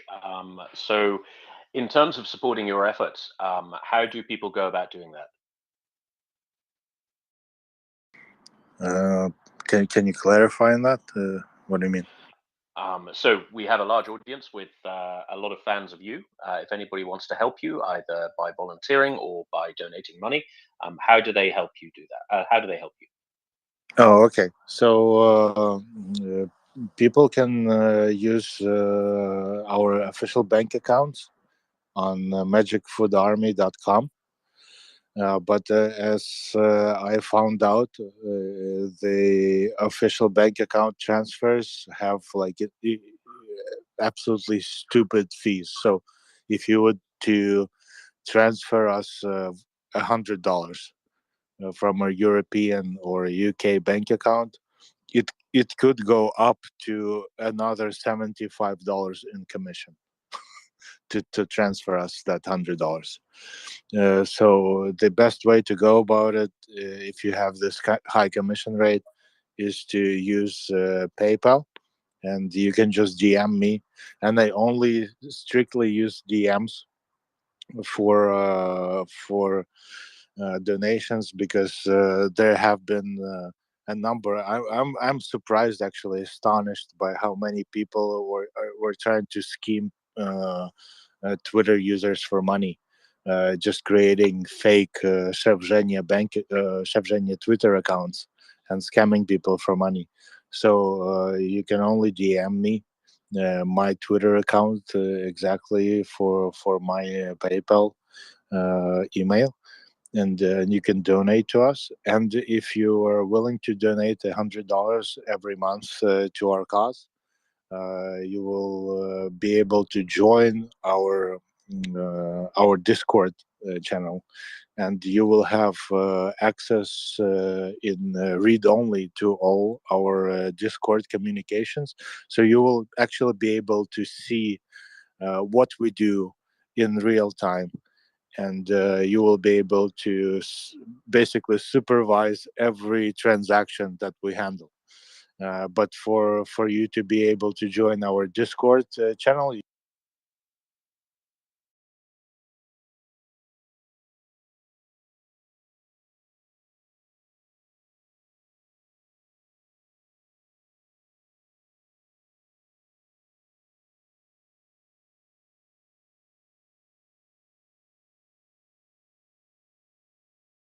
Did we lose Chef Genya, or is it just me?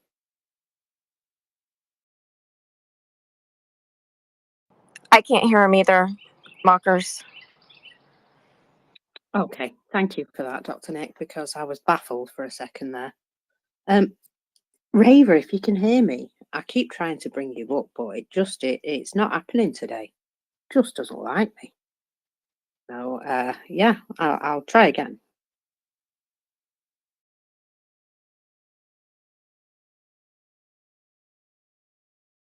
Okay, so Tim has crashed, and it would appear Chef Genya also crashed, unfortunately.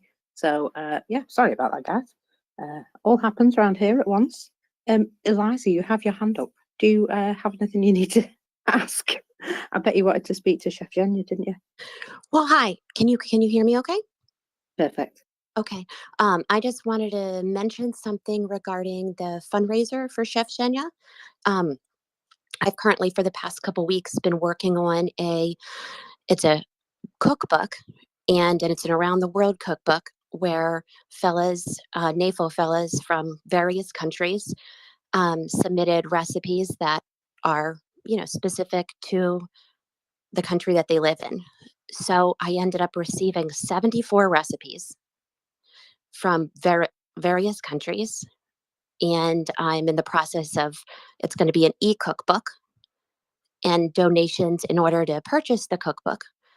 Donations can be made to either Chef Genya or Frontline Kitchen, and it should be available for purchase by the end of this week. Eliza, that's amazing. Thank you very much for that. That's awesome. Yeah. So I'm not a graphic designer.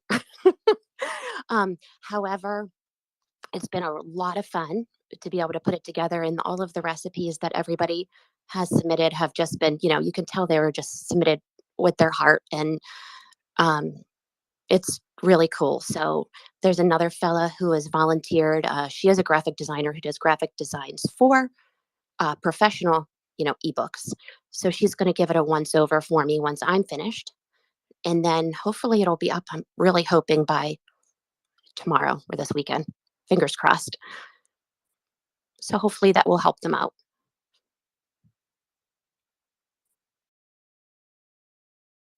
Oh, that's absolutely awesome. Thanks so much. And Raver, if you can hear me, I have sent you a special DM. Yeah.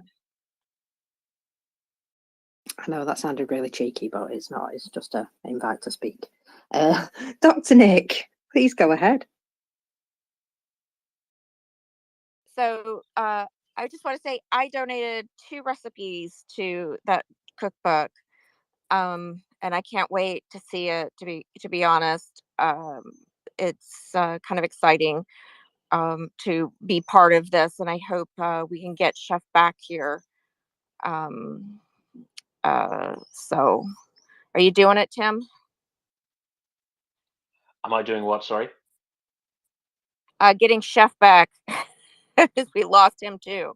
We lost both of you like at the same time. Yeah, I think there was some kind of glitch because I got completely buggered, and then yeah, Chef seems to have dropped off. But it's entirely possible that he's just busy and has gone to do something else. I'll send him a quick message. Please bear with me.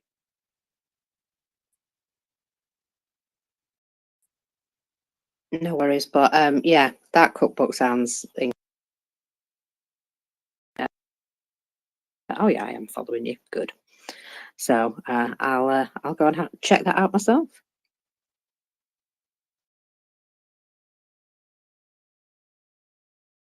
In the meantime, shall I just tell you that we removed him from the space, and he was stuck in purgatory and couldn't get back in. It was quite funny. I had to let him back in. You get off on the power, don't you, Mockers? It just goes straight to your head. Absolutely did, yeah. I was like, oh, look at that. I can do this. Oh gosh. So anyway, maybe while we're waiting for him to see if he can come back up, Eliza, what kinds of recipes are in this book? Like what kinds of things that we can look forward to for, just give us like a little teaser maybe, because people, want to look for, oh, there's Chef. Great. Okay, great. Well, later we'll ask you. We'll make sure. Okay, sounds good. So think about that question. Sure. Okay. Okay, we're just waiting for Chef Zhenya to connect. Chef Zhenya, welcome back. Did you drop your phone in an enormous pan of consomme? No, sorry, it's just my fucking battery. It's a new phone. I didn't see the battery charger. Now I'm hooked up to a power bank, so I'm good. Fantastic. How's the electricity situation in Zaporizhia? Actually, it's been quite fine. I've been waking up at 11 p.m. and at midnight and 1 a.m. from the sirens. So the sirens have been going off, and I have a little bit of a PTSD going on. So I have this, disturbing feeling inside whenever shit goes down, because I've been to Bakhmut, and after Bakhmut, I like the 3 hours I was there. Like there's literally been like rockets flying around over my head every like 20 or 15 minutes, and there's been lunches. So every time I come back from a war zone, it just kicks in, and this feeling of disturbance is just like hanging over me. So I've been waking up in the night because of it, but the electricity is fine.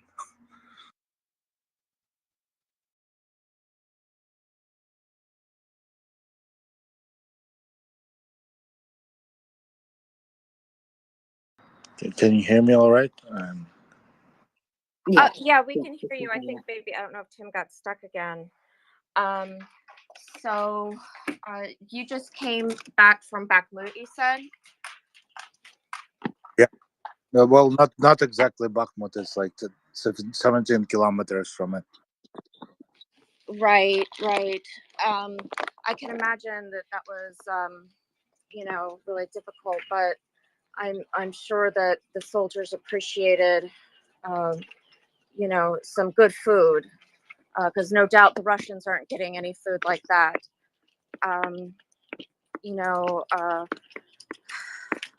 so what kinds of things, in case people are unfamiliar, do you make for the soldiers when you go to the front? What kinds of do you make them bags that they can bring with them, or how does that work?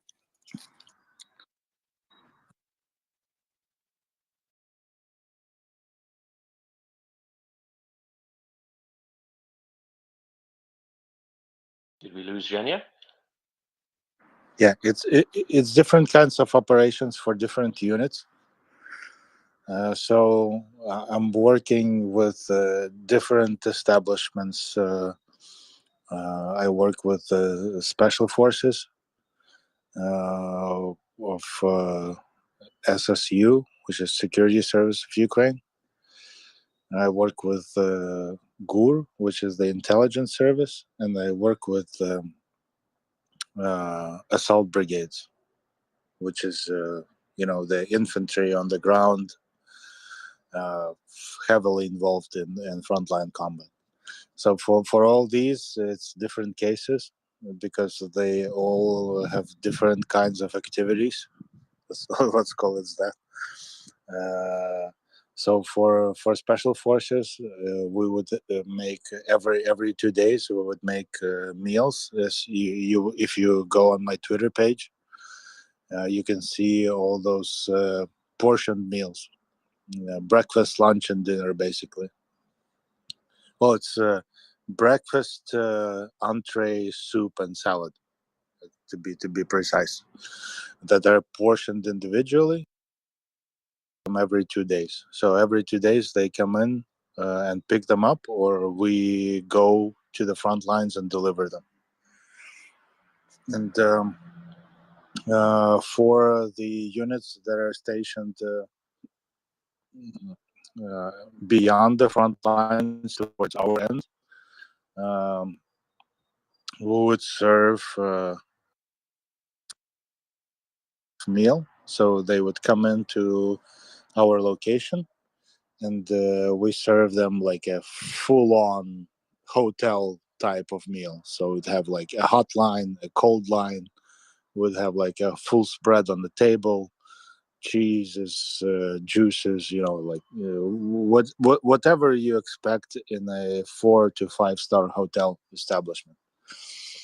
And for the frontline troops, we create semi-prepared meals that are vacuum sealed.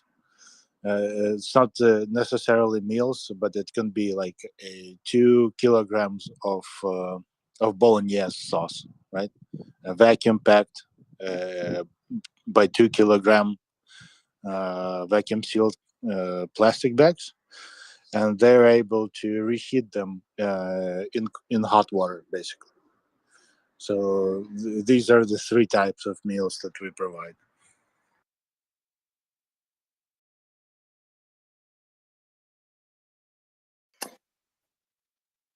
Maybe we should. Oh, Tim, go ahead. Sorry, I was just going to go to Christopher, who has his hand up.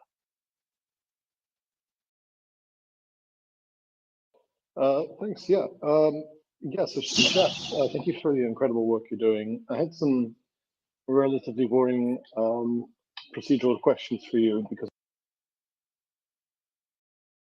I know there's been a lot of discussion about misplacing of funds and things like that. So I'm wondering, like, how are you finding the reporting requirements you need to do in order to stay clear of violating kind of local laws? And what are you doing? I know you mentioned something about the transparency you're providing with regards to each mission you go on, each request you make, how you're allocating funds and things like that. How are you navigating that in terms of reporting to your donors and things of that nature? So apologies for the slightly boring question, but I think it's really important that these activities get highlighted and hopefully like best practices promoted and distributed across other organizations doing similar work. Thanks. Yes, thank you. Incredibly important question. My operation is relies heavily on transparency, right? So we do since last October, we started to do all the accounting of the funds that we're spending. So we can, we can go through any kind of audit, and we can show how much money we spent on what inside our system. And our operation is entirely donation based. Which means that we don't have like a huge international company donating money to us, right? It's all based on the 20,000 followers I have on Twitter, who have been incredibly generous to us. And for the people who donate to us monthly, over $100 or more, I have decided to have a special program, and we're trying right now to connect all of them to our Discord server, where they are able to see our entire communication with all the volunteers and all the charity fund employees, basically seeing every single piece of communication and every single transaction that's taking place. And right now, it's the only feasible solution to the transparency problem that I have come up with. So if you donate to us regularly and you want to participate in this process, all we require is a background check from your country, and we will connect you to our Discord server, and you will be basically hanging with us. You will be allowed a read-only. If you're familiar with Discord, there's several kinds of roles on Discord, so you will be allowed to read only on all of our, to ask questions on any of the topics. And so far, we've been successful with this model. Excellent, thank you. And if I could just take this opportunity to follow up, and thank you again for not just the work you're doing, but also the transparency around it. It's extremely important as we're getting into like donor fatigue territory. I'm sure like you're getting more and more requests. So a professional question to ask on in terms of your accounting requirements and everything like that. Surely you don't want to spend most of your time doing this kind of admin, but as we just discussed, it's very necessary. What kind of assistance do you get with that? Are you just using kind of your in-house accounting, or and things like that? And then a more kind of operationally sensitive question is, how are you handling your operational security? Obviously, if you're dealing with forces on the front lines of any kind, really, but especially special forces, GRU, etc. How are you kind of maintaining that security? And I'll step down for this. Thank you. Yeah, I I want to underline that transparency is my number one priority. Simply because Ukraine is just incredibly corrupt country, and everything I do since I came back from the States in 2013, everything I was doing is in my business and in the charity fund was aimed at transparency. And the way we go about things is we use Discord to its full potential, right? So it's basically like, if you've ever been in IT, if you've ever used Slack or any other organizational programs. So Discord allows you to provide different kinds of depth to any user that you allow on your server. And every user who is participating to a certain extent in any program. So I'll give you an example. So for example, you are a volunteer from United States, right? And you come to Ukraine and you want to participate in our operation. First thing we do is we want your background check. So we want to see that government authorities from your country clears you from whatever felonies you might have. And chefs are a special breed of people. So in situation with one of our latest volunteers, if you would have like if you had the DUI, or basically you were stopped when you were drunk in your car, we wouldn't take that in your car, especially if it's like six years old, right? So we would look at how old your felony is, and we would definitely look at that, and then we would make a decision. So we would let you on our server, and you have special permissions. So you would have a permission to see, to apply for refunds for certain transactions, like for tickets from Kiev to Zaporizhia. You would be able to post in the channel to apply for refunds for train tickets. And then you would be able to go to another channel where you see only orders for military operations, but you would only see code names, and you would only see a number of orders, which doesn't necessarily give you any idea of how large any given unit is, because you would only see how many breakfast, lunches, dinners, or salads they receive, and it's constantly varying. For people who donate to us, they have full transparency to only read through different operations, and they really have so much information going in that even if they were spies and giving us money on regular basis, they won't still be able to estimate on how many troops we're feeding, or how many or where those troops are located. So our security is pretty tight, to sum it up.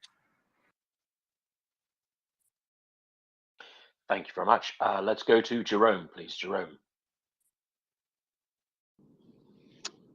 Good morning, and good morning, Chef. I'm afraid I'm only asking this because I know you have experience in the U.S.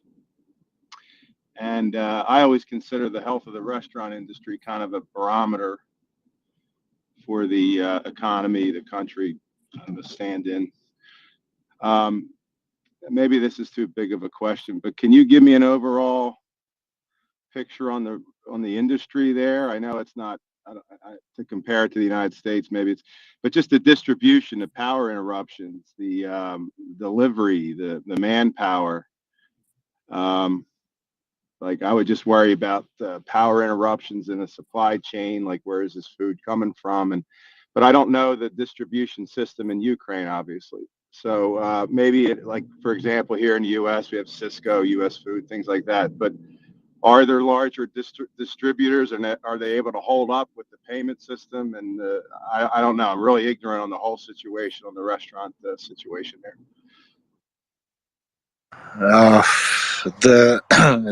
To say that in a few words, the whole thing is a fucking mess. But we're able to keep pace with everything. The only common denominator is the quality, right? So the military is able to keep up with the orders. However, the quality of everything they're supplying is quite low. The restaurant business, considering it's operating out of profit, is able to get better quality product, and we're able to sustain that as well. The restaurants in Kiev are booming and opening, and in fact, I have a general feeling that because of our let's call it special journalistic system, right? Which means our government controls whatever journalists are saying. In the meaning of, for example, the latest press conference from our president, only certain media was giving special accreditation to participate in the president's press conference, and they only could ask so many questions, right? So it's the same in the restaurant business. If your restaurant business depends on turnover, then you are struggling. If your restaurant business doesn't really depend on turnover, then you can have a really good product and strive and give good quality product to the audience you're catering for. Yeah, okay, that's excellent. And I was just thinking maybe Ukraine is a little closer to the source there with the restaurants as opposed to here in the U.S. where we're more. Because if is there anything you're missing from the eastern part of Ukraine that they would supply usually that's been disrupted, or anything like that? Oh no, actually no, because I run a chain of ramen shops, right? And the base of my ramen shops is noodles, and the base for those noodles is flour. And I for 3 years now I have been sourcing my flour from eastern Ukraine, very very close to the border. and those are special wheat grain facilities that have Swiss stone ground mills that use very, very expensive wheat grinding equipment, like stone mills from Switzerland that costs like $75,000 to $150,000 each to grind flour for my noodles. And I buy tons and over 2 metric tons of flour each month. Right? And I've been able to sustain that through war. So there's no problem with that. All right. Thank you, Chef. And it's an honor to talk. Have a great Oh, day. thank you for the questions. Those are really good questions.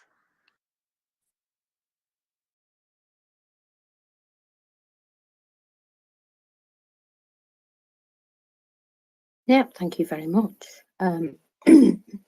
Nick, Dr. Nick, go ahead. So you said that the base of everything for your noodles in particular is from Eastern Ukraine, and you're doing a good job as far as sourcing that still. Is there anything that you do need that you would like or that you're missing? Anything that might have been damaged or as far as equipment or anything like that? That's the first question. The second question is I'm sure you guys have generators or something like that in an event of a power outage. How are you guys managing stuff like that? Okay, so first question is yes, I need blast freezers. I need a lot of blast freezers. That's the the bottleneck of any production for the front line, and I'm missing them on the front line. So I have blast freezers in my restaurant chain for commercial production, but I don't have any blast freezer in the front line, which is the bottleneck for my production operation.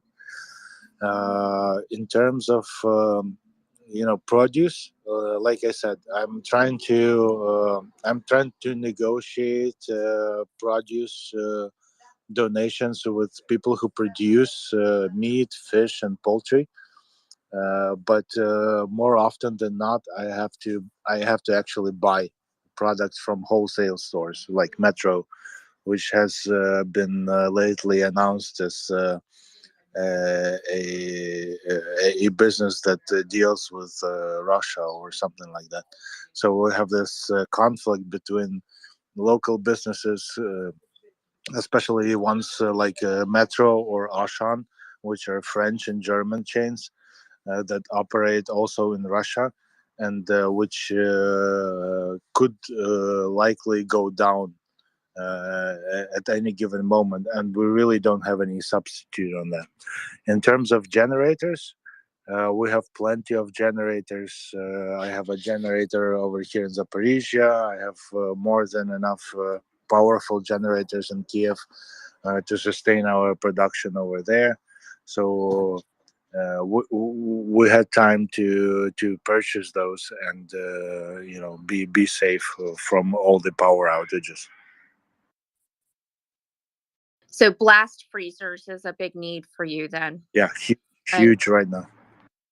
Yeah, and for those that don't know, could you just tell us what a blast freezer is and like how big it is or whatever?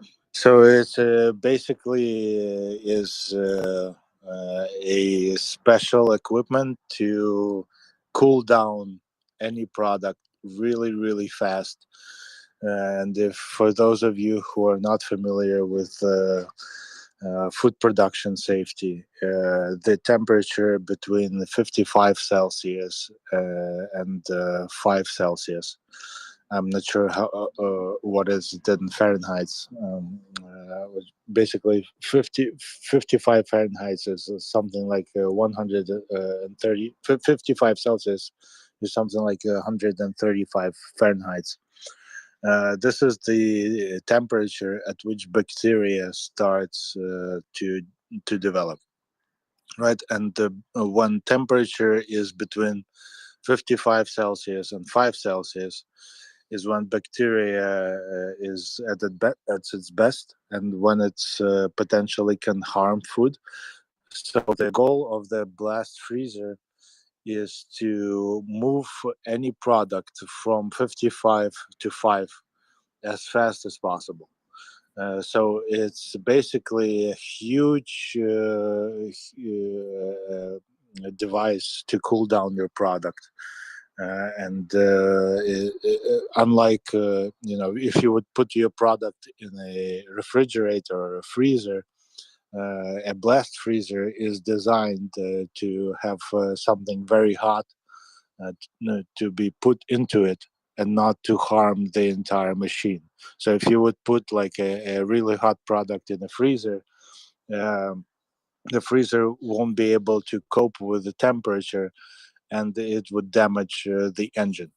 In a blast freezer, it's designed in a way to preserve the machine and to cool down the product.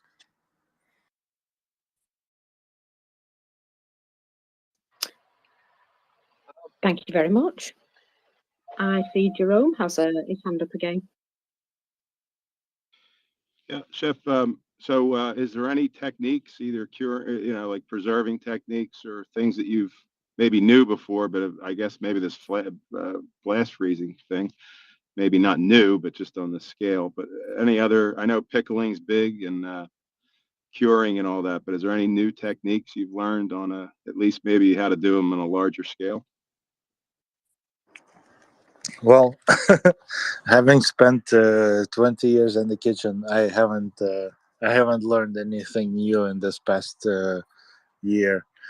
But I have learned that the level of negligence with our armed forces is extraordinary.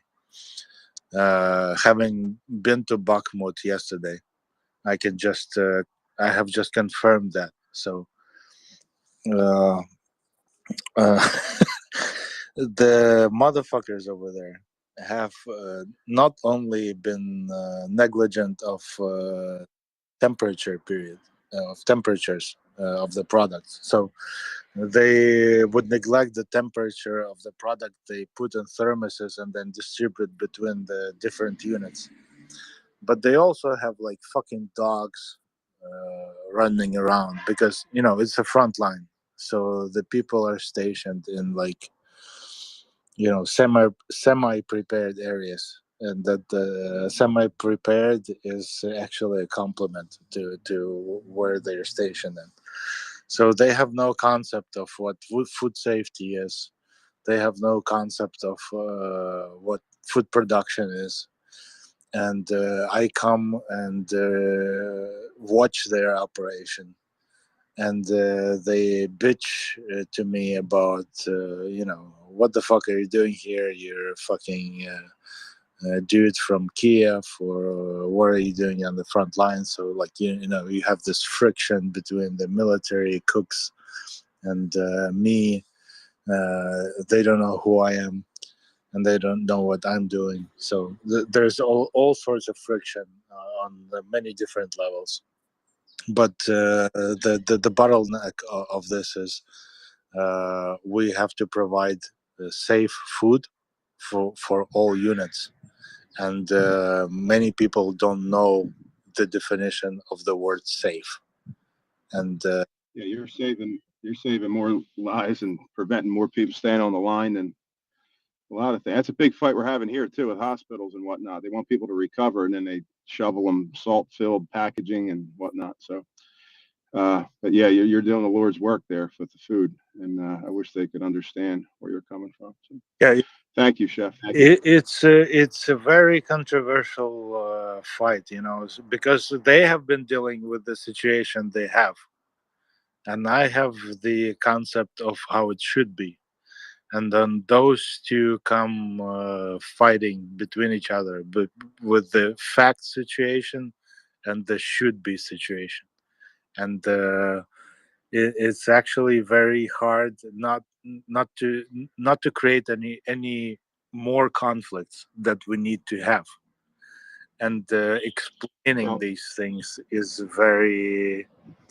very difficult. Well, if I could say, you seem like the perfect person to cut through that with a good balance, and you're strong enough to cut through it and put up with it, but keep going because you know it's right. So thank you. Definitely not the perfect person, I can tell you that much. But I'm the person that gets shit done. Thank you very much. Combat Trash Panda, welcome to the panel. Very nice to see you. Oh, thank you very much, and very good to see Chef here. A couple questions. One, I can relate to the whole food safety thing. When I was in, our entire unit got food poisoning from a bad meal from a kitchen truck, and that was awful.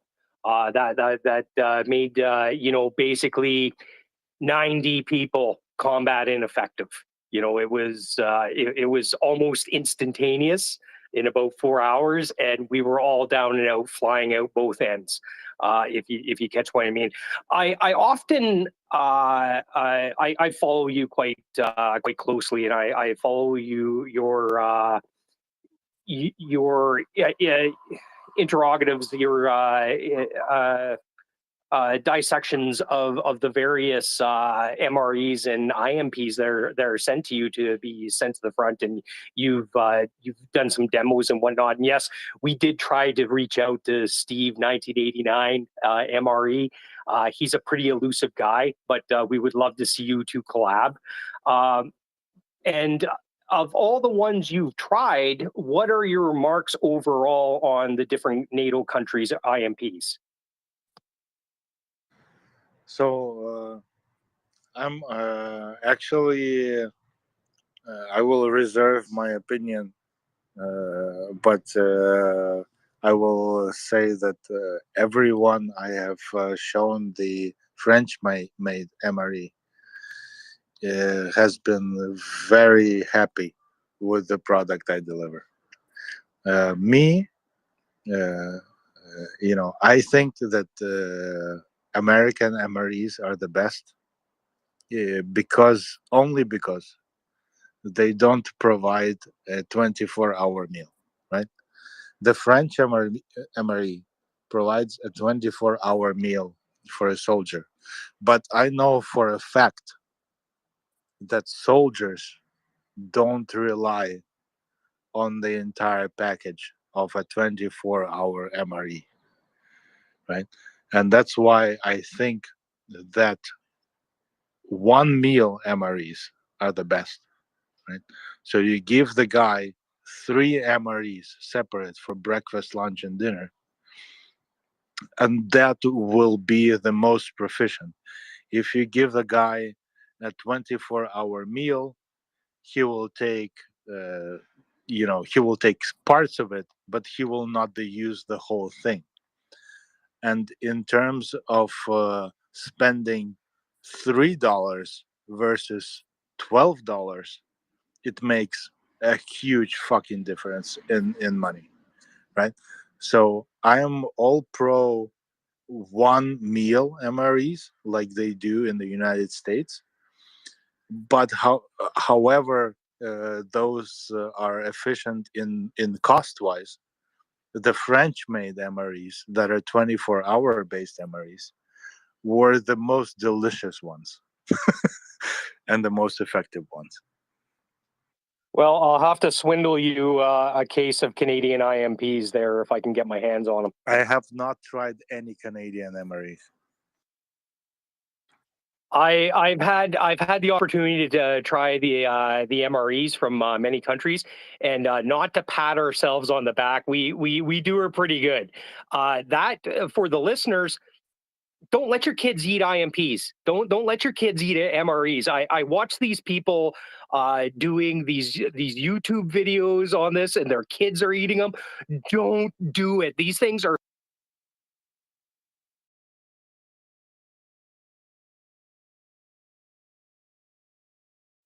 Having said all that, I want.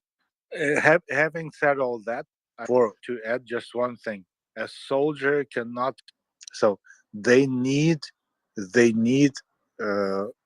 like homemade or military base made food once every 2-3 days.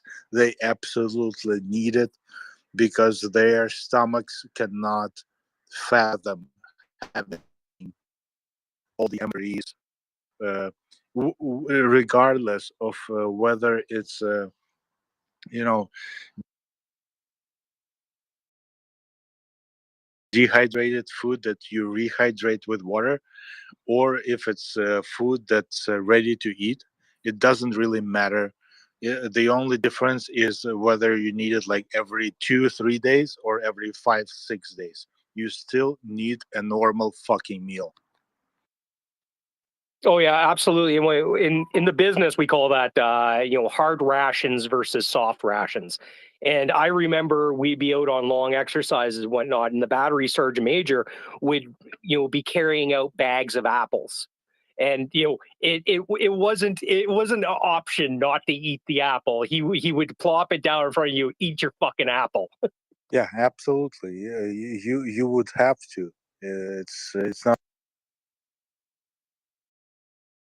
even the point of a conversation. Physically and psychologically difficult to live on that kind of field food for a long period of time. Yes. You know, you're out maybe on a 2-week exercise. You've been going 6 days, sleeping in a hole. Your body just starts to obsess about eating a fresh mango. You you just you Fresh go fucking. into this What the fuck are you talking about, man? Fresh mango. fresh mango. Morale Where's the in a word? convenient fruit. Where's this word at? Where you're talking about fresh mangoes? What are you talking about? He's No, British. They would bring in tea from across the Dominion and whatnot. They have all the fancy schmancy stuff. Why doesn't the sun set on the British Empire? Because God doesn't trust them at night. Amen, man. Dr. Nick. no, I'm really shocked to hear you say that about U.S. MREs because I was in the Marine Corps and sweet Jesus, I could not imagine that they are. I mean, I guess I could see what you're saying from a preservation sort of standpoint, but they're just absolutely horrific to eat. And I get what you're saying, Tim, about a mango. It's like when when you haven't had any kind of like real food in any kind of period of time, your mind starts to just want for anything that's like juicy and fresh and mangoes. So your mind starts to fantasize about all the craziest sort of things like that. Citrus is another one. Grapefruits, whatever. It's just like you're just dying for them. But it's crazy about thinking about MREs. I mean, American MREs being okay because I know the peanut butter, you can start a fire with the peanut butter, use it as an accelerant. So it's just kind of ironic. But thanks for that input.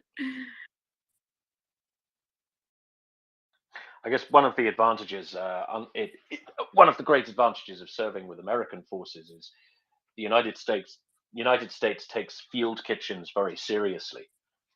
That's something I noticed training with the U.S. Army. I've never had the pleasure of training with the Marine Corps to any extent, but the U.S. Army always had great field kitchens, and American soldiers always seem able to find coffee. I don't know how they do it, but if there's an American It's around, in the there'll be MRE. coffee. You get it in your MRE. You get it You get it in your MRE, Tim. Like they give you package, but it's instant coffee, of Oh no, course. But you get packages of instant coffee. I mean the real stuff.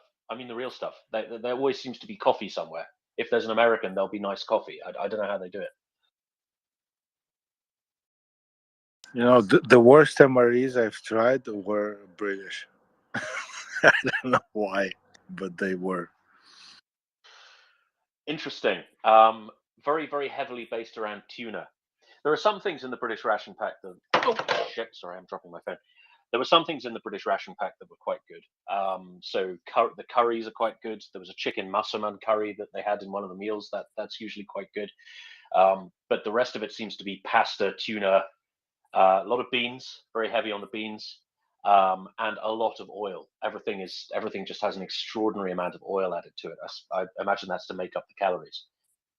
What strikes me the most is the number of beverages in the British MRE. It's like 7 or 8 beverages for every fucking MRE. It's like you're having a fucking tea party every time you break one open.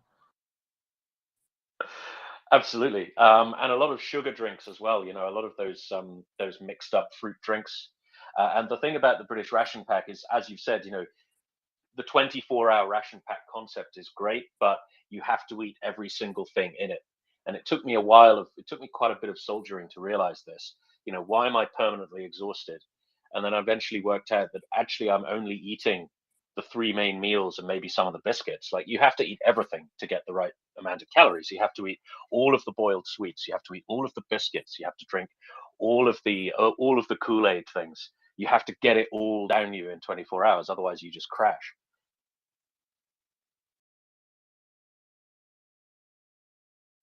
Very true, Tim. Even those crappy hard brownies you get in them and the little biscuity crackery thing. Yeah. Uh-huh. And with the British ration packs, it's slightly it's slightly more complicated on top of that, because you have the 2 different sorts of biscuit. You have the biscuits brown and biscuits fruit, and they make you incredibly constipated. Right? These things plug you up. And in order to counteract that, you also have to eat the oatmeal block, which is like a baby's rusk. It's about the size of a CD. And you can either eat it like a biscuit, or you can pour hot water on it and make it into porridge. But you have to eat that, because that's the only way you can unplug yourself and have a poo again. So you have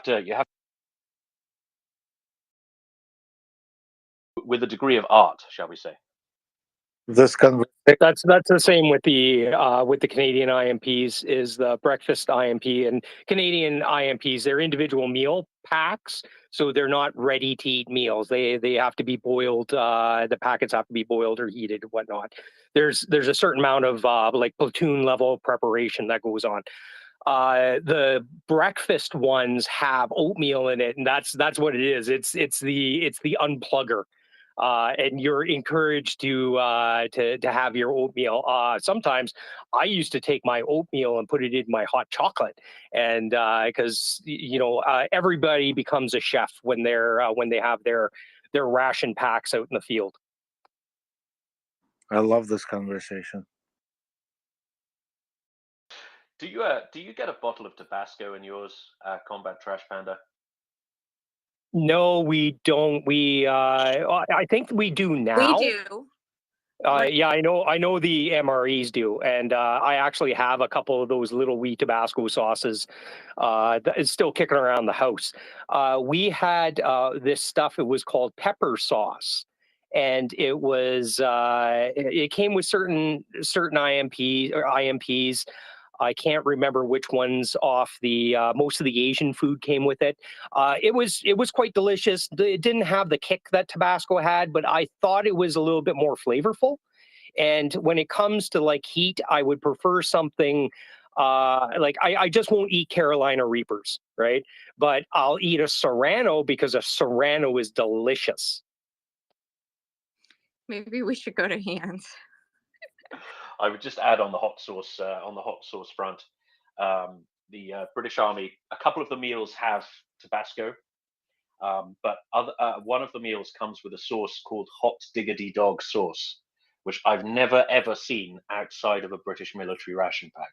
So I assume it's either very, very foreign, and they've got it on the cheap. You know, they bought a job lot of it from Malaya or something like that.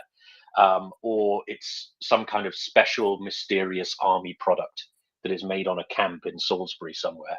But I've never seen it outside of British Army ration pack. I don't think it's a real product. Anyway, let's go to Hands. I believe Martina was first. Martina. Good afternoon, everybody. So I have one question. So I saw a lot your pictures and all the meals you prepare, and there always seems to be a lot of meat with it, which probably makes sense for people who fight hard and all that. So my question is, is in Ukraine. So because like we in Germany, we eat a lot of like meat substitutes, like vegan meat, like made from peas or soya or different kind of stuff. Is that a thing in Ukraine in general? Do they have that too, or do they just eat like real meat most of the time? So in 12 or however many 11 months of war we've had, I only have had a few requests from actual military servicemen for vegetarian meals, and I have tried the UK MREs have a 10 meal menu, which is a fucking joke because most of those 10 menus actually revolve like 3 dishes in those 10 different menus that have vegetarian meals. So we really don't have any options for that, and anything vegetarian has to be made specifically to order. And I have had like 2 people in the 11 or 12 month of war who asked me specifically not to put meat in their diet out of thousands and thousands of soldiers I have catered to. Interesting. So it seems like most people like to eat meat. It's not that most people like to eat meat. It's the general idea of having protein in your diet. So it's very difficult to come across eggs, right? Because eggs are really difficult to cook in the field accommodations. And the only way I was able to cater eggs is when I literally brought barrels of pickled eggs to the front line. So I brought thousands and thousands of pickled eggs to the front line because I manufacture them on daily basis in my restaurants. I pickled eggs by the thousands in my restaurants, and that's why I've been able to produce them. And all those people who can get protein in any other way other than eggs were very happy with that. Oh, I see. Yeah, I didn't know. I thought like eggs, like cooked eggs, are like pretty not hard to maintain. So I always feel like they last forever. But then you're saying it's difficult to handle eggs. No, if you pickle eggs, they can stay at room temperatures for weeks. Yeah. Okay. You're a steely-eyed missile man because pickled eggs are their own food group. And if you ever brought that to me out in the field, I would kiss you on the lips.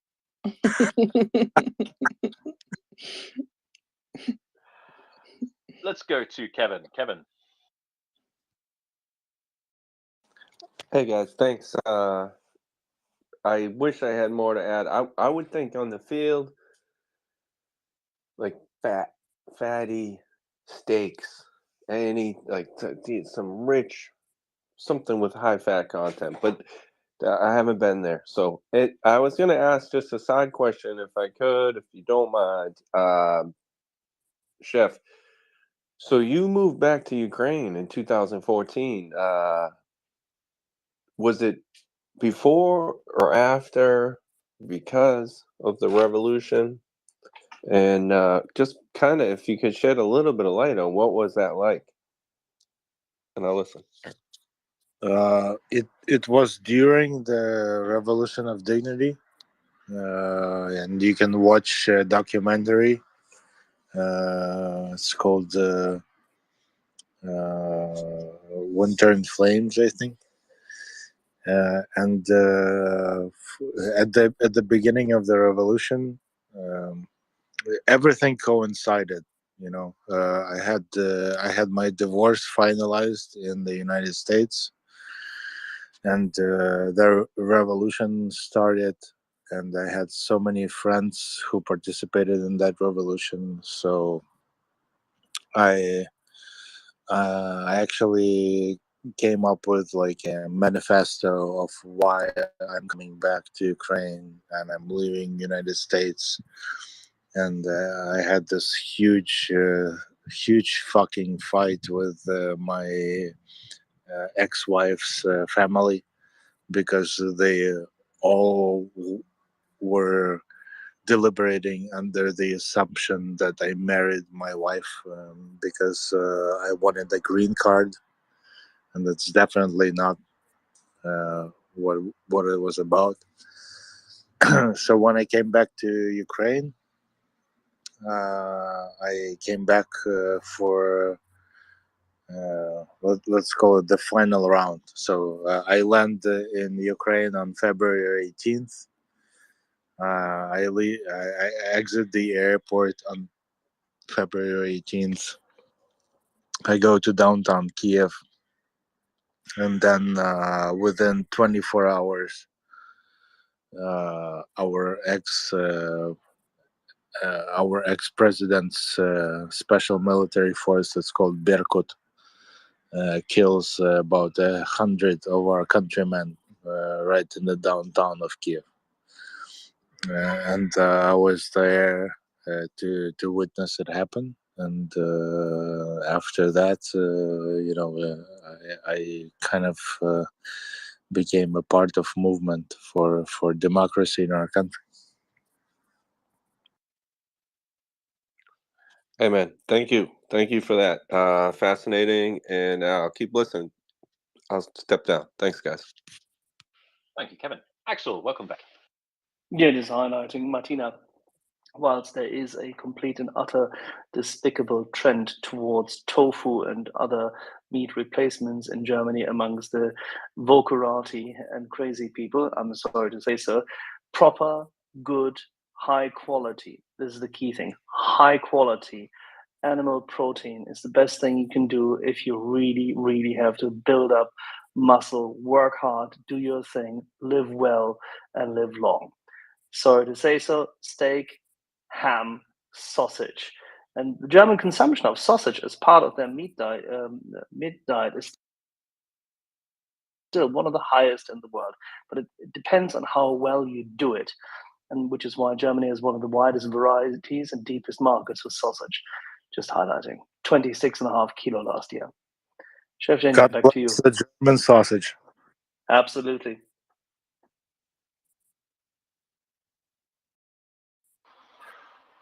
That does put me in mind of one of the best meals I think I ever had in the army. It was breakfast. It was in California. It was with the California Army National Guard.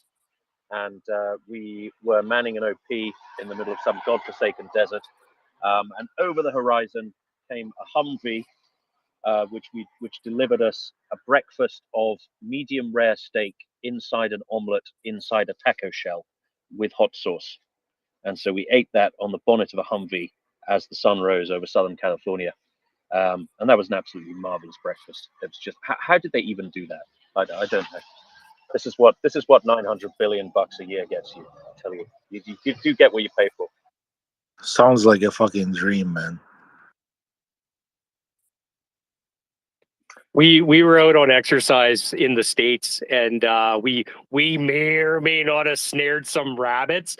And when the American range control came around to our position, there we are roasting these rabbits over a spit, and they're like going, Are you guys like literally roasting rabbits? Because the first thing Canadians do when we deploy anywhere is the first thing that goes on the truck is the cooler.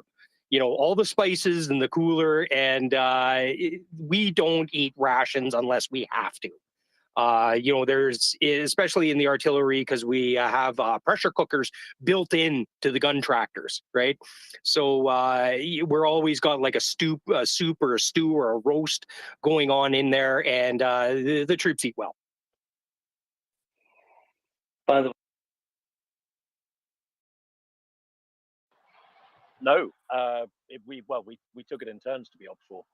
if I remember correctly. But it was a joint brigade level exercise that involved my regiment, a few odds and sods from the UK, and the oh gosh, what were they? The something cavalry of the California National Guard. I can't remember the acronym. I can't remember the number. Typically exactly. at AirCAV. Not sure. I can't remember. I would have to. So because normally they feed you well and then they shoot at you. You know this. Yeah, in this case, we were just fed well, and then we were let loose on Santa Monica. So all of a sudden, an entire brigade of Brits descended upon this little seaside city, and the police had been told well in advance that we were coming. And so when our buses arrived at the bus park, I think it was a little bit further down the coast. I think it was in Long Beach. There was this line of policemen leaning on the bonnets of their Panda cars, just looking at us, saying, "Yeah, we see you, motherfuckers. We see you. We know you're here." Amazingly, nobody got arrested. I was really quite surprised. Nobody got arrested. Nobody got shot. So that was a successful weekend of drinking in Santa Monica. Did you find out that the Americans have the Long strange Beach is tradition normal. and the strange custom of not allowing people to drink in public out of a proper bottle of beer, as you are allowed, of course, in every civilized nation such as Germany? Yeah, we noticed that. And we also noticed their annoying habit of not serving people under the age of 21. And of course, all the bars had been briefed beforehand, not, to ID check these soldiers very carefully. And we had a chap in our patrol who was unfortunately 19 years old. So he was in the beautiful summer heat in this lovely, lovely city of Santa Monica, while we were boozing the weekend away, and he couldn't touch a drop because nobody would serve him. Poor chap. Chef was going to say something. I don't know if I missed it. No, I was just Chef Jenya. saying a line of policemen in Long Beach in LA is just normal shit, man. I lived there for like Good 5 point. years. So you lived there for 5 years? Yeah, I lived in Long Beach for 5 years. Oh wow! So did you have a restaurant there, or were you working in a restaurant? What was that like? No, absolutely. I worked in like at least 20 different restaurants in Long Beach area, and that's basically where I made my bones. Is Long Beach area of Los Angeles, and if you know anything about Long Beach, that's where Snoop Dogg grew up. That's where a lot of shit went down in Los Angeles. So, one of my best memories about Long Beach is I would go at 5 in the morning. I would go jogging on the coastline, and my workout would coincide with Long Beach Sheriff's Department, and the entire Long Beach Sheriff's Department would go jogging on the coast, and they would have Coast Guard helicopters fly over them, and it was like a fucking Vietnam look when you have like 300-400 men jogging around the beach, and you have helicopters zooming in and out. It was pretty fucking cool. Let's go to Delish General Store. Good morning, Chef. I just wanted to let you know that I was the editor-in-chief of Long Beach Magazine, probably for the time when you were living there. And let me tell you, it was supposed to be very, tourist-oriented, very pro Long Beach. And I did struggle to find stories to tell, let me tell you that much. I did have a question for you, and that is if folks are coming through in your area, do you allow and encourage them to volunteer in your kitchen? And that's because I do have a friend who's coming to Ukraine in, I think, a couple of weeks now. And I think he'll be in touch with you to see if you can put him to work just peeling veggies all day.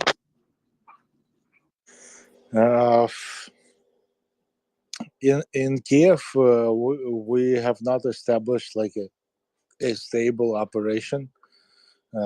because we're just working on the bureaucracy between the brigade and my restaurants. But in Zaporizhia, we require at least a minimum of 3 months commitment because the operation is, we cater to special forces, and we require background checks, and we require, people who understand all the intricacies of the military work. So we can't just take up anyone who wants to participate. Okay, that makes total sense. I'll send him elsewhere, but good luck because I know that he only has a few weeks. Thank you for the answer.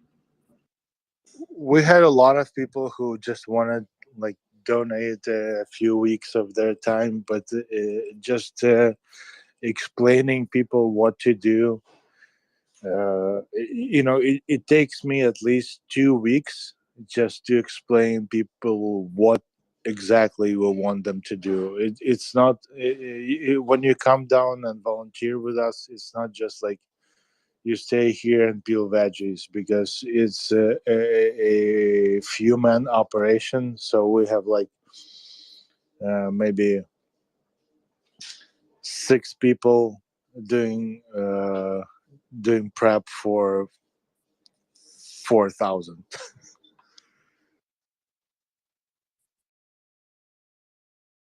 Now that is a workout in itself. No doubt they also need high protein meals, your volunteers. Well, I just happen to have a couple months and free and pretty well versed in how the military is organized.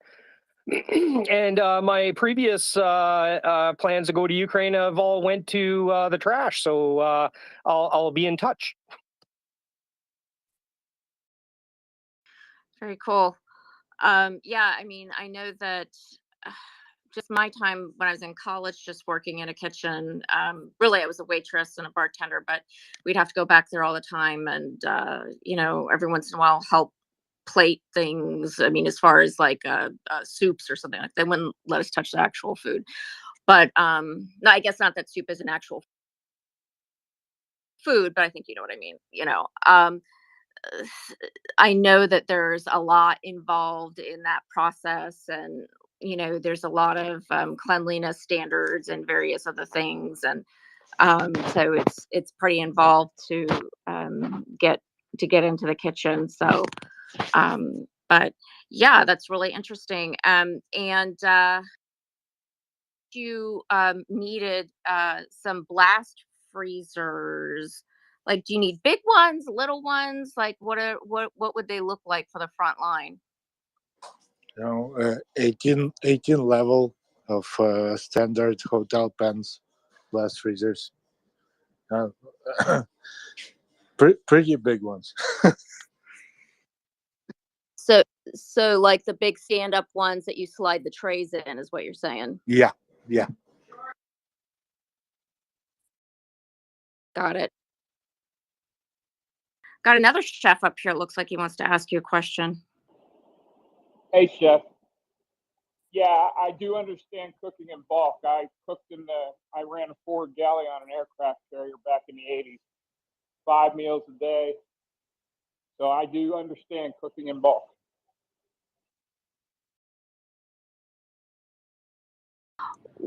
Do you have a specific question, Chef?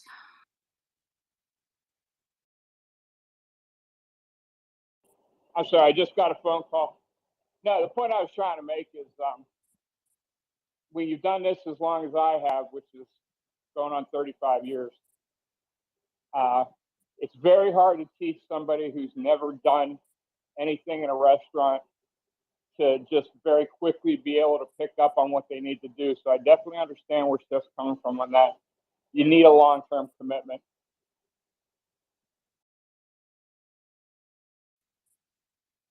For sure. Chef Zhenya, you mentioned that this is a question from a listener.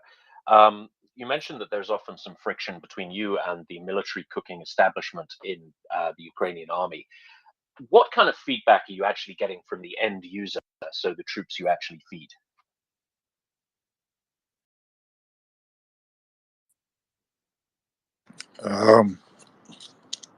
Well, if I actually feed them, they love it.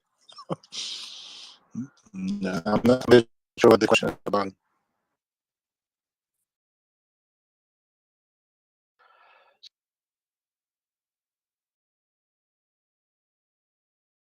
You know, how are your resources allocated when it comes to feeding?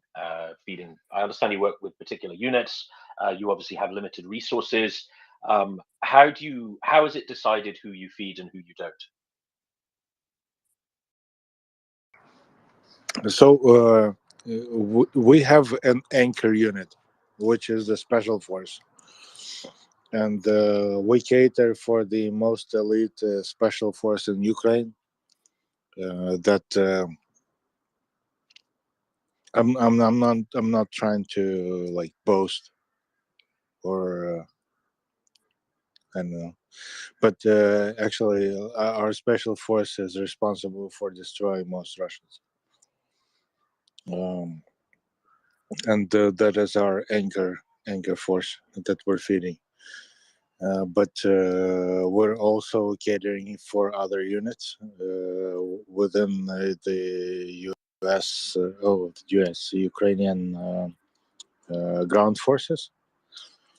And obviously, it's a huge fucking difference in food. So, if we're talking about feeding the special force, they have a different kinds of fucking veggies. They have green beans, Brussels sprouts, different kinds of starches. Every meal they take, they have a huge choice of options and shit. But when we're feeding the ground forces, obviously they don't have such a big choice of sides or entrees. And our resources are divided between these different units. So if you donate to us, your money is going towards feeding the special forces. Maybe like 80% of what you donate is going to the special forces, to the people who take down fucking Russian airplanes, who take out Russian armored vehicles, who take out Russian infantry. And the other 20% are going to the infantry who sit in the trenches, who fight, everyday war, who stay there and not necessarily like shoot every day, but who still need meals every day.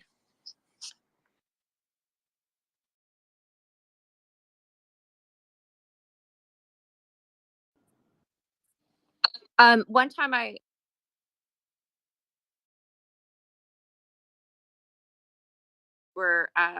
it was pretty interesting. You had just gotten in a big thing of pork, but then and you slow cooked that, it looked like, or something with it just looked really great. And then you were also doing, maybe this was a separate video, I don't know, I've watched so many of your videos, they kind of like all kind of run together, but they're really neat. And you were making these packs with like kasha, the uh whatever, you know what I'm saying, the what is that stuff, kind of like oatmeal but not oatmeal, right?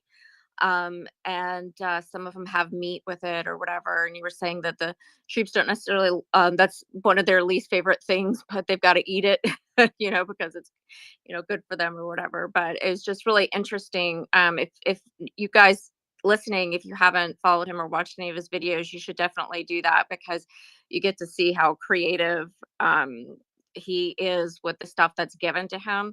And I think it's really neat. So like he was packing these things that had like the kasha and like they wrap them in cellophane, these sandwiches that looked really tasty too. And it was just really it's really kind of fascinating to watch to watch you work. I don't know that I have a comment in there, but I mean a question in there, but I just wanted to say that because it's really interesting to see what you do with what you're given. It's like, you know, you don't waste anything, it seems like. Yeah, yeah. You have to understand that I don't know the exact words of how to explain it. So every military personnel is different. If you would try to extrapolate from the entire scope of military, you would have the air forces, right? The pilots. And this is why you have the Top Gun movie, right? So everybody knows the fucking Top Gun movie. So the pilots are always different, but it's not just the pilots, right? Other than the pilots, you would have the snipers, who are very fucking weird people. The fucking snipers are very. It's like the artist of the military. The snipers are, right? These guys are very fucking weird. First of all, I never actually, unless I like speak to them exactly for like maybe a week, I don't even know whether there are snipers or not. But after a week, I fucking I distinguish the snipers from everybody else. Then you would have the drone pilots. The drone pilots are a different breed. Then you would have the assault brigades, the fucking insane motherfuckers who go in the trenches or who go behind the enemy lines or do other kinds of work. Then you would have the mechanized brigade, the guys who fight in the armed vehicles, the guys who fight in the tanks, and the guys who use uh, heavy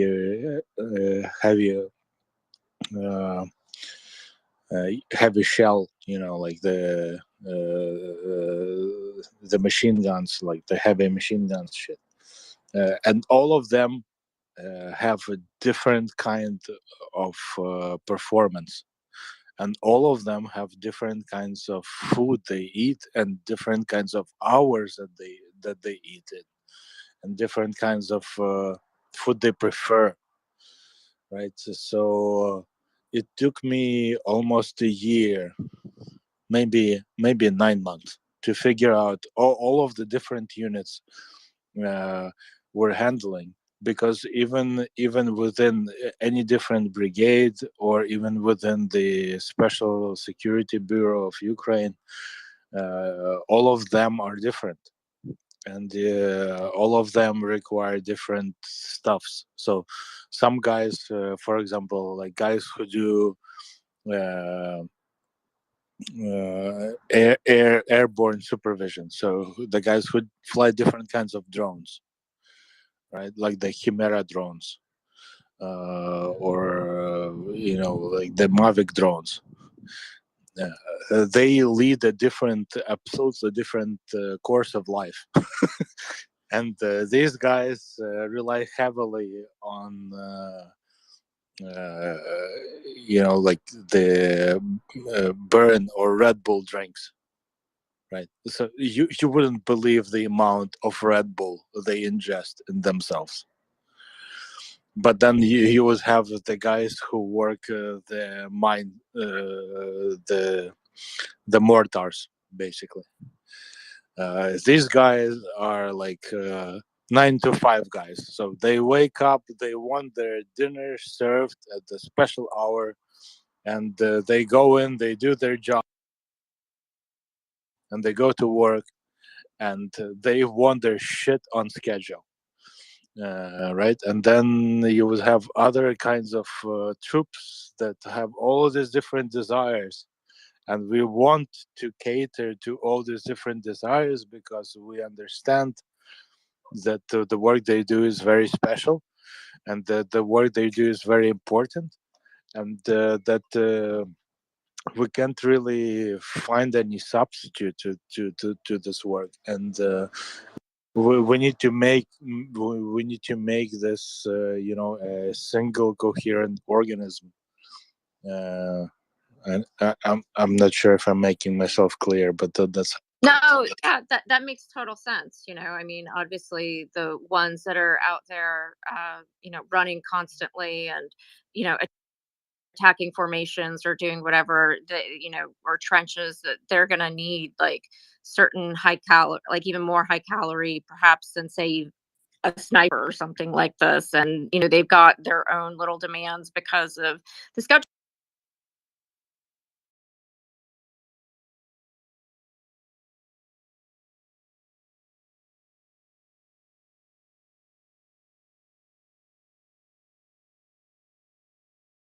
Like the way I look at it, and one thing I've found fascinating about the things that what you do is that you put so much care into all of these meals and everything that you do for them. And you really try to think about their needs, and it's really special. It must be for them like a little bit of luxury that they get,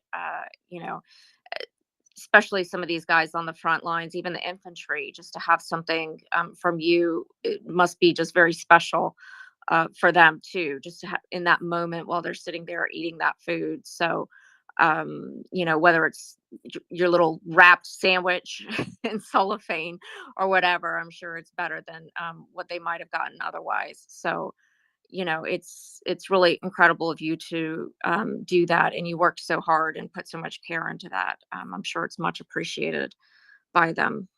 It's not necessarily that I want to, right? It's more the nature of their work, because uh, what I want to is not the priority. I would love them to be, in a cohesive schedule. Breakfast, lunch, dinner, at this time and this time and this time. But Right. they have their tasks to do, and we have to adjust, and that's how life is. Thank you very much. I believe Kirsten was first. Kirsten. Yes, thanks. Thanks, Chef. Amazing listening to you, and thanks for everything you do. What I understand is, but please correct me, that you need deep freezers most. So what can we do? How do we get them? How much does it cost? Can we donate? How can we very concretely help here? Thank you. I've been trying to work with collaborate with a few companies that produce these blast freezers, or at least that retail these blast freezers, and I've been trying to make them donate them to us, but it wasn't really successful. So now what I'm trying to do is just find a proper solution, and as soon as I do, I'll have a special fundraiser for it, because I need just one here in the front line in Zaporizhia. I have one in Kiev that's working just fine, and but in Zaporizhia it's the biggest problem. What kind of capacity are you Okay, looking so for? we'll be looking out for your fundraising up here. That'll be great. Would love to support. Thank you. Shevgenia, just very briefly, what kind of capacity are you looking for? Do you think a commercial grade, like a real half container size, or is this still an indoor blast freezer? Yeah, it's for right now. It's just you would be surprised what you can do with like a regular indoor blast freezer. I get it. That's why I'm asking. Yeah, just an indoor blast freezer would be fine. I'm just looking for a company that has them in Ukraine, so I don't have to like wait for it and shit. So that's the only bottleneck, is that whether that or any other company has them, and whether they want to sell them to us or not, and at what price.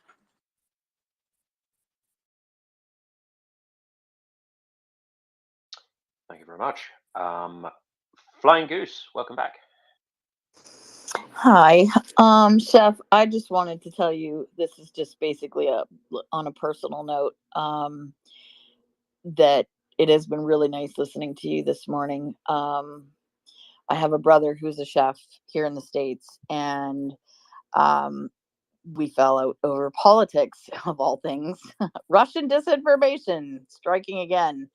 But he had a huge passion for cooking and just the entire spectrum of being a chef and what all it entails, and I've heard all of that from you this morning, and it was almost like sitting and listening to him for a little while, and we haven't spoken in a couple years, so it was very nice.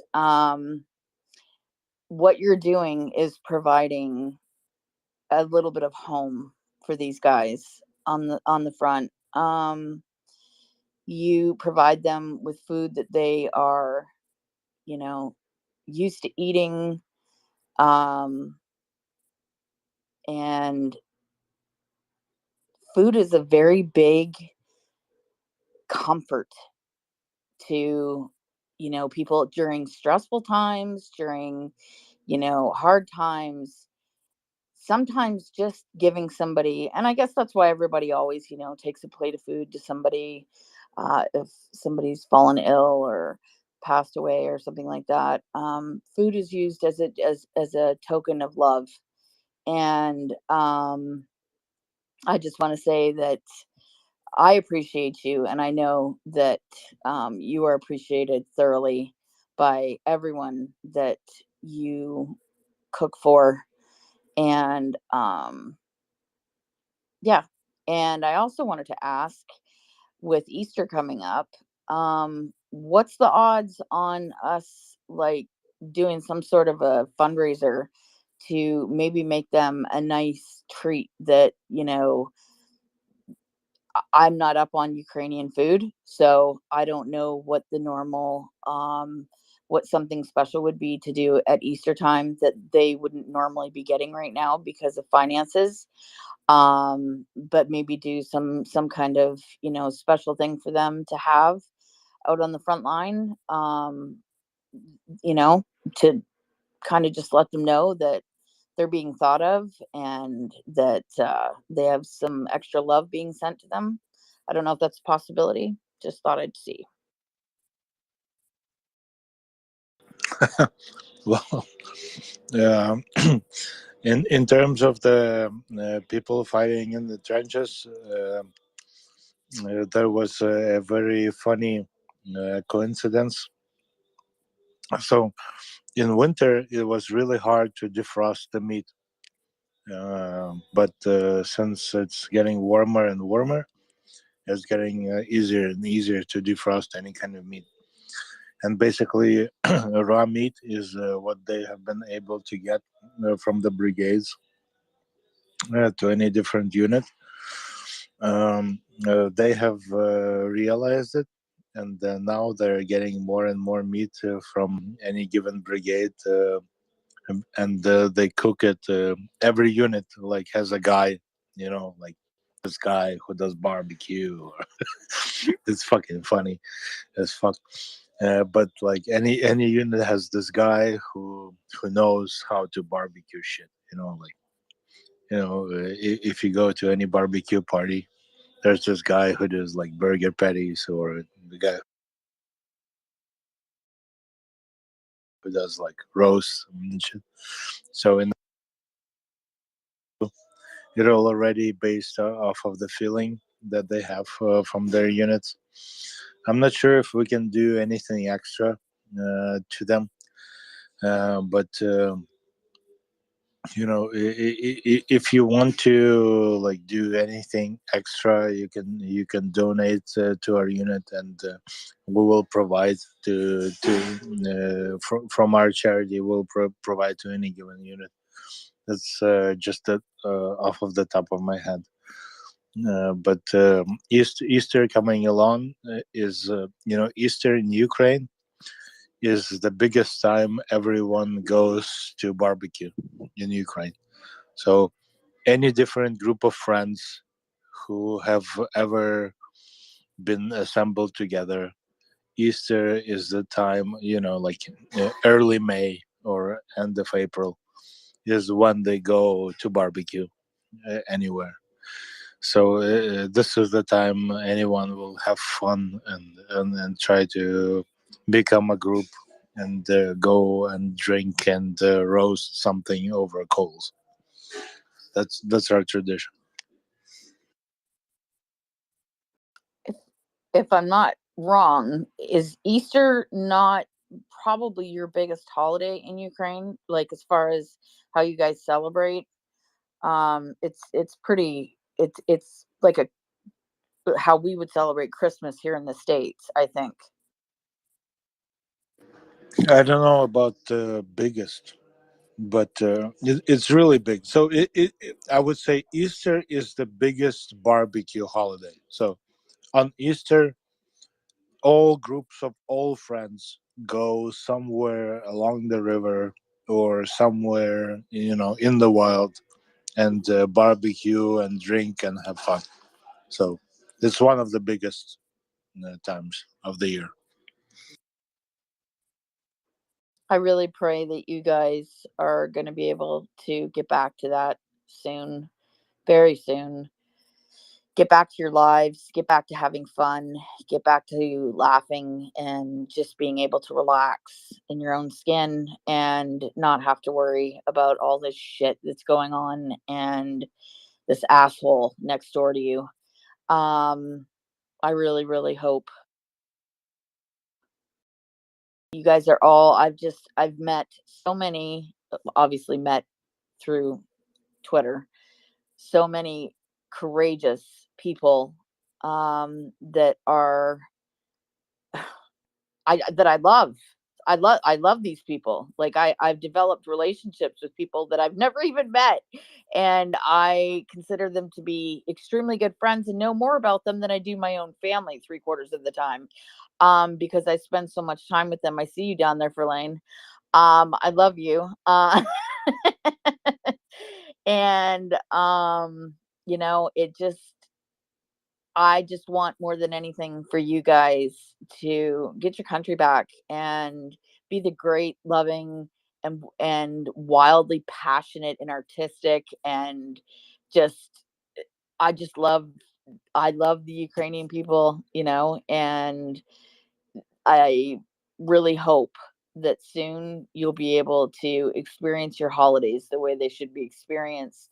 You, chef, be able to cook the way you want to cook and not be making up these, you know, dinners for soldiers that you can't really experiment.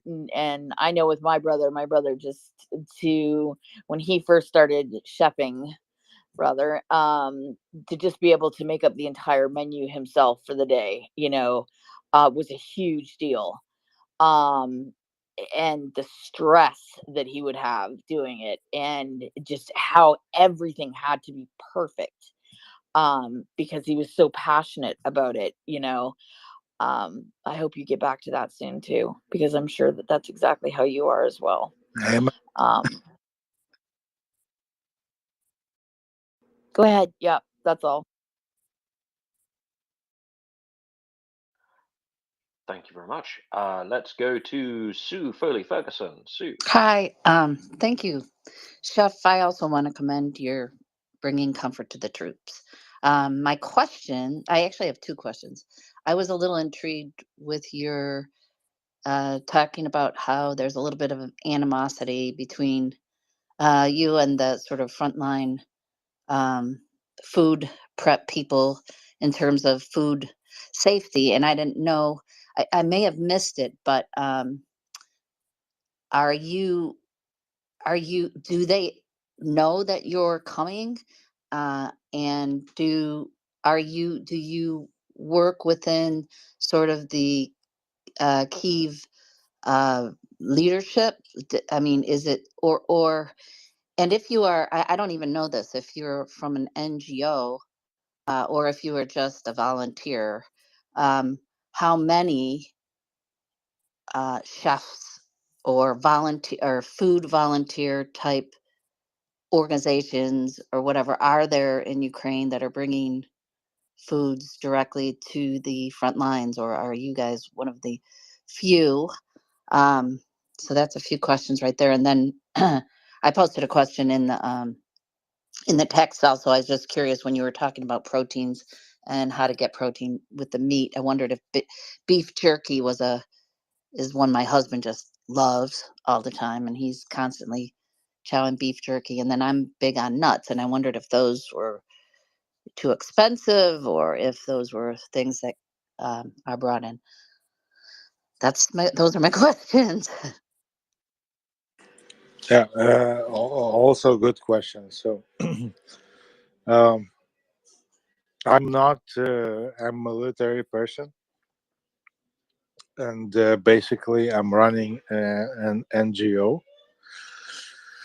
but uh, military is not able to obtain everything it needs, so it relies heavily on NGOs and donors and manufacturers and basically everyone who can donate to them. Having that said, most people in the military have no fucking clue what I'm doing, and that produces all kinds of friction between us, especially between the lower part, lower, just not meaning beneath, but just the lower rank of people in the chain of command of different units and different brigades and different and all those people cannot fathom for the life of them what I'm doing. So every time I come together to meet the command, inevitably I speak to these regular cooks and regular people, and they get offended because they think they're doing such an important job, because they're basically, in charge of feeding a battalion or in charge of feeding any given unit. So I have to reason with them on multiple different, different themes of and aspects of what they're doing and why they're doing what they're doing. And obviously they're they're not giving any kinds of tools, so the situation they end up in is that they're trying to do the best with what they can, and then I come up with my ideas without any constraints. So, like, I can do things that they don't even think possible, and that creates a lot of other frictions. But at the end of the day, I think about hundreds of soldiers when I do what I do, and they think about their salaries when they think about what they do, and that's the only difference between us. Um, in terms of what group food products and for what food groups soldiers get, definitely nuts and berries and frozen fruit and dried fruit is not on the list, and I try to deliver those. Even when I try to make different kinds of meats, I try to incorporate different kinds of fruit or berries in the processing, so people understand. But yeah, it's very difficult to explain to everyone why am I doing what I'm doing, especially when they think it's they when they think their job is so hard, and they are trying so hard to do whatever they can on everyday basis.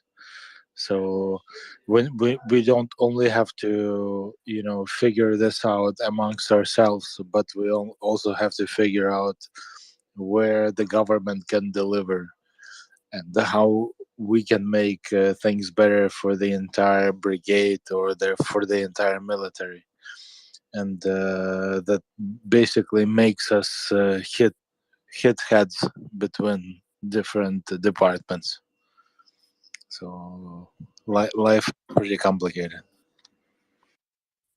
So I was just. Thank you very much. Oh, so I just want. Sorry, Sue. Yeah. One last very quick question, please, because we do have to transition because we have another. Oh, I'm sorry. So one last very quick Okay. question.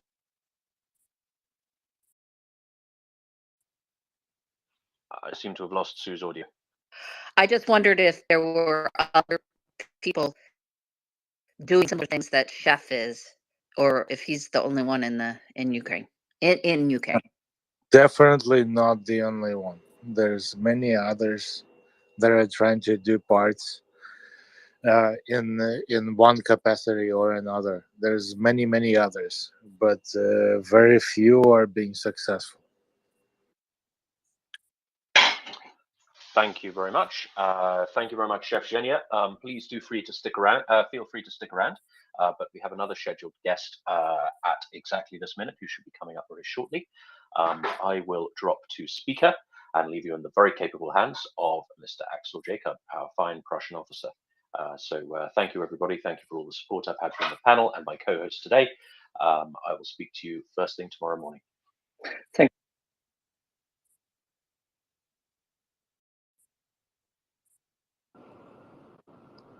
And thanks again, Chef, for coming. It was really wonderful to have you.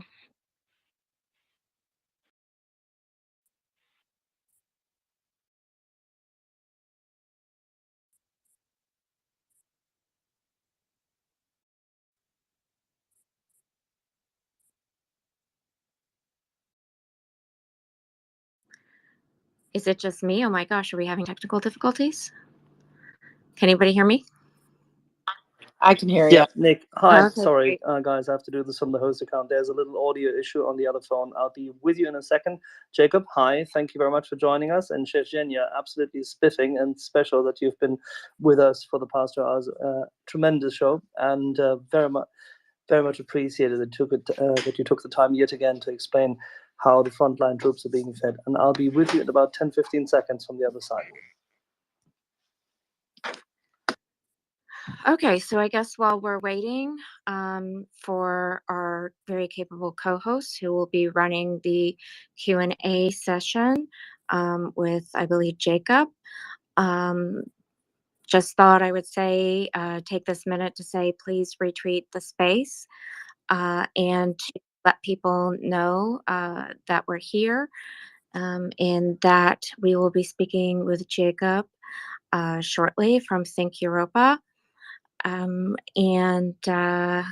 also, please don't forget to donate to MriyaAid.org and make that donation. You can also follow Chef Zhenya on his Twitter account, please, and look for any fundraisers that he's doing for the freezer that he's going to be trying to source soon. All righty. Thank you, Dr. Nick. Much appreciated. And yay, audio trouble managed. Thank you, everybody. Jacob, good evening. How are you doing? Good evening. Very well, thank you. And thanks for having me. It's good to be back. Absolutely. Likewise. I have to tell you that our fair Doman is obviously currently racing about Madrid, trying to find a nice place, albeit that he's listening, as I can see. He probably is currently swigging a glass of wine and giving a good say nose taste and nose testing. Having said this, in about a minute or two, my friend and colleague David will also be joining us because we both were absolutely interested in finding out what you would have to say.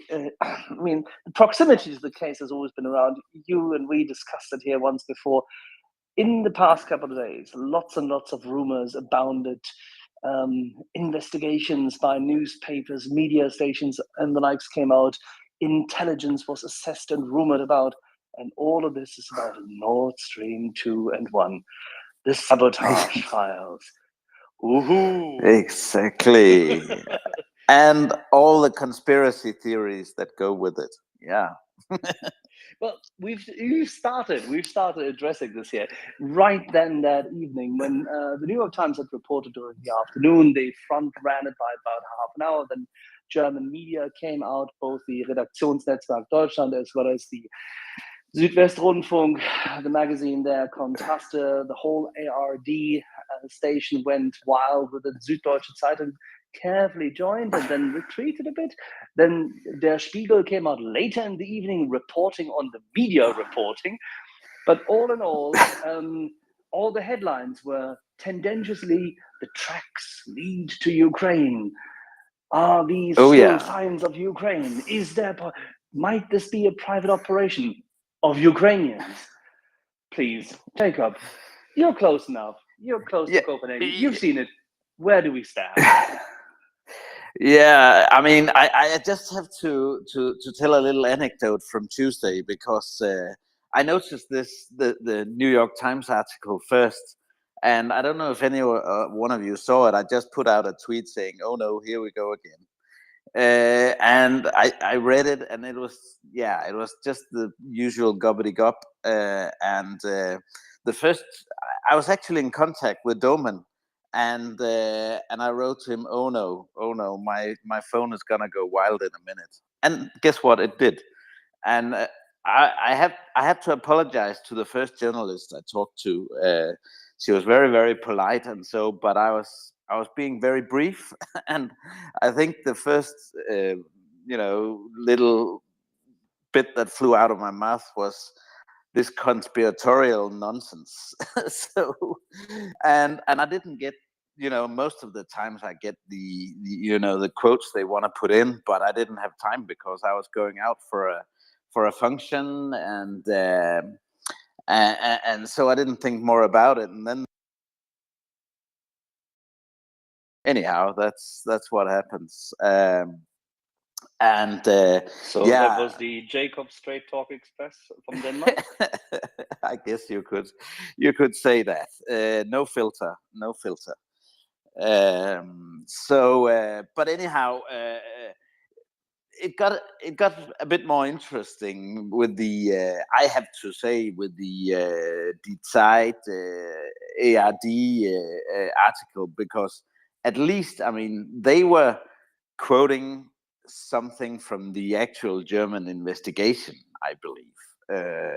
So at least that added a new dimension. But bottom line was always that what was in there clearly wasn't feasible.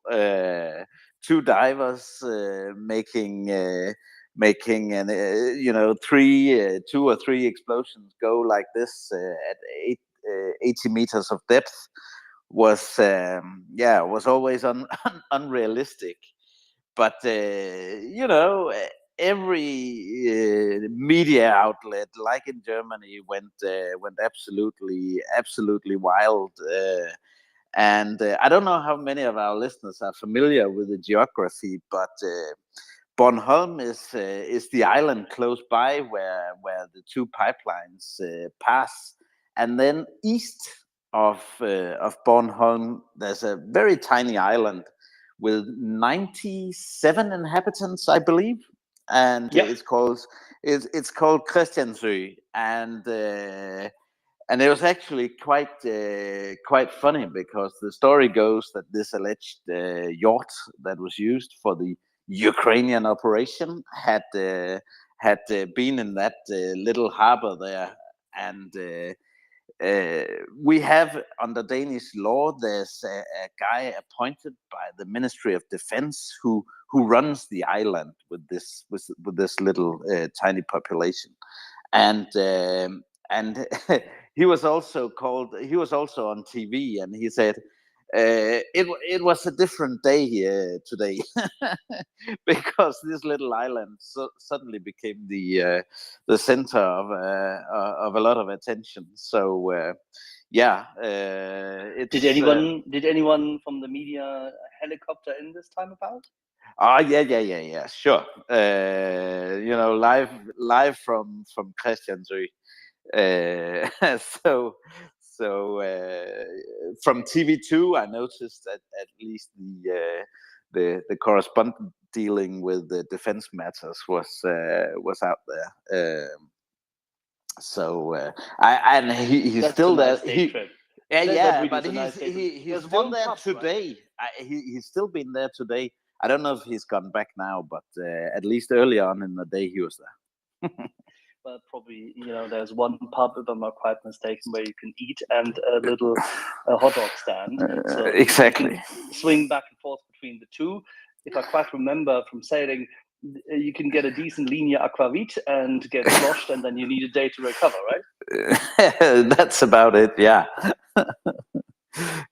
So maybe let's go back to what do we actually know? Because we've discussed it here, and Michael David will be here with us within a minute. Yeah. Because he's been a sapper and a frogman, and he has a couple of views and ideas, and maybe we should just circle around this, because I really would like to dissect this. Because whilst it was planned seemingly to release a lot of drip bits and pieces, evidently, but then somehow the media got stuck.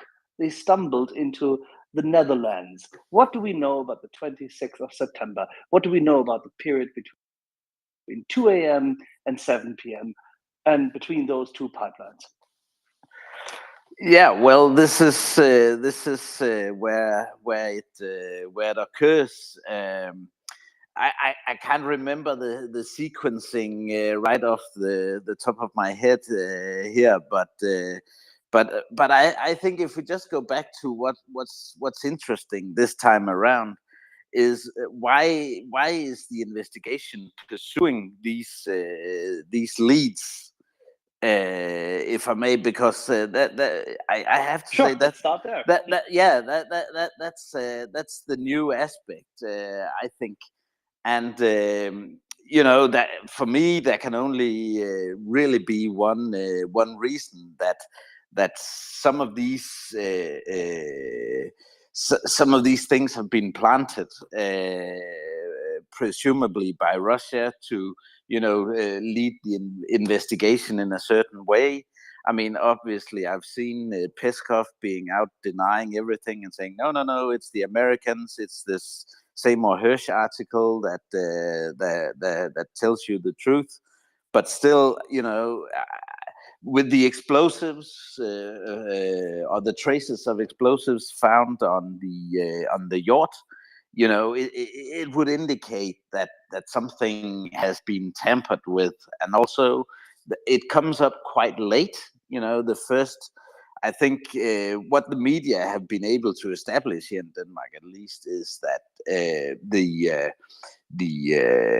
police only got involved in this at Christiansø fairly late, and I think it was something in November, December, and at least in January. So it took a few months before anyone looked into this. So it could be leads that have been planted fairly late on after the explosions, and obviously operationally this is just not feasible to do, not realistic for two divers. So it's a very odd claim, and also another odd part of it is this claim that it was a group in Poland that then went to Germany and got the explosives, and then took from Rostock and sailed out from Rostock. So all in all, it just it's not feasible. So whoever planted these traces, and I have to say, it's probably the FSB. I don't think it's a well, the story is unrealistic anyhow. That brings us back to the point. So to concoct a story like this, where essentially, let's just revise this. There's a boat, a little yacht, supposedly rented, with a team of people on there, amongst them 2 professional divers plus a doctor. Okay, fair enough. Captain, navigators, the likes. Fair enough. 2 divers. These two divers, supposedly, within the space of not even a few hours, should have been doing what?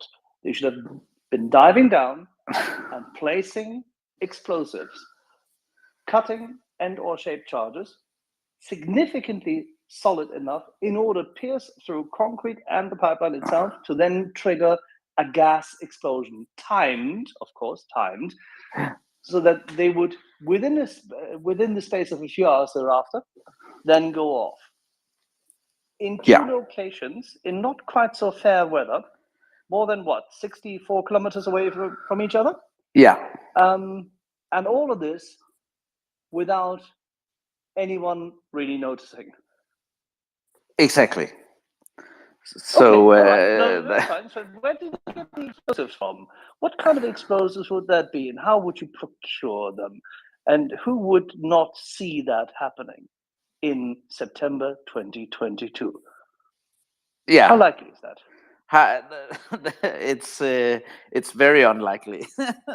It's very unlikely, and you know, the mere fact that, you know, to get to 80 meters, and you know, it's seismic, you know, it was seismic tracing, you know, it's hundreds of kilograms of explosives. It's a massive amount.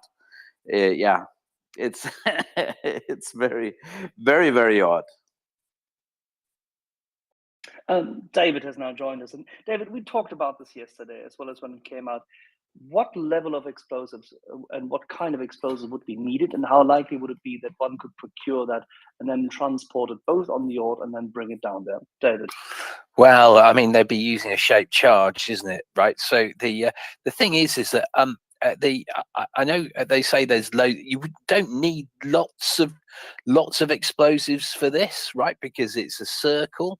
But I mean, we've no idea how much was used. We just know that something registered on the on the Richter scale, and in actual fact, the explosive force of the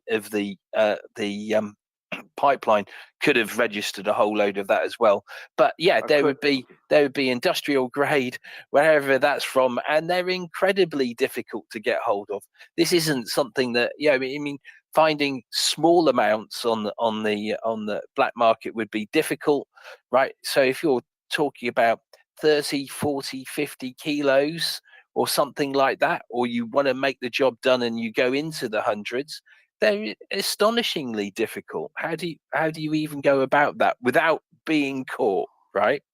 Because there's the thing, these amounts are always registered. It's just not, you can't just go, yep, wander down to your local, the guy on the corner and say, yeah, what, I really fancy 200 kilos of PE4, the British version, or CE4, the American version, or Semtex, and without them going, what do you want that for? Exactly. But if there's one little thing here that the reason why I sometimes talk about the German investigation as a new aspect, even though it is a leak, I noticed yesterday that the Minister of Defense, Pistorius, responded to journalists asking about it at reasonable length, which means there might be something going on, and there might be something that will be released at some point, because he didn't just say, well, I can't talk about it because it's an investigation. So at least there's something going on, and the minister felt comfortable replying. So at least that's something, because that's more than we get in Denmark. I mean, look, absolutely right. I mean, and here's the thing: they say I just look at this on a military scale, or what you're trying to achieve and how you would achieve it, right? As opposed to any of the other factors, right? What I can say is that things like making a shaped charge is not a simple process, right? You need to understand what you're doing. You need to have the right materials. Not just talking about as in a plastic explosive, but you need to know how to put in the bits of the metal that you in the shape charge, right? You need the right shape. This stuff, isn't easy, and otherwise you're getting it. This is something that's being pre-manufactured, which then begs other questions, doesn't it? Yeah, and just correct me if I'm wrong, David. Here, those would be sealed, wouldn't they? I mean, it wouldn't leave traces on the yacht, as it's claimed there were traces on the yacht. Yeah.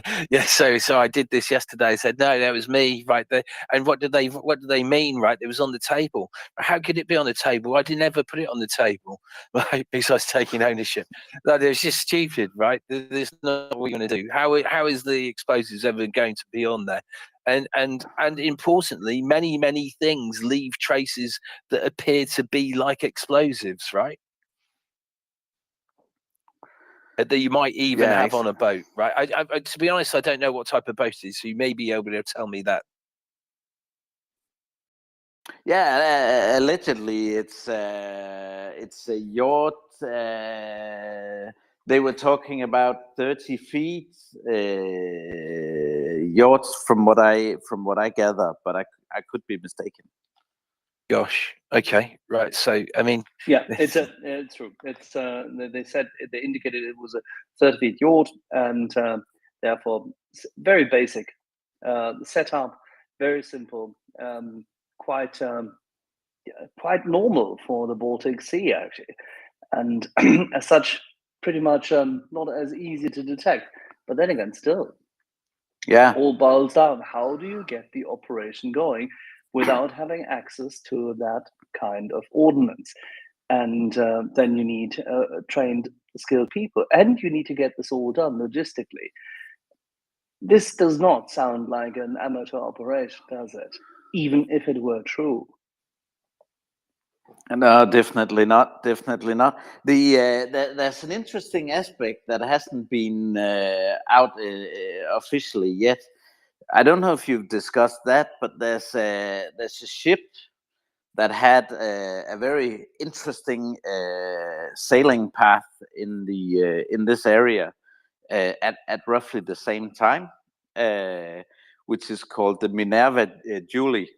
That was sailing around in this area, cruisings for days in this area, and very close to one of these yachts that could be the yachts that they were talking about.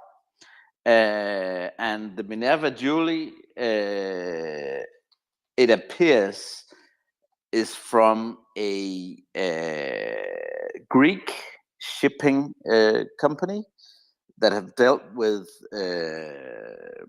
Minister for Defense Shoigu in the past. So it does appear that that at least there's some connection there, and so this might be connected to the yachts. So this yacht has, and then these traces that have been planted later on have meant to divert the investigation. Perhaps that could be one of the explanations I can see, at least.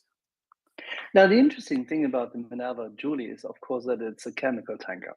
So, yeah, and as chemical tankers go, they have a completely different capability, and you can utilize them for significantly. How should I put this? You can store a lot more kit on it. Yeah. And what you meant about the Minerva Julie path, I mean, I could tweet this out or try to put it in the nest, because that is something which one should really take care of. Actually, Oliver Alexander once did it. He did. Yeah, exactly. He did tweet this out. Yeah, it was in February. Let me try to get this into the nest so that people can follow that, and maybe you can describe the path, because I think both the video as well as the path say allocator which you put out is actually quite neat. Yeah, and it shows that path there, I believe, for days, where the ship is cruising around and sailing around in this exact area, and also very close to Christiansø. I believe there have been there have been geographical markings done where it's very close to some of these. One of these yachts, at least. I can't remember the exact name of the yacht, and it might indeed be the yacht that the investigation is talking about. But yeah, it's very, very suspect what has been going on around the Minerva Julie, for sure.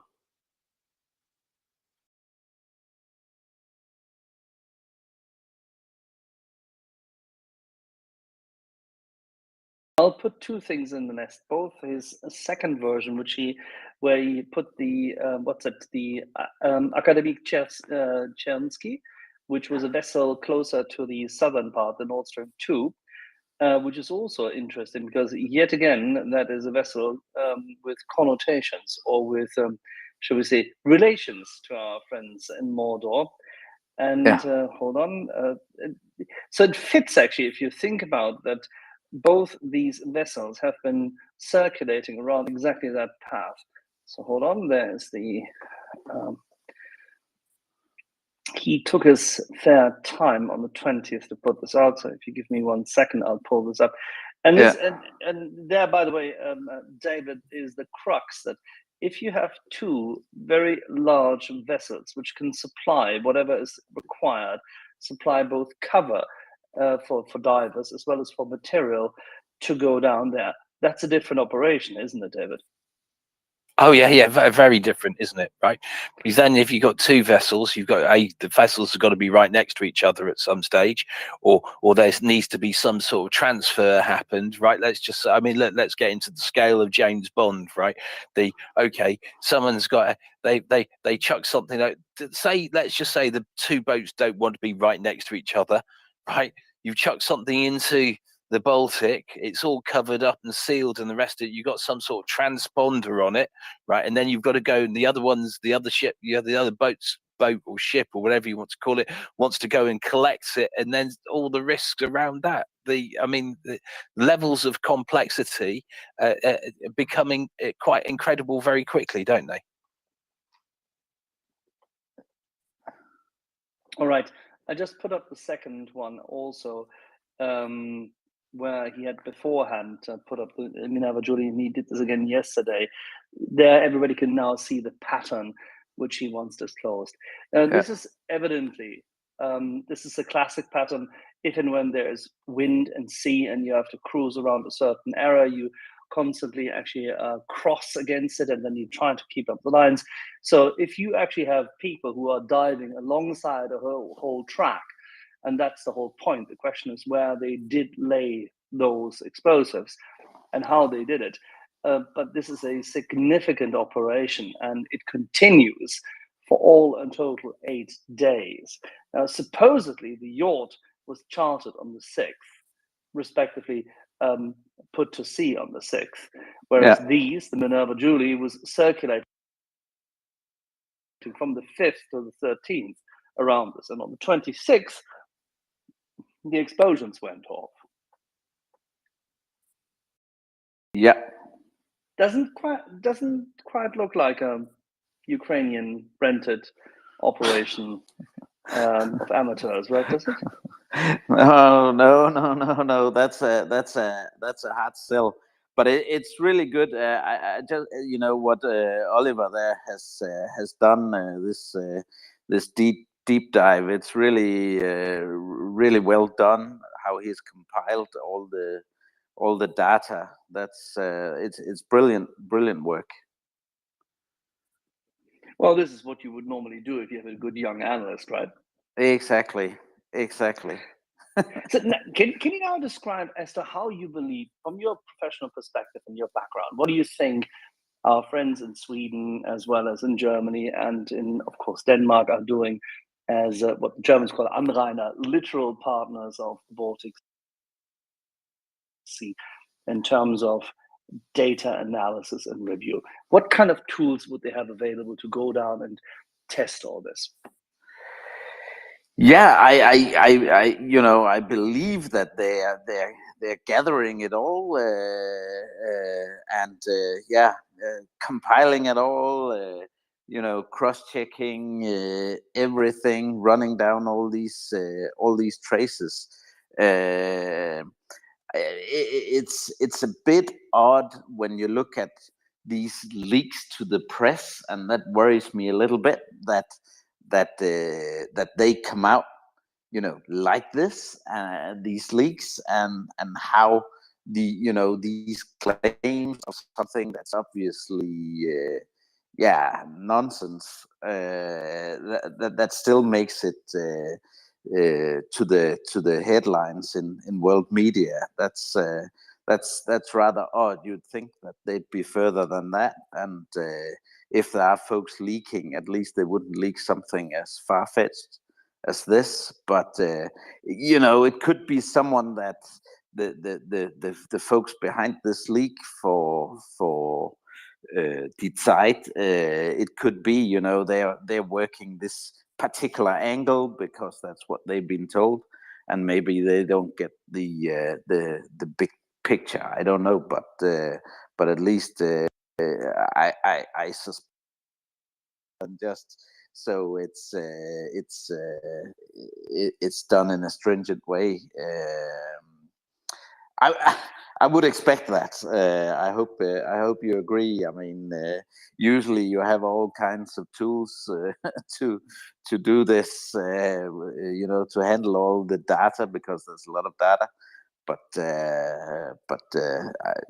I expect that at least. Well, this brings us to the research side of things. And David, you had a view as to what you believe may have happened. David? Sorry, I was again trying to get to my microphone. It just disappears. So listen, right. So I was just going to go back a couple of steps, right? So if we were going to go, right, so someone's done this, right, and then go, what would you do prior to even getting on a run, getting on a boat and doing it, right? So because it's quite complex, isn't it, when you think about right? Anyway, that's a separate subject. So what if someone had approached me, the stupid thing I was prepared to do, i.e., go to prison for life and all the other things for blowing up national assets and all these things, right? So I would just go, well, the first thing I would want would be have some sections of that pipeline, right? Because it's got a whole load of concrete around it and it's got a whole load of steel around it, right? So I would be purchasing a couple of sections of pipeline that is very similar, and at that point I'd be going, okay, I'd be able to work out with explosives. So we're not even talking about the explosives needed to go down, the explosives needed elsewhere, because you go, okay, because you don't want to be really doing overkill, right? Because if you were just going to go overkill, why didn't you just put something like a naval mine against it and blow it up, right? Someone's gone to the extent of making shaped charges or cutting charges for this, right? So you go, okay, so there may be some research out there, who knows, but maybe you probably don't want to be speaking to these people, because if you go and speak to people who've already done the research, they might remember that that's what you did. So you would probably buy a couple of sections of this stuff, right? It's got your concrete round it, and then you would make a couple of calculations and try some shape charges, right? Depending on what you're trying to do, because you might change the material that's in it, because you can use copper, you can use aluminium, you can use lead, you can use titanium. As I've said before, there are even suggestions that people have used gold in shaped charges. Clearly you wouldn't be using gold in this, right? So it's the type of metal you use will depend on the type of result you get, right? And then you would be changing that, varying that, the levels of explosives. So when you buy your couple of sections of pipeline, I don't know what the minimum length is. I guess it's about 30 meters.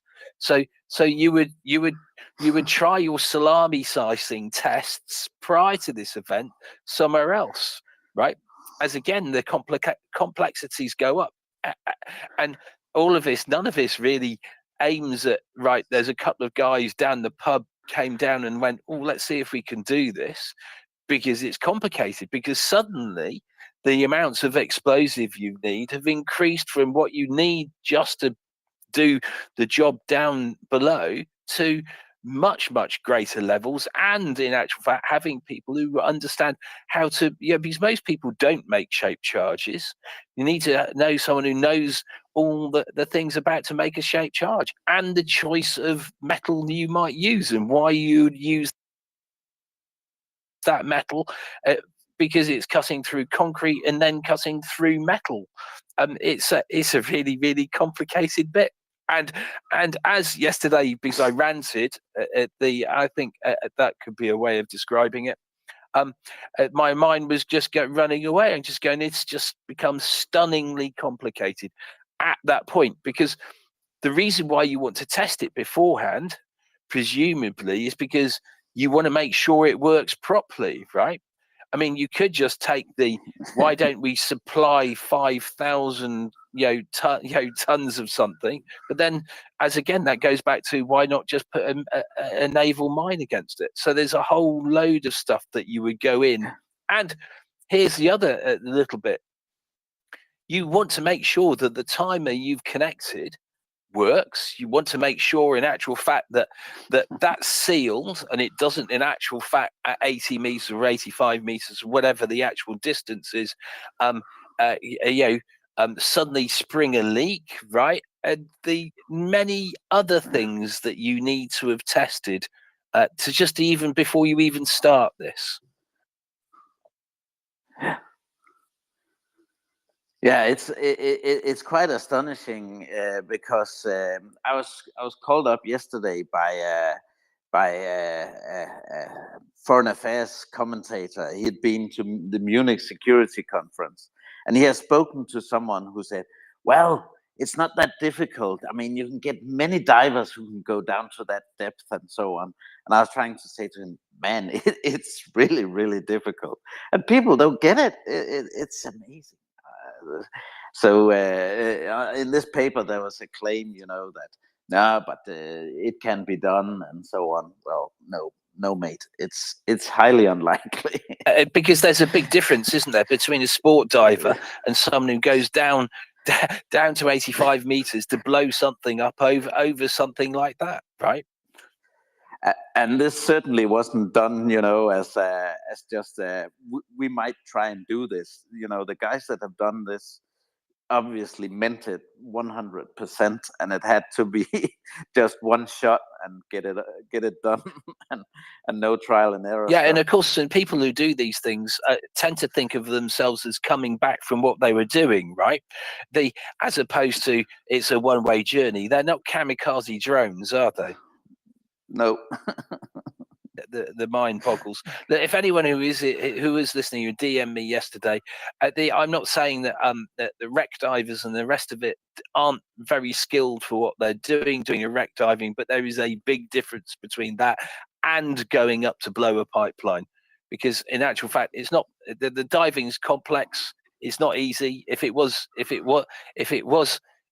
easy, everyone would be doing it, and there aren't that many that do it at that depth. But the complexities are other things, right? So the how do you even get hold of the materials, and how do you even shape those devices? Yeah, exactly. Now, chemical tankers are extremely good ships when it comes to keeping a lot of storage, and typically you have sufficient amount of yard arms and the like available. You wouldn't believe you could technically put a little proper, sensible, what we would call a research or maritime laboratory sub onto them, and you wouldn't even notice. No, I'm assuming not. I was going to say, Axel was going to add to this, right? So I've been on a 27-foot yacht, right? And I'm just thinking, oh, gosh, the complexities of being a 27-foot yacht and running an operation from it, and then going to a really, really big ship, which is ginormous, where you've got your other stuff. That's all pretty incredibly skillful stuff, right? But what, for example, the Russians have this wonderful maritime research ship, the Yanta, and that hasn't been seen for quite some time. It has been in the Baltic Sea also for a little while. That was at the beginning of this war, and then it vanished around Easter. And supposedly we couldn't find it. Now let's just assume that supposedly means publicly. But with that being around, are the Russians, David, capable to run the same kind of small sub operations as the Royal Navy can? I would pretty much think so. Would the Ukrainian Navy be able to do so? That well-known Ukrainian Navy that's buying the second-hand stuff from the Brits, you mean? And has no access to the Baltic Sea, has it? Yes, exactly. All right. Okay, good.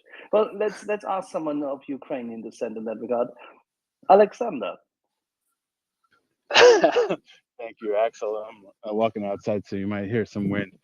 I think as I'm listening to this sort of analysis by David and Jacob, it just reminds me how we approach this from a first principles approach based on the environment that we are a product of. And, most of us, including myself, are a product of the Western environment where, upon executing a mission like this, basically entails that the very same people who plan and do the research are either intricately involved with or are the actual end team that ends up executing this. And we see this in all the training materials, open source materials for the SEALs or the Special Operations Forces teams. It's all a matter of, a team that's thinking about doing something of this nature or a special kind of assignment. They are the planners and executors and the researchers. And I think this is at odds if we consider this from the Russian perspective. And let me sort of offer you on evidence the following. We see that Russians are capable of researching and doing a deep level of technological innovation. This is evident in just like basic examples like the Novichok, right? They're able to go in and create a nerve agent and, end up poisoning people in the UK, transport it, and so on and so forth, right?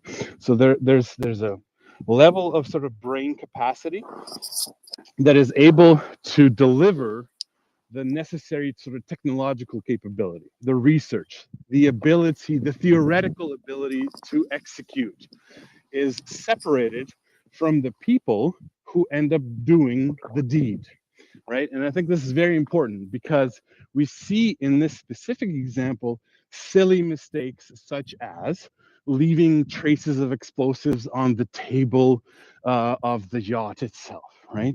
We also see stupid mistakes and stupidity in the level of execution when it comes to other special, very sort of evil things that the Russians do, right? We see that, the people who end up doing the Novichok thing are haphazard. They touch everything that they incite, and it's very easy to trace them. We see that they have a high level of documents that are, they look legit and they pass, but they're idiots and they get caught with, facial cameras, and eventually they get tied and identified as FSB agents through social media, right? So there's a clear divide between the people who do the research, who do the sort of theoretical capability, and the reality of executing. And to me, as I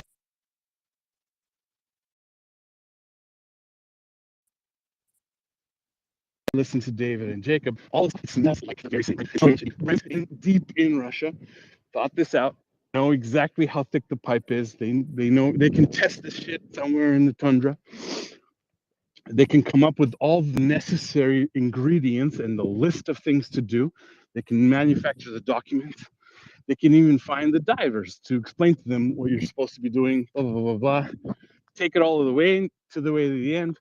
But the people who execute end up making silly, stupid mistakes that end up questioning all of this out in the open. And so that's the sort of evidence. I would be very, I would be really curious to sort of fast forward this for 3, 4, 6 weeks from now, and come back to sort of pin this discussion, pin this level of sort of meta-analysis right now on March 9th, and we'll come back to it in 4 weeks, and hopefully we can sort of say, yeah, we told you so. That's interesting, Alexander, because evidently this fits. I mean, the framing, of course, fits into what we've discussed here, a few months ago, and then at the end of February, when the topic was already being researched as to the Minerva and the likes, because technically the yacht is irrelevant. The yacht is a plant. The yacht story might even be completely a plant. It's highly unlikely that you have to bring divers on a yacht when you already have a massive ship there. When you have a chemical tanker with a full crew set, you don't need a yacht. There is no need at all for it. You do not need to frame it. Like very much so. They're gonna all be just a classic red herring situation. You know what I mean? Like you literally align everything else. You only need the to yacht. exist. You need the yacht for the framing of the narrative. Right. Yeah. Exactly. But to me, I think the yacht is very much a possibility, right? The yacht is like the renting it is a possibility because the last step, the last stupid people. And I don't mean that from the perspective of they're very actually dumb. It's just that they're not coordinated. They don't think through to the very last bit, right? They have the Pareto principle, right? They have like the 20% of effort that gets you 80% of the result, and then they totally fuck up the last 20% of the result, right? And so like we can see them do this over and over and over in everything that they execute, right? So even something silly as like when Ukrainian soldiers sort of make fun of the Russians and say we're very, very lucky that they're so fucking stupid, right? But it's not that the actual soldiers are so stupid. It's just that they're untrained, unprepared, right? And they just don't have the last little bit, right? And Ukrainians are typically sort of, they have the finesse. They have the finesse to deliver the last little bit, and that's the edge. That's the edge. That's the edge. The 10-to-1 edge that we're getting, or the 100-to-1 edge, or whatever that we're getting on the battlefield, right? All right, I had called Gunny up earlier, but I couldn't get him in time to join David and Jacob and myself here. So, Gunny, what do you think about the submarine story? Yeah, I mean it's I mean the yacht thing. So yachts run out of marinas. So you don't just hire a yacht, you produce documentation. And a yachting office will normally have a CCTV camera in it because there's CCTV everywhere. To get to the yachting marina, you either use your own car or you're going to use a private hire car. If you hire a car from Hertz, you have to provide lots of detail, and there's a CCTV camera always in